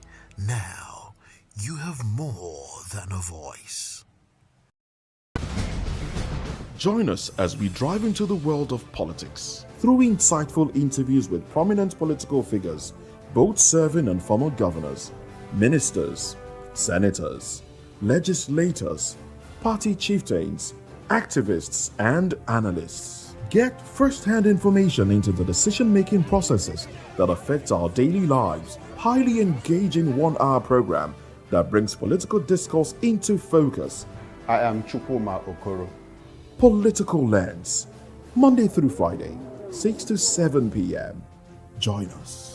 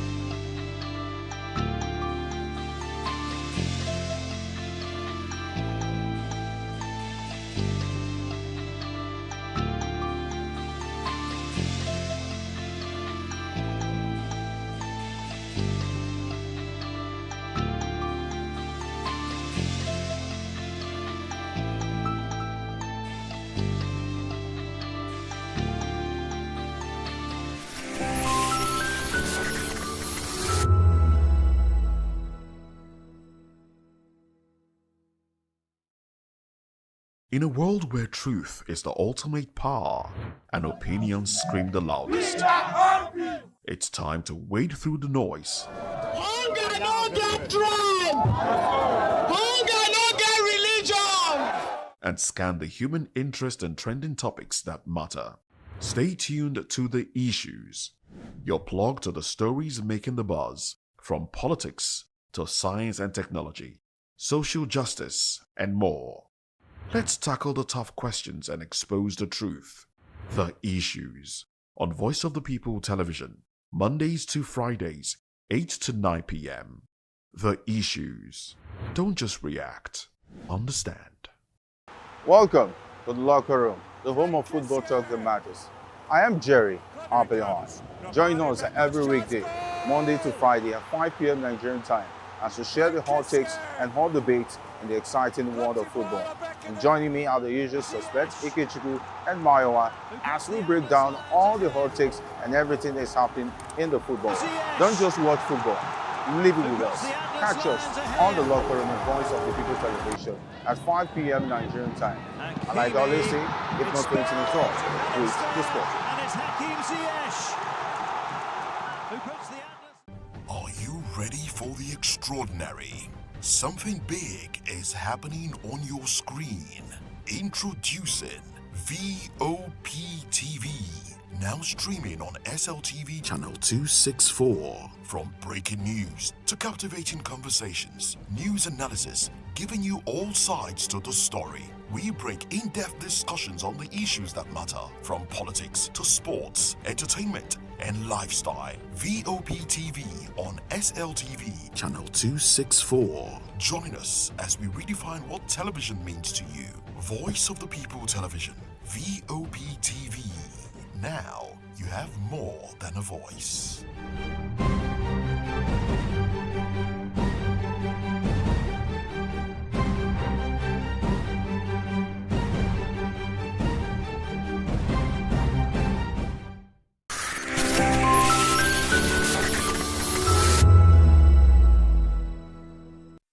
At a press briefing in Alausa Ikeja, Lagos state officials defended the recent demolitions in Makoko, stressing that the exercise was strictly for public safety. Many of the affected wooden structures were built directly under high-tension power lines, posing serious risk to residents. Was even drawing attention to Venice. As you look at a city like Venice, now Venice is built on water. And I thank him for drawing my attention to that. I told him that a few months ago I was in Venice, that I've been to Venice a couple of times, one of the cities that I love visiting. And that's what you have in Venice, can you compare to what you have in Mexico? In Venice, the local authorities say they don't want something, the people will not go and do it. I said, Makoko has been there. I can understand it's like an oil block for some people. They thriving one, a flourishing oil block. They go to Makoko and portray the people as being very poor, and portray the people as people who are pushed to be living in the conditions in which they are living by the government, and portray them as people who are hopeless. But they do not know that that is one side of Makoko that they have seen. But then, we all know what is behind all of this. They send such pictures overseas and tell the world that there have been a lot of things in Nigeria. Some will even go to Makoko on their birthdays and begin to share drinks and all of that. I see the people are beggars. I think this idea of denigrating people in order to promote yourself and your interests is very bad. The special advisor to the governor on EGIS, urban renewal, Dr. Babatunde Olajide, says the urban regeneration is a top priority for the Babajide Sanwo-Olu administration. He explained that the plans aim to create a safe and conducive environment for residents while improving infrastructure and sanitation. If we do not do them, then we are endangering the lives of the people that we signed and swore and vote to protect. As a result of that, you have something, areas are being classified action areas. This governor has actually not classified any area as an action area. This has been done during the time of Asiwaju, during the time of BRF, during the time of Governor Ambode. But you see, we cannot continue to just designate areas, you have something as slum areas or blighted areas when we have not even tackled the ones that we have on ground. There is no need to be trying to go to other areas. So we are only still dealing with the things that we found in the books. However, we need to do it, and I've explained all of these things to you. You know, these are things that we have to do in a systematic way. We have to do it according to international conventions. You know, what we all signed to at the Rio de Janeiro conference in 1992 in Brazil is that everybody is entitled to adequate shelter. Adequate, not shelters that are dangerous. Dr. Olajide revealed that the state has committed $2 million as counterpart funding for Makoko regeneration, with an additional $8 million expected from the United Nations agencies. Residents affected by safety-related demolitions in Palirura, Oniru, Bombata Market, and other areas have been compensated. The government confirms the core Makoko fishing settlement was untouched. Officials emphasized that the Water City project and broader regeneration of the waterfront communities will continue to design to protect lives while improving living conditions for the residents. From Alausa Ikeja, I am Monica Ogolo, reporting for VOP TV.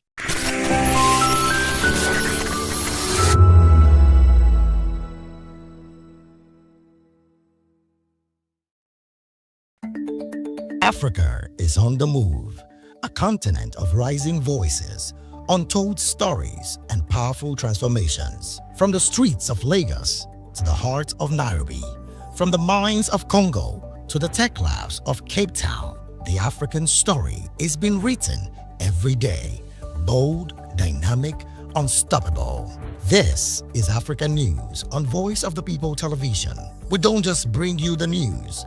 We analyze and bring you Africa's heartbeat, the politics that shapes our nations, the economies that drives our future, the cultures that defines who we are, the voice that must be heard. Africa News, Africa's voice, Africa's future. Where Africa speaks, the world listens.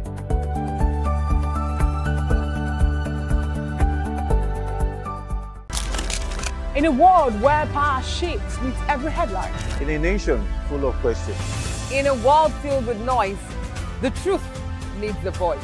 The policies that shapes our world and the economy that determines our future. Every hour, every day, the grapevine keeps buzzing.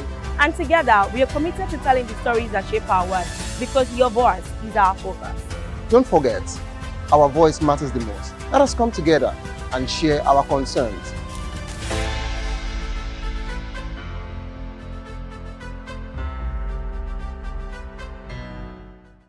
The red carpets, awards, the razzmatazz, music, fashion, interviews, and more.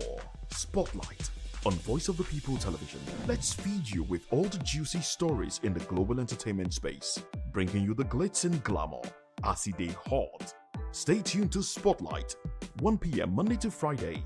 Spotlight on VOP TV.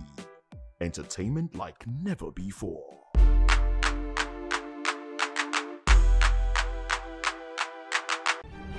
In a world where power shifts with every headlines, news breaks and events happens, we bring you unbiased and explicit information on politics, economy, and state of the nation.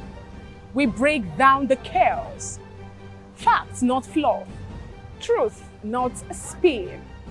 We discuss not just politics, but a glimpse into the future. Voice of the People Television, now more than a voice. VOP TV. Now, you have more than a voice. The red carpet came alive in Lagos as industry players, cultural enthusiasts, and cinema lovers gathered for the premiere of Amayanabo, The Eagle King. Written and produced by media entrepreneur Betty Irabo and directed by veteran filmmaker Fred Amata. The historical drama brings to life the rich culture and traditions of the Niger Delta, told through the lens of royalty, power, and identity. All we've learned in history is what the white man has told us. Let us start telling them our own side, how our forefathers felt, how we had city-states, we had a structure, we had a government before the white man came in.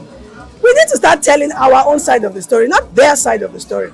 And we can do it, and we are doing it, and I will continue. Nothing will stop me by the grace of God. The movie explores themes of leadership and betrayal with standout performance from its cast.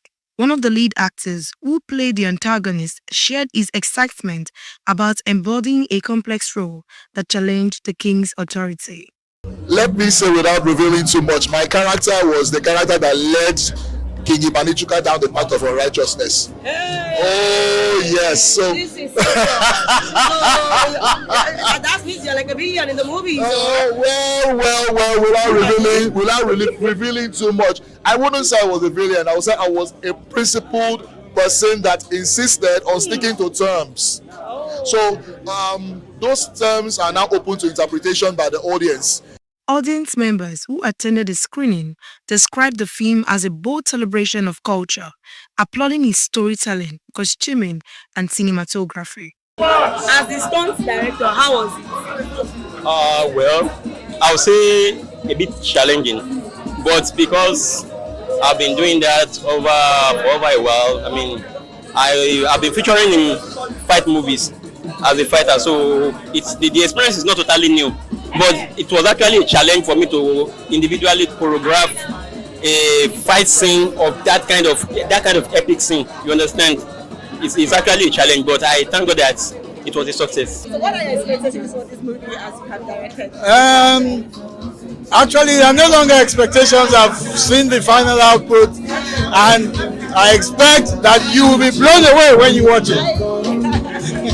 It's a comprehensive telling of the struggle of a people for identity, for survival, and also to stand your ground when it matters most, so that you don't get trampled upon by an intruder, so to speak, and many more. With Amayanabo, the Eagle King, Irabo and a team hope to set a new pace for culturally rooted cinema, proving once again that Nigerian stories are best told by Nigerians themselves. Oyindamola Olukutan for Voice of the People TV.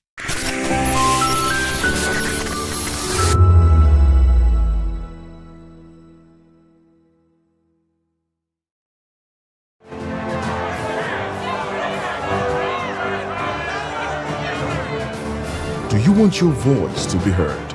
Do you know that you matter in the scheme of things?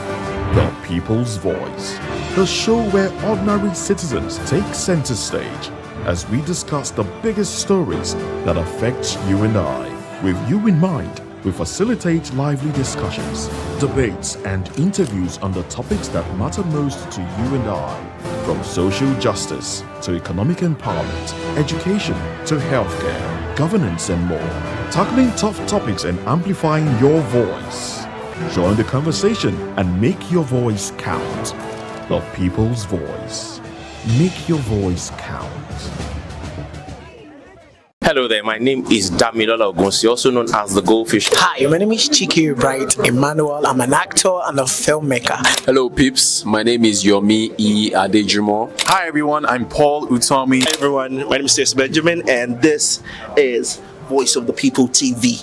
I need you to keep it locked to VOP TV. See, are you looking for good entertainment? You want to get good movies, good music, politics, talk shows, sports and entertainment. You really want a channel that gives you everything you need without you having to run around. VOP is where you are. That's Voice of the People. If you're not listening to this, you're not one of us.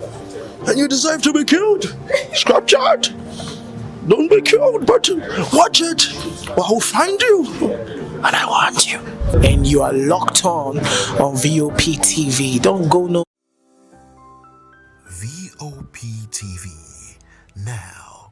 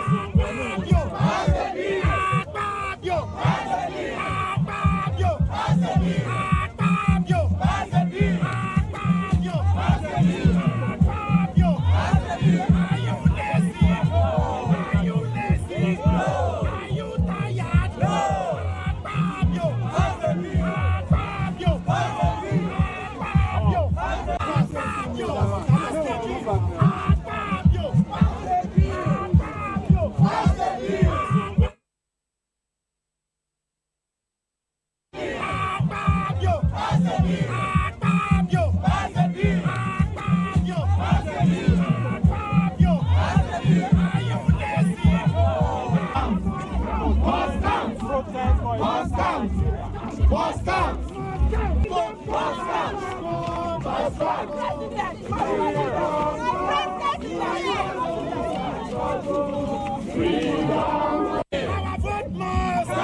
Our vote must count. Are we lazy? No. Are we lazy? No. Are we tired? No. Are we criminals? No. Our vote must count. Our vote must count. Agbabio. Agbabio. Agbabio. Dear people, you are the real distinguished Nigerians. These are honorable Nigerians. What do we want? Our vote must. Our vote must. Are you ready to march to the National Assembly? Agbabio. Agbabio.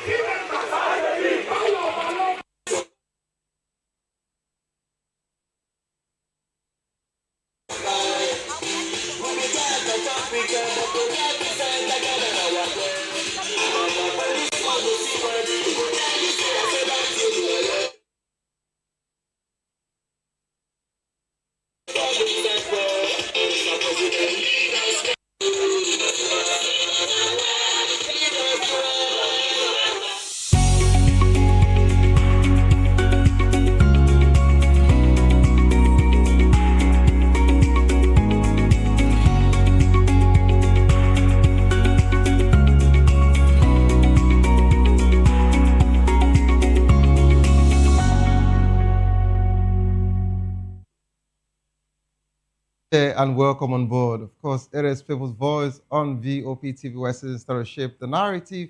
And today, we'll be dissecting a major story that is dominating the headline and sparking conversation across the nation. PDP crisis deepens as Wiki-backed faction, Toraki's group, sets shoulder. Join the conversation with experts inside the citizen perspective. Share your thoughts with us. I am Savior Udo. Let's look into other news stories with details. APC explains delay in welcoming Rivers Governor Fubara. The All Progressive Congress has explained why Rivers State Governor Siminalayi Fubara has not been officially welcomed into the party despite his defection from the People's Democratic Party. APC National Chairman Professor Nantawi Yiwatda said that the delay is due to regional sensitivity, particularly in the northern states where Ramadan is approaching. The party is prioritizing welcoming northern governors before those from the south. And of course, the national chairman also emphasized that the delay does not imply Fubara's lack authority from the party, but this is just to follow their proper protocol as regards to what they do or how they are to actually do it. And away from that particular one, Wike warns politicians of betrayal consequences. To be precise, a Minister of Federal Capital Territory, Nyesom Wike, has warned politicians who support betrayal that they would face consequences. Speaking at the commissioning of Rivers State chapter of the Renewed Hope Ambassador's Office, Wike said those who betray others will ultimately be betrayed and collapse and go. Well, we don't know what the collapse and go means. He emphasized that the betrayer is a circle that will follow individuals everywhere, and those who plant betrayal will reap it. Wike has actually said so much here, and notwithstanding, the same Wike, was called upon, of course, by the president, and we got it from, a reliable source, and of course, Fubara and some political heads in that particular state to actually come for an emergency meeting where the president is trying to see how to, settle some situation again. And it was also gathered that the governor of Rivers, after the meeting, in Aso Rock, that he escorted Wike to his private residence. But we're yet to confirm, how true that is, because we want to see a peace broker again for us to really believe that that particular meeting was held. But if we don't get to see that, if the other person is still singing Yendebai and this one is still here, then we would actually know that they are not done with themselves yet. Away from that particular on Ogun PHC, where babies are delivered by torchlight. A recent investigation revealed that the Ikereku Health Clinic in Abeokuta North local government, the area of Ogun State, is in a deplorable state. The primary health center lacks basic equipment, manpower, and essential amenities like electricity and water supply. Health workers often rely on torchlight and phone lights to deliver babies at night, putting mothers and newborns at risk of infection. The facility's poor condition has led to concerns about the high rate of maternal and neonatal mortality in the area. Experts warn that the situation requires urgent attention to prevent further complications and deaths. Right, away from that particular one, ADCs are confident of challenging Tinubu in 2027. The African Democratic Congress, ADC, is confident they can actually challenge the president in the 2027 presidential election. Says former sports minister Solomon Dalong. He cited that the party's a strong lineup of politicians, including Atiku Abubakar, Peter Obi, would actually be substantial enough. And Dalong also emphasized that the party's commitment to a transparent primaries and supporting the winner to challenge Tinubu. Okay, away from that particular one, PDP National Secretariat to reopen after court ruling. The People's Democratic Party, the National Secretariat, of course, has been said that the Wadata Plaza will reopen on Monday, which is today, after being sealed by the Nigerian Police Force in November 19, 2025. The sealing followed a clash between two factions of the party led by Taminu Turaki and Abdurrahman Muhammad, according to Senator Samuel Anyanwu, the acting National Secretary. Now, the court has ruled in favor of Abdurrahman Muhammad-led National Caretaker Committee, declaring the November 15 and 16, 2025 convention null and void. The committee will now take over the office, and the party will field candidates for all positions in the forthcoming election. And away from that particular one, Ipob cancels Monday sit-at-home in Southeast. The indigenous people of Biafra has announced a permanent cancellation of the Monday sit-at-home in the Southeast region. According to Ipob spokesman, Emma Powerful, the decision was made by the group leaders, who is Nnamdi Kanu, and is effective immediately. The sit-at-home, which began in 2021, had resulted in significant economic losses and disruption to daily life. Ipob has warned against any attempt to enforce the sit-at-home and urged residents to resume normal activities. Of course, we were told that everyone in Anambra and of course in the Southeast have been going about their businesses, and there is no more sit-at-home. But of course, we just saw a video there that we actually got. This is from another faction of the Ipob coming out to actually say this. For just few minutes, I'd like us to take this before we proceed with the program.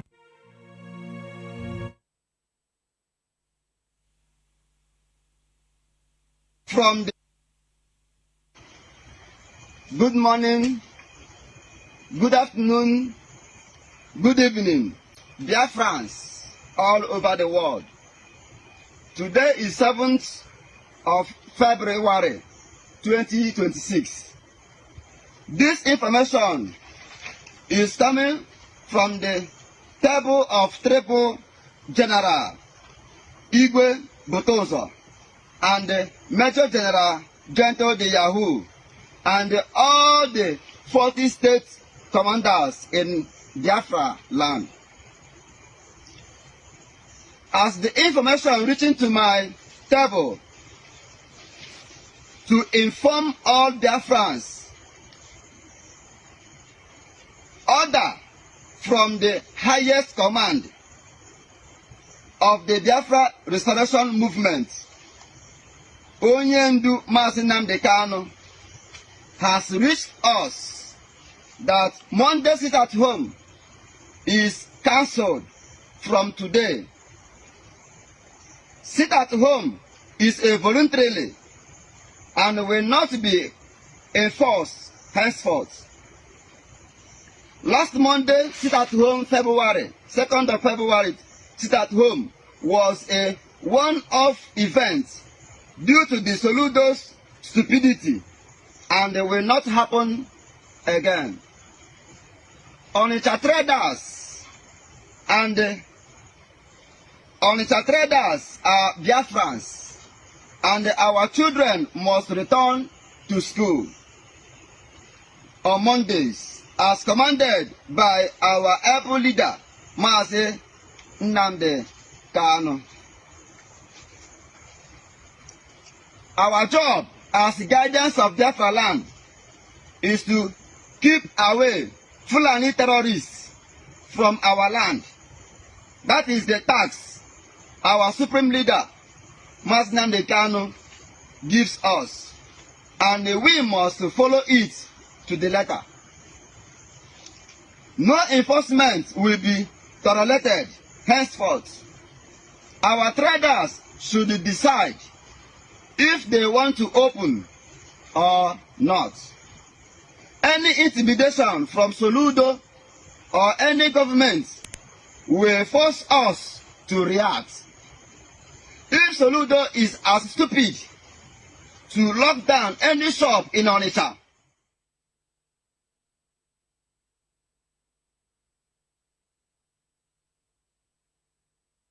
Okay, so looking at this particular one, of course, seeing different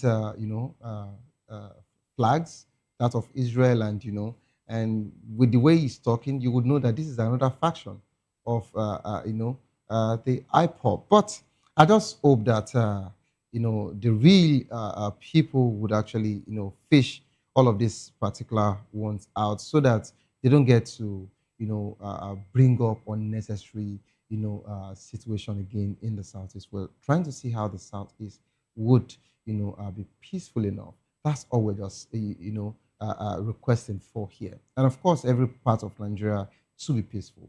Away from that particular one, let's quickly talk about protests that is going on presently in Abuja. Protests erupt over Senate's decision on elections result transmission. Former Labour Party presidential candidate Peter Obi has joined hundreds of demonstrators at the National Assembly complex in Abuja to protest the Senate's decision to remove real-time electronic transmission of election results from the Electoral Act Amendment Bill. The protesters are carrying placards with inscriptions like "Our vote must count," "No electoral robbery," demanded credible elections and transparency in the electoral process. Obi urged the National Assembly to enact law mandating electronic transmission of election results. I'd like us to quickly just look into the video.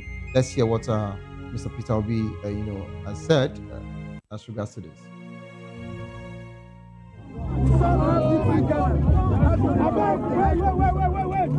Because of I did the wrong thing, and then the sense of Africa is the one that wants to do wrong. What is wrong is just a simple process of transmitting vote properly. Simple transmission. It's not difficult to allow the election to go through the normal process. Whoever wins will have said. So why are you bringing on the confusion?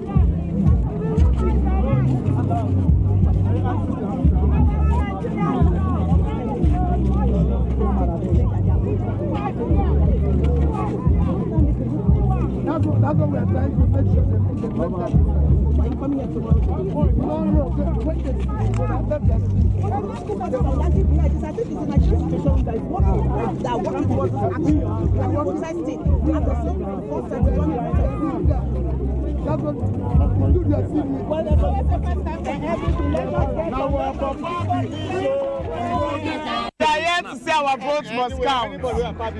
That's what we are here to say. We are here to say our votes must count. We are here to say we are tired of the inconsistencies and criminalities in the 10th Assembly. We are here to say enough is enough. We are here to say we need mandatory transmission of electronic voting, of what did you call it? Mandatory transmission of electoral results. Bam! That's what we want. Transmit our results. We are here. You know, that's why you see the rich here, the poor here. You see, we don't want any more glitch. You see different kind of people here. In fact, we are. Hey! I need to start again. No, just continue. Are you going to court? I can't forget where I stopped. These guys, they are very. That was, I think they call her Mama P. You could actually hear what Mr. Peter Obi said, and of course, everyone has actually come out with different placards. They just want a free and fair election in Nigeria, and we don't want that word glitches. And we just want the federal government, and of course, from the position of our National Assembly to mandate the electronic, transmission of results. That's all we want. All right, to join the conversation, kindly call the number 090-447-32605, 090-447-32605. Follow us on social media at VOPTV Live on YouTube, we're Voice of the People TV, and of course the hashtags Whose Voice on VOP TV. Kindly hit the subscribe button, and together we can make our voices heard. It is time for us to go on a quick break. As soon as we return, we'll be taking the conversation. PDP crisis deepens as Wike-backed faction Turaki's group set for showdown. Don't go nowhere, please. Stay tuned. I'll be right back.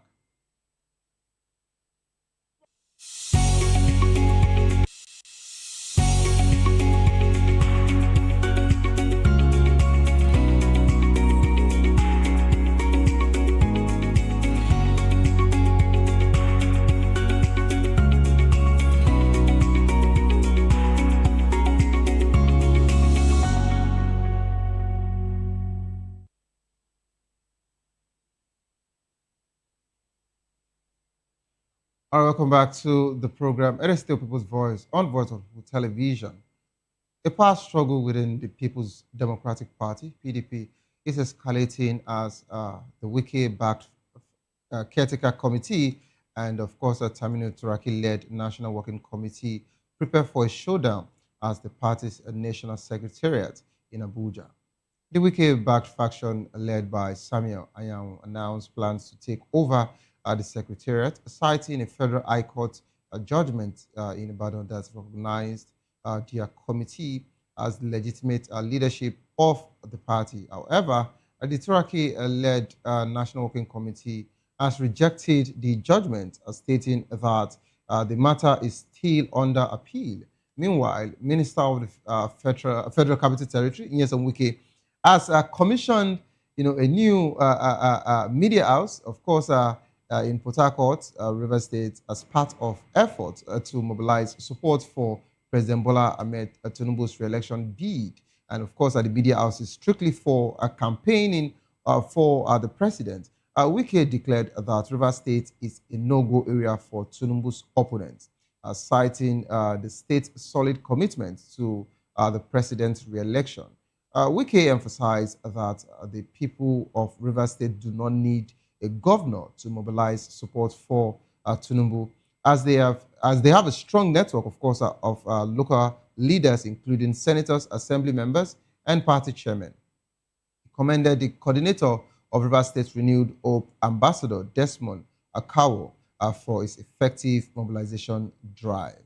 We're now being joined by Dr. Kayode, a social political technocrat, and of course, aviation safety expert.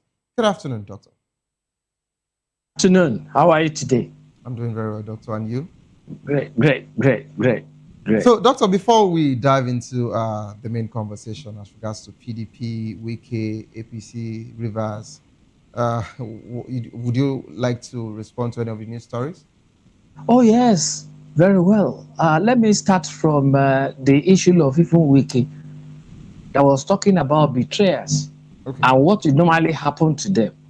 Is Wike not the mother of betrayers? Look at the way he grew from the local government to becoming the governor, to becoming the minister, to that.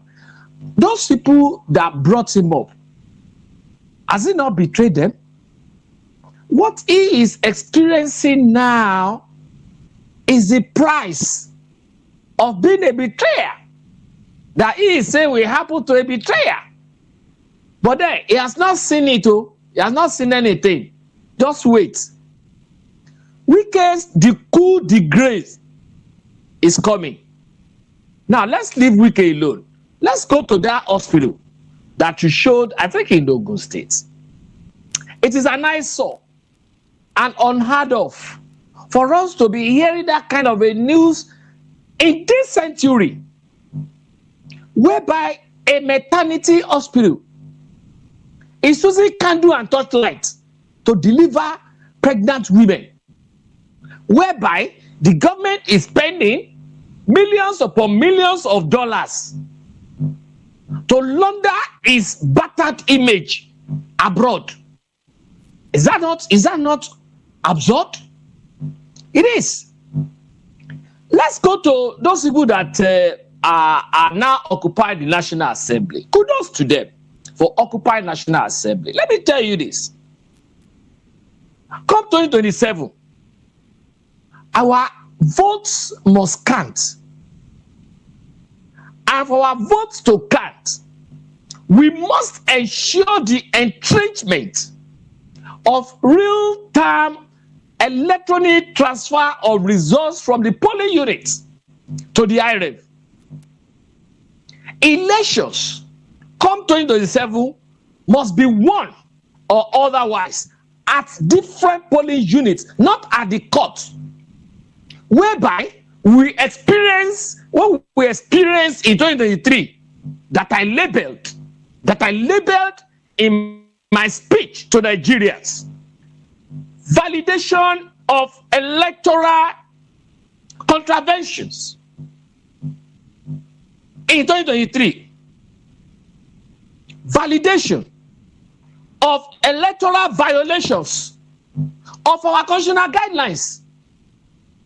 Even look at the background of some of them at the bench then, to the extent that a retiring Chief Justice of this country, a retiring Justice of the Supreme Court, was saying that he is leaving behind a rotten judiciary that he never bargained for when he was trying to become a barrister. A comment from a retiring Justice of the Supreme Court. So this time around, it is either you allow entrenchment of real-time electronic transfer of result to IREV, or I think Nigerians will be able to fill that gap. Nigerians will be able to fill that gap. And I will refer you to JF Kennedy's statement. Not my statement. JF Kennedy. And I quote now. Those who make peaceful change impossible will make violent change inevitable. By all means, Nigeria belongs to all of us. And whatever the vast majority of Nigerians are saying must be considered. Because those of them in the National Assembly, they are not there on their own volition. They are there at the volition of the people that had willingly submitted their sovereignty to them to serve them there. So how come they will now be saying they won't listen to the voice of the people? You have to. Now to your last story, whereby Wike now is now setting up or has set up a radio station in Rivers and saying that you don't need a governor to win an election. If you don't need a governor to win an election, why are you now railroading all these governors to defect to APC?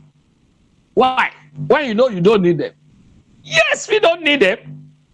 How many votes do they have? How many votes? We Nigerians are going to speak come 2027, and let us see who is going to keep our mouth shut. Okay, Doctor. I would have wanted to, cut you in, but of course, you know how you get to, bounce back. How we got to roll here.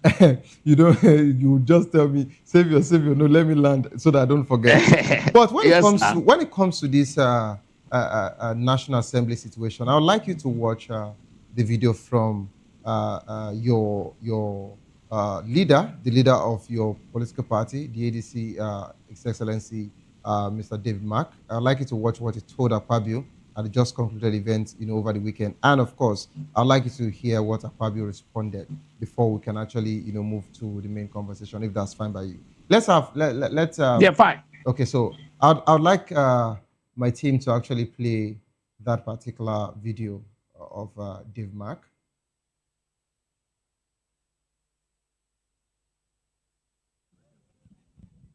Your Excellency, my brother and friend. Your Excellency, my brother and friend, a very distinguished senator of the Federal Republic of Nigeria, who is the president of the Senate of the Federal Republic of Nigeria, Godswill Akpabio. My friend and brother, the executive governor of Akwa Ibom State, the author of the book, and his dear wife, that there should be electronic transmission. Let INEC decide whether they can do or they cannot do it. Don't speak for INEC. Just speak for the National Assembly. And what the public wants is let there be electronic transmission. Now, if INEC cannot do it, it is in their own problem. That's their own problem. Not for you to speak for INEC. It's as simple as that. But that's just a by the way issue. It's not a serious issue, which you have raised. It's a by the way, it's a tangential issue.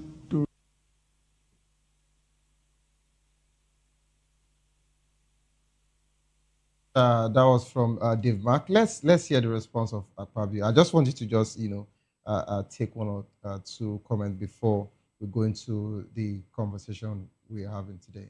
Can we have that of Akpabio's response? Institutions, democracy breathes through such interrogation.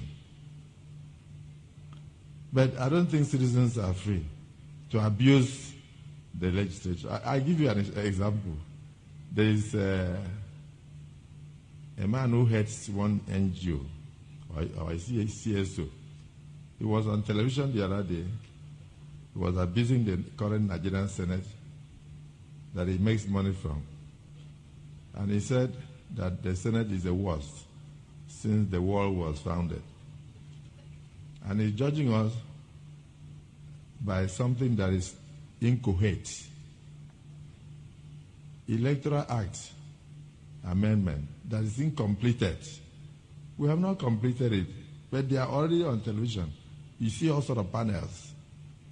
Because they don't understand lawmaking. They don't even know that even the one in the Senate is not completed until we look at the votes and proceedings.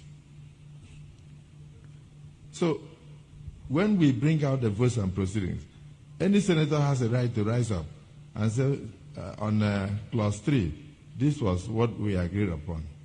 And if those who are recording through the verbatim recorder disagree or agree, we amend it before we approve the votes and proceedings. That is the only time you can now talk about what the Senate has done or what the Senate has not done.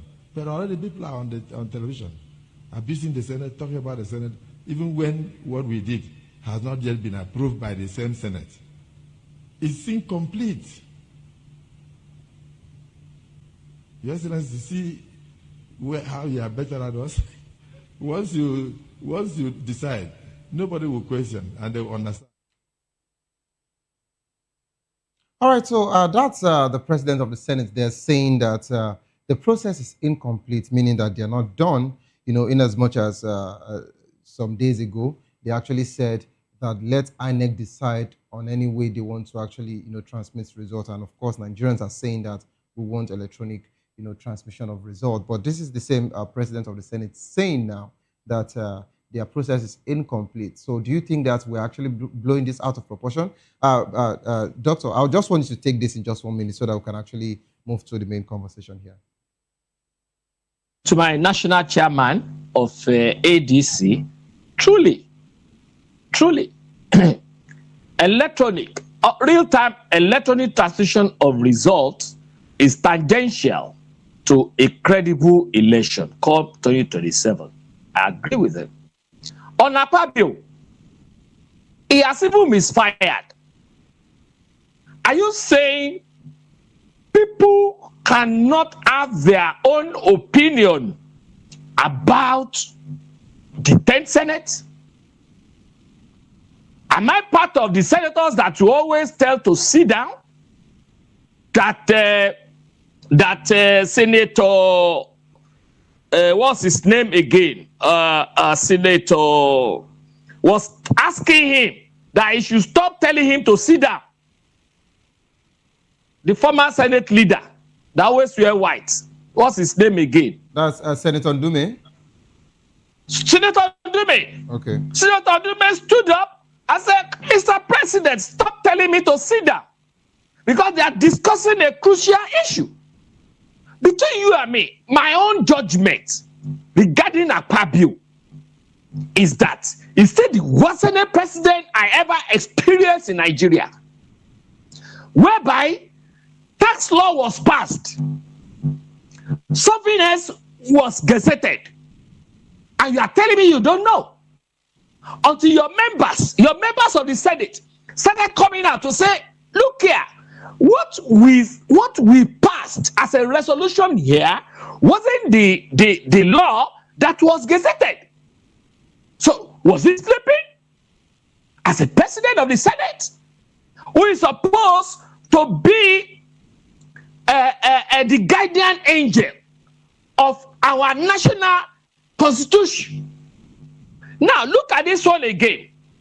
Has he not referred it before now to the joint committee of the National Assembly, whereby he even removed the chairman of that committee on the floor of the Senate? He removed him until when he was tackled. Who is he trying to fool? Who is Akpabio trying to fool?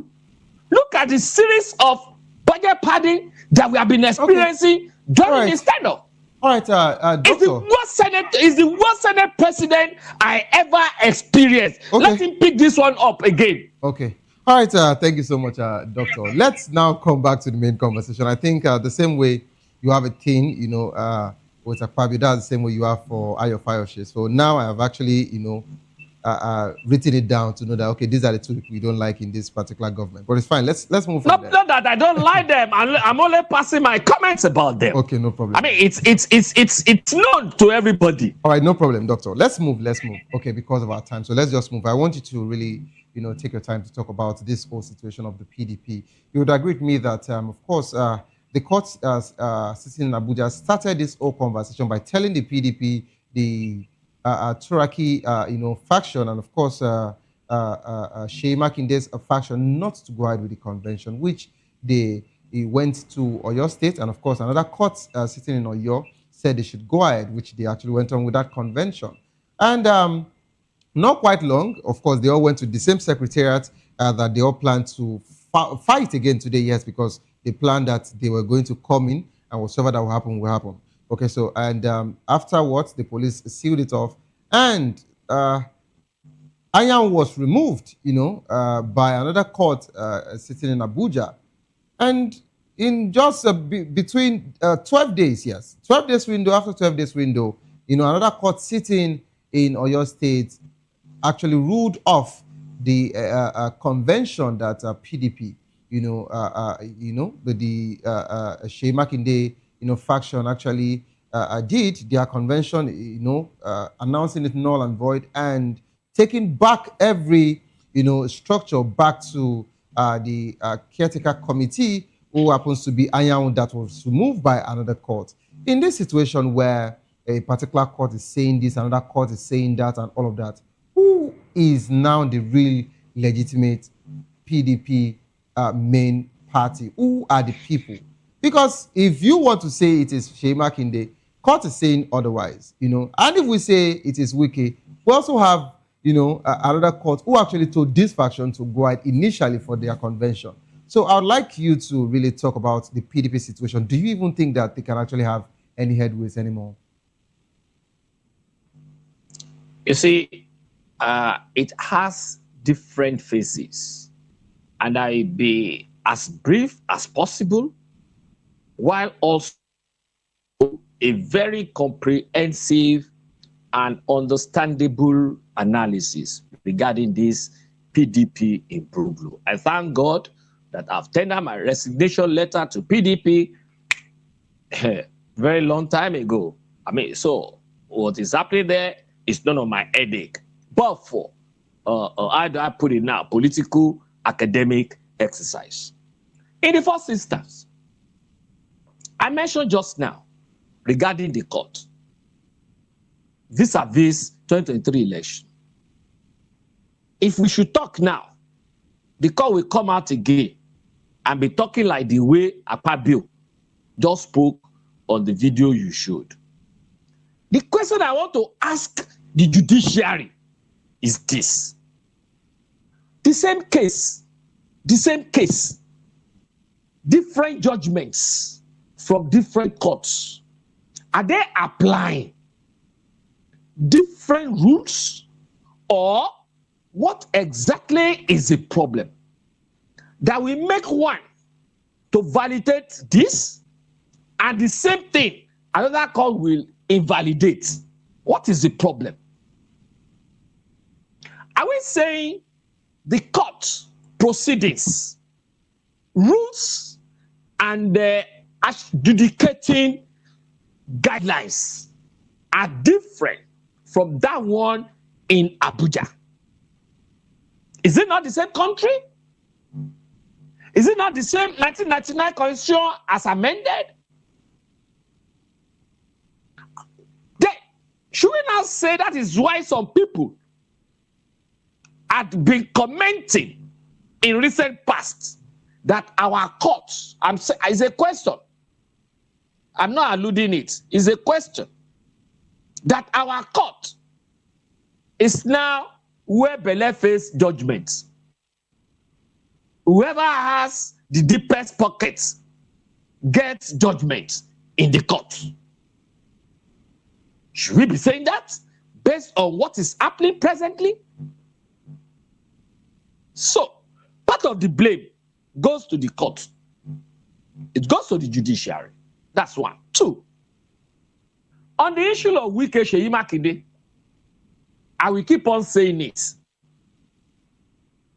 And I will not stop saying it. It's a seasoned film. It's a seasoned film. Makinde had said in the past that he will war for the second term of Bola Ahmed Tinubu.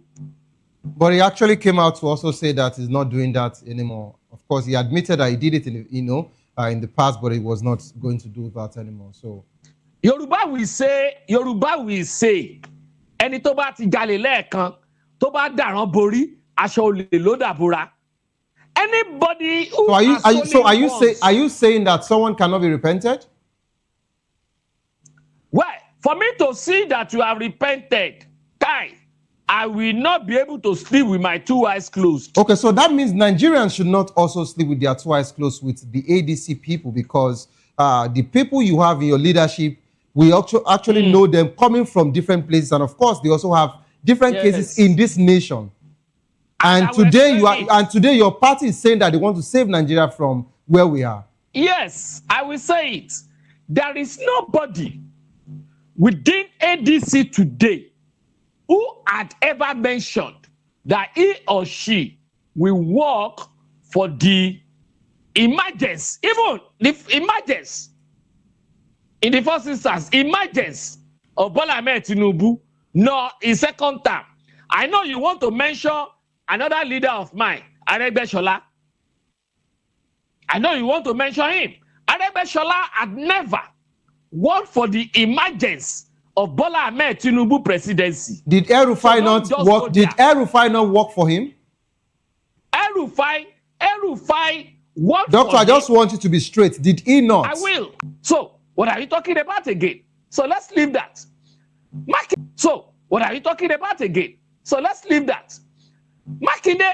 I still have more names to give to you, Doctor. But of course, because I still have more names to give to you. Give me the name and I will answer you. Okay. Let's go ahead. All right. You know, I'm always ready for you. Did Amechi work or not, sir? Which Amechi? The same Amechi. Amechi never worked for emergence of Tinubu. He never Amechi did. contested against him. And after he dropped, are you aware that the same Amechi actually repositioned himself because he wanted a ministerial position? Have you forgotten? I will also tell Doctor, you, let's say this on national TV with clarity, because please. yes, I am. And because he didn't get the appointment. Wait now. Yes. Wait now. I was watching the whole thing, even in Rivers. Amechi never worked for Tinubu. He contested against Tinubu. Doctor, after the primaries, what happened? Listen now, when he lost, Wike's involvement and the way Wike had betrayed him in the past, he sat down jejely in Rivers and he was watching. Doctor, that was not the case. Doctor, that was not the case. Doctor, I know that you are breasted with this particular. I know. Amechi never showed up. Doctor, I know you are breast with this particular information, but of course, to save your party, you would actually argue that Amechi never did. But Amechi actually did. Doctor, you know Amechi actually did.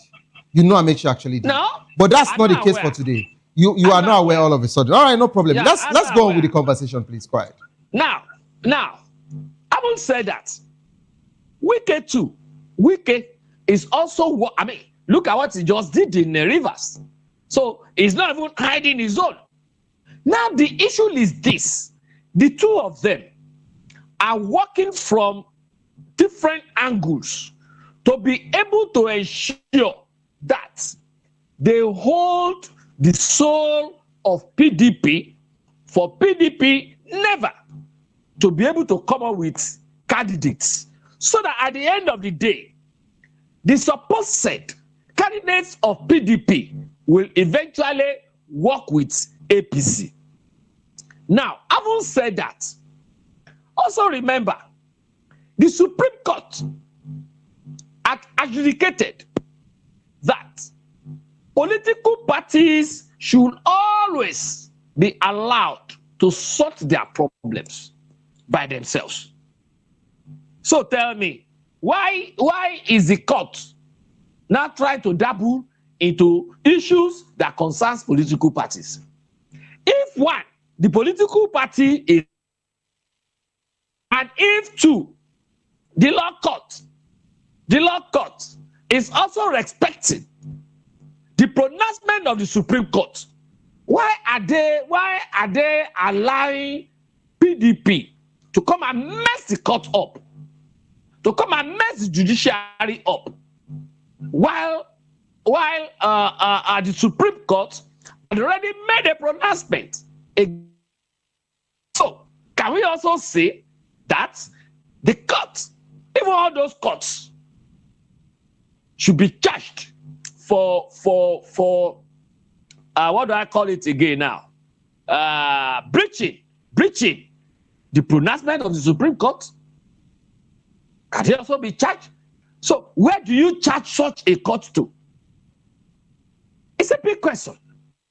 So between me and you, the issue in PDP is a seasoned film that will continue to be rolling over and over until after 2027 elections. All right, thank you so much, Doctor, for that particular one. We're pressed for time, so I would like you to dive into Wike's activities, with the ruling party. Of course, he's still saying he's a member of the PDP, and for now, they still look like the legitimate faction or the main PDP group because of the new court judgment. But when we look at Wike's... Let me quickly tell you this 1 second. All right. Let me quickly tell you this 1 second. Somebody sent me today the logo of Wike's political party. The person now put PDP flag and then used the stick, he entered it into a broom. That's and multitasking, Doctor. Standing on each other. Doctor, that is Wike's political party. That's actually multitasking. So I think he has really done well for himself. All right. So, Doctor, how effective is a Wike mobilization strategy for Tinubu's re-election bid? He has really done so much, and of course, nobody's even telling him that he's been indulging himself in anti-party. You are still in PDP, but you are doing all of this. And of course, you heard that statement of no-go area for Tinubu's opponent. What are the implications of all of these comments? And of course, do you think that this Wike's strategy as regards to mobilizing people for the president would be really, really strong for his re-election bid? I'd like you to take this in just 1 minute as we round up. And that can be explained with another Yoruba proverb. Legbe tó ń jó lórí omi, nǹkan kan wà nsàlẹ̀ odò tó ń lùlù fún. That is, that small fly that always dance on top of water. It's not just dancing. There is somebody underneath the water that is beating the drum for that fly. So there is no way Wike will be doing all these things he's doing without the support of his so-called principal. That is one. Two, I see Wike as making too much of noise so that it will become more relevant in APC. Because of research, you will see how he has here and there, beatings here and there from the leadership of APC. So he's just trying to show a bragado that is still there making noise. Have you seen Fubara making noise like this? But of course, Fubara was told that Wike owes the political structure by the president. So I think that says it all. No, who is the leader of the party? Wike have been told. If the president can actually ask him to go and follow his boss, so what by are we to say? Tinubu that Fubara is the leader of the party. The president never said that. It was Boala that said that. Party Doctor. The leader of the party holds the structure of the party. All right, Doctor, because of whatever our time. Whatever it is, Fubara is the leader and he holds the structure. Wike is just making a huge noise. All right, so that he will not be sent away by the ruling party. All right, thank you so much, Doctor. We're pressed for time. We can actually take more again. But of course, for clarity, it was Boala that actually mentioned, that not only even the chairman of APC Fubara mentioned it. That's what I'm saying. But governors of APC also mentioned Doctor, hold on. You used the word the president said. The president never said. All the president said was no. Now the presidency is even from the president himself. Of course, I know that these are the people that that are around him, and of course they make speeches sometime on behalf of. But later, which we understood that the president said to Fubara that Wike owes the political structure of that particular state, regardless of the political party. And he told them to allow Wike's candidate, and he told them to allow Wike's candidate to actually be recognized for the by-election. We actually saw all of this. That was what the president said, just for clarity. But of course, thank you so much. Congratulations to him. Let's see where it leads him in the coming days. And congratulations to your friend, of course, because Wike is your friend, either you like it or not. Thank you so much, Doctor, for being part of. Thank you so much for being part of the show. This is how far we can actually go on the program this wonderful evening. Coming up next is your Word of Sport Locker Room. Of course, I'd like you to stay put to enjoy that particular one. But please don't forget that the views and opinion expressed by our analysts are solely their own and do not reflect that of VOP Media. Don't give up because it is not over. Tough time doesn't last, but tough do last. Whatsoever you're facing will soon be over, and you will definitely smile again. My name remains Xavier Udo. Have a good evening. Rest.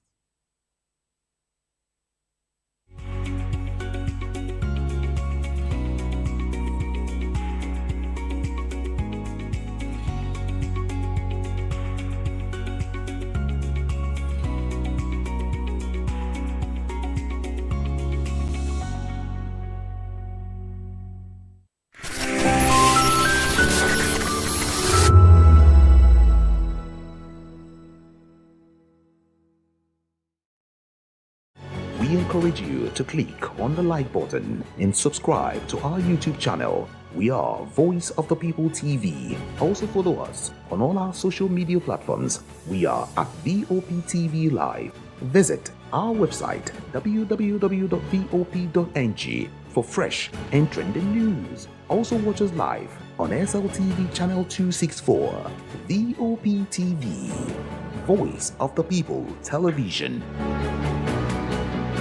The red carpets, awards, the razzmatazz, music, fashion, interviews, and more.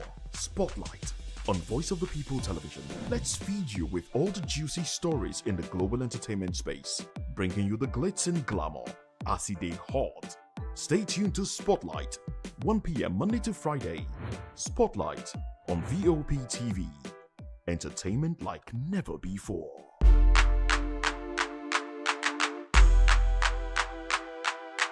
To know the happenings in the maritime sector, join us on the program Maritime Frontiers on VOP TV as we discuss key areas in the maritime sector from aquaculture, maritime transportation, maritime labor regulation, oil and gas exploration, ferry and passenger insurance, marine pollution and prevention, port operations, and lots more. Maritime Frontiers, exploring Nigeria's blue economy.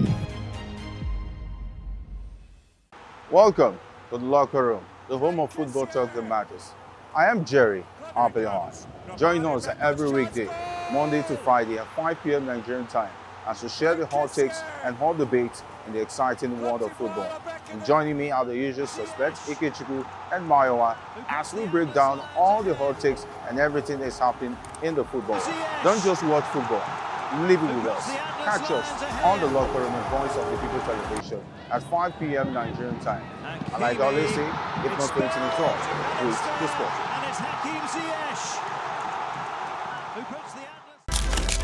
In a world where power shapes with every headline. In a nation full of questions. In a world filled with noise, the truth needs a voice. The policies that shapes our world and the economy that determines our future. Every hour, every day, the grapevine keeps buzzing. And together, we are committed to telling the stories that shape our world, because your voice is our focus. Don't forget, our voice matters the most. Let us come together and share our concerns.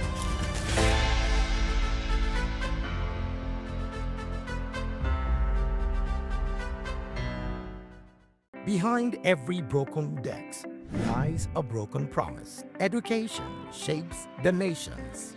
But who is asking the right questions? Introducing Edu Dialogue, the show that goes beyond the surface, exposes the cracks, the corruption, and the silence in Nigeria's education system. Edu Dialogue, Saturdays, 3 p.m., only on VOP TV. We break the biggest stories, from missing funds to policy failures. We ask the tough questions and demand real answers. Edu Dialogue, this Saturday, 3 p.m. on Voice of the People Television. In a world where truth is the ultimate power and opinions scream the loudest, it's time to wade through the noise. Hunger no get tribe! Hunger no get religion! And scan the human interest and trending topics that matter. Stay tuned to The Issues, your plug to the stories making the buzz, from politics to science and technology, social justice, and more. Let's tackle the tough questions and expose the truth. The Issues, on Voice of the People Television, Mondays to Fridays, 8 to 9 p.m. The Issues. Don't just react, understand. Are you ready for the extraordinary? Something big is happening on your screen. Introducing VOP TV.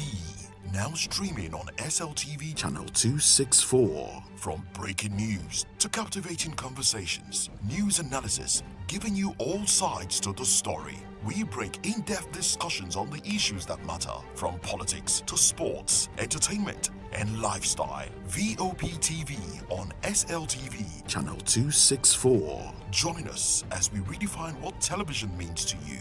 Voice of the People Television, VOP TV. Now, you have more than a voice.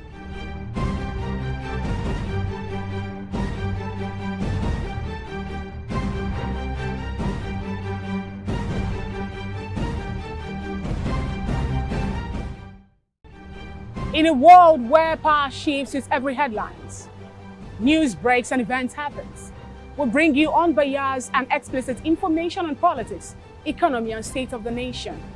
We break down the chaos. Facts, not fluff. Truth, not spin. We discuss not just politics, but a glimpse into the future. Voice of the People Television. Now you have more than a voice. Africa is on the move, a continent of rising voices, untold stories, and powerful transformations. From the streets of Lagos to the heart of Nairobi, from the mines of Congo to the tech labs of Cape Town, the African story is being written every day. Bold, dynamic, unstoppable. This is African News on Voice of the People Television. We don't just bring you the news.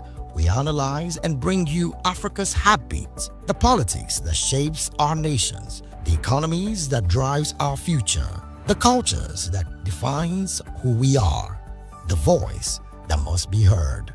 Africa News, Africa's voice, Africa's future. Where Africa speaks, the world listens.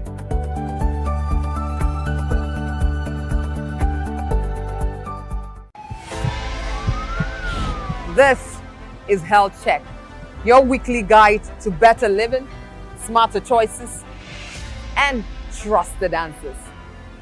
From everyday wellness to urgent health issues, we've got you covered. VOP TV. Now, you have more than a voice. All right, so another beautiful Monday to talk football. So much happening, exciting world of football. Talking about the weekend action all around the world, from the Falconets. The Super Eagles of Nigeria still in the news though. They didn't play over the weekend.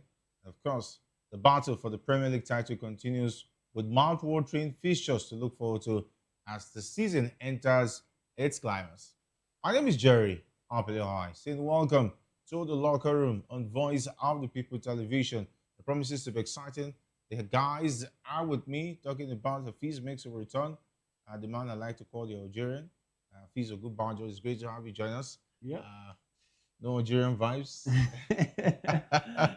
You know, about this Algerian thing, right? I was discussing with a friend of mine, and I was like, I think he's a fan of the show. He watches the show, so it was like, okay, now that Rivers United and RS Berkane are in the same group in the CAF Champions League, like, who am I supporting? I said, otherwise that's supposed to even be a question. That was a big question. You know, like, why is that supposed to be a question? And Rivers United did not even cover themselves in glory. I was about to say Rivers United, but they got beat by Pyramids 4-1. It was bad here in Nigeria. Like, Pyramids did not even have to break a sweat. So good evening, Jerry. Good evening, everyone on the sound of my voice, everyone that's watching this show, and welcome to Locker Room. And just like you said as well, a lot of football. I was just breaking one down. Rivers United were in action. I think it's time to just wrap it up with the CAF Champions League and try to focus on the NPFL where they are currently leading, so that they can go on to win. Because look, it was nothing to write them about. And there were also games, in the French league as well. It was supposed to be a normal classic when it's Paris Saint-Germain against Olympique Marseille. It was supposed to be a classic, but this one was a beat down, 5-0 at the Parc des Princes. Ousmane Dembele reminding everybody that, look, I'm still the current Ballon d'Or holder.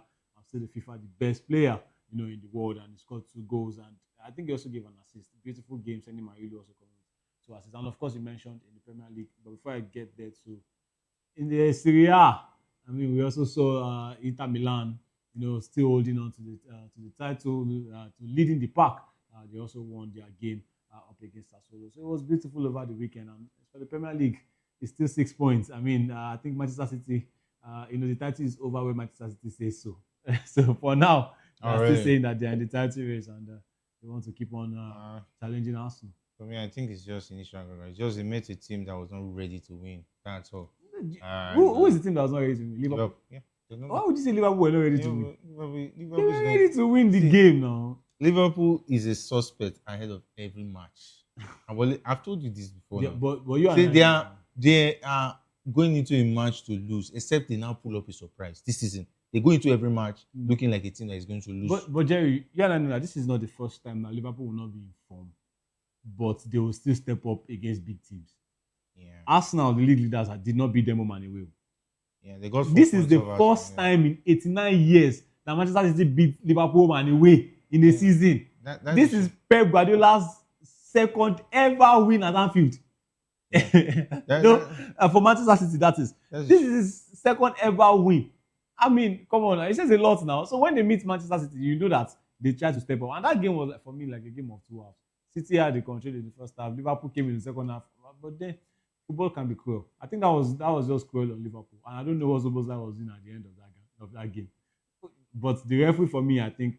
The referee we had to hold the referee. Even cancelling that third goal, for me, just leave it. It's a moment of beautiful football now. Like, look, it's what we enjoy. That ref took the joy. You drag me, I drag you back, and the ball was still going to the back of the net. Now they're not saying, okay, look, he was trying to clear the ball, but he still got a red card for pulling.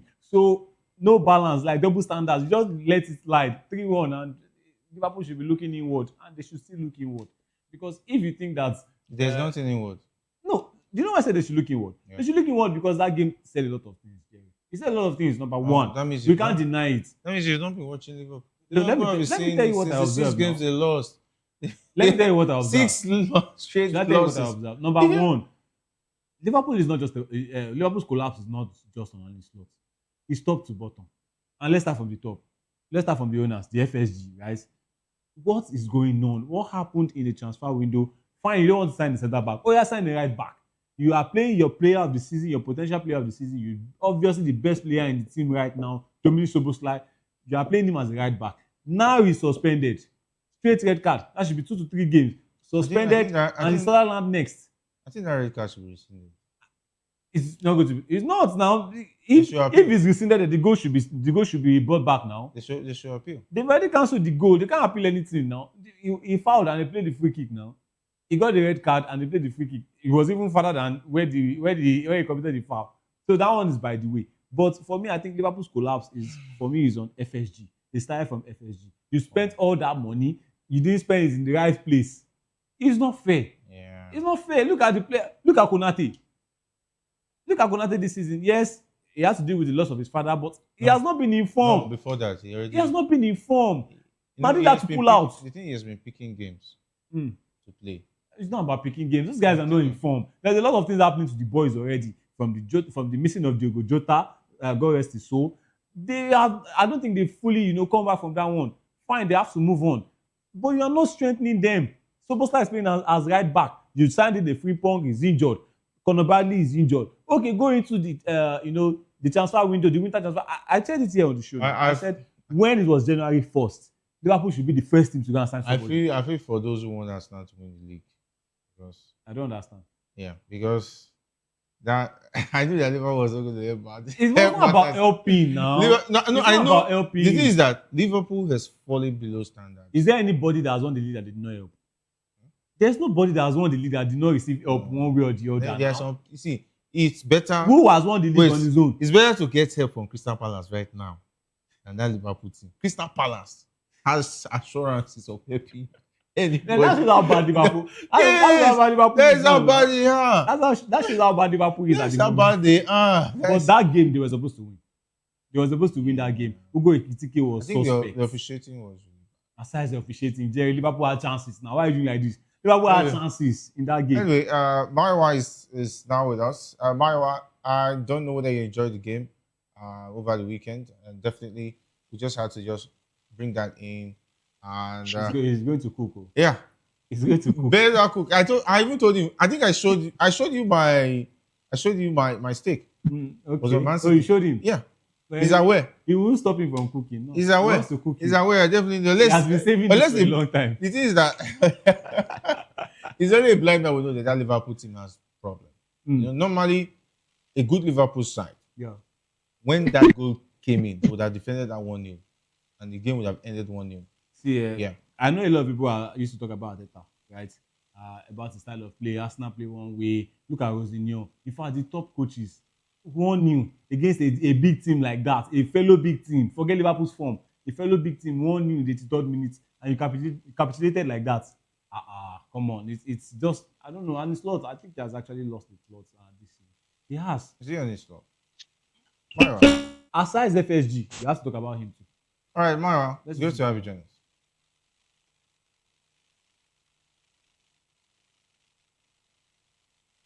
The way Mario is laughing and Stevie won the lottery. Mario, we can hardly hear you. Hello, Mario.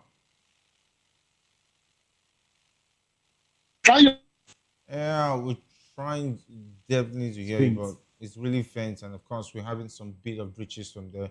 Okay, when we get Mario clearly, we'll be able to take him up. But let's start off with the Super Eagles of Nigeria. Head coach of the senior national team, Eric Chell, has explained why it's difficult for new players to find their way into the team as it gets set to return to action in March. And under his guidance as coach of the Nigerian team, they went all the way to the semi-final of the recently concluded AFCON and picked bronze after beating Egypt in third place playoff. Since taking over as coach of the Nigerian team, close to 1 year now, Chell has handed debut to a couple of players, but only Jerome Arco of Sevilla have been able to cement his spot in the starting lineup of the team. And I think that's unfair to Benjamin Frederick too. He has nailed his starting lineup in the team. Those two players, when they start, it's difficult to really bench them.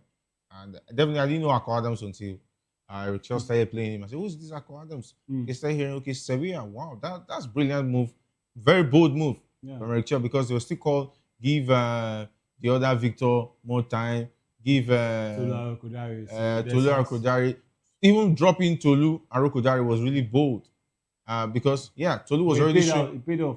It paid off. If it hadn't paid off, they were like, this guy that knows how to score against Chelsea, how come you bench him? It will be very bad.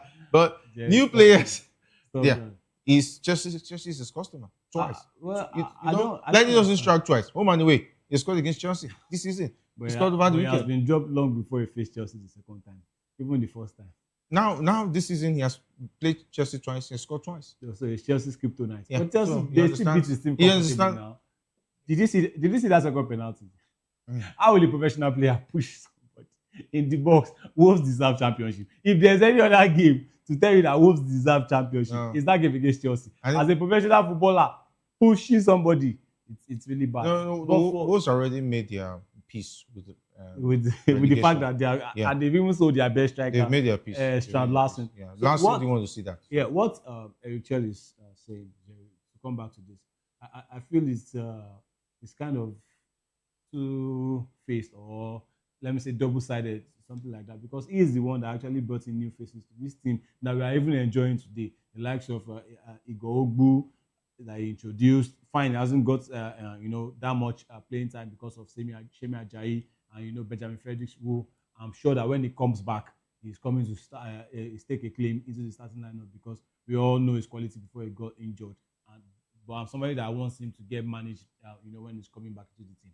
But other players, just like you mentioned, Arco Adams as well. I feel maybe he's just looking at the point of, okay, other positions in the team, like look at these players in other positions in the team. Before I can drop these players, we saw what they all did at the AFCON. So he's looking at it and saying, before I can drop this one, it's going to be tough. You have to work for your place. I don't think he actually means it in a very harsh way. I think he's just trying to say that, look, you have to work your way, coming into this team. It's like he has already found his first 11. He knows the players he wants to bring in. So any new player that is coming through will have to work hard. I think that is what Eric Chell is just trying to say. He's not saying that you are not going to play at all, but you have to work hard. It's not like before, how it can be, Jerry, that when we've already established players here, maybe players that, 2013 is a good example. Stephen Keshi, God rest his soul. 2013, we saw the players that negotiated the AFCON, right? World Cup came around, what happened in 2014? It's like these players, it's like they were disbanded. We were seeing other faces. We've already seen players that even played the Confederations Cup, in 2013. That's when we started seeing some names, some faces. We're seeing the likes of what's his name? Is it Babatunde Michael? I'm trying to remember the guy. Uchebo that was not even part of the qualifiers. So for me, I think that's what Richel is trying to say. But I remember before the start of the AFCON, we were clamoring for players like Akisomiro. He brought in Akisomiro. We didn't get to see much of him, but I think he should still give them a chance. There are many games to go. Right now, there's no big tournaments to actually prepare for. Aside that we have to be playing the AFCON qualifiers again, but there's no really big tournaments. Yes, Nigeria's participation in the World Cup 2026 is still somehow hanging in the balance. But let's just leave it at the fact that Nigeria is not going to the World Cup for now. So this is an opportunity to actually bring players, to introduce them and challenge the ones. Do you think Erichel is doing something that's really working out for him? Like what? Because bringing in the likes of Akin Samiro, don't you see the likes of Wilfred Ndidi all of a sudden step up? Alexi Wobi was becoming something else. Exactly, that's why. And it looks like he should do this more. Usman Mohammed didn't even get a look in because maybe he's now satisfied with the way they've stepped up. Yeah, maybe he's satisfied with the way they've stepped up now. I think players, some players do well when they see competition. Yes, of course. Yeah. So when they don't see competition, they relax. Mm-hmm. Even the likes of Kevin Bassey, though excellent defender, but he pushed it to the next level. Yeah. In this last AFCON, knowing that Trustekon is not available, Benjamin Frederick is looking like he might be the man. Mm-hmm. Let's step up and show the coach. Even Olajuwon seems to have a competition in Osai Samuel now. It doesn't seem like he has. He has a competition. He has a big competition with that showing at the AFCON. Who would you start? You will still start another, for now. For now, I will still start with Shai. I will still start with Shai because you know why? Yeah. You don't want to alter a winning team. No, apart from altering, I have to wait for Olajuwon to give me a half-season good form again. Because right now, let's not forget, he's still not in the main team. But he's already back and playing for Nottingham Forest. He's back. Is he at that level? That pace? No, there are some players that even okay. We look at March now. He's not ready. Frederick is not. Is Frederick for the month of March? Is Frederick coming to actually come back? And I think Frederick is out of the season for the season. But when he comes back, you still have to ease him in. Yeah, he has to take a lot of time. Exactly. He has to take. But you know that this was a player that was very, very good before he got injured. He was just unlucky with injury. I think for Eric Shaw, and in the case of Olajuwon, I think he has not seen much of Olajuwon. Okay. Because he had a short spell before Olajuwon took up injury. Played. He didn't play a lot. He played some and got injured within the qualifiers. Yes. So at least now he was the starting. Now he has seen enough of Osai Samuel. I think Olajuwon will have to convince him why he has to bench Osai this time. Okay, maybe that's just AFCON. Yeah, that's just based on AFCON performance. Yeah. Right, but there are some players that you are looking at them and saying, look, you've tried for Super Eagles like Ndidi now. We know it is on his last legs. Right? He's on his last legs for me at this point in time. Maybe it's time to introduce like a new DM. Yeah. That will be playing that role. Rafael Onyedika for me is a box to box, not that man you want to put as an anchor man in front of your centre backs, in front of your back four. Same as Frank Oyeka too. I think Frank Oyeka too knows how to move forward, play the box to box. He can crash into the box to score goals. He has shown that for the Super Eagles too. So for me, I think it's time to actually introduce. But what he's trying to say is, fine, it's not that you will not be introduced, but you have to work out to. You have to really convince the coach. Yeah, you have to impress me. It's going to be difficult. You have to impress me. He brought in Benjamin Fredericks out of the blue, and Nigerians fell in love with him. In fact, not because he's just as good as maybe it wasn't hyped. It wasn't even hyped. It was just brought in, and Nigerians they've seen how good he is. So for me, I think it's just like a message. It's trying to pass a message. It seems like Mayo have left the Etihad Stadium. He's now with us. It's great to have you join us. Well, it's always amazing to be here. The Yoruba say, "Toba so besoke igba." 200 times. It's going to, meaning that if you throw the knife 200 times, it's going to always come with the side. And that's what we are seeing. No matter how Liverpool tries, they will be below Manchester United this season. And that's just it. I think Alisson was bribed. I was thinking, I don't understand what he was thinking. And I heard you say, officiating. I think officiating was okay. there's nothing wrong with the officiating. If you want to blame anybody, it will be okay. If you want to blame anybody, nobody blame PGML for that officiating now. you blame Allison. What was Allison thinking?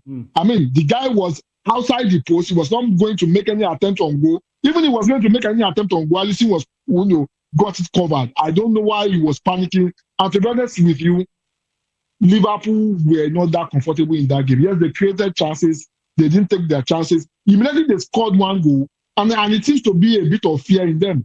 They dropped deep, and that gave Man City the opportunity to be able to attack, and that resulted in the goal.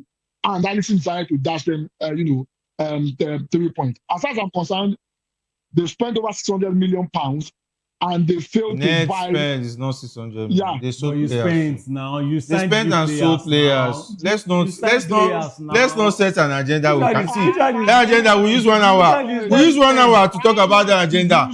We use 1 hour. How much did they say? How much did they make from sales? How much did you spend? How much did they make from sales? Did Liverpool buy new players? How much did they make from sales? How much did Liverpool buy new players? They also sold Let's players. break down the questions one by one. They bought players. Did Liverpool buy players and sold. Were those players not enough for 30 defense? No. They're not enough. Definitely not. Isak is not enough. Definitely not.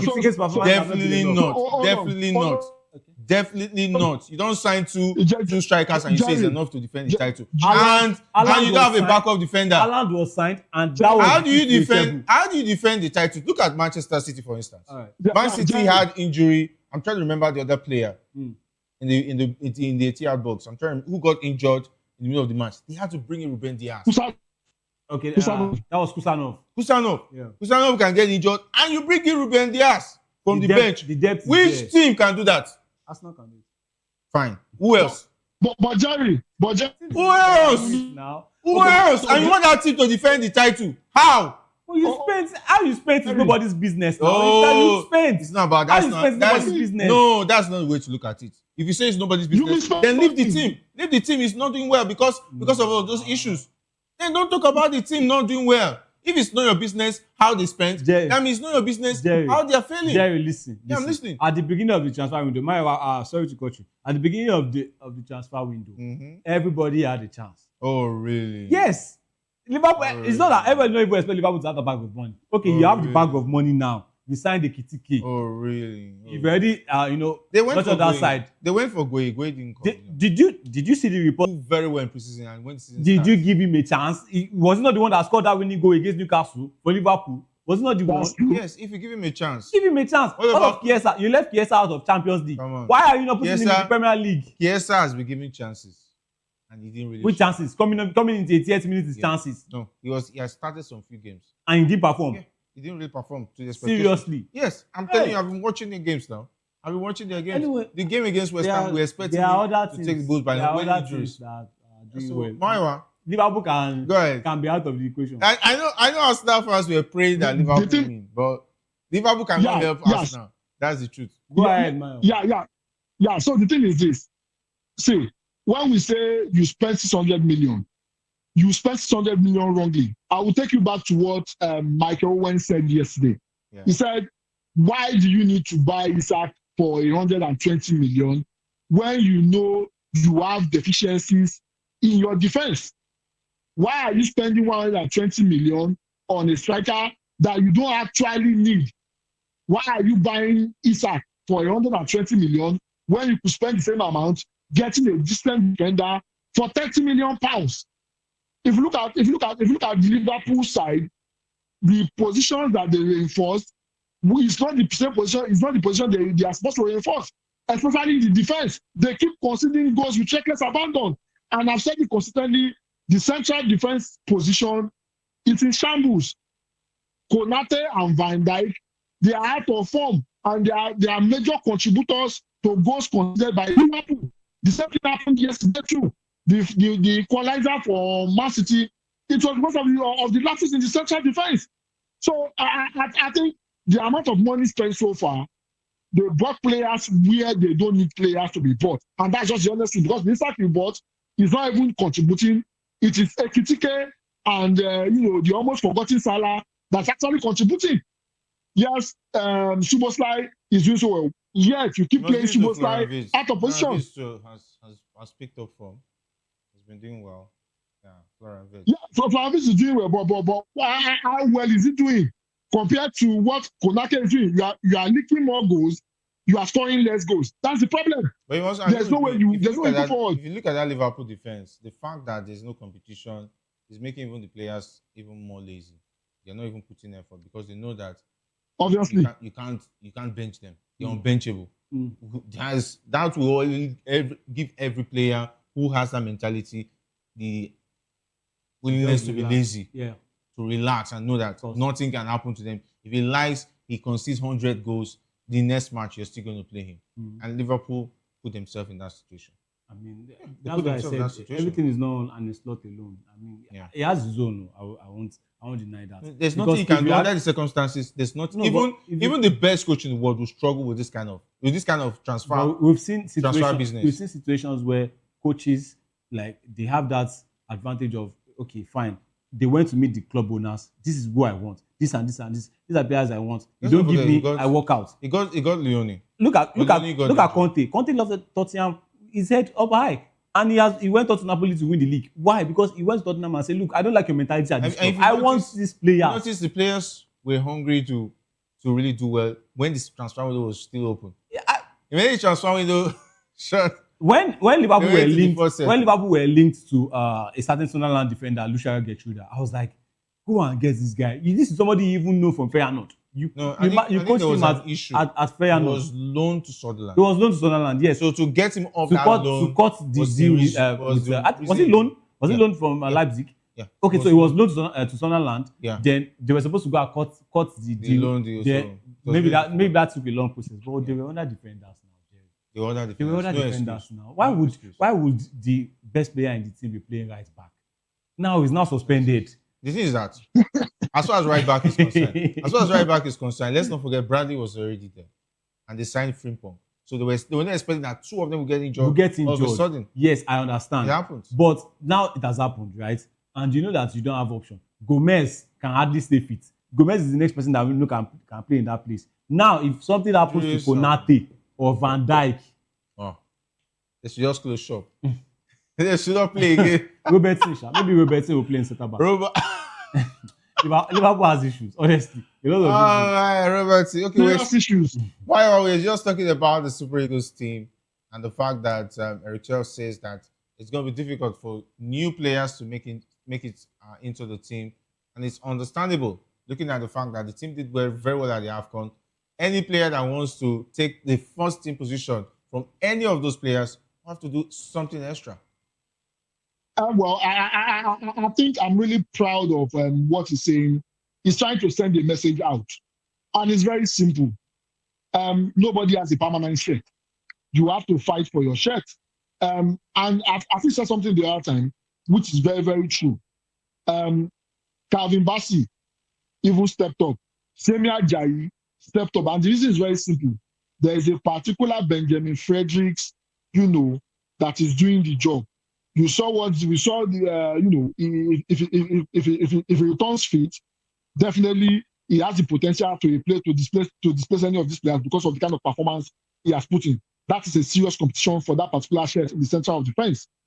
If you look at what Zeidou Sanusi did in the first game, immediately he messed up. Another player stepped up, and since then Zeidou Sanusi has not been able to, get his team back, his shirt back.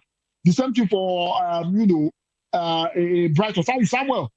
The first game was horrible, but he improved in the course of the tournament. And if Olaino wants to be part of that national team, that means he has to step up. This is the kind of thing we want in the national team. I've said it consistently. We don't want players good on their day. We don't want players that are good on their day. We want players that will show up anytime you give them the opportunity to be able to show up. And this gives another question. The likes of Victor Boniface and the rest of them, they need to actually step up if they want to be part of the team. I like the competition, and this is the kind of healthy competition we want to see. We don't want players that are not doing anything in their club, strolling into the national team. If you want to play for the national team, you have to prove that you actually deserve the shirt. And I like this kind of spirit, and I hope, this continues. I hope this is maintained. I hope, the politicians in the glass house will not, use my slot to disrupt the plan of Eric Chell. So kudos to Eric Chell. All right, kudos to Eric Chell. I just hope that definitely in terms of looking at other players, I don't know about Tammy Abraham, whether Maiwa will invite the idea, but maybe he's trying to send a message to the likes of Tammy. If you feel because you have made the move back to the Premier League and now you have remembered the Super Eagles, all of a sudden we can say let's play something like let's make it twisted like that, you know. Okay. Maybe you try to send the message, you know, when a certain I can do it. I was the best when I was there. When he came out to say that I tried to bring a certain player, maybe try to let him know that hey, you can try, but I'm the coach here. Yeah. He's going to. If Tammy Abraham doesn't even have to work hard to say he wants to displace Osimhen. Everybody knows that because you know we start ahead of 10 Tammy Abraham. If he likes, let him start farming on the pitch. No matter how hard he work in farming on the pitch. No, it's a level playing ground for everybody. Tammy can never bench Osimhen. But for now, everybody knows that Osimhen put $1 million. He can't even play for. He can't play for Nigeria anymore. He can't even play for Nigeria anymore. England has already trapped him, so he can't play for Nigeria. I know. Yeah, he has already. I think he featured at the tournament. It's true. So he's not playing. No, for instance, if he's even available. There are many players. Actually, there are many players in that number 9 position now that they are jostling for places. A few Duosimi is still there, who has been doing well for Pisa here and there. And Gift Orban. No one has even spoken about Gift Orban in a long time. He's doing his bit for Verona in Italy as well. So there are other players that I think there was a time that they also linked Dominic Solanke to the Super Eagles. Yeah, Solanke. How many of these boys do we want to have? Solanke, I think he has been capped by the Super Eagles. I want to even ask a question. Is the top scorer in the NPFL, is he French? Is he not a striker? Is he French? Is he not a Nigerian? No. Why are we not giving these boys opportunities to play? The top striker last season was, I think it's Yermo player. I can't remember his name right now. Why was he not invited? Do you know how tough NPFL can be? I am the top scorer. The Chan. What did he do at the Chan? That Chan was a collective. It's a collective problem. Collective failure. The player that will be top scorer is already nearing 4-0. I don't want to mention the age. He's already nearing out of it. When he goes to the half-court, when he runs with his mates, 5 minutes, he's nowhere to be found. When Osimhen will body him in training, he will know that, this is not a PFL standard. He will go to reset. But Eric Chen said it, that he invited a lot of players to Unity Cup. All of them were not meeting up. He was not impressed. They were not able to run. They were not able to catch up. So you want him to take a risk after they almost ended his career at the showed a lot of promises. We thought that they were going to blow the Senegalese side away, but they came fighting. And 1-0 is a respectable scoreline. Senegal can still do the damage away in Dakar. I mean, the fact that they are going away, but first of all, good one, for the Falconers getting the win. Much needed, though it could have been much more. 1-0, I think that was Kindness Ifeanyi's goal that separated the two sides. Good one, they showcased themselves. I think right now they will take more into that game and say they can do more when they get to Dakar, because trust me, it's going to be tough. And Senegal has seen that, look, it's only one goal. An early goal, will disrupt the whole trajectory. So for me, I think right now they just have to focus on, trying to score more goals and trying to keep it also clean at the back. Unfortunately, there was an injury in the game to one of the fine players in the team. That's I'm trying to remember her name now. It's like a tongue twister. Akeko Mowe. Yeah, that's her name. She got injured. I think an ankle injury, and she will be missing the second leg as it stands. But then I think even without her, or maybe this injury will even fuel the girls even more to do more for her and also for Nigerians when they get there in Dakar. I think it was a good display, but they can do better, when they face Senegal in the next game, the second leg. All right. Hopefully they'll do better. That game comes up this Saturday. On Tuesday, tomorrow they'll be off to Dakar to play the second leg. The winner will face either Guinea-Bissau or Malawi in the final qualifying round. Malawi held Guinea-Bissau to a 1-1 draw in the first leg last weekend. So it's all about updating you with what's happening as far as the Under-20 World Cup qualifying series on the continent of Africa is concerned. Hopefully, that's the injury to the young lady, bright, strong and healthy. Yeah. It doesn't look good, right? It doesn't look good for a strong and healthy 21-year-old, under 21-year-old. Yeah. It is what I don't know what you are trying to cook, but then no, stronger healthy. I hope the food is good. It's stronger healthy, stronger healthy. Why? Yeah, it's great to have you back. I mean, the thing is, I think the girls created a lot of chances, but because I was following the game, one thing I think the coach needs to do in terms of their finishing, the finishing was a bit poor. They created a lot of chances, they didn't take their chance, and I hope not taking their chances will not go back to bite them in the behind. Because remember, Senegal is doing something fantastic. They are beginning to build their teams from the eighth grade, and we are beginning to see the result. They are doing it with the male team. Now they are doing it with the female team also. If you look at the last AFCON side, it is paired with young blood and experience, and that is what they are trying to build to for their eighth grade competition. So it's going to be a very difficult game, but I think we have enough quality to be able to dispatch them. I'm just hoping that they don't concede early. If they concede early, that puts them under a lot of pressure, and that might play into the hands of the Senegalese. But I think we have enough quality to be able to dispatch the Senegalese. At worst, probably we will get a draw, but I think the girls, the Falconets, will probably be making it to the next round. All right, probably. Let's keep our fingers crossed. Yeah. All the best to Moses Adoku and the girls as they head to Senegal tomorrow ahead of the game on Saturday. All right, let's talk about Nigerian striker Terence Murphy will look to make his debut for FC Porto in tonight's league clash with Sporting Lisbon. Murphy linked up with Porto from French club OGC Nice on loan last month. We all know what happened. The guy was threatened. His life was threatened. At the point, fans even went as far as messing them up, molesting them. Yeah. And he was one of those players who felt victim. It was ugly. Yeah, it was really ugly. I felt for him. I felt for his own safety. Yeah. Because Terence Murphy was one of the players we're looking forward to make it to the national team. He's a great player. And I just want to see his potential really, really come out. Is that his fair share? Very unlucky of with injuries, yeah. And also loss of form. I mean, I remember when he was scoring consistently for Nice, and that's talking about Terence Murphy. He was brought into the Super Eagles at some point, but he's not every striker that can succeed. I was even mentioning strikers the other time. He's another one that can be considered if he finds his feet in Portugal. I think Eritrea shows he likes him. He has invited him. I think this move to Porto is actually a good one, though we'll be competing with the likes of Samuel Aguewa, Amoroji, the Spanish striker. Another Nigerian. Yeah, but nationalized Spain has already claimed that one. Yeah. Also, there's Deniz Gül, the Turkish striker. Luke De Jong, the veteran from the Netherlands. The OG from Netherlands is also there in Porto. But I think it's a level playing ground for him. He can go there to prove himself, get a few goals under his belt. I think he's on loan from Nice, but maybe by the time he returns to France, he will be a better striker than he was before. I think good one just for him. He was looking unsettled at Nice. He wasn't feeling safe. All those you mentioned. And I think there was a time that he was even left out of the team for a certain Evan Gesson, who is now at Crystal Palace. So for me, I think if he can, keep his head down. We already saw pictures of him. He's actually going to link up with the Nigerian Zaidu Sanusi, who plays for FC Porto. So I think that will help him settle in see what FC Porto is about. I think he's going to get some goals.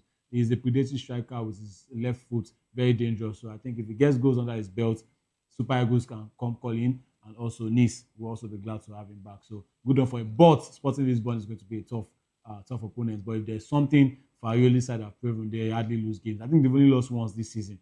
They were the time that they were the only unbeaten team in Europe's leagues. So for now, they've lost, but I think they've gotten back to their full strength. And it's going to be a tough game against Sporting Lisbon too. All right, my one, Terence Murphy. The future is bright.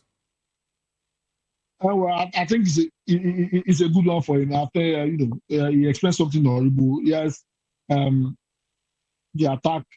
fans decided to attack the players because of their performance, and this is a team, so decided to attack them. And he had this slight threatening. And to be honest with you, I think playing for Nice was not just going to work for him, because mentality-wise, you don't go through that trauma and you come back again. Remember, it's also a foreigner in that particular country. So I think it's a breath of it's a breath of fresh air for him. Going to another place to see how to rejuvenate his career. We've seen players do it before. Mohamed Salah was a shadow of himself when he was with Chelsea. He left England, went to Roma, and now he's back. He's one of the best. We saw Kevin De Bruyne did the same thing. I think this is the right move for him, going to a new environment and seeing if he can be able to regain his form. Remember, he was on fire with OG Nice when he first joined. However, he has dropped in form, and that's one of the reasons why, it affected the performance of Nice too. In as much as I'm not saying out, his own performance too also contributed to a decline of OG Nice. So it's a good one for him. Let's see what he can do with the Porto side that has been, running riots in the Portuguese league.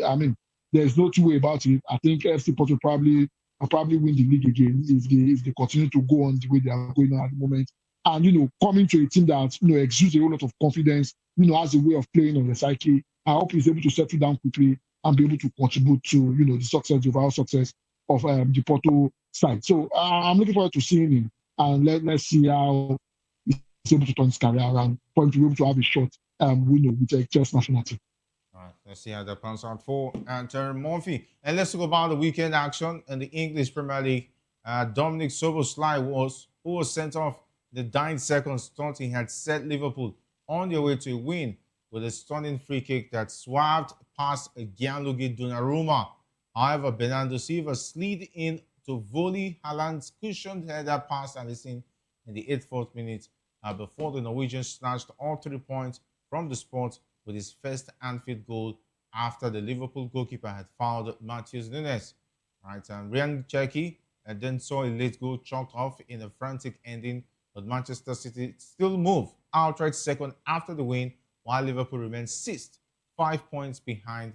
I don't like to say it, but it is what it is. Man United. What? You have to say it. But anyway, it's just temporary. Yeah. They say form is temporary, class is permanent. Yeah. Anyway, we'll see how it pans out. We saw how the weekend fixture panned out, but already, as it is in England, always has been, there are games this midweek, starting from tomorrow. Chelsea will be playing Leeds. Also on Thursday. Look at that save. And that's look at that. That's the save of the season. This is a work of art. I'm sure McAllister was looking like, that was supposed to enter. That was a goal. Even Guardiola. Yeah, one of the men of the match too. One of the men of the match, Gay. I think it will be showing Liverpool that, look, this is something you've missed. Gay was just doing extra shift. What do you mean extra shift? He played well, man. He's a typical Gay. Yeah, he was trying to show off. That's all. Showing that, yes, now, of course, now. If you are the one, these are the games. Players do that to impress a club that didn't get them. Just to let people know, this is what you are missing. Not like a girl that you are chiking, and maybe you do small shakara for her. Don't use that narrative, but go ahead. No, that's the truth. If you do shakara for her, she'll come say, let me show you that my new boyfriend is what you are missing. Your loss. This is your loss. My gain. That was what Goyi was just saying. And it's a big loss. A fantastic big loss. These are the games coming up this week. I mean, Chelsea will play in Leeds, Everton against Bournemouth, Spurs against Newcastle. What's going on with Arsenal Spurs? is playing twice. No, Arsenal is playing on Thursday. That's West Ham. Saturday. That's West Ham against Man United game will be interesting because this is Thursday and on Sunday, I think. Yes, but Arsenal is playing first on Thursday. But I was talking about the West Ham Man United game. Manchester United have won 4 in a row. This is the chance for the man with the haircut. This is the chance. But it's not West Ham. West Ham got a morale boosting win, over the weekend, 2-0, and they won that game. I think it was Burnley away. Now they are 2 against Man United. Yeah, Carrick can do it. But will that man have his chance to cut his hair this time around? Hopefully, Carrick. I pray. It's been 2 years plus. I think I saw a meme where Carrick was dressing like a barber. Okay, that's ready to cut. I think Manchester United, with the form they are in, the way they dispatched Tottenham, I don't know what's wrong with Spurs. Romero with the red card, he has spoken. Romero has been. Yeah, he has been outspoken about the club this season, saying that they are a disgrace. But then I shouldn't make such a player my captain. I think Frank should take the bull by the tackles he goes in. It's just he shouldn't be captain very because now he endangers the chances of the team. Yes. Speaks out randomly without and caution. if he doesn't know, they are Shouldn't be closer captain to of the relegation as well. I think they are just about 5 points or so, or 3 points. If I were Frank, I of think the he can play relegation. out. I 4 don't mind. points. Wow. I don't mind losing my job, or just because to make the players understand that you can't just do these things and get away with it. I mean, Romero is getting a lot of things because Thomas Frank is not his big coach in quote. Well, Thomas Frank, I don't even understand how. Arteta won't take that that. Of course, you can't do that. Guardiola can't take Top coaches won't take that. They are just diving after coming out to come and insult the not. And you still captain that team in the next match? No. So I think maybe they should be looking at. I think they will ship him off in the summer. I think he's going to leave Tottenham in the summer, but he shouldn't handle it that way. Even though I still feel that tackle was a bit. The card was a bit. It was deserved. Was a deserved red card because he went after that player on purpose. Yeah. All he just needed to do was stay calm and let the player tackle him and him fall. He decided to raise his stud, which was really unprofessional. Very, very unprofessional. But aside that, I think Manchester United were always going to win that game. It was a professional performance. Brian Mbeumo took his goal well. Bruno Fernandes was unplayable. Beautiful. I think that team right now, before you can stop them, you are going to have to work hard. I'm glad. It's just a flash in the pan. Let's not just. Do you think it's a flash in the pan? 4 games. They just enjoying. It's aura. 4 games. The aura for aura. It's aura for aura. So just the aura of the DNA. The DNA is mixing well. So you think it's still new manager bounce? Yeah. Why is this the new manager bounce? How you expect? He expects him. He expects the aura. He has caught up with the aura. He expects him to see anything. Yes, go ahead. I feel the Yorubas will say, a team that you won 4 games. You cannot understand your time. You won 4 games now. You all of a sudden your time. But you will do anything to win 4 games. 1 in 7, we don't understand it. 1 in 7, we don't. I'm not part of That's this. the reason for it. I am not here. I mean, if a team is winning four teams in a row, I mean, a team that's winning 1 in 7, we don't understand what it takes to do that. However, I think Carrick has gone back to basics, and sometimes football is not difficult. Just go back to basics and allow the players to express themselves. Under a Ruben Amorim, Bruno Fernandes will never be in the box 18. Yes. And it's very simple. Why would you be playing a Fernandes as a deep line midfielder? And that frustrates guys. And that's the reason why he was always complaining. Even Roy Keane complained that, he's a crybaby. The guy is frustrated. Now he has been given the opportunity to express himself. However, a word of caution. If Casemiro gets injured at any particular point in time, Ugarte cannot step in. Go and check the games Ugarte came in when they substituted Casemiro. Manchester United struggled in the midfield. And that's my big concern. Manchester United is 1 injury away from, losing consistency. Carrick will inject him with the DNA. Don't worry. At least Dogu is out injured now, Abi. But look at the table. Look at the table, Jerry. It's not looking good at all. It's looking good for us now.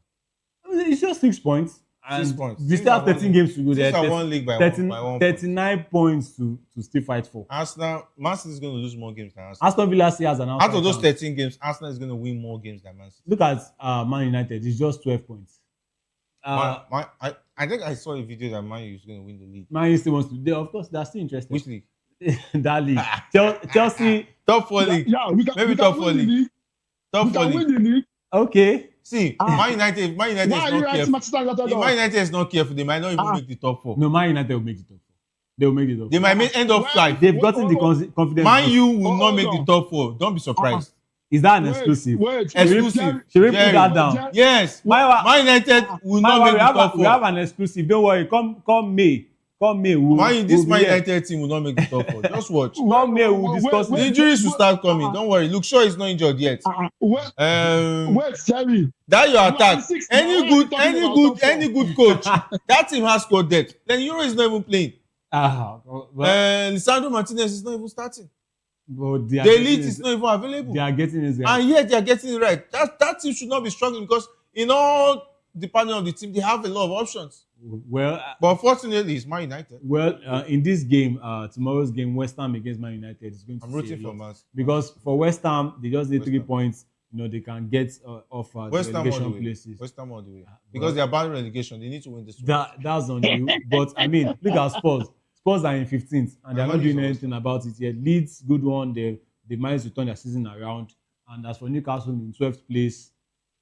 But Liverpool, look at Liverpool. I mean, 5 points. Yeah, Liverpool's 5 points below Man United. Unfortunately, there'll be no show slide. That's the biggest story of the season. And they are going to the Stadium of Light next. And you know Arsenal can be at home. We'll dim their lights. Hopefully. Dim their lights. 1 in 7. Why didn't you turn the litmus paper red when you faced the blue? Why were you not? Was it acid now or alkaline against Man City? It was injustice, Abi. Injustice. Yeah. Okay, let's see what will happen at Stadium of Light. That's much you can take. My wife, it's been awesome having you, and of course, Afis, always a pleasure having you guys on the locker room. And of course, big thanks to the guys who made the show great. Talking about the likes of Victor, Sam, as well as Hassan, and of course, Jeremiah. My name is Jerry Apelehai, saying thanks for being a part of the locker room. Up next is Political Lens with Chukwuma Okoro. Stay tuned.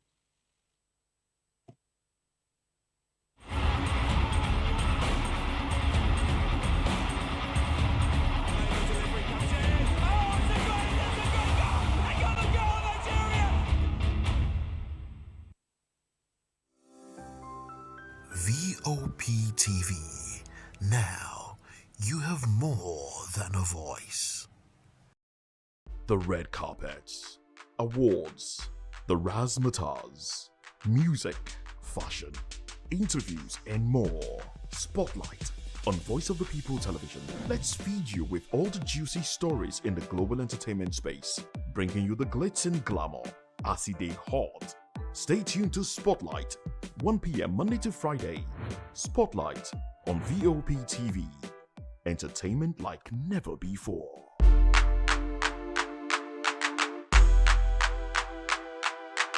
In a world where truth is the ultimate power and opinions scream the loudest, it's time to wade through the noise. Hunger no get tribe. Hunger no get religion. And scan the human interest and trending topics that matter. Stay tuned to The Issues, your plug to the stories making the buzz, from politics to science and technology, social justice, and more. Let's tackle the tough questions and expose the truth. The Issues on Voice of the People Television, Mondays to Fridays, 8 to 9 p.m. The Issues. Don't just react, understand.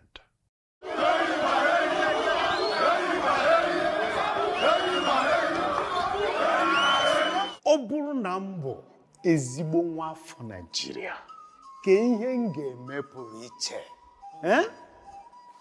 Nwanne m nwoke, Adanne, m ga-akwụ chi n'eziokwu, kwanyere ndị ọzọ ugwu ma lekọta obodo anyị anya. Gbam! Ụmụnne m na ụmụnna m, obodo anyị bụ Naịjirịa ga-aga n'iru ma ọ bụrụ na anyị jikọta aka kwado ndị na-achị anyị ka ha mee nke ha, anyị ga-emekwa nke anyị. N'ezie, ọganihu ga-adị ma ọ bụrụ na anyị na ndị na-achị anyị jikọta aka rụọ ọrụ. Asaa bụ ihe ndị na-achị anyị kwekọtara ha ga-eme ka obodo wee dị mma.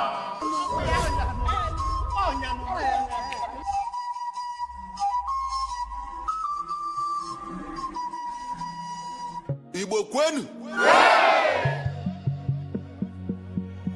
Igbo kwenu! Igbo kwezuenu o!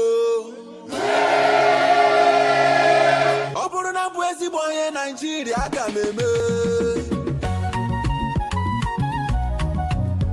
na-edosa ụzọ anya ụcha oge niile na-akwụtụsi n'ụzọ eziokwu na-emere ndị agbata obi anyị ebere. Ndị ọchịchị ga-arụ ụzọ ọma na-abịa, wuo ụlọ ọgwụ ọma na Anambra, mee Enugu ka ọ dị nchebe ehihie n'abalị.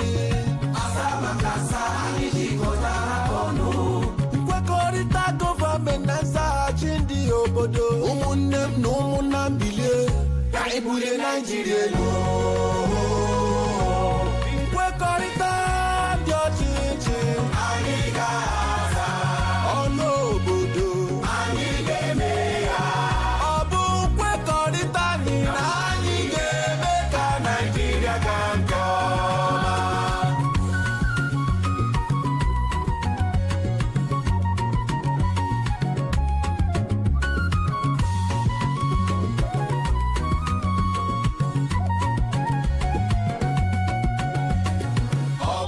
Nchebe gburugburu mebe obibi onye niile. Ndị ọchịchị ga-eweta ahụike,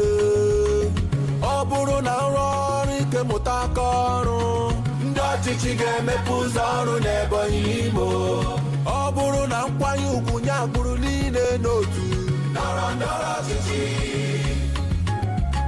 ndị ọchịchị ga-ekpe ikpe ziri ezi nye onye ọbụla nkwekọrịta gọọmenti na nzaghachi ndị obodo ụmụnne m na ụmụnna m bilie ka anyị bulie Naijiria elu nkwekọrịta dị ọchịchị anyị ga-aza ọlụ obodo anyị ga-eme ya ọ bụ nkwekọrịta anyị na anyị ga-eme ka Naijiria gaa nke ọma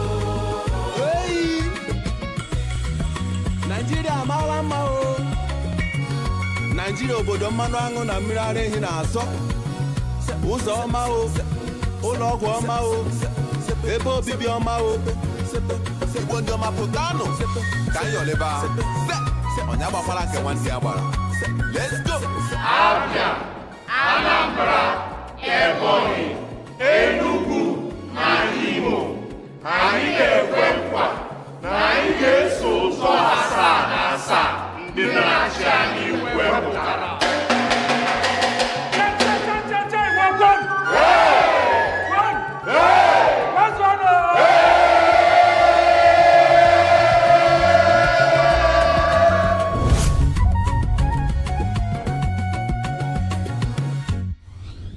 Powered by National Orientation Agency.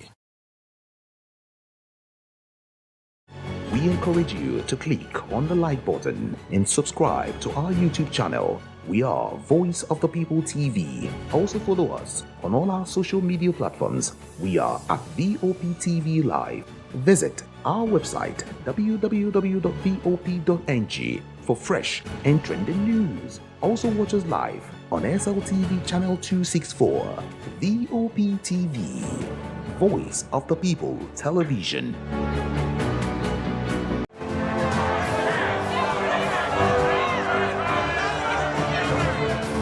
Do you want your voice to be heard? Do you know that you matter in the scheme of things?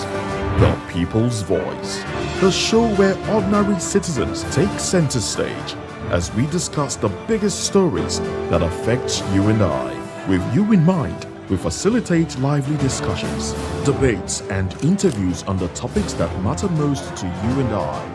From social justice to economic empowerment, education to healthcare, governance, and more. Tackling tough topics and amplifying your voice. Join the conversation and make your voice count. The People's Voice. Make your voice count.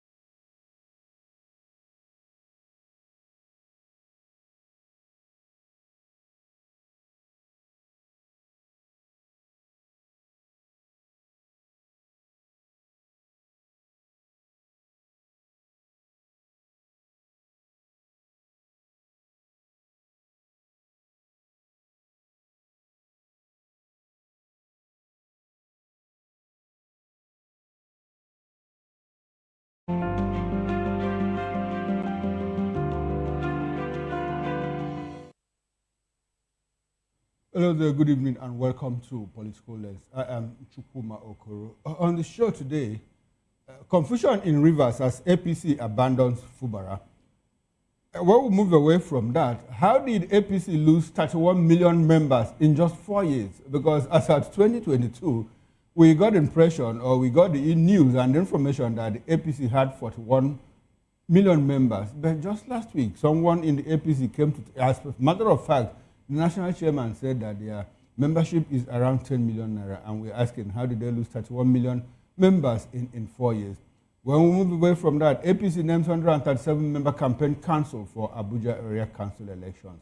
Wike launches renewed Hope radio station in Rivers State. Now let's bring in our guests. We've been joined in the studio here in Lagos, where we are broadcasting from by Mr. Darlington Agommo. Mr. Agommo is a lawyer and political affairs analyst. Good evening to you, Mr. Agommo, and thanks for joining us. Good evening, Mr. Okoro. How are you doing? Very well. Thanks for joining me on this program, sir. Good.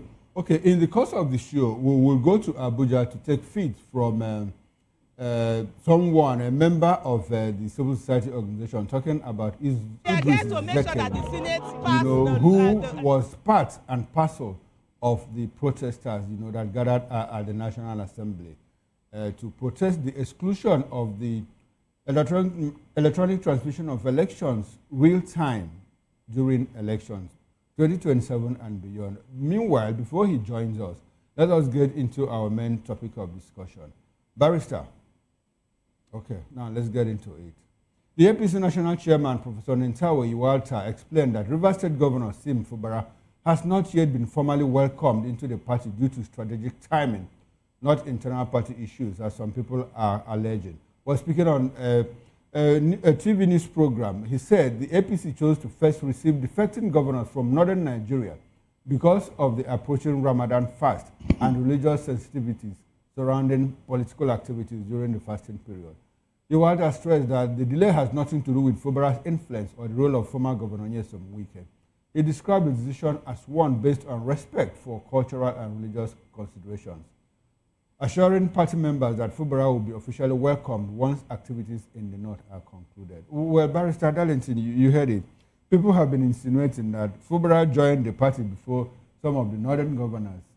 Yet, they have not been able to welcome him formally, like organize a welcome for him, but they have gone to the north to welcome governors that defected from the north. And so when the argument became heated, the national chairman said, look, we are trying to get done with people that defected from the north because of the approaching Ramadan fast before we get into, we come down to Rivers State.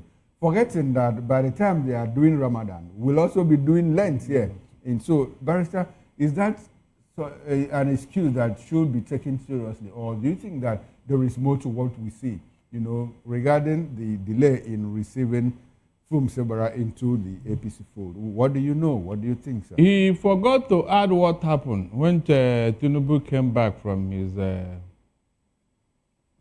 was it France or where? Yes, when he went to Europe. And yes. then UAE for the Sustainable Summit. When he came back, something happened because while he was there, the APC chairman and the secretary and other APC leaders were telling us that the only person they know in Rivers as 001 is Fubara. They were even warning Wike to stay clear and all that. And this was going on until Tinubu came back and the story changed. He now said that Fubara, who is the governor of Rivers State and who is an APC member as of today, should be respecting Wike as his political leader. And that the issue of second term for him should not be discussed. Now, these two statements is now in line with what the chairman is saying, because this political sophistry is becoming embarrassing. How can you say that a whole governor? By the way, Mr. How many days does it take to welcome to welcome someone to the reception? How many days? He joined APC last year. How many days does it take to welcome somebody? They can finish in Rivers in the morning and move over to the north in the afternoon. Is that not so? All right, I will come back to. Okay, land on your thoughts, sir. Yes, I think that Fubara is now, I think he has become a political orphan in Rivers State. Become a political orphan. Barrister, I would like for you to hold on to your thoughts. Let's run to Abuja, where today something happened. Now, members of the civil society organizations and the presidential candidate of the Labour Party in the 2023 general election, Mr. Ipob, on Monday, that's today, led a group of protesters to the National Assembly demanding the inclusion of mandatory electronic transmission of results in Nigeria's Electoral Act amendment. The protesters gathered at the entrance of the National Assembly to express their grievances over the removal of clauses mandating electronic transmission of election results. Well, we've been joined by someone who took an active part in that protest. He is Idris Zekeri. He's an activist, political affairs analyst. Good evening to you, Mr. Zekeri, and thanks for joining us. Always it's a unique opportunity to be here, and good evening, Nigerians. Good evening, and sir, we appreciate your presence. Now, before we come to you, I would like for us to, there's a video of what happened in Abuja this morning, and our news crew captured it. I would like for Nigerians to look at that video and see for themselves what happened before we get into the discussions to interrogate further what happened at Abuja this morning. We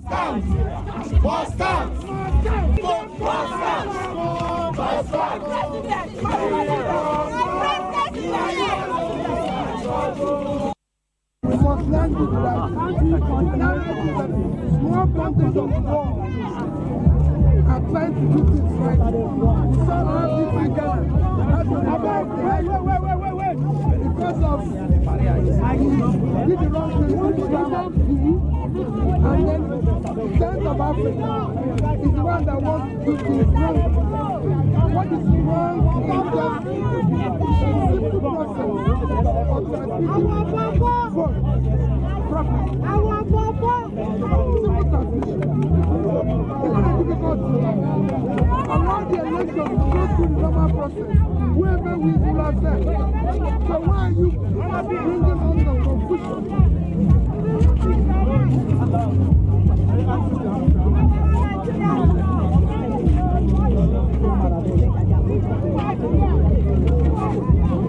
All right, then, there you have it, Mr. Ipob, presidential candidate of the Labour Party in the 2022 general election, addressing the media in the course of the protest.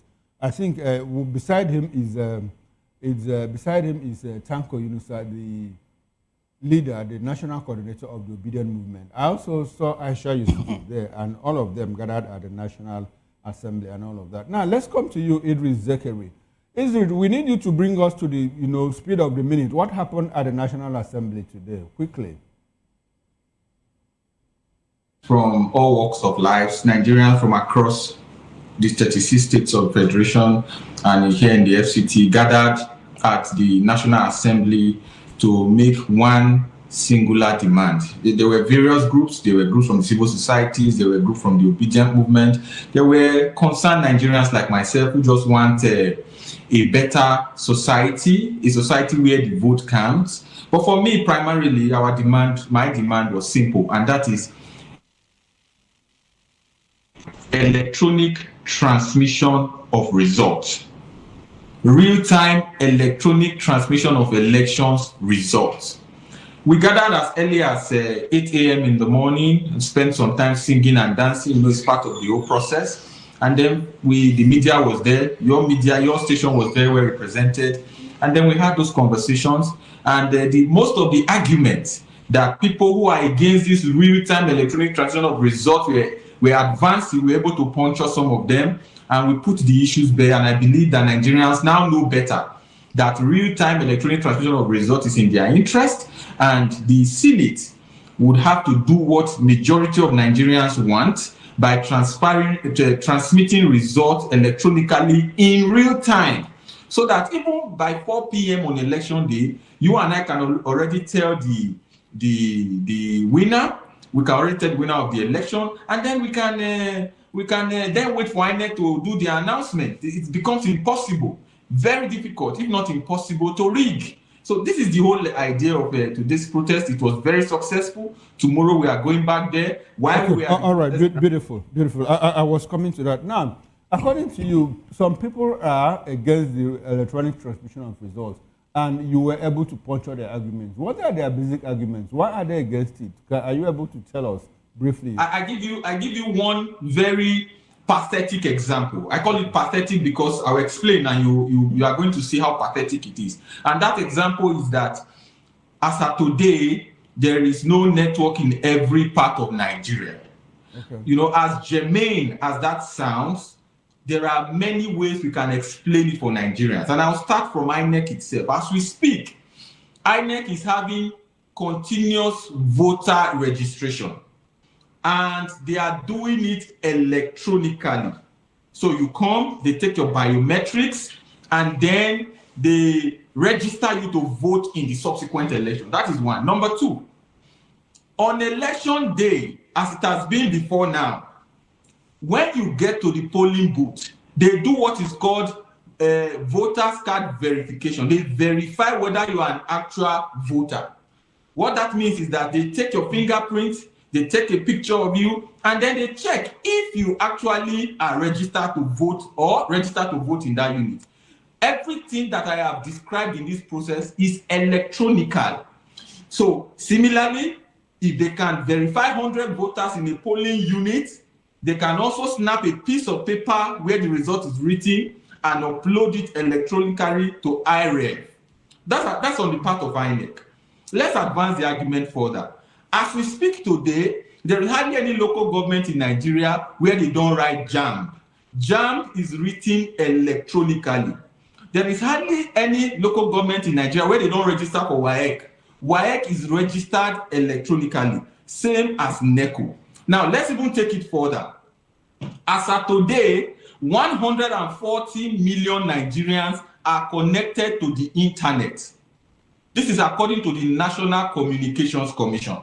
Don't take my word for it. 179 million Nigerians, about 179 million Nigerians have SIM cards. That is electronic connection. There is hardly any place in Nigeria where you will not see prepaid meter for electricity. It is done electronically. Now you see that there is no argument. The argument makes no sense. Let's even assume that the polling unit is somewhere on top of a rock in the edge of Nigeria close to Cameroon. By the time you take a picture of the result and upload it, as soon as you get to where there is network, it automatically transmits to IREV. It means, I give you a good example. You have a Facebook post and you type that Facebook post when you are 30,000 feet above sea level, you are in an aircraft, you are traveling. As soon as you touch down on the tarmac, as soon as network gets into your phone, that Facebook post is posted. But you cannot change it unless you choose to edit it on the Facebook app. So this is clear. It is clear that the argument they are trying to advance that you cannot transmit electronically because of network will not stand in the face of scrutiny. Another argument they've advanced is that because we are not voting electronically, you cannot transmit electronically. Now, this argument is mostly on social media, but INEC has since answered this argument, and I'll explain. INEC by themselves, without any prompting, in the 2023 general election, said they were going to transmit results in real time electronically. It was part of their guideline and expressly stated. Okay, yes, we understand all of that. Go ahead, land on your thoughts so that we can proceed. Now, it was when INEC now reported that there was a glitch that was not still explained to today, that we now requested, because when you go to court and then you begin to argue, I don't want to go into the legal jargons now, but when you go to court to argue your case, because it is not expressly stated in the electoral law that transmission of results is done electronically, whereas men have voted during the day and the winner has been announced at the polling unit, which craftiness happened in the World Collation Center where they change results and then announce a winner. And even when you now argue your case in court, like in the case of Obiakwa local government, and show that a particular candidate won As opposed to the candidate announced, you cannot go and argue it in court because they will tell you that what you are printing from IREP is not justiciable or litigable. So these are some of the arguments. Okay, all right. Thank you very much, Idris. Thank you very much, Idris, for your very deep insight, and explanation into all of this. Now, let me ask you, who organized the protest and who were in the front line? I saw Peter Obi, I saw Tanko Yunusa, and I saw Aisha Yusuf. I want to first of all congratulate the Labour Party presidential candidate and now a member of ADC for coming out today. I wasn't expecting him. I'm a concerned Nigerian who had gotten it up to here and decided to come. I came all the way from Benin last night to be part of this protest. As a matter of fact, there was no flight from Benin to Lagos, so I had from Benin to Abuja. So I had to go by road to Lagos and then fly from Lagos to Benin. Because if you travel from Benin to Abuja, you will not only be needing your transport, you may also need to keep some money for kidnap ransom. That's by the way. I was not organized to protest. I'm speaking for myself. Okay. Nobody organized me to protest. I am an adult Nigerian. I am a Nigerian who is facing the vagaries of being a Nigerian. I am a Nigerian who is committed to seeing my country work. And I believe that most other Nigerians can align with this sentiment. And I have the ability to be here today to be part of that protest, and I can.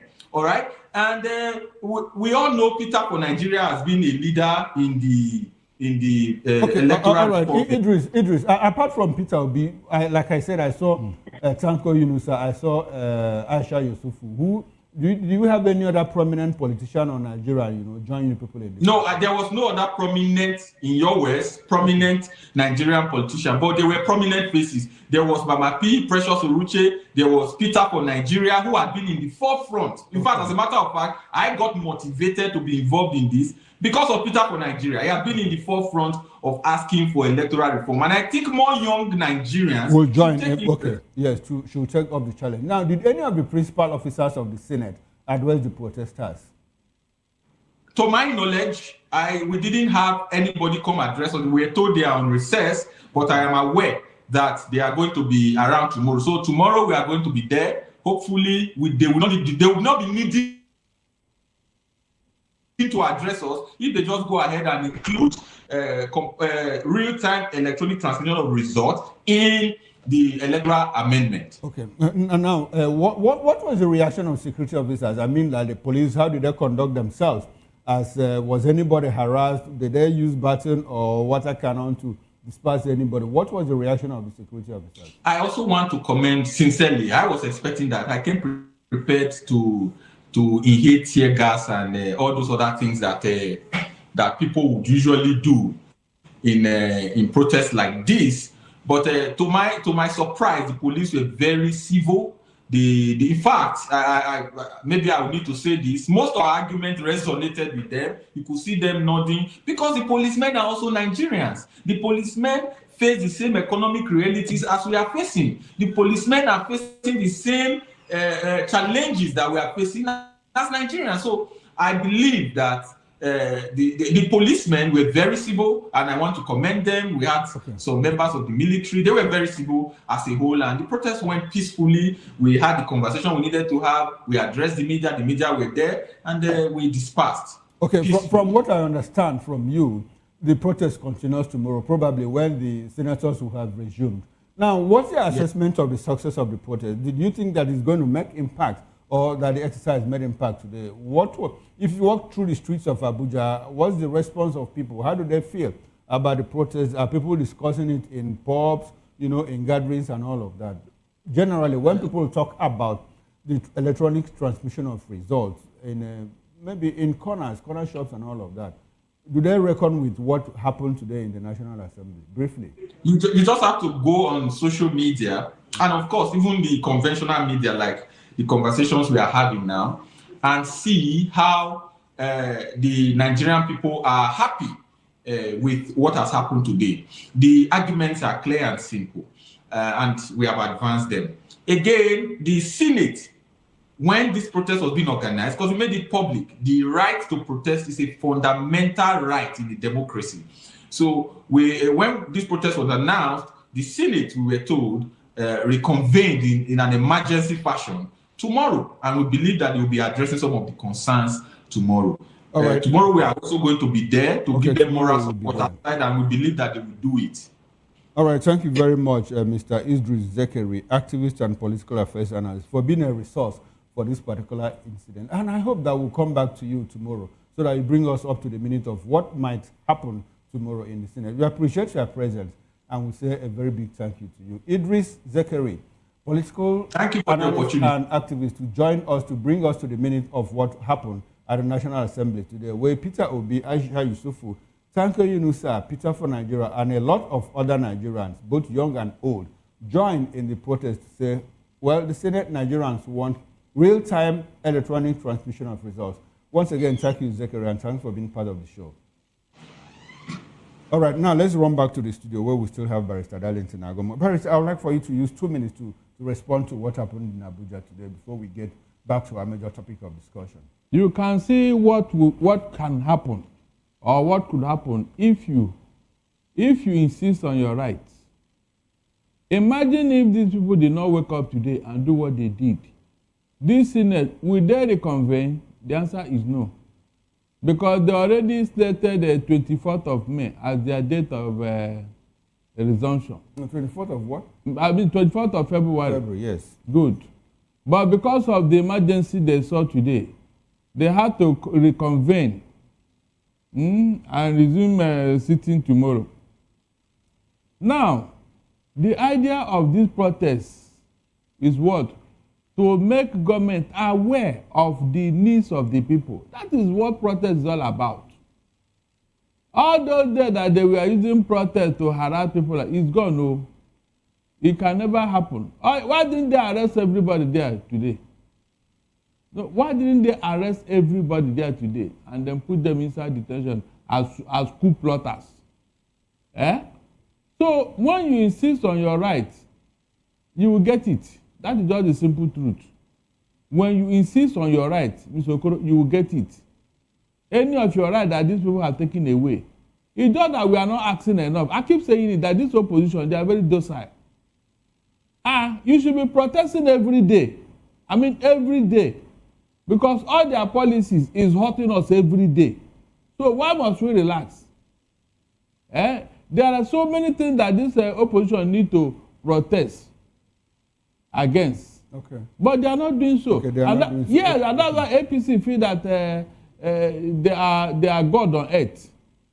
So with what has happened today, I hope that they will sustain it. Okay, Idris Zekeri, who was part of the protesters, said that they are going to reconvene tomorrow. Good. Now, Barrister, let's return to River State, where the APC has said, well, we put off the reception for Sim Fubara because of the Ramadan, and we are trying to settle with getting to it in the north before Ramadan, so that it will be peaceful and all of that. So does it look like, I mean, people are interrogating this excuse. Does it, and according to you, this thing is coming up after the president just returned from the Sustainability Summit in Abu Dhabi, UAE, after his few days that he spent in Europe. And he came back, and everybody that has said, oh, Winke, you are the leader of the party in River State. Talk about the national chairman of the APC, Nentawe himself. Talk about the national secretary, Basiru. And talk about the spokesperson to the president, Daniel Bwala. And everybody started recanting. And we understand that, from the grapevine, the president has told Fubara, young man, go to River State and work with, your people. People understand who your people, means when the president said that. Does it look like the APC has abandoned Fubara at this moment? In fact, he has not just abandoned him. They have made him a political orphan. They waited for him to defect to APC before they started all these their shenanigans. And now the man have no place to run to. He has no place to run to now. Was it better for him in the PDP? If he had not defected to APC, it would have been better for him. In what sense? Yes, because most people who wanted to back him up, they now lost courage when he defected to APC. But the PDP governors didn't back him when he had problems. It doesn't have to be PDP. The people of River State and other well-meaning Nigerians who were encouraging him. Now he has become a political orphan. And that tells you what happened in APC. I have told you here, Mr. Okoro, no matter how nice you treat your concubine son, he will never call you his father. With all the sacrifices this Fubara have made, APC still see him they are still looking at him with one corner of their eye. They have not fully accepted him. No thanks to Wike. No thanks to Wike and his paymasters in Abuja. And so, it is now left for Fubara to go and do a rethink. That's just the truth. To go and do a rethink. Because, just like I asked you, how many days does it take to welcome somebody into a party? So, but now Wike is not a problem because Wike is not in APC. That isn't the more reason why it is a problem. For who? For Sim? For APC and Fubara. Okay. Because how could you tolerate a man who's not in your party to be running roughshod over your governor, deciding what will happen and what will not happen? The reason for all this thing is because Wike said that very soon he will appoint the person who will take over from Fubara. That means there's no second time for Fubara.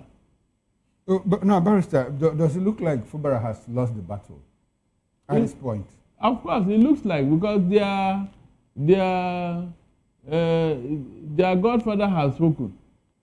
And that's why everybody is now recounting. Everybody is now keeping mute.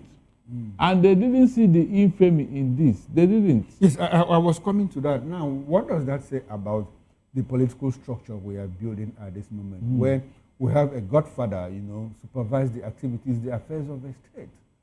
Instead of the people, instead of the people holding the governor to account, we have one man, only one man hold the governor to account. How can we make progress?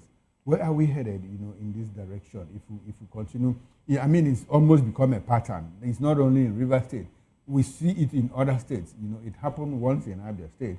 It's happening here in Lagos State, and in Kaduna State, until some are successfully, able to break that bond, but some are not. Like what we see go down in River State. What does that say about the kind of political culture that we are building? It shows that we are not even running a democracy. We don't even have a political structure in Nigeria. APC have turned this democracy into a village meeting where the oldest man will sit there and everybody will be looking up to him to tell them what to do and what not to do over an issue. When everybody has spoken, the eldest person will now take decision, and that will be the end. Because of age and everything experience, everybody will now bow down to what he said. That is what these people have turned this democracy for. They have turned it into. Because if it were a democracy, your national working committee member, your party chairman, national chairman, your national secretary, they took a decision to keep Wike in check. You came back and rubbish all those decisions. Just one person, against the will of members of his party. You can imagine. So if there's any covenant between Wike and Tinubu, we are yet to find out what that covenant is. Okay, Barrister, we are yet to find out, and I hope that we'll be able to find out very soon. Now, let's run into our second topic of discussion. Sumner Sambo, I think you know him, editor for politics as Arise News, has criticized the APC over what he described as contradictory membership figures. He recalled that in March 2022, the party publicly claimed it had 41 million registered members, a figure promoted ahead of the 2023 elections. Well, Sambo questioned how that number later dropped to 10 million, noting that President Bola Tinubu won the presidency with about 8.7 million votes, which further casts doubt on the earlier claim. According to Sambo, so at what point in time did 41 million registered members now become 10 million members? Who added that, he added that APC owes Nigerians an apology for having told us that they had 41 million members in 2022, only for us to see that that was not the situation. Well, despite this, he praised the party's current use of technology in membership registration, describing it as a good thing that we are hearing and having now. Barrister Sumner Sambo, you know him, newscaster, you know, editor of politics at Arise News. He said, well, APC, you are presenting contradictory figures to what? Just 4 years ago, you had 41 million members, and now you are telling us that you have 10 million members. What happened? Barrister, how does that fit into, you know, accusations that, well, that a lot might have happened in 2023 general election? How do you react to that? It means that ab initio, nobody interrogated the earlier figure they gave you.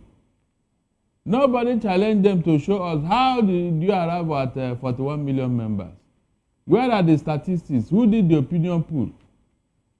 They just said it and we all kowtow to it. Now, the truth has come out from the same people. So, APC have just displayed their stock in trade. They are known for speaking from three mouth. Whenever APC tell you anything, you'll be disappointed if you follow what they are telling you. Because they are not good. In fact, they have an issue with truth. APC has an issue with truth. Telling truth in APC is like an abomination. I have told you here that one of the criteria for joining APC, when they look at you, they will shadow you from afar and then see your person and all that. And so when you are coming, they will ask you 3 things.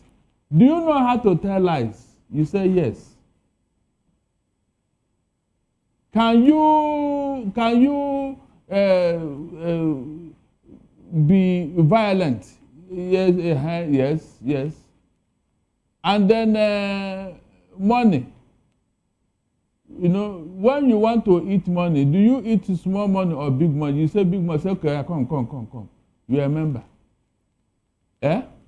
But is this some kind of joke or what? Have you applied for APC membership before and you had to go through this process? How did you come to know about it? Are you not aware of the humongous amount of money that disappeared under APC? That nobody, what of PDP? No, nobody. Was there? Never. This kind of money has never disappeared under PDP. The Zani Alison Madeka was. How much? I have told you here. If you compare the Zani with the 210 trillion naira, Barrister, Dasuki Sambo, was it under the? You said what? Dasuki Sambo. I said this money. Barrister, hold on. Dasuki Sambo, was it under the $2 billion. Dasuki Sambo. That you know what? You know how much $2 billion was as at 2015? As at that time, even if you check, the man who bought the equipment. It just how about the 16 billion naira that we are still looking for? It later came to 3. In the power sector. It later that came to 3. Obasanjo and Atiku cannot account. I said it later came to 3 billion at the end of the day when the audit was done. Okay, the audit was done. So did all of that, did it happen under the PDP? I said that money is peanut. It's like groundnut money compared to 200. Because our naira had value then, our money had value. It's the same Barrister, you cannot say because when we tell you, Barrister, when I tell you that governors are getting more money now, you tell me, oh, how much were governors getting? What was the inflation rate? Inflation rate. The point. That's the question. What I'm telling you, I should be asking you, what was the inflationary rate? With all the money you mentioned, how come Nigeria was working then? Is Nigeria not working now? Is that what? Is Nigeria not working? If Nigeria is working, APC will not be this desperate to. We had a guest that told us, Barrister Adams, you know Barrister Asim Adams. Barrister Asim Adams said he testified. No, I'm not talking about weekend now. We are talking about his friend now. Is Nigeria working? Qualify him properly. Is Nigeria working? He said that electricity generation and delivery of supply has improved. You were on the show when with 5,000 megawatts. I mean, but that's what he said. With 5,000 megawatts. I have told you that whenever you have light for 24 hours, just be rest assured that somebody is suffering it somewhere because that person doesn't have light. Okay, but according to Adams, I am not saying, Adams said, well, there's improvement in power. I'm just trying to tell you that if Nigeria was working in 2015, what gives you the impression that Nigeria is not working in 2026? Is it not obvious the way the economy is? From number 1 economy to number 4. Number 3 now. Really? Number 3. Yeah, we made a bounce back. Really? Yes. Okay, somebody got first, got second before you now got third, Abi. Okay, don't worry, we'll become number 2. Even if you get back to 1, Mr. Okoro, I will not celebrate you because we were there before you came into office. Okay. So if you take us back there, why should I clap for you? It is something that somebody have achieved before. So what are you telling me? It's like a man who set his house on fire. And when he realized the food, he put out the fire. He said I should clap for him. Do fluctuate, you know. Sometimes this is not fluctuation. This is fluctuation. This is not. Let's come back. Let's go back. Fluctuation. Let's go back to the APC. And you know, I'm beginning to suspect you. Barrister, you don't need to suspect me. I'm just an anchor. I'm asking important questions here. You know, unbiased questions.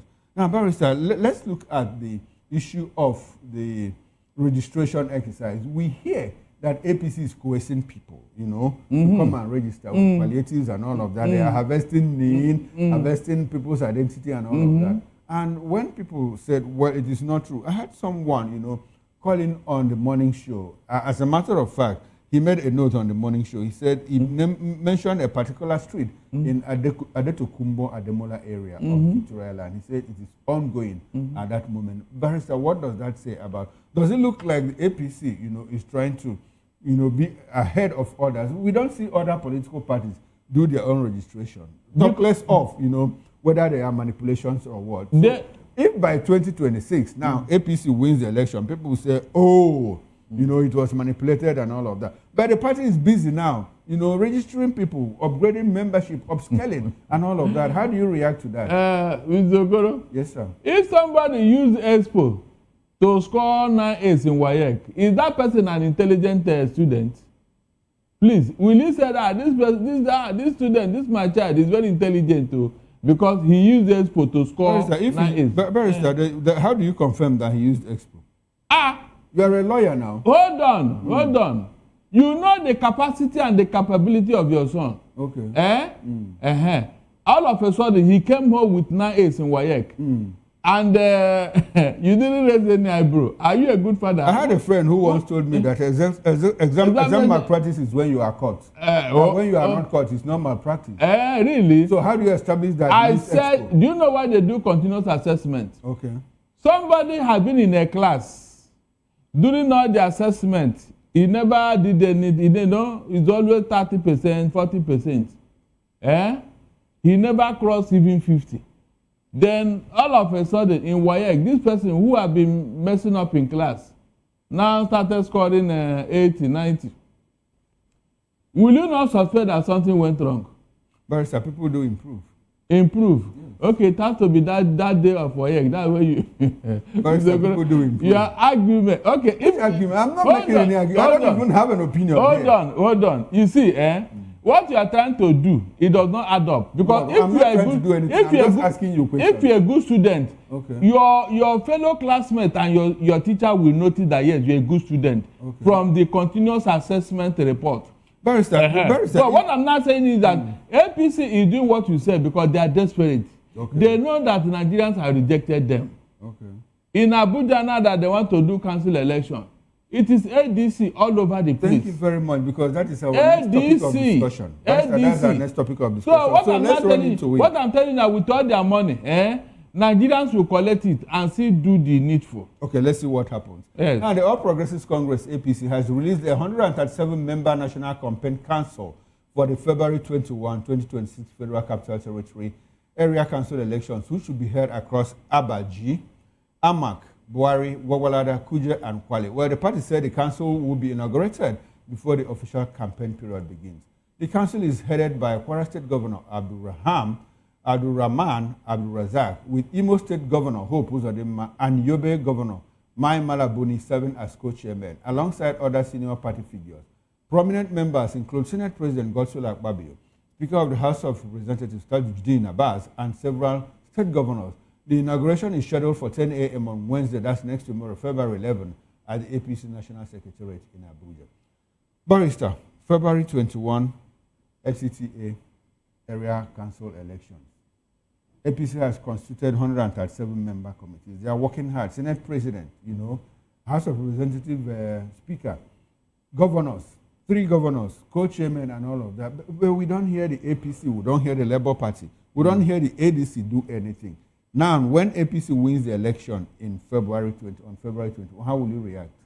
I will react if the election is not free and fair. Okay. No matter how many member committee they constituted, they have the money to throw around now.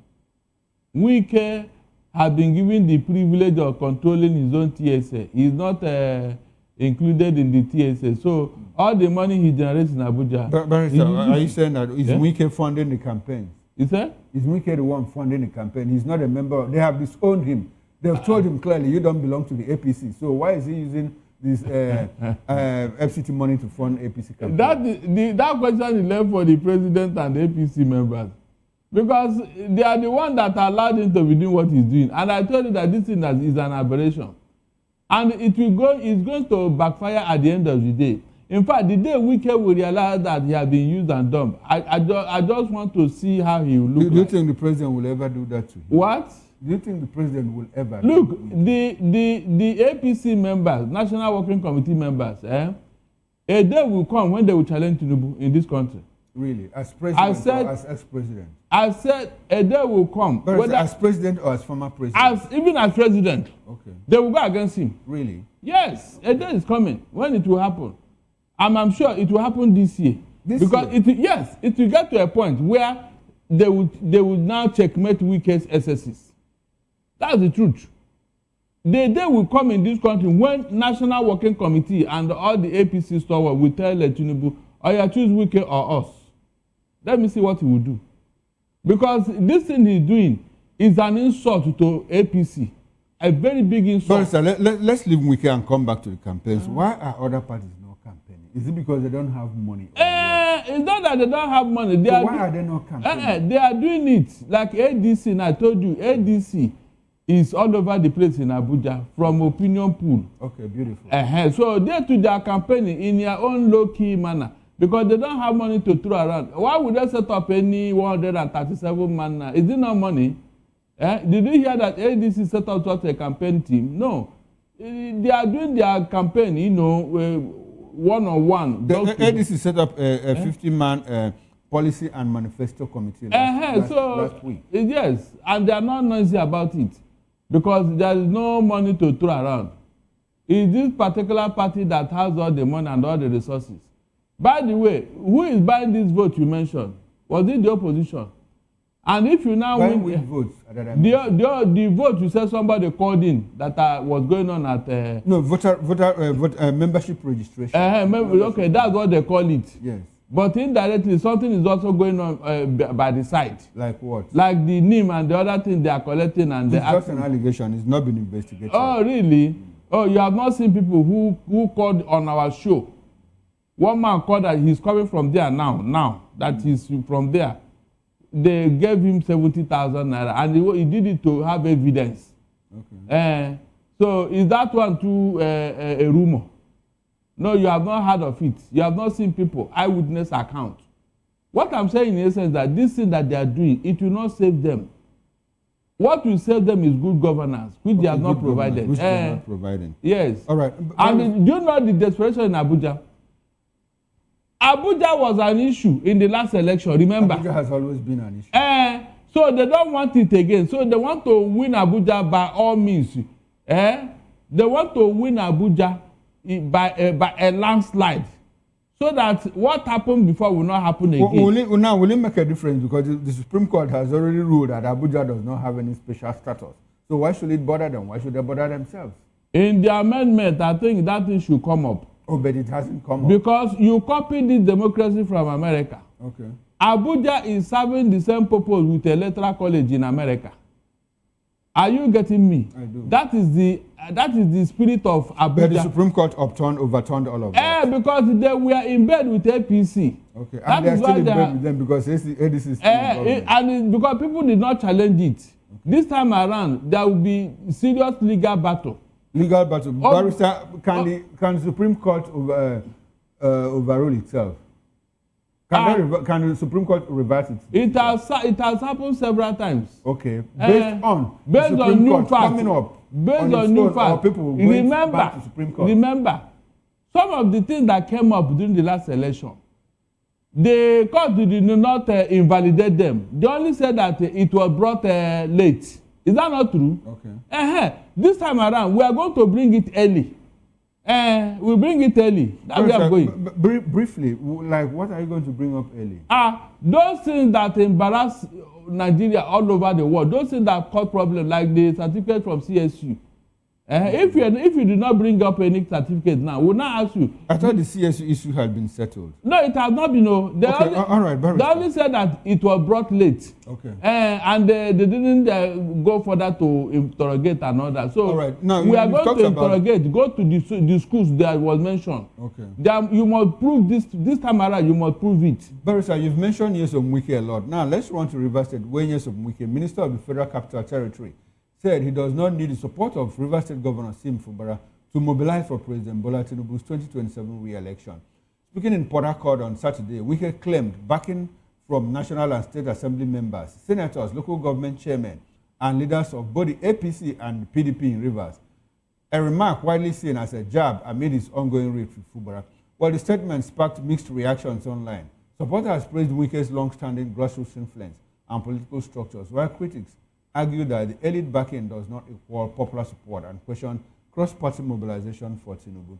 Others stressed that voters, not power brokers, will ultimately decide the election's outcome. Meanwhile, Nyesom Wike, on that Saturday, commissioned a new radio station, Majority FM 9.5 in Port Harcourt, Rivers State. The station is housed within the office of the Renewed Hope Ambassadors and comes amid increasing political mobilization ahead of President Bola Tinubu's 2027 re-election bid, particularly in the South region. Now, Barrister, Wike says, well, Sim, I don't need your support to mobilize for the president. And in all of that, he said, senators are backing me. And Wike said one thing. He said, it's only in Rivers State that you have a harmony, of the PDP and the APC, being in harmony, in unison, in their decision to work for the president in 2021. Barrister, who is the political leader in Rivers State? Look, Mr. Okoro, let us not celebrate. Let us not celebrate Wike and his infamy, because it is going to boomerang. Whether they like it or not, it will definitely boomerang. And when it boomerang, it will be very disastrous. You say this thing that the Wike is doing with Tinubu. I am telling you, some APC members are beginning to be uncomfortable with it. And they are still within the APC. No, don't worry. They are bidding their time. I just told you that something will happen very soon. This year, something will happen. Maybe that time, it may be too late for Tinubu. I'm not joking. They may leave this party for a weekend and to Tinubu. Yes, they will leave it for them. And let me see how far they can go. Because the insult is so much.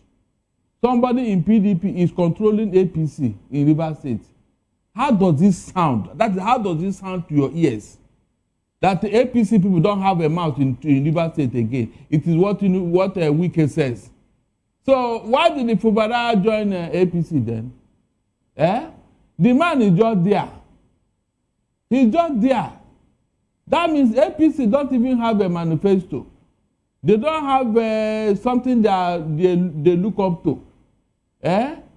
Wike is not deciding what will happen and what will not happen in Rivers State, where APC is the governor and Wike is in PDP. And you are telling me that this is politics, Abi? What kind of politics is that?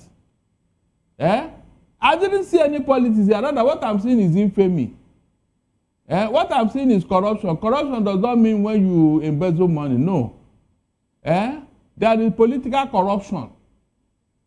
What is happening is never in the book of politics. Never. Okay, all right, Barrister, we are out of time. I'd like for you to use 30 seconds to give us your concluding thoughts on the topics that we talked about this evening, briefly.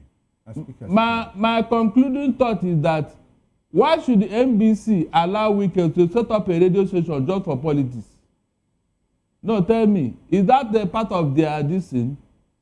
You can see now, institutions are being destroyed just to accommodate APC and their shenanigans.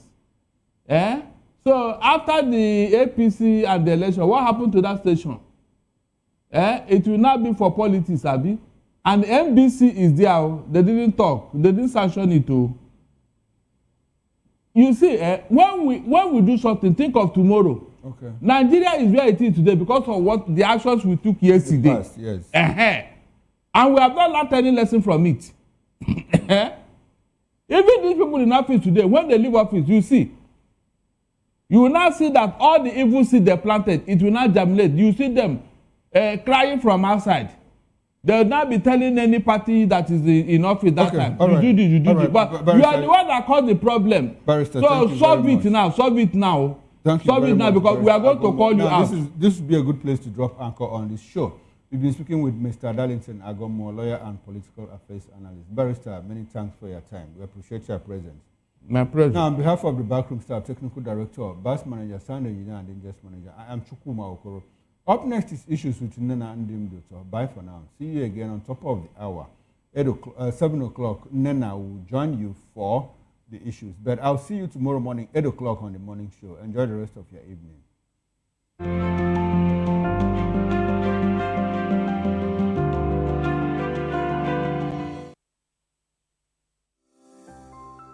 VOP TV. Now, you have more than a voice. The red carpets, awards, the razzmatazz, music, fashion, interviews, and more. Spotlight on Voice of the People Television. Let's feed you with all the juicy stories in the global entertainment space, bringing you the glitz and glamour as they hot. Stay tuned to Spotlight, 1 p.m. Monday to Friday. Spotlight on VOP TV. Entertainment like never before.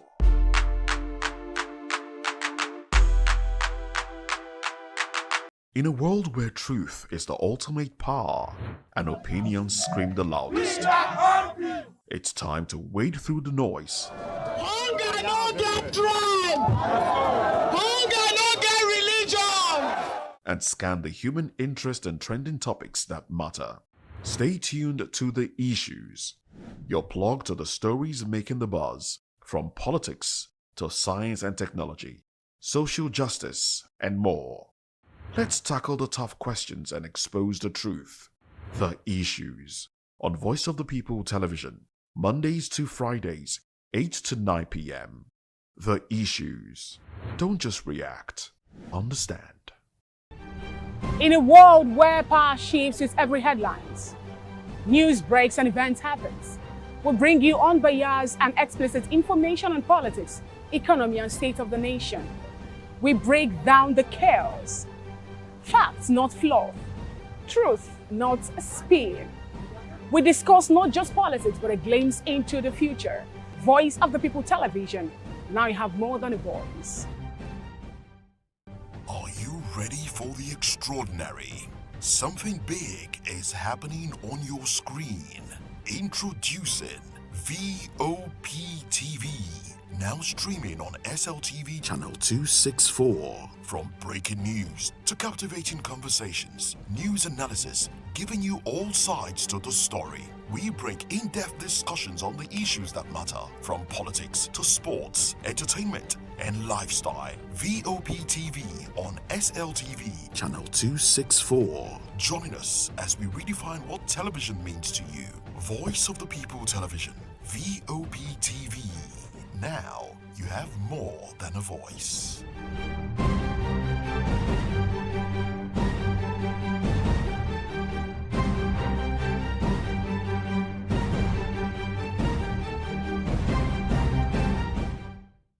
We encourage you to click on the like button and subscribe to our YouTube channel. We are Voice of the People TV. Also follow us on all our social media platforms. We are at VOP TV Live. Visit our website www.vop.ng for fresh and trending news. Also watch us live on SLTV channel 264. VOP TV, Voice of the People Television. Welcome to the locker room, the home of football talk that matters. I am Jerry Arpillon. Join us every weekday, Monday to Friday at 5 p.m. Nigerian time, as we share the hot takes and hot debates in the exciting world of football. And joining me are the usual suspects, Ikechukwu and Mayowa, as we break down all the hot takes and everything that's happening in the football. Don't just watch football, live it with us. Catch us on the locker room and Voice of the People Television at 5 p.m. Nigerian time. And like I always say, if not 20 minutes off, please discuss. And it's Hakim Ziyech who puts the Atlas.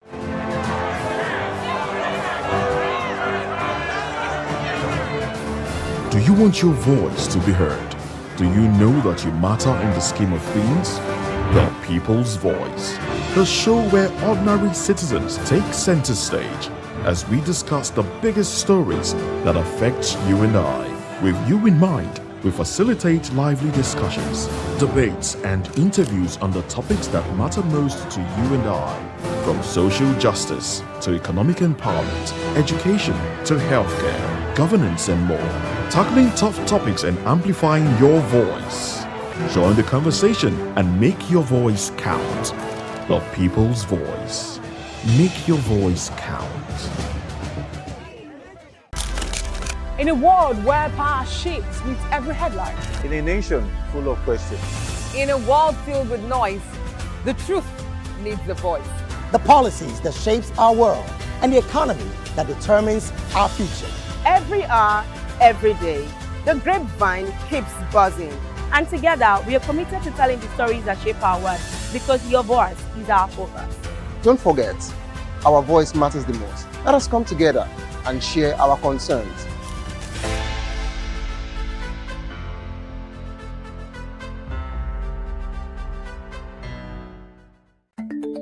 Africa is on the move, a continent of rising voices, untold stories, and powerful transformations. From the streets of Lagos to the heart of Nairobi, from the mines of Congo to the tech labs of Cape Town, the African story is being written every day. Bold, dynamic, unstoppable. This is African News on Voice of the People Television. We don't just bring you the news. We analyze and bring you Africa's heartbeat, the politics that shapes our nations, the economies that drives our future, the cultures that defines who we are, the voice that must be heard. Africa News, Africa's voice, Africa's future. Where Africa speaks, the world listens.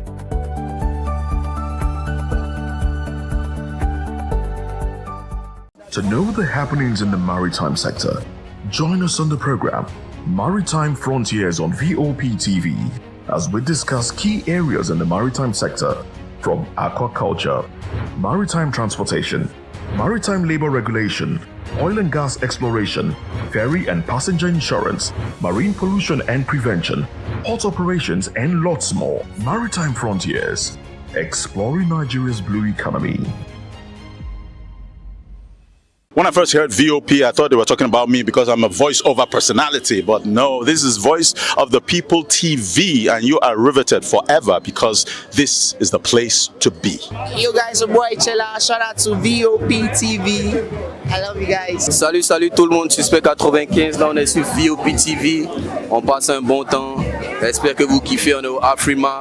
On est ensemble, VOP TV. Don't see me like a fool because I don't do giddy giddy giddy. VOP, you don't know Stoneware from Ghana representing live and living color. Yeah, Beam Nation President. Outside with it. Bless up. Hello, this is Milo from Ivory Coast. Keep watch Voice of the People TV. Regardez la voix du peuple, la télévision de la voix du peuple. Que Dieu vous bénisse. À très bientôt. Love you so much. Hi guys, what's up? This is Gaze Baba. I am watching VOP TV. Usually you be told to not touch the dial, but I tell you to touch the dial and increase the volume. You're like, keep it locked. It's Afro Gospel. Thank you. Hello, my name is Shego Aronzo. You're watching VOP. Don't change the dial. My Joe, fine girl. My Joe, fine babe. Only are you, but on the Fuji Monsoon. Yes, don't touch the dial. This is me, Dr. Adiwala Iba. Keep watching VOP TV.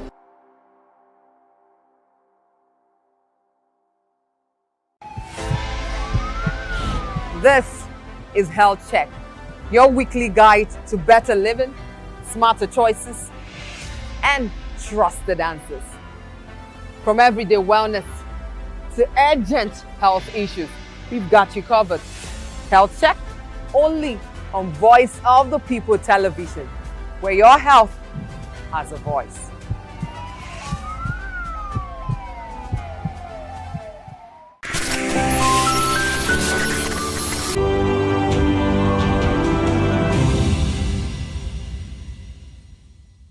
Hello Nigeria, it's another exciting episode of the issues on Voice of the People Television.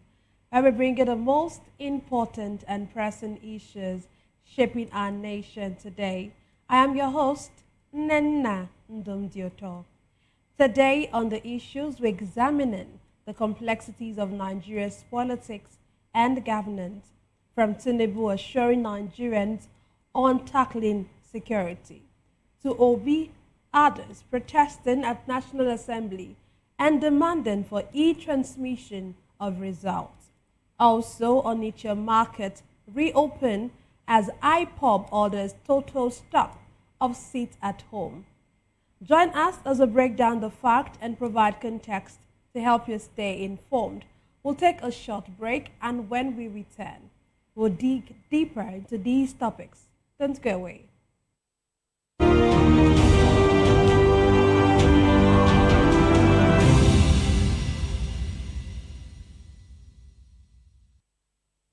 Glad to have you back. Let's dive straight into what we have for today. President Bola Tinubu says his administration will overcome terrorism and banditry, assuring Nigerians that decisive steps are being taken to restore peace and security across the country. President Tinubu made the assurance during his opening remarks at the ongoing National Executive Council Conference on Inclusive Growth and Sustainable National Development. He reaffirmed his government's commitment to tackling terrorism, banditry, and other security threats. Tinubu further commended several governors, notably those of Borno, Katsina, and Kaduna, for their role in protecting the country's freedom and security. In a related development, First Lady Oluremi Tinubu has called for stronger security cooperation between Nigeria and the United States. Speaking during an engagement with international partners, the First Lady stressed that enhanced intelligence sharing, capacity building, and military collaboration are critical to defeating terrorism and transnational crime. Today, I'm delighted to be joined by two distinguished guests. Here in the studio, we have Dr. Peter Anosike. Dr. Anosike is a philosopher, development economist, and best-selling author.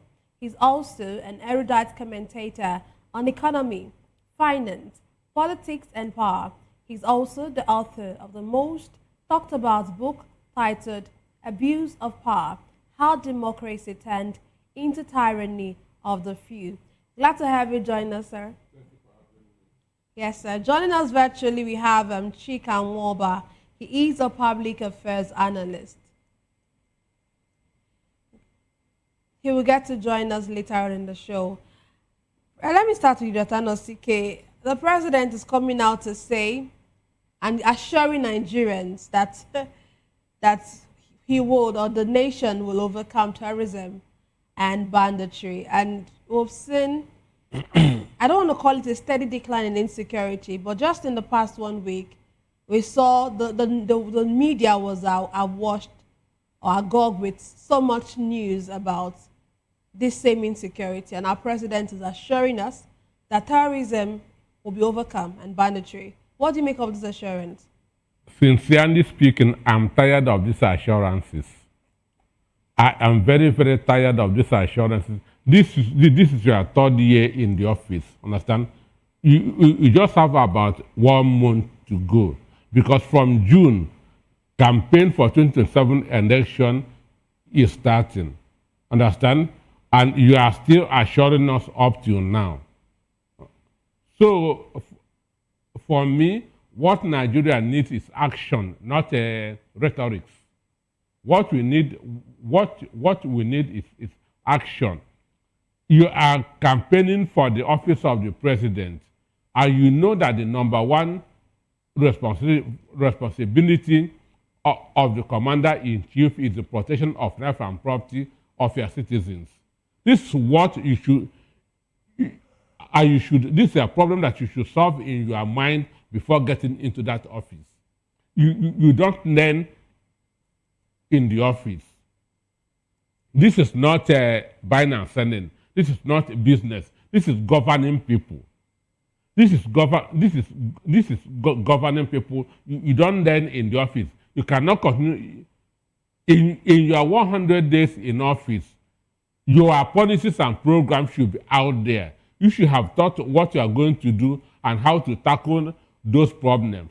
So you cannot continue assuring people in the first 100 days, 6 months, 1 year, 2 years, till when?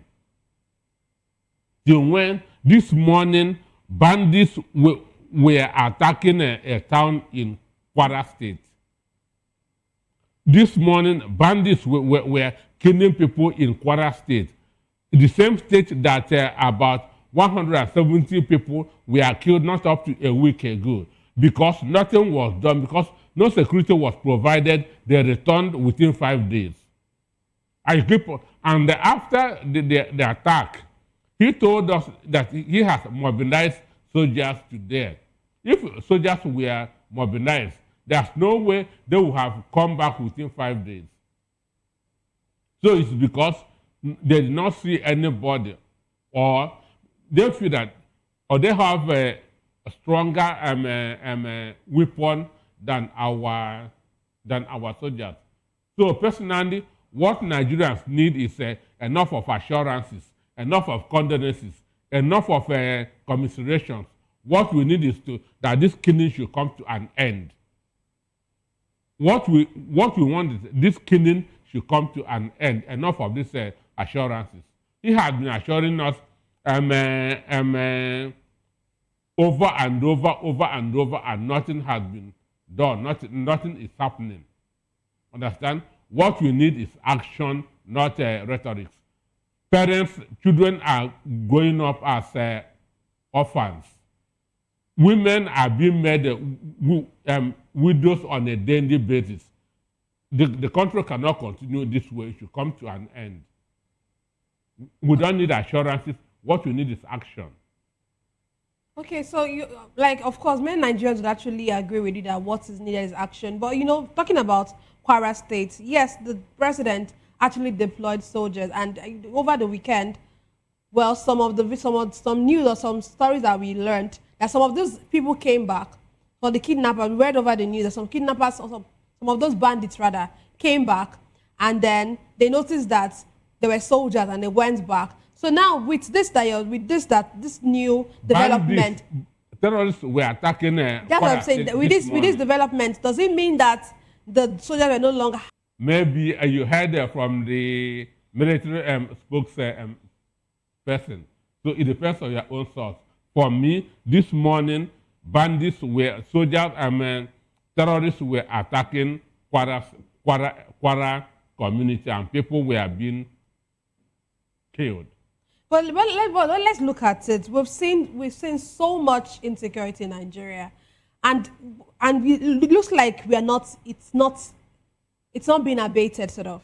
We've seen like you said, we've heard enough promises by the president. We've heard assurances. What would you say our problem? Is it a problem of capacity? Is it that we don't have the right intelligence? It is capacity.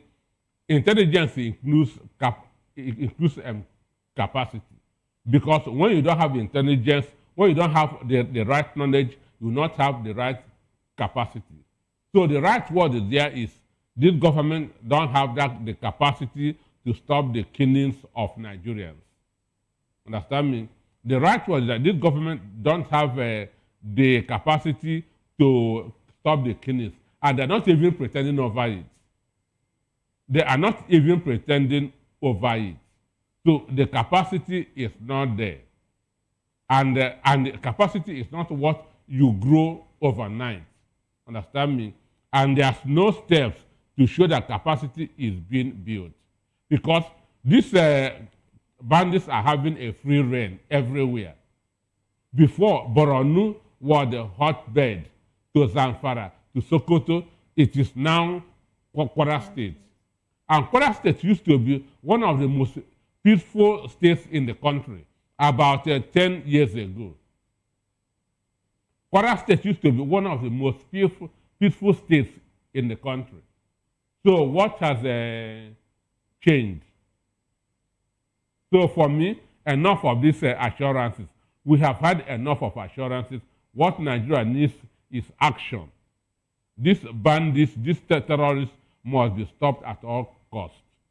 You know, while the president was speaking, he actually applauded some governors. He applauded people like, according to him, he commended several governors, Borno State, Katsina, and Kaduna, for their role in protecting the country's freedom and security. But I want to ask you, do you really think that those people have really done anything for the president to actually be commending these governors?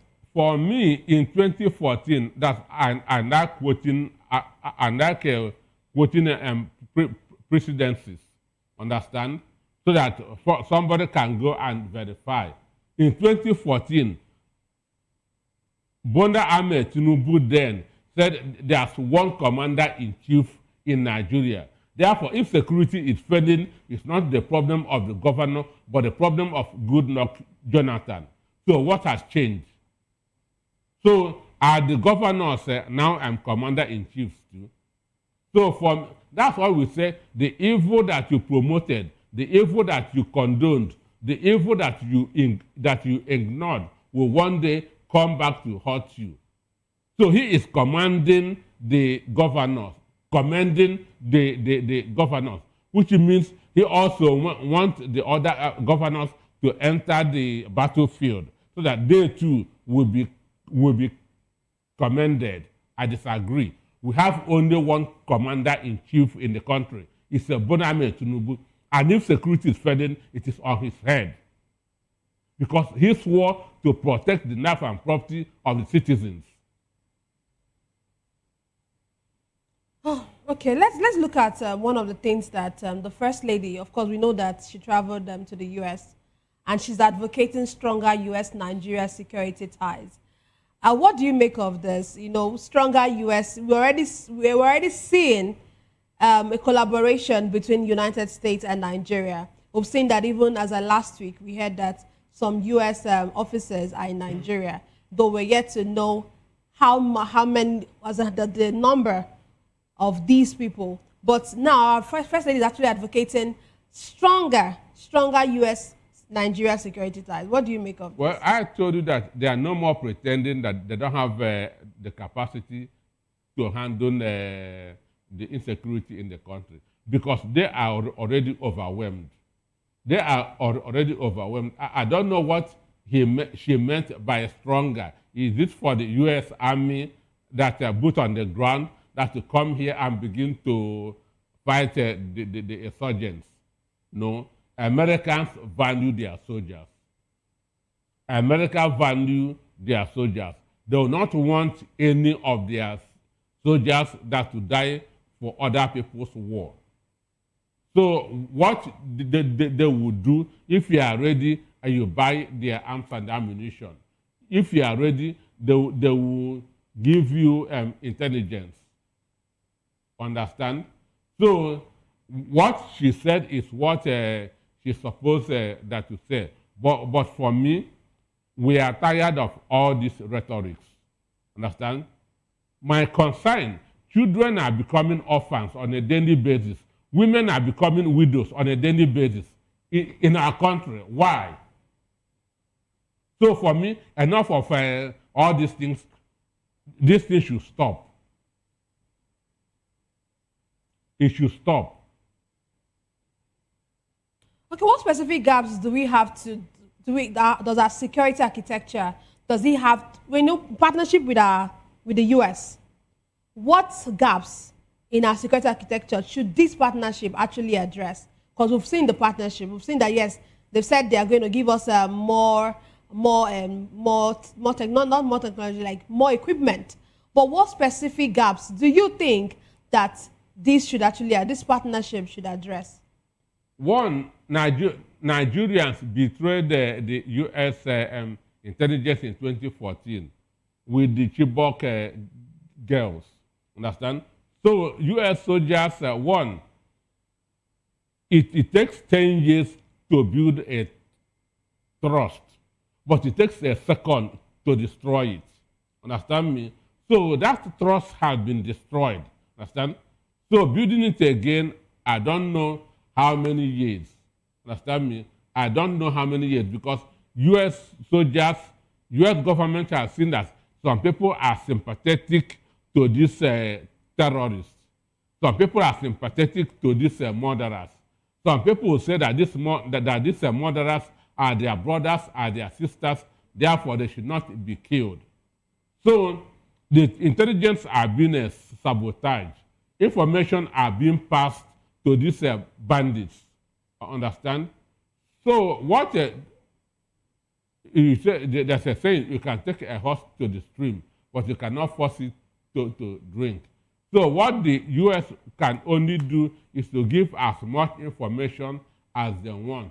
But whether it will be implemented or not, that depends on Nigerians. The role of a teacher is to show them a direction, but the student must walk that walk. Okay. You know, some persons have actually said that the U.S. coming to Nigeria, that it's not just about the interest of Nigerians, that they have their own personal interest or their own national interest. Let's use national interest at this point. Their national interest. It's not just because they want to come and, you know, fight those who are killing Christians. And there is a national interest that the United States have and what for them national to. Interest? You are oil. Eh? It's your oil, their own interest. America is a $39 trillion economy.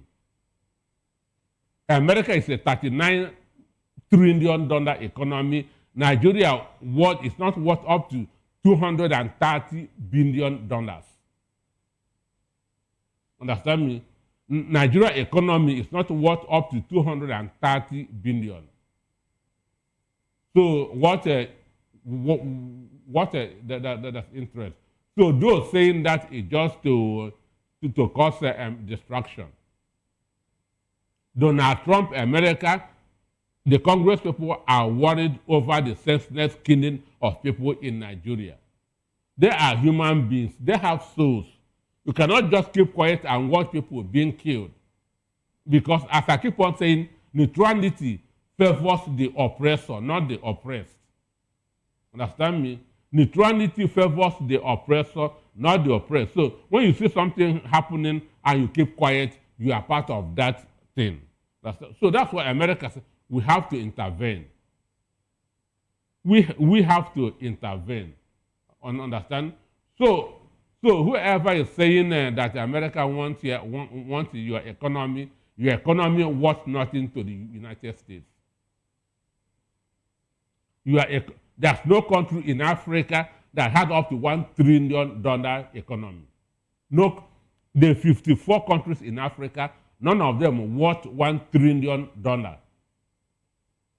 So saying that they want your oil, they want your gold and so on and so, that means nothing. They are human beings, understand? They are not happy with the killings in Nigeria. So you're saying that there's no other interest that the U.S. government has? If there's any other interest that is above the life of people, then you tell me. I don't know.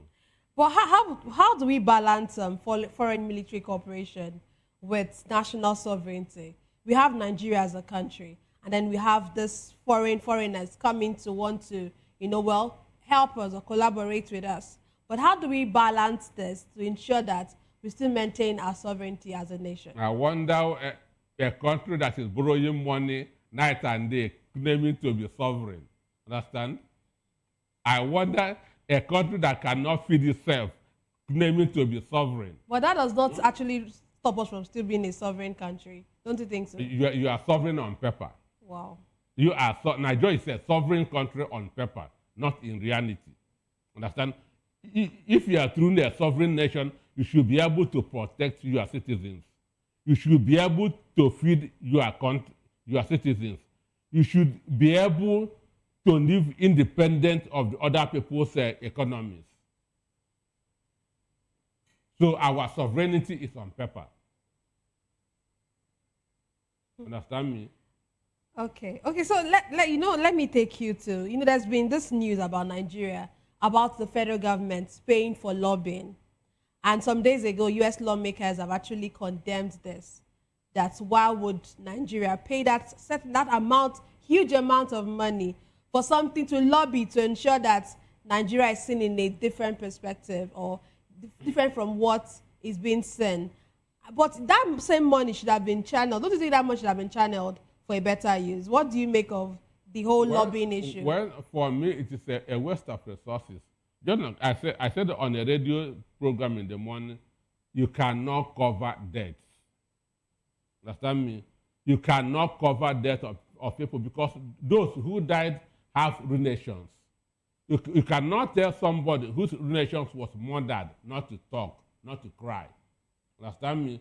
So it's stupidity on those people going to lobby for what you know cannot be successful. Understand me?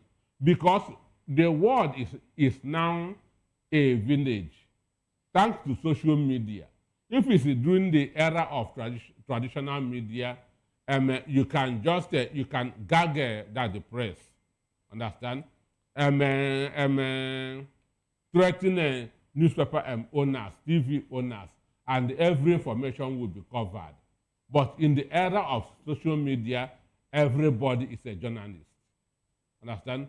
So if you don't want what you are doing to be exposed, don't do anything. Understand me? If you don't want what you are doing to be exposed, don't do anything. So for me, it is a waste of time. There are things that you can lobby and win, not in the area of people dying in numbers. It can never succeed. But do you think that the U.S., because we've seen other countries actually do all of this lobbying.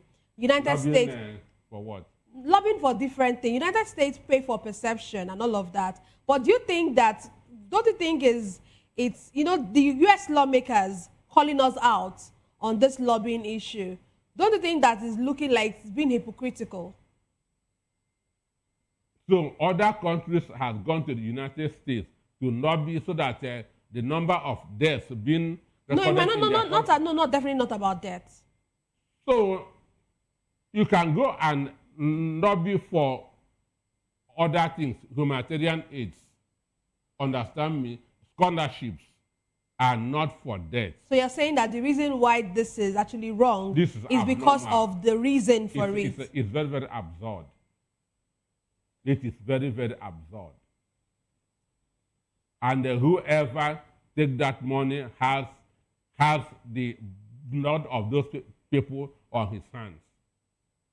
Understand me? If actually those money we are giving to people, because they can tell you that they are going to do this and they will pocket it. Understand? So if you ask those people now, who did they give that money to? Can they say it? If you ask them who they give that money to, can they? So the money could be in their different pockets. Understand me? So if you send me on a message that I know that I cannot go, understand, I'll give you excuses. Okay, let's move on to another conversation that we have tonight. A conversation that has been on the news since over the weekend. And, former Labour Party presidential candidate Peter Obi has joined protesters at the National Assembly demanding electronic transmission of election results ahead of the 2027 general elections. The protest, tagged Occupy the National Assembly, is calling on lawmakers to amend the Electoral Act to guarantee real-time upload of results, which protesters say will enhance transparency and credibility. Amid a growing pressure, the Senate has fixed an emergency plenary session, although no reason was stated for the meeting. Meanwhile, Senate President Godswill Akpabio has raised concerns the network failures could affect electronic transmission in some parts of the country. However, former Senate President David Mark has pushed back, warning lawmakers not to undermine the independence of INEC or public confidence in the electoral process. Dr. Nosike, like I said before I started reading this particular story, that this has been on the news. We've seen the back and forth amongst the lawmakers. Some of them are saying, we actually agreed to electronic transmission. Then some are saying otherwise. And the Senate president has come out to say that no, that Nigerians are jumping the gun, that this is not what, that they've not even finished. And it's already in the media. People are already setting up panel. People are already discussing. Because they are suspects. Because the senators are suspects. Understand? So the issue is this. The Senate has no control over the network. They are not network providers. They shouldn't tell the network providers what to do. A bill is before you. Understand? It's for you to pass. When you pass it, that becomes the first phase. Understand? You now begin to tell the committee on telecom that this bill has been passed into law. They should make sure that there will be network on the election day. Give them a mandate. Understand me? So you shouldn't be drinking a Panadol for network and providers. Understand me? So, but I want to talk about the issue of P2B. During the protest, that's where I was going to before you. So okay. You can go ahead. Okay, so one, P2B, if the election becomes free and fair, understand, he could be the beneficiary because he is going to contest. And with people like Reno Omokri, Femi Fani Kayode, if P2B did not join this protest, understand, tomorrow they will say when others are fighting for free, fair election, that P2B was sitting in his house drinking Hero beer. They say that Hero is the only achievement that P2B made in 8 years in Anambra, building a brewery. Understand? So now because he is interested in this, he wants to make sure that it will go well. So that's why he personally has to join them. Understand? I'm contesting. I want to make sure that this thing is done right. So, and it is not a precedent that he is setting. In 2014, Boname Tinubu, Muhammadu Buhari, Enoch Adeboye, Tunde Bakari, all of them were at Ojota, occupy Ojota. Understand me? So P2B is not the first presidential candidate to join a protest.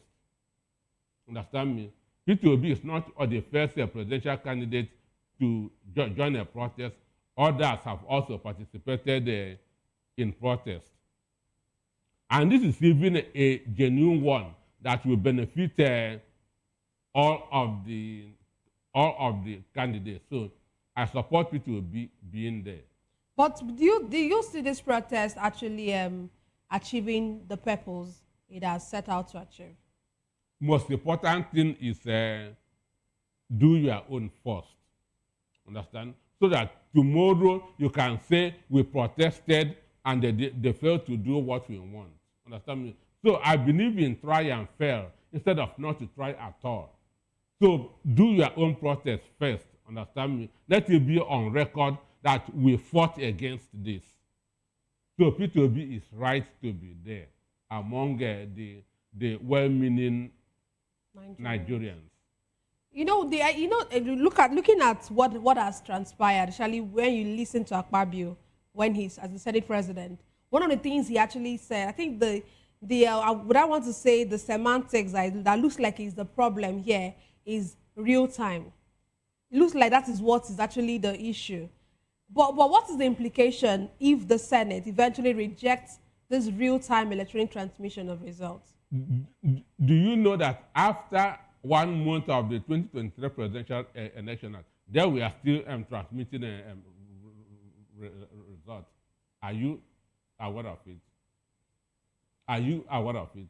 A month after the presidential election, there we are still transmitting results. So the thing there is live transmission as it happen. Understand me? As it happen, you are sending. So that's what they want to be put there. Live transmission.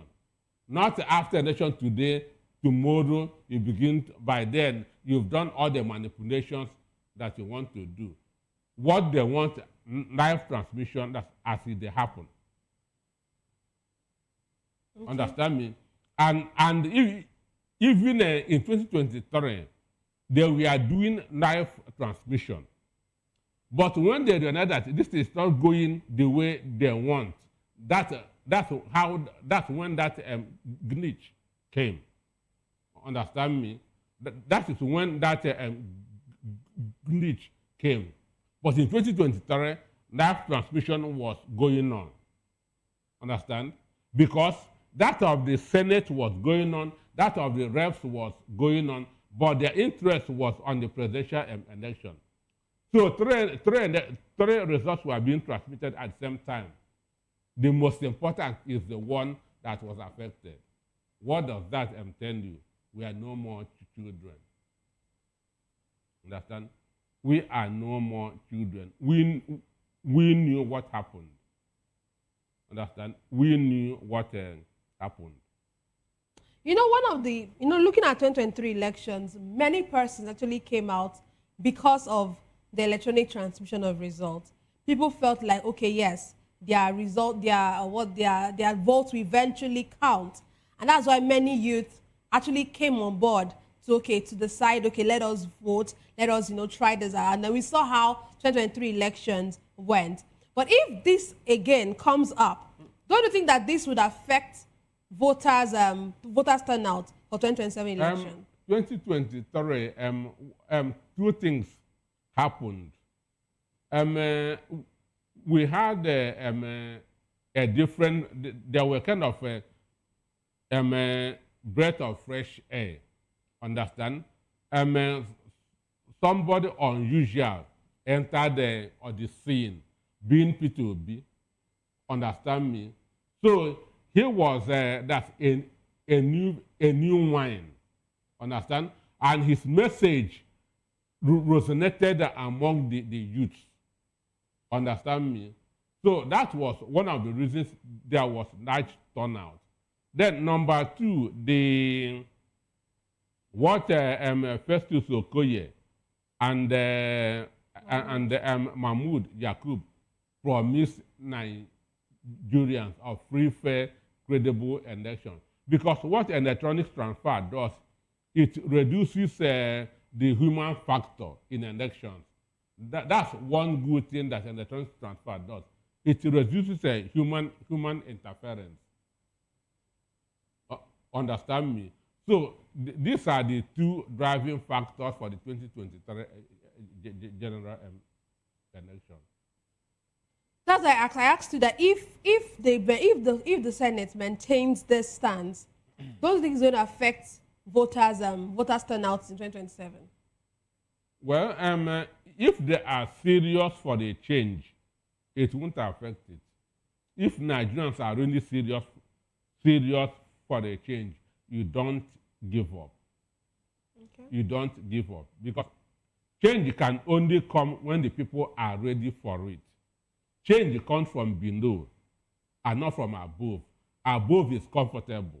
Understand? Those that are at the top don't want change. They want status quo to always be maintained. So change comes from below, which is the masses. So if the masses want change, they will all turn out on that day and come and vote. And as I keep on saying, refusing to vote is not a protest, it is a surrender. When you refuse to vote, what you have done is for the incumbent to continue. So when you refuse to vote, indirectly, you have voted for Bonamed Tinubu. That's what Nigerian youth should know. When you refuse to vote, understand, you have surrendered. You want the incumbent to continue. So this is the meaning of refusing to vote. So you're saying that not voting is actually to the detriment of Nigerians? Not voting means you want the incumbent to continue. Understand me? Because it is majority vote, and majority can only be one vote more. Understand me? So not voting is not a protest. Understand? that Senate did not recognize electronic voting, therefore I will not vote, which means you are protesting with your vote. What you are doing is helping the incumbent. This is what Nigerians should know. So refusing to vote, you are helping the president to continue in office. But let's look at it, Dr. Anosike. Do you really think that Nigeria is ready for real-time transmission of results? The masses want real-time transmission of results. The Senate, who are representing other people, should give it to them. Nigerians want real-time transmission of results. And power belongs to the people. So the senators who were, unquote, elected by Nigerians should give it to Nigerians. Why did you say senators, unquote?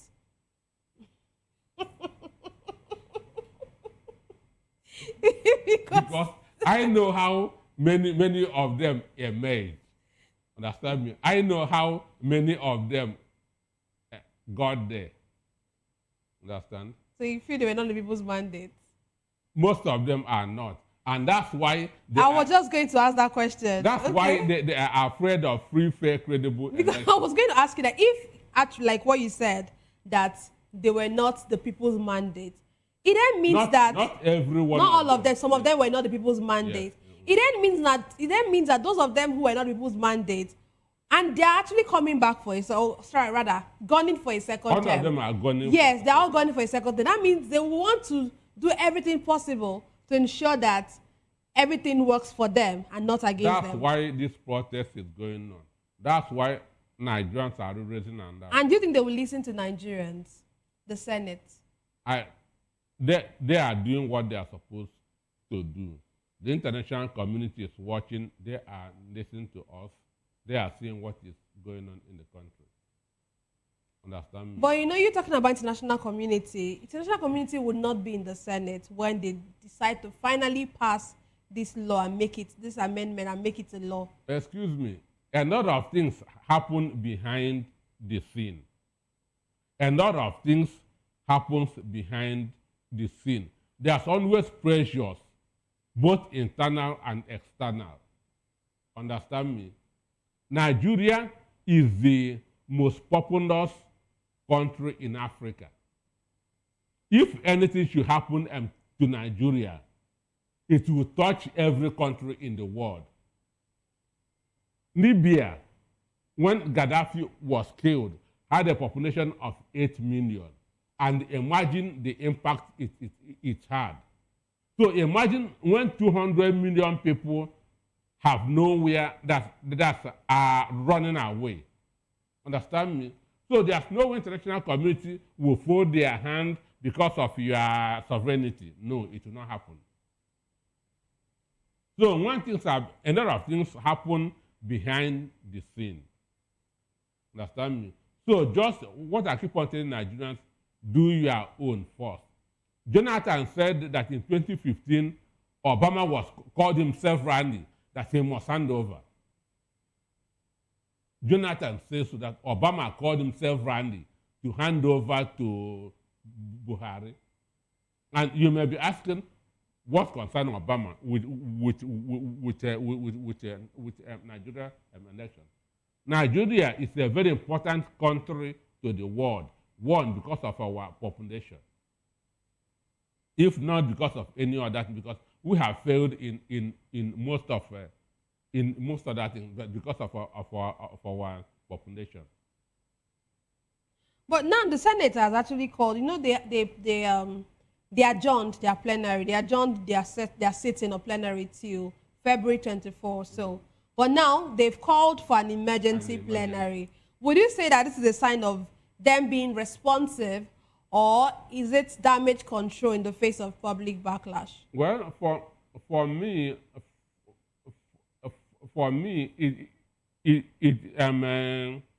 cutting short your adjournment at least shows that you are listening to the people. It shows that you are listening to the people. So it is a good step. But we don't know the reason yet. Yeah, Let us see very what true. will come out of it.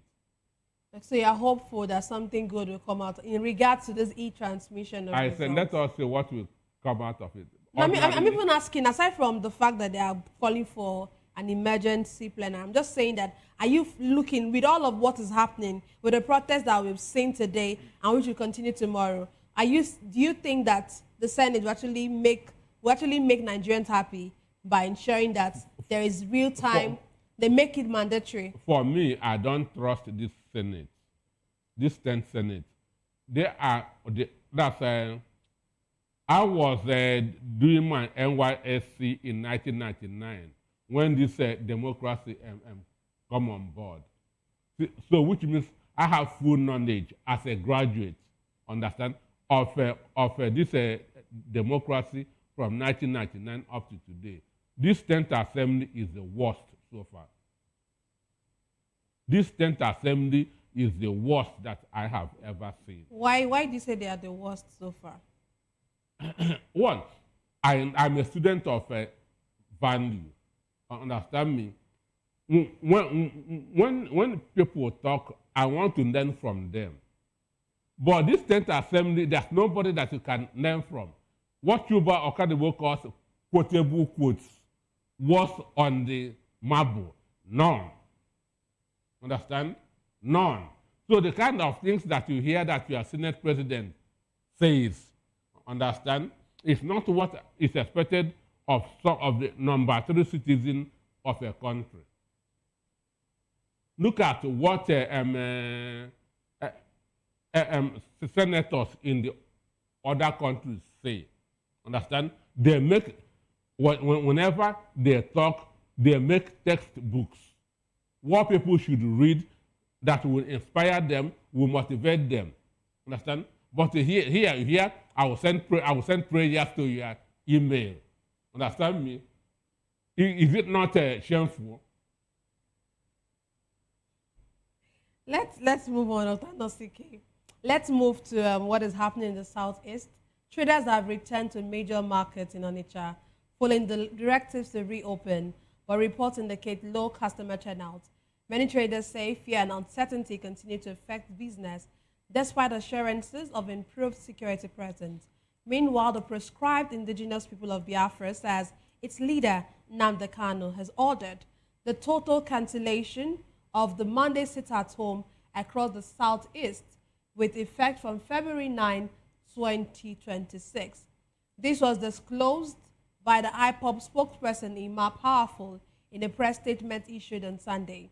He added that the directive came directly from Kano. Powerful said that with the current directive, there is no need, excuse, or justification for anyone to stay at home on Mondays, adding that markets, schools, offices, transport services, and economic activities must resume fully and normally from Monday. Recall that the pro-Biafran group declared a sit-at-home in August 2021 as a way of protesting the rendition of Kano to Nigeria, and the subsequent incarceration. During exercise, markets, schools, banks, and offices remained shut. So Otanosike, this is Ipob calling an end to sit at home. It's coming on the heels of Governor Soludo's directive.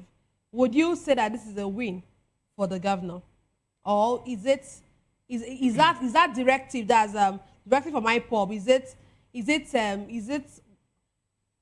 it something that's alien? I don't know. Alien might not be the right word, but is it in assault? I'm trying to get the right way to say it, but I want to know: is it different? Is it that they just want to just come out to say this, or is it because the governor has come out to say, okay, there should be an end to directive, and then the Ipob now they're following suit? Mazi Nnamdi Kanu has many months ago called for the stop of sit-at-home. Understand? It was the criminal elements of Simon Ekpa that was enforcing the sit-at-home, not Nnamdi Kanu, not a man powerful. But if you say that he has called for the end of sit-at-home many months ago, why was the directive not followed? Why is it coming now that Governor Soludo was standing? I've told you that it was a more powerful criminal-minded elements in Southeast. More powerful or Samuel Ekpa? I mean, Samuel Ekpa, criminally-minded people in the Southeast that we are enforcing it. So it is not Nnamdi Kanu. Nnamdi Kanu has long time ago called for this sit-at-home that to come to an end. And now, criminal elements, we are taking advantage of it. Understand me? Criminal elements, we are taking advantage of it. One, that to start with, sit-at-home is not a progressive because it is affecting badly the economy of the Southeast. It is affecting badly education in the Southeast. And what people don't know, understand? What people don't know, why the Yorubas dominate the bureaucracy in Nigeria is because of the 1967 to 1970 war. Because for 3 years, nobody graduated in the Southeast. Education was shut down in the Southeast. Economy was shut down in the Southeast. Why University of Ife, University of Ibadan, we are graduating students, nobody graduated in the Southeast. That vacuum has not been filled up to today. Understand? So when you begin to see justices of the Federation coming from the West, understand? Permanent secretaries coming from the West, is because of that vacuum of 1967 to 1970. So, but these people, they don't know history. Understand? So imagine these criminal elements putting sit-at-home on the day children are supposed to take their WAEC and GCE in the Southeast. Putting sit-at-home on the day that children are supposed to take their WAEC. This told you that these are very wicked, malicious people, which means you don't want them to take their WAEC. You want them to go back. Mind you, WAEC is for the whole of West Africa. And if you miss it, nobody's going to set again for you. You have to wait for another year. So which means for that year, nobody will move from secondary school to the university. And that's another setback for the East. I tell you, these people are criminal elements who doesn't even understand what they are doing. But from the onset, the directive that started the sit-at-home order, in just 1 minute, because we're out of time, do you think it actually achieved its purpose? It did not. Like I told you, it is regressive, not progressive. Let's have your concluding thought, Dr. Nosike, before we go today. Well, for me, Peter Obi did the right thing by joining on the protest, because if we don't, the likes of Omokri will still be complaining. Understand that others are fighting for him. Understand me? So then, power belongs to the people. Nigerian masses want real-time transmission. The Senate should give it to them. Okay, thank you very much, Dr. Nosike, for being a part of the show. That's all we have for today's episode of The Issues. Explore the challenges facing Nigeria's politics and electoral governance. Thank you for being a part of it. Don't forget to tune in next time for more in-depth analysis and discussion. Follow us on social media to stay up to date on the latest news and insight. Until next time, stay informed. I am Nenna Ndomdioto. This has been The Issues on Voice of the People Television, where the future faces forward. Please don't forget to stay tuned for Hashtag with Vivian by 8 p.m. Don't go away.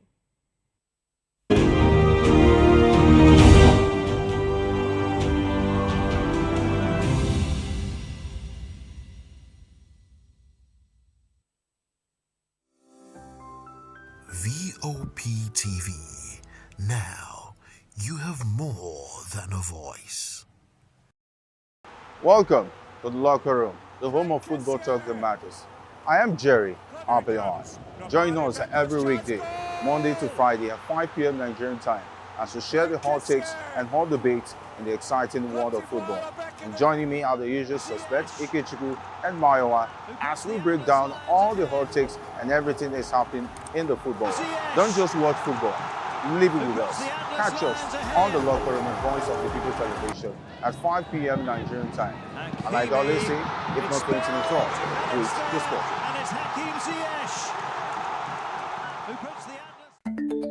Africa is on the move, a continent of rising voices, untold stories, and powerful transformations. From the streets of Lagos to the heart of Nairobi, from the mines of Congo to the tech labs of Cape Town, the African story is being written every day. Bold, dynamic, unstoppable. This is African News on Voice of the People television. We don't just bring you the news. We analyze and bring you Africa's heartbeat, the politics that shapes our nations, the economies that drives our future, the cultures that defines who we are, the voice that must be heard. Africa News, Africa's voice, Africa's future. Where Africa speaks, the world listens.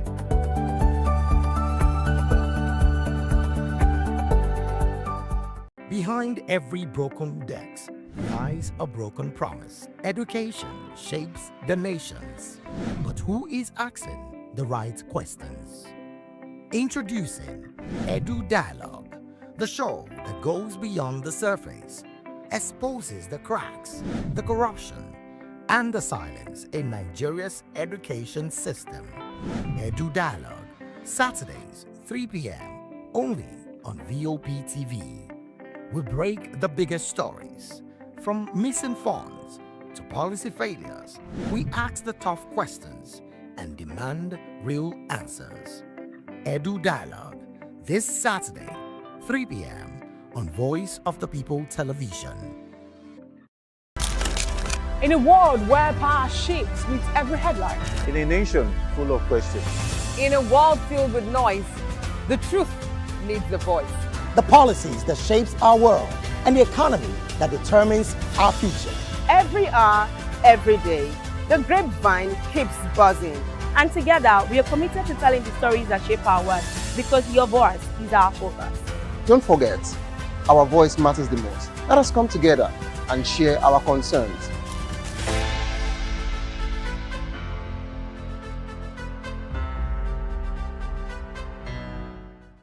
To know the happenings in the maritime sector, join us on the program Maritime Frontiers on VOP TV as we discuss key areas in the maritime sector from aquaculture, maritime transportation, maritime labor regulation, oil and gas exploration, ferry and passenger insurance, marine pollution and prevention, port operations, and lots more. Maritime Frontiers, exploring Nigeria's blue economy.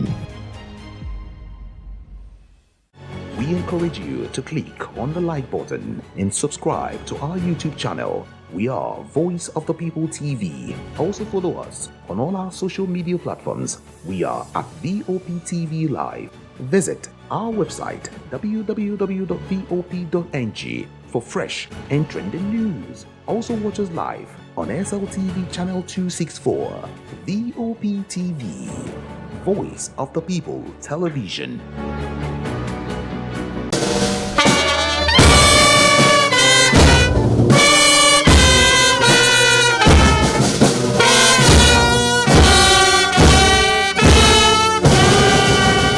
The symposium opened with remarks from the Director General of the Nigerian Institute of International Affairs, Ehosa Osage, who emphasized the importance of institutional collaboration and strategic dialogue in strengthening peace and security framework across Africa.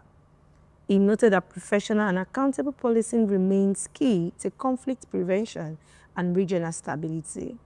It's our pleasure at the Nigerian Institute of International Affairs to be collaborating with a very forward-looking police force.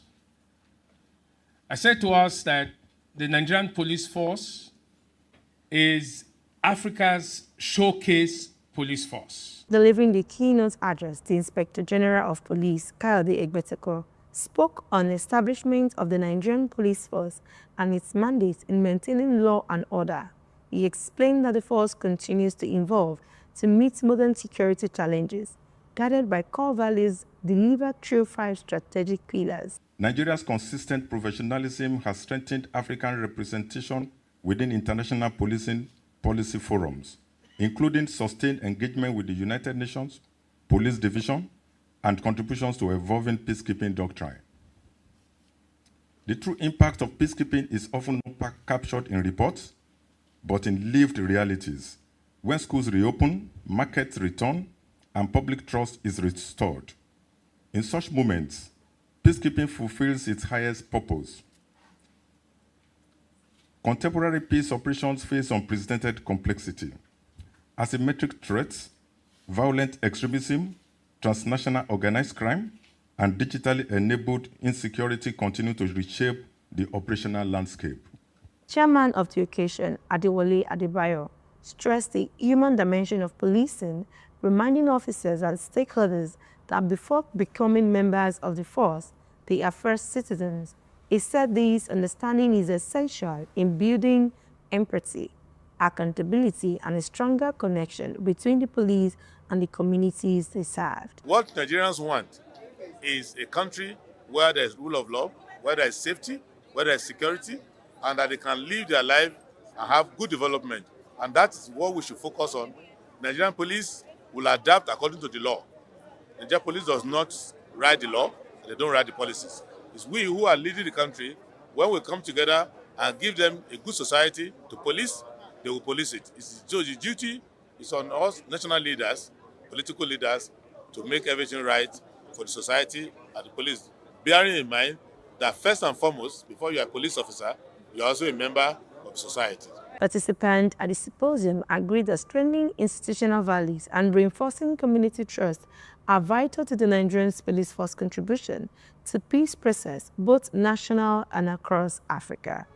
Oyindamola Olukuton reporting for Voice of the People TV.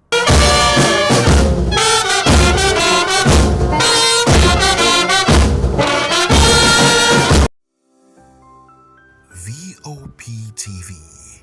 Now, you have more than a voice. The red carpets, awards, the razzmatazz, music, fashion, interviews, and more. Spotlight on Voice of the People Television. Let's feed you with all the juicy stories in the global entertainment space, bringing you the glitz and glamour as it is hot. Stay tuned to Spotlight, 1 p.m. Monday to Friday. Spotlight on VOP TV.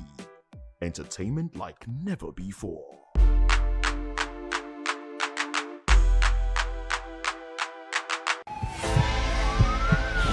This is Health Check, your weekly guide to better living, smarter choices, and trusted answers. From everyday wellness to urgent health issues, we've got you covered. Health Check, only on Voice of the People Television, where your health has a voice.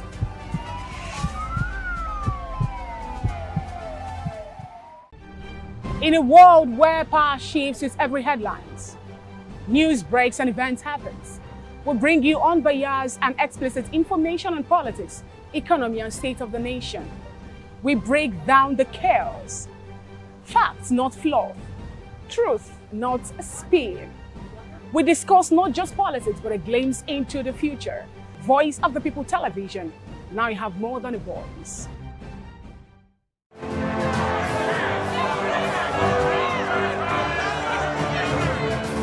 Do you want your voice to be heard? Do you know that you matter in the scheme of things? The People's Voice, the show where ordinary citizens take center stage as we discuss the biggest stories that affect you and I. With you in mind, we facilitate lively discussions, debates, and interviews on the topics that matter most to you and I. From social justice to economic empowerment, education to healthcare, governance, and more. Tackling tough topics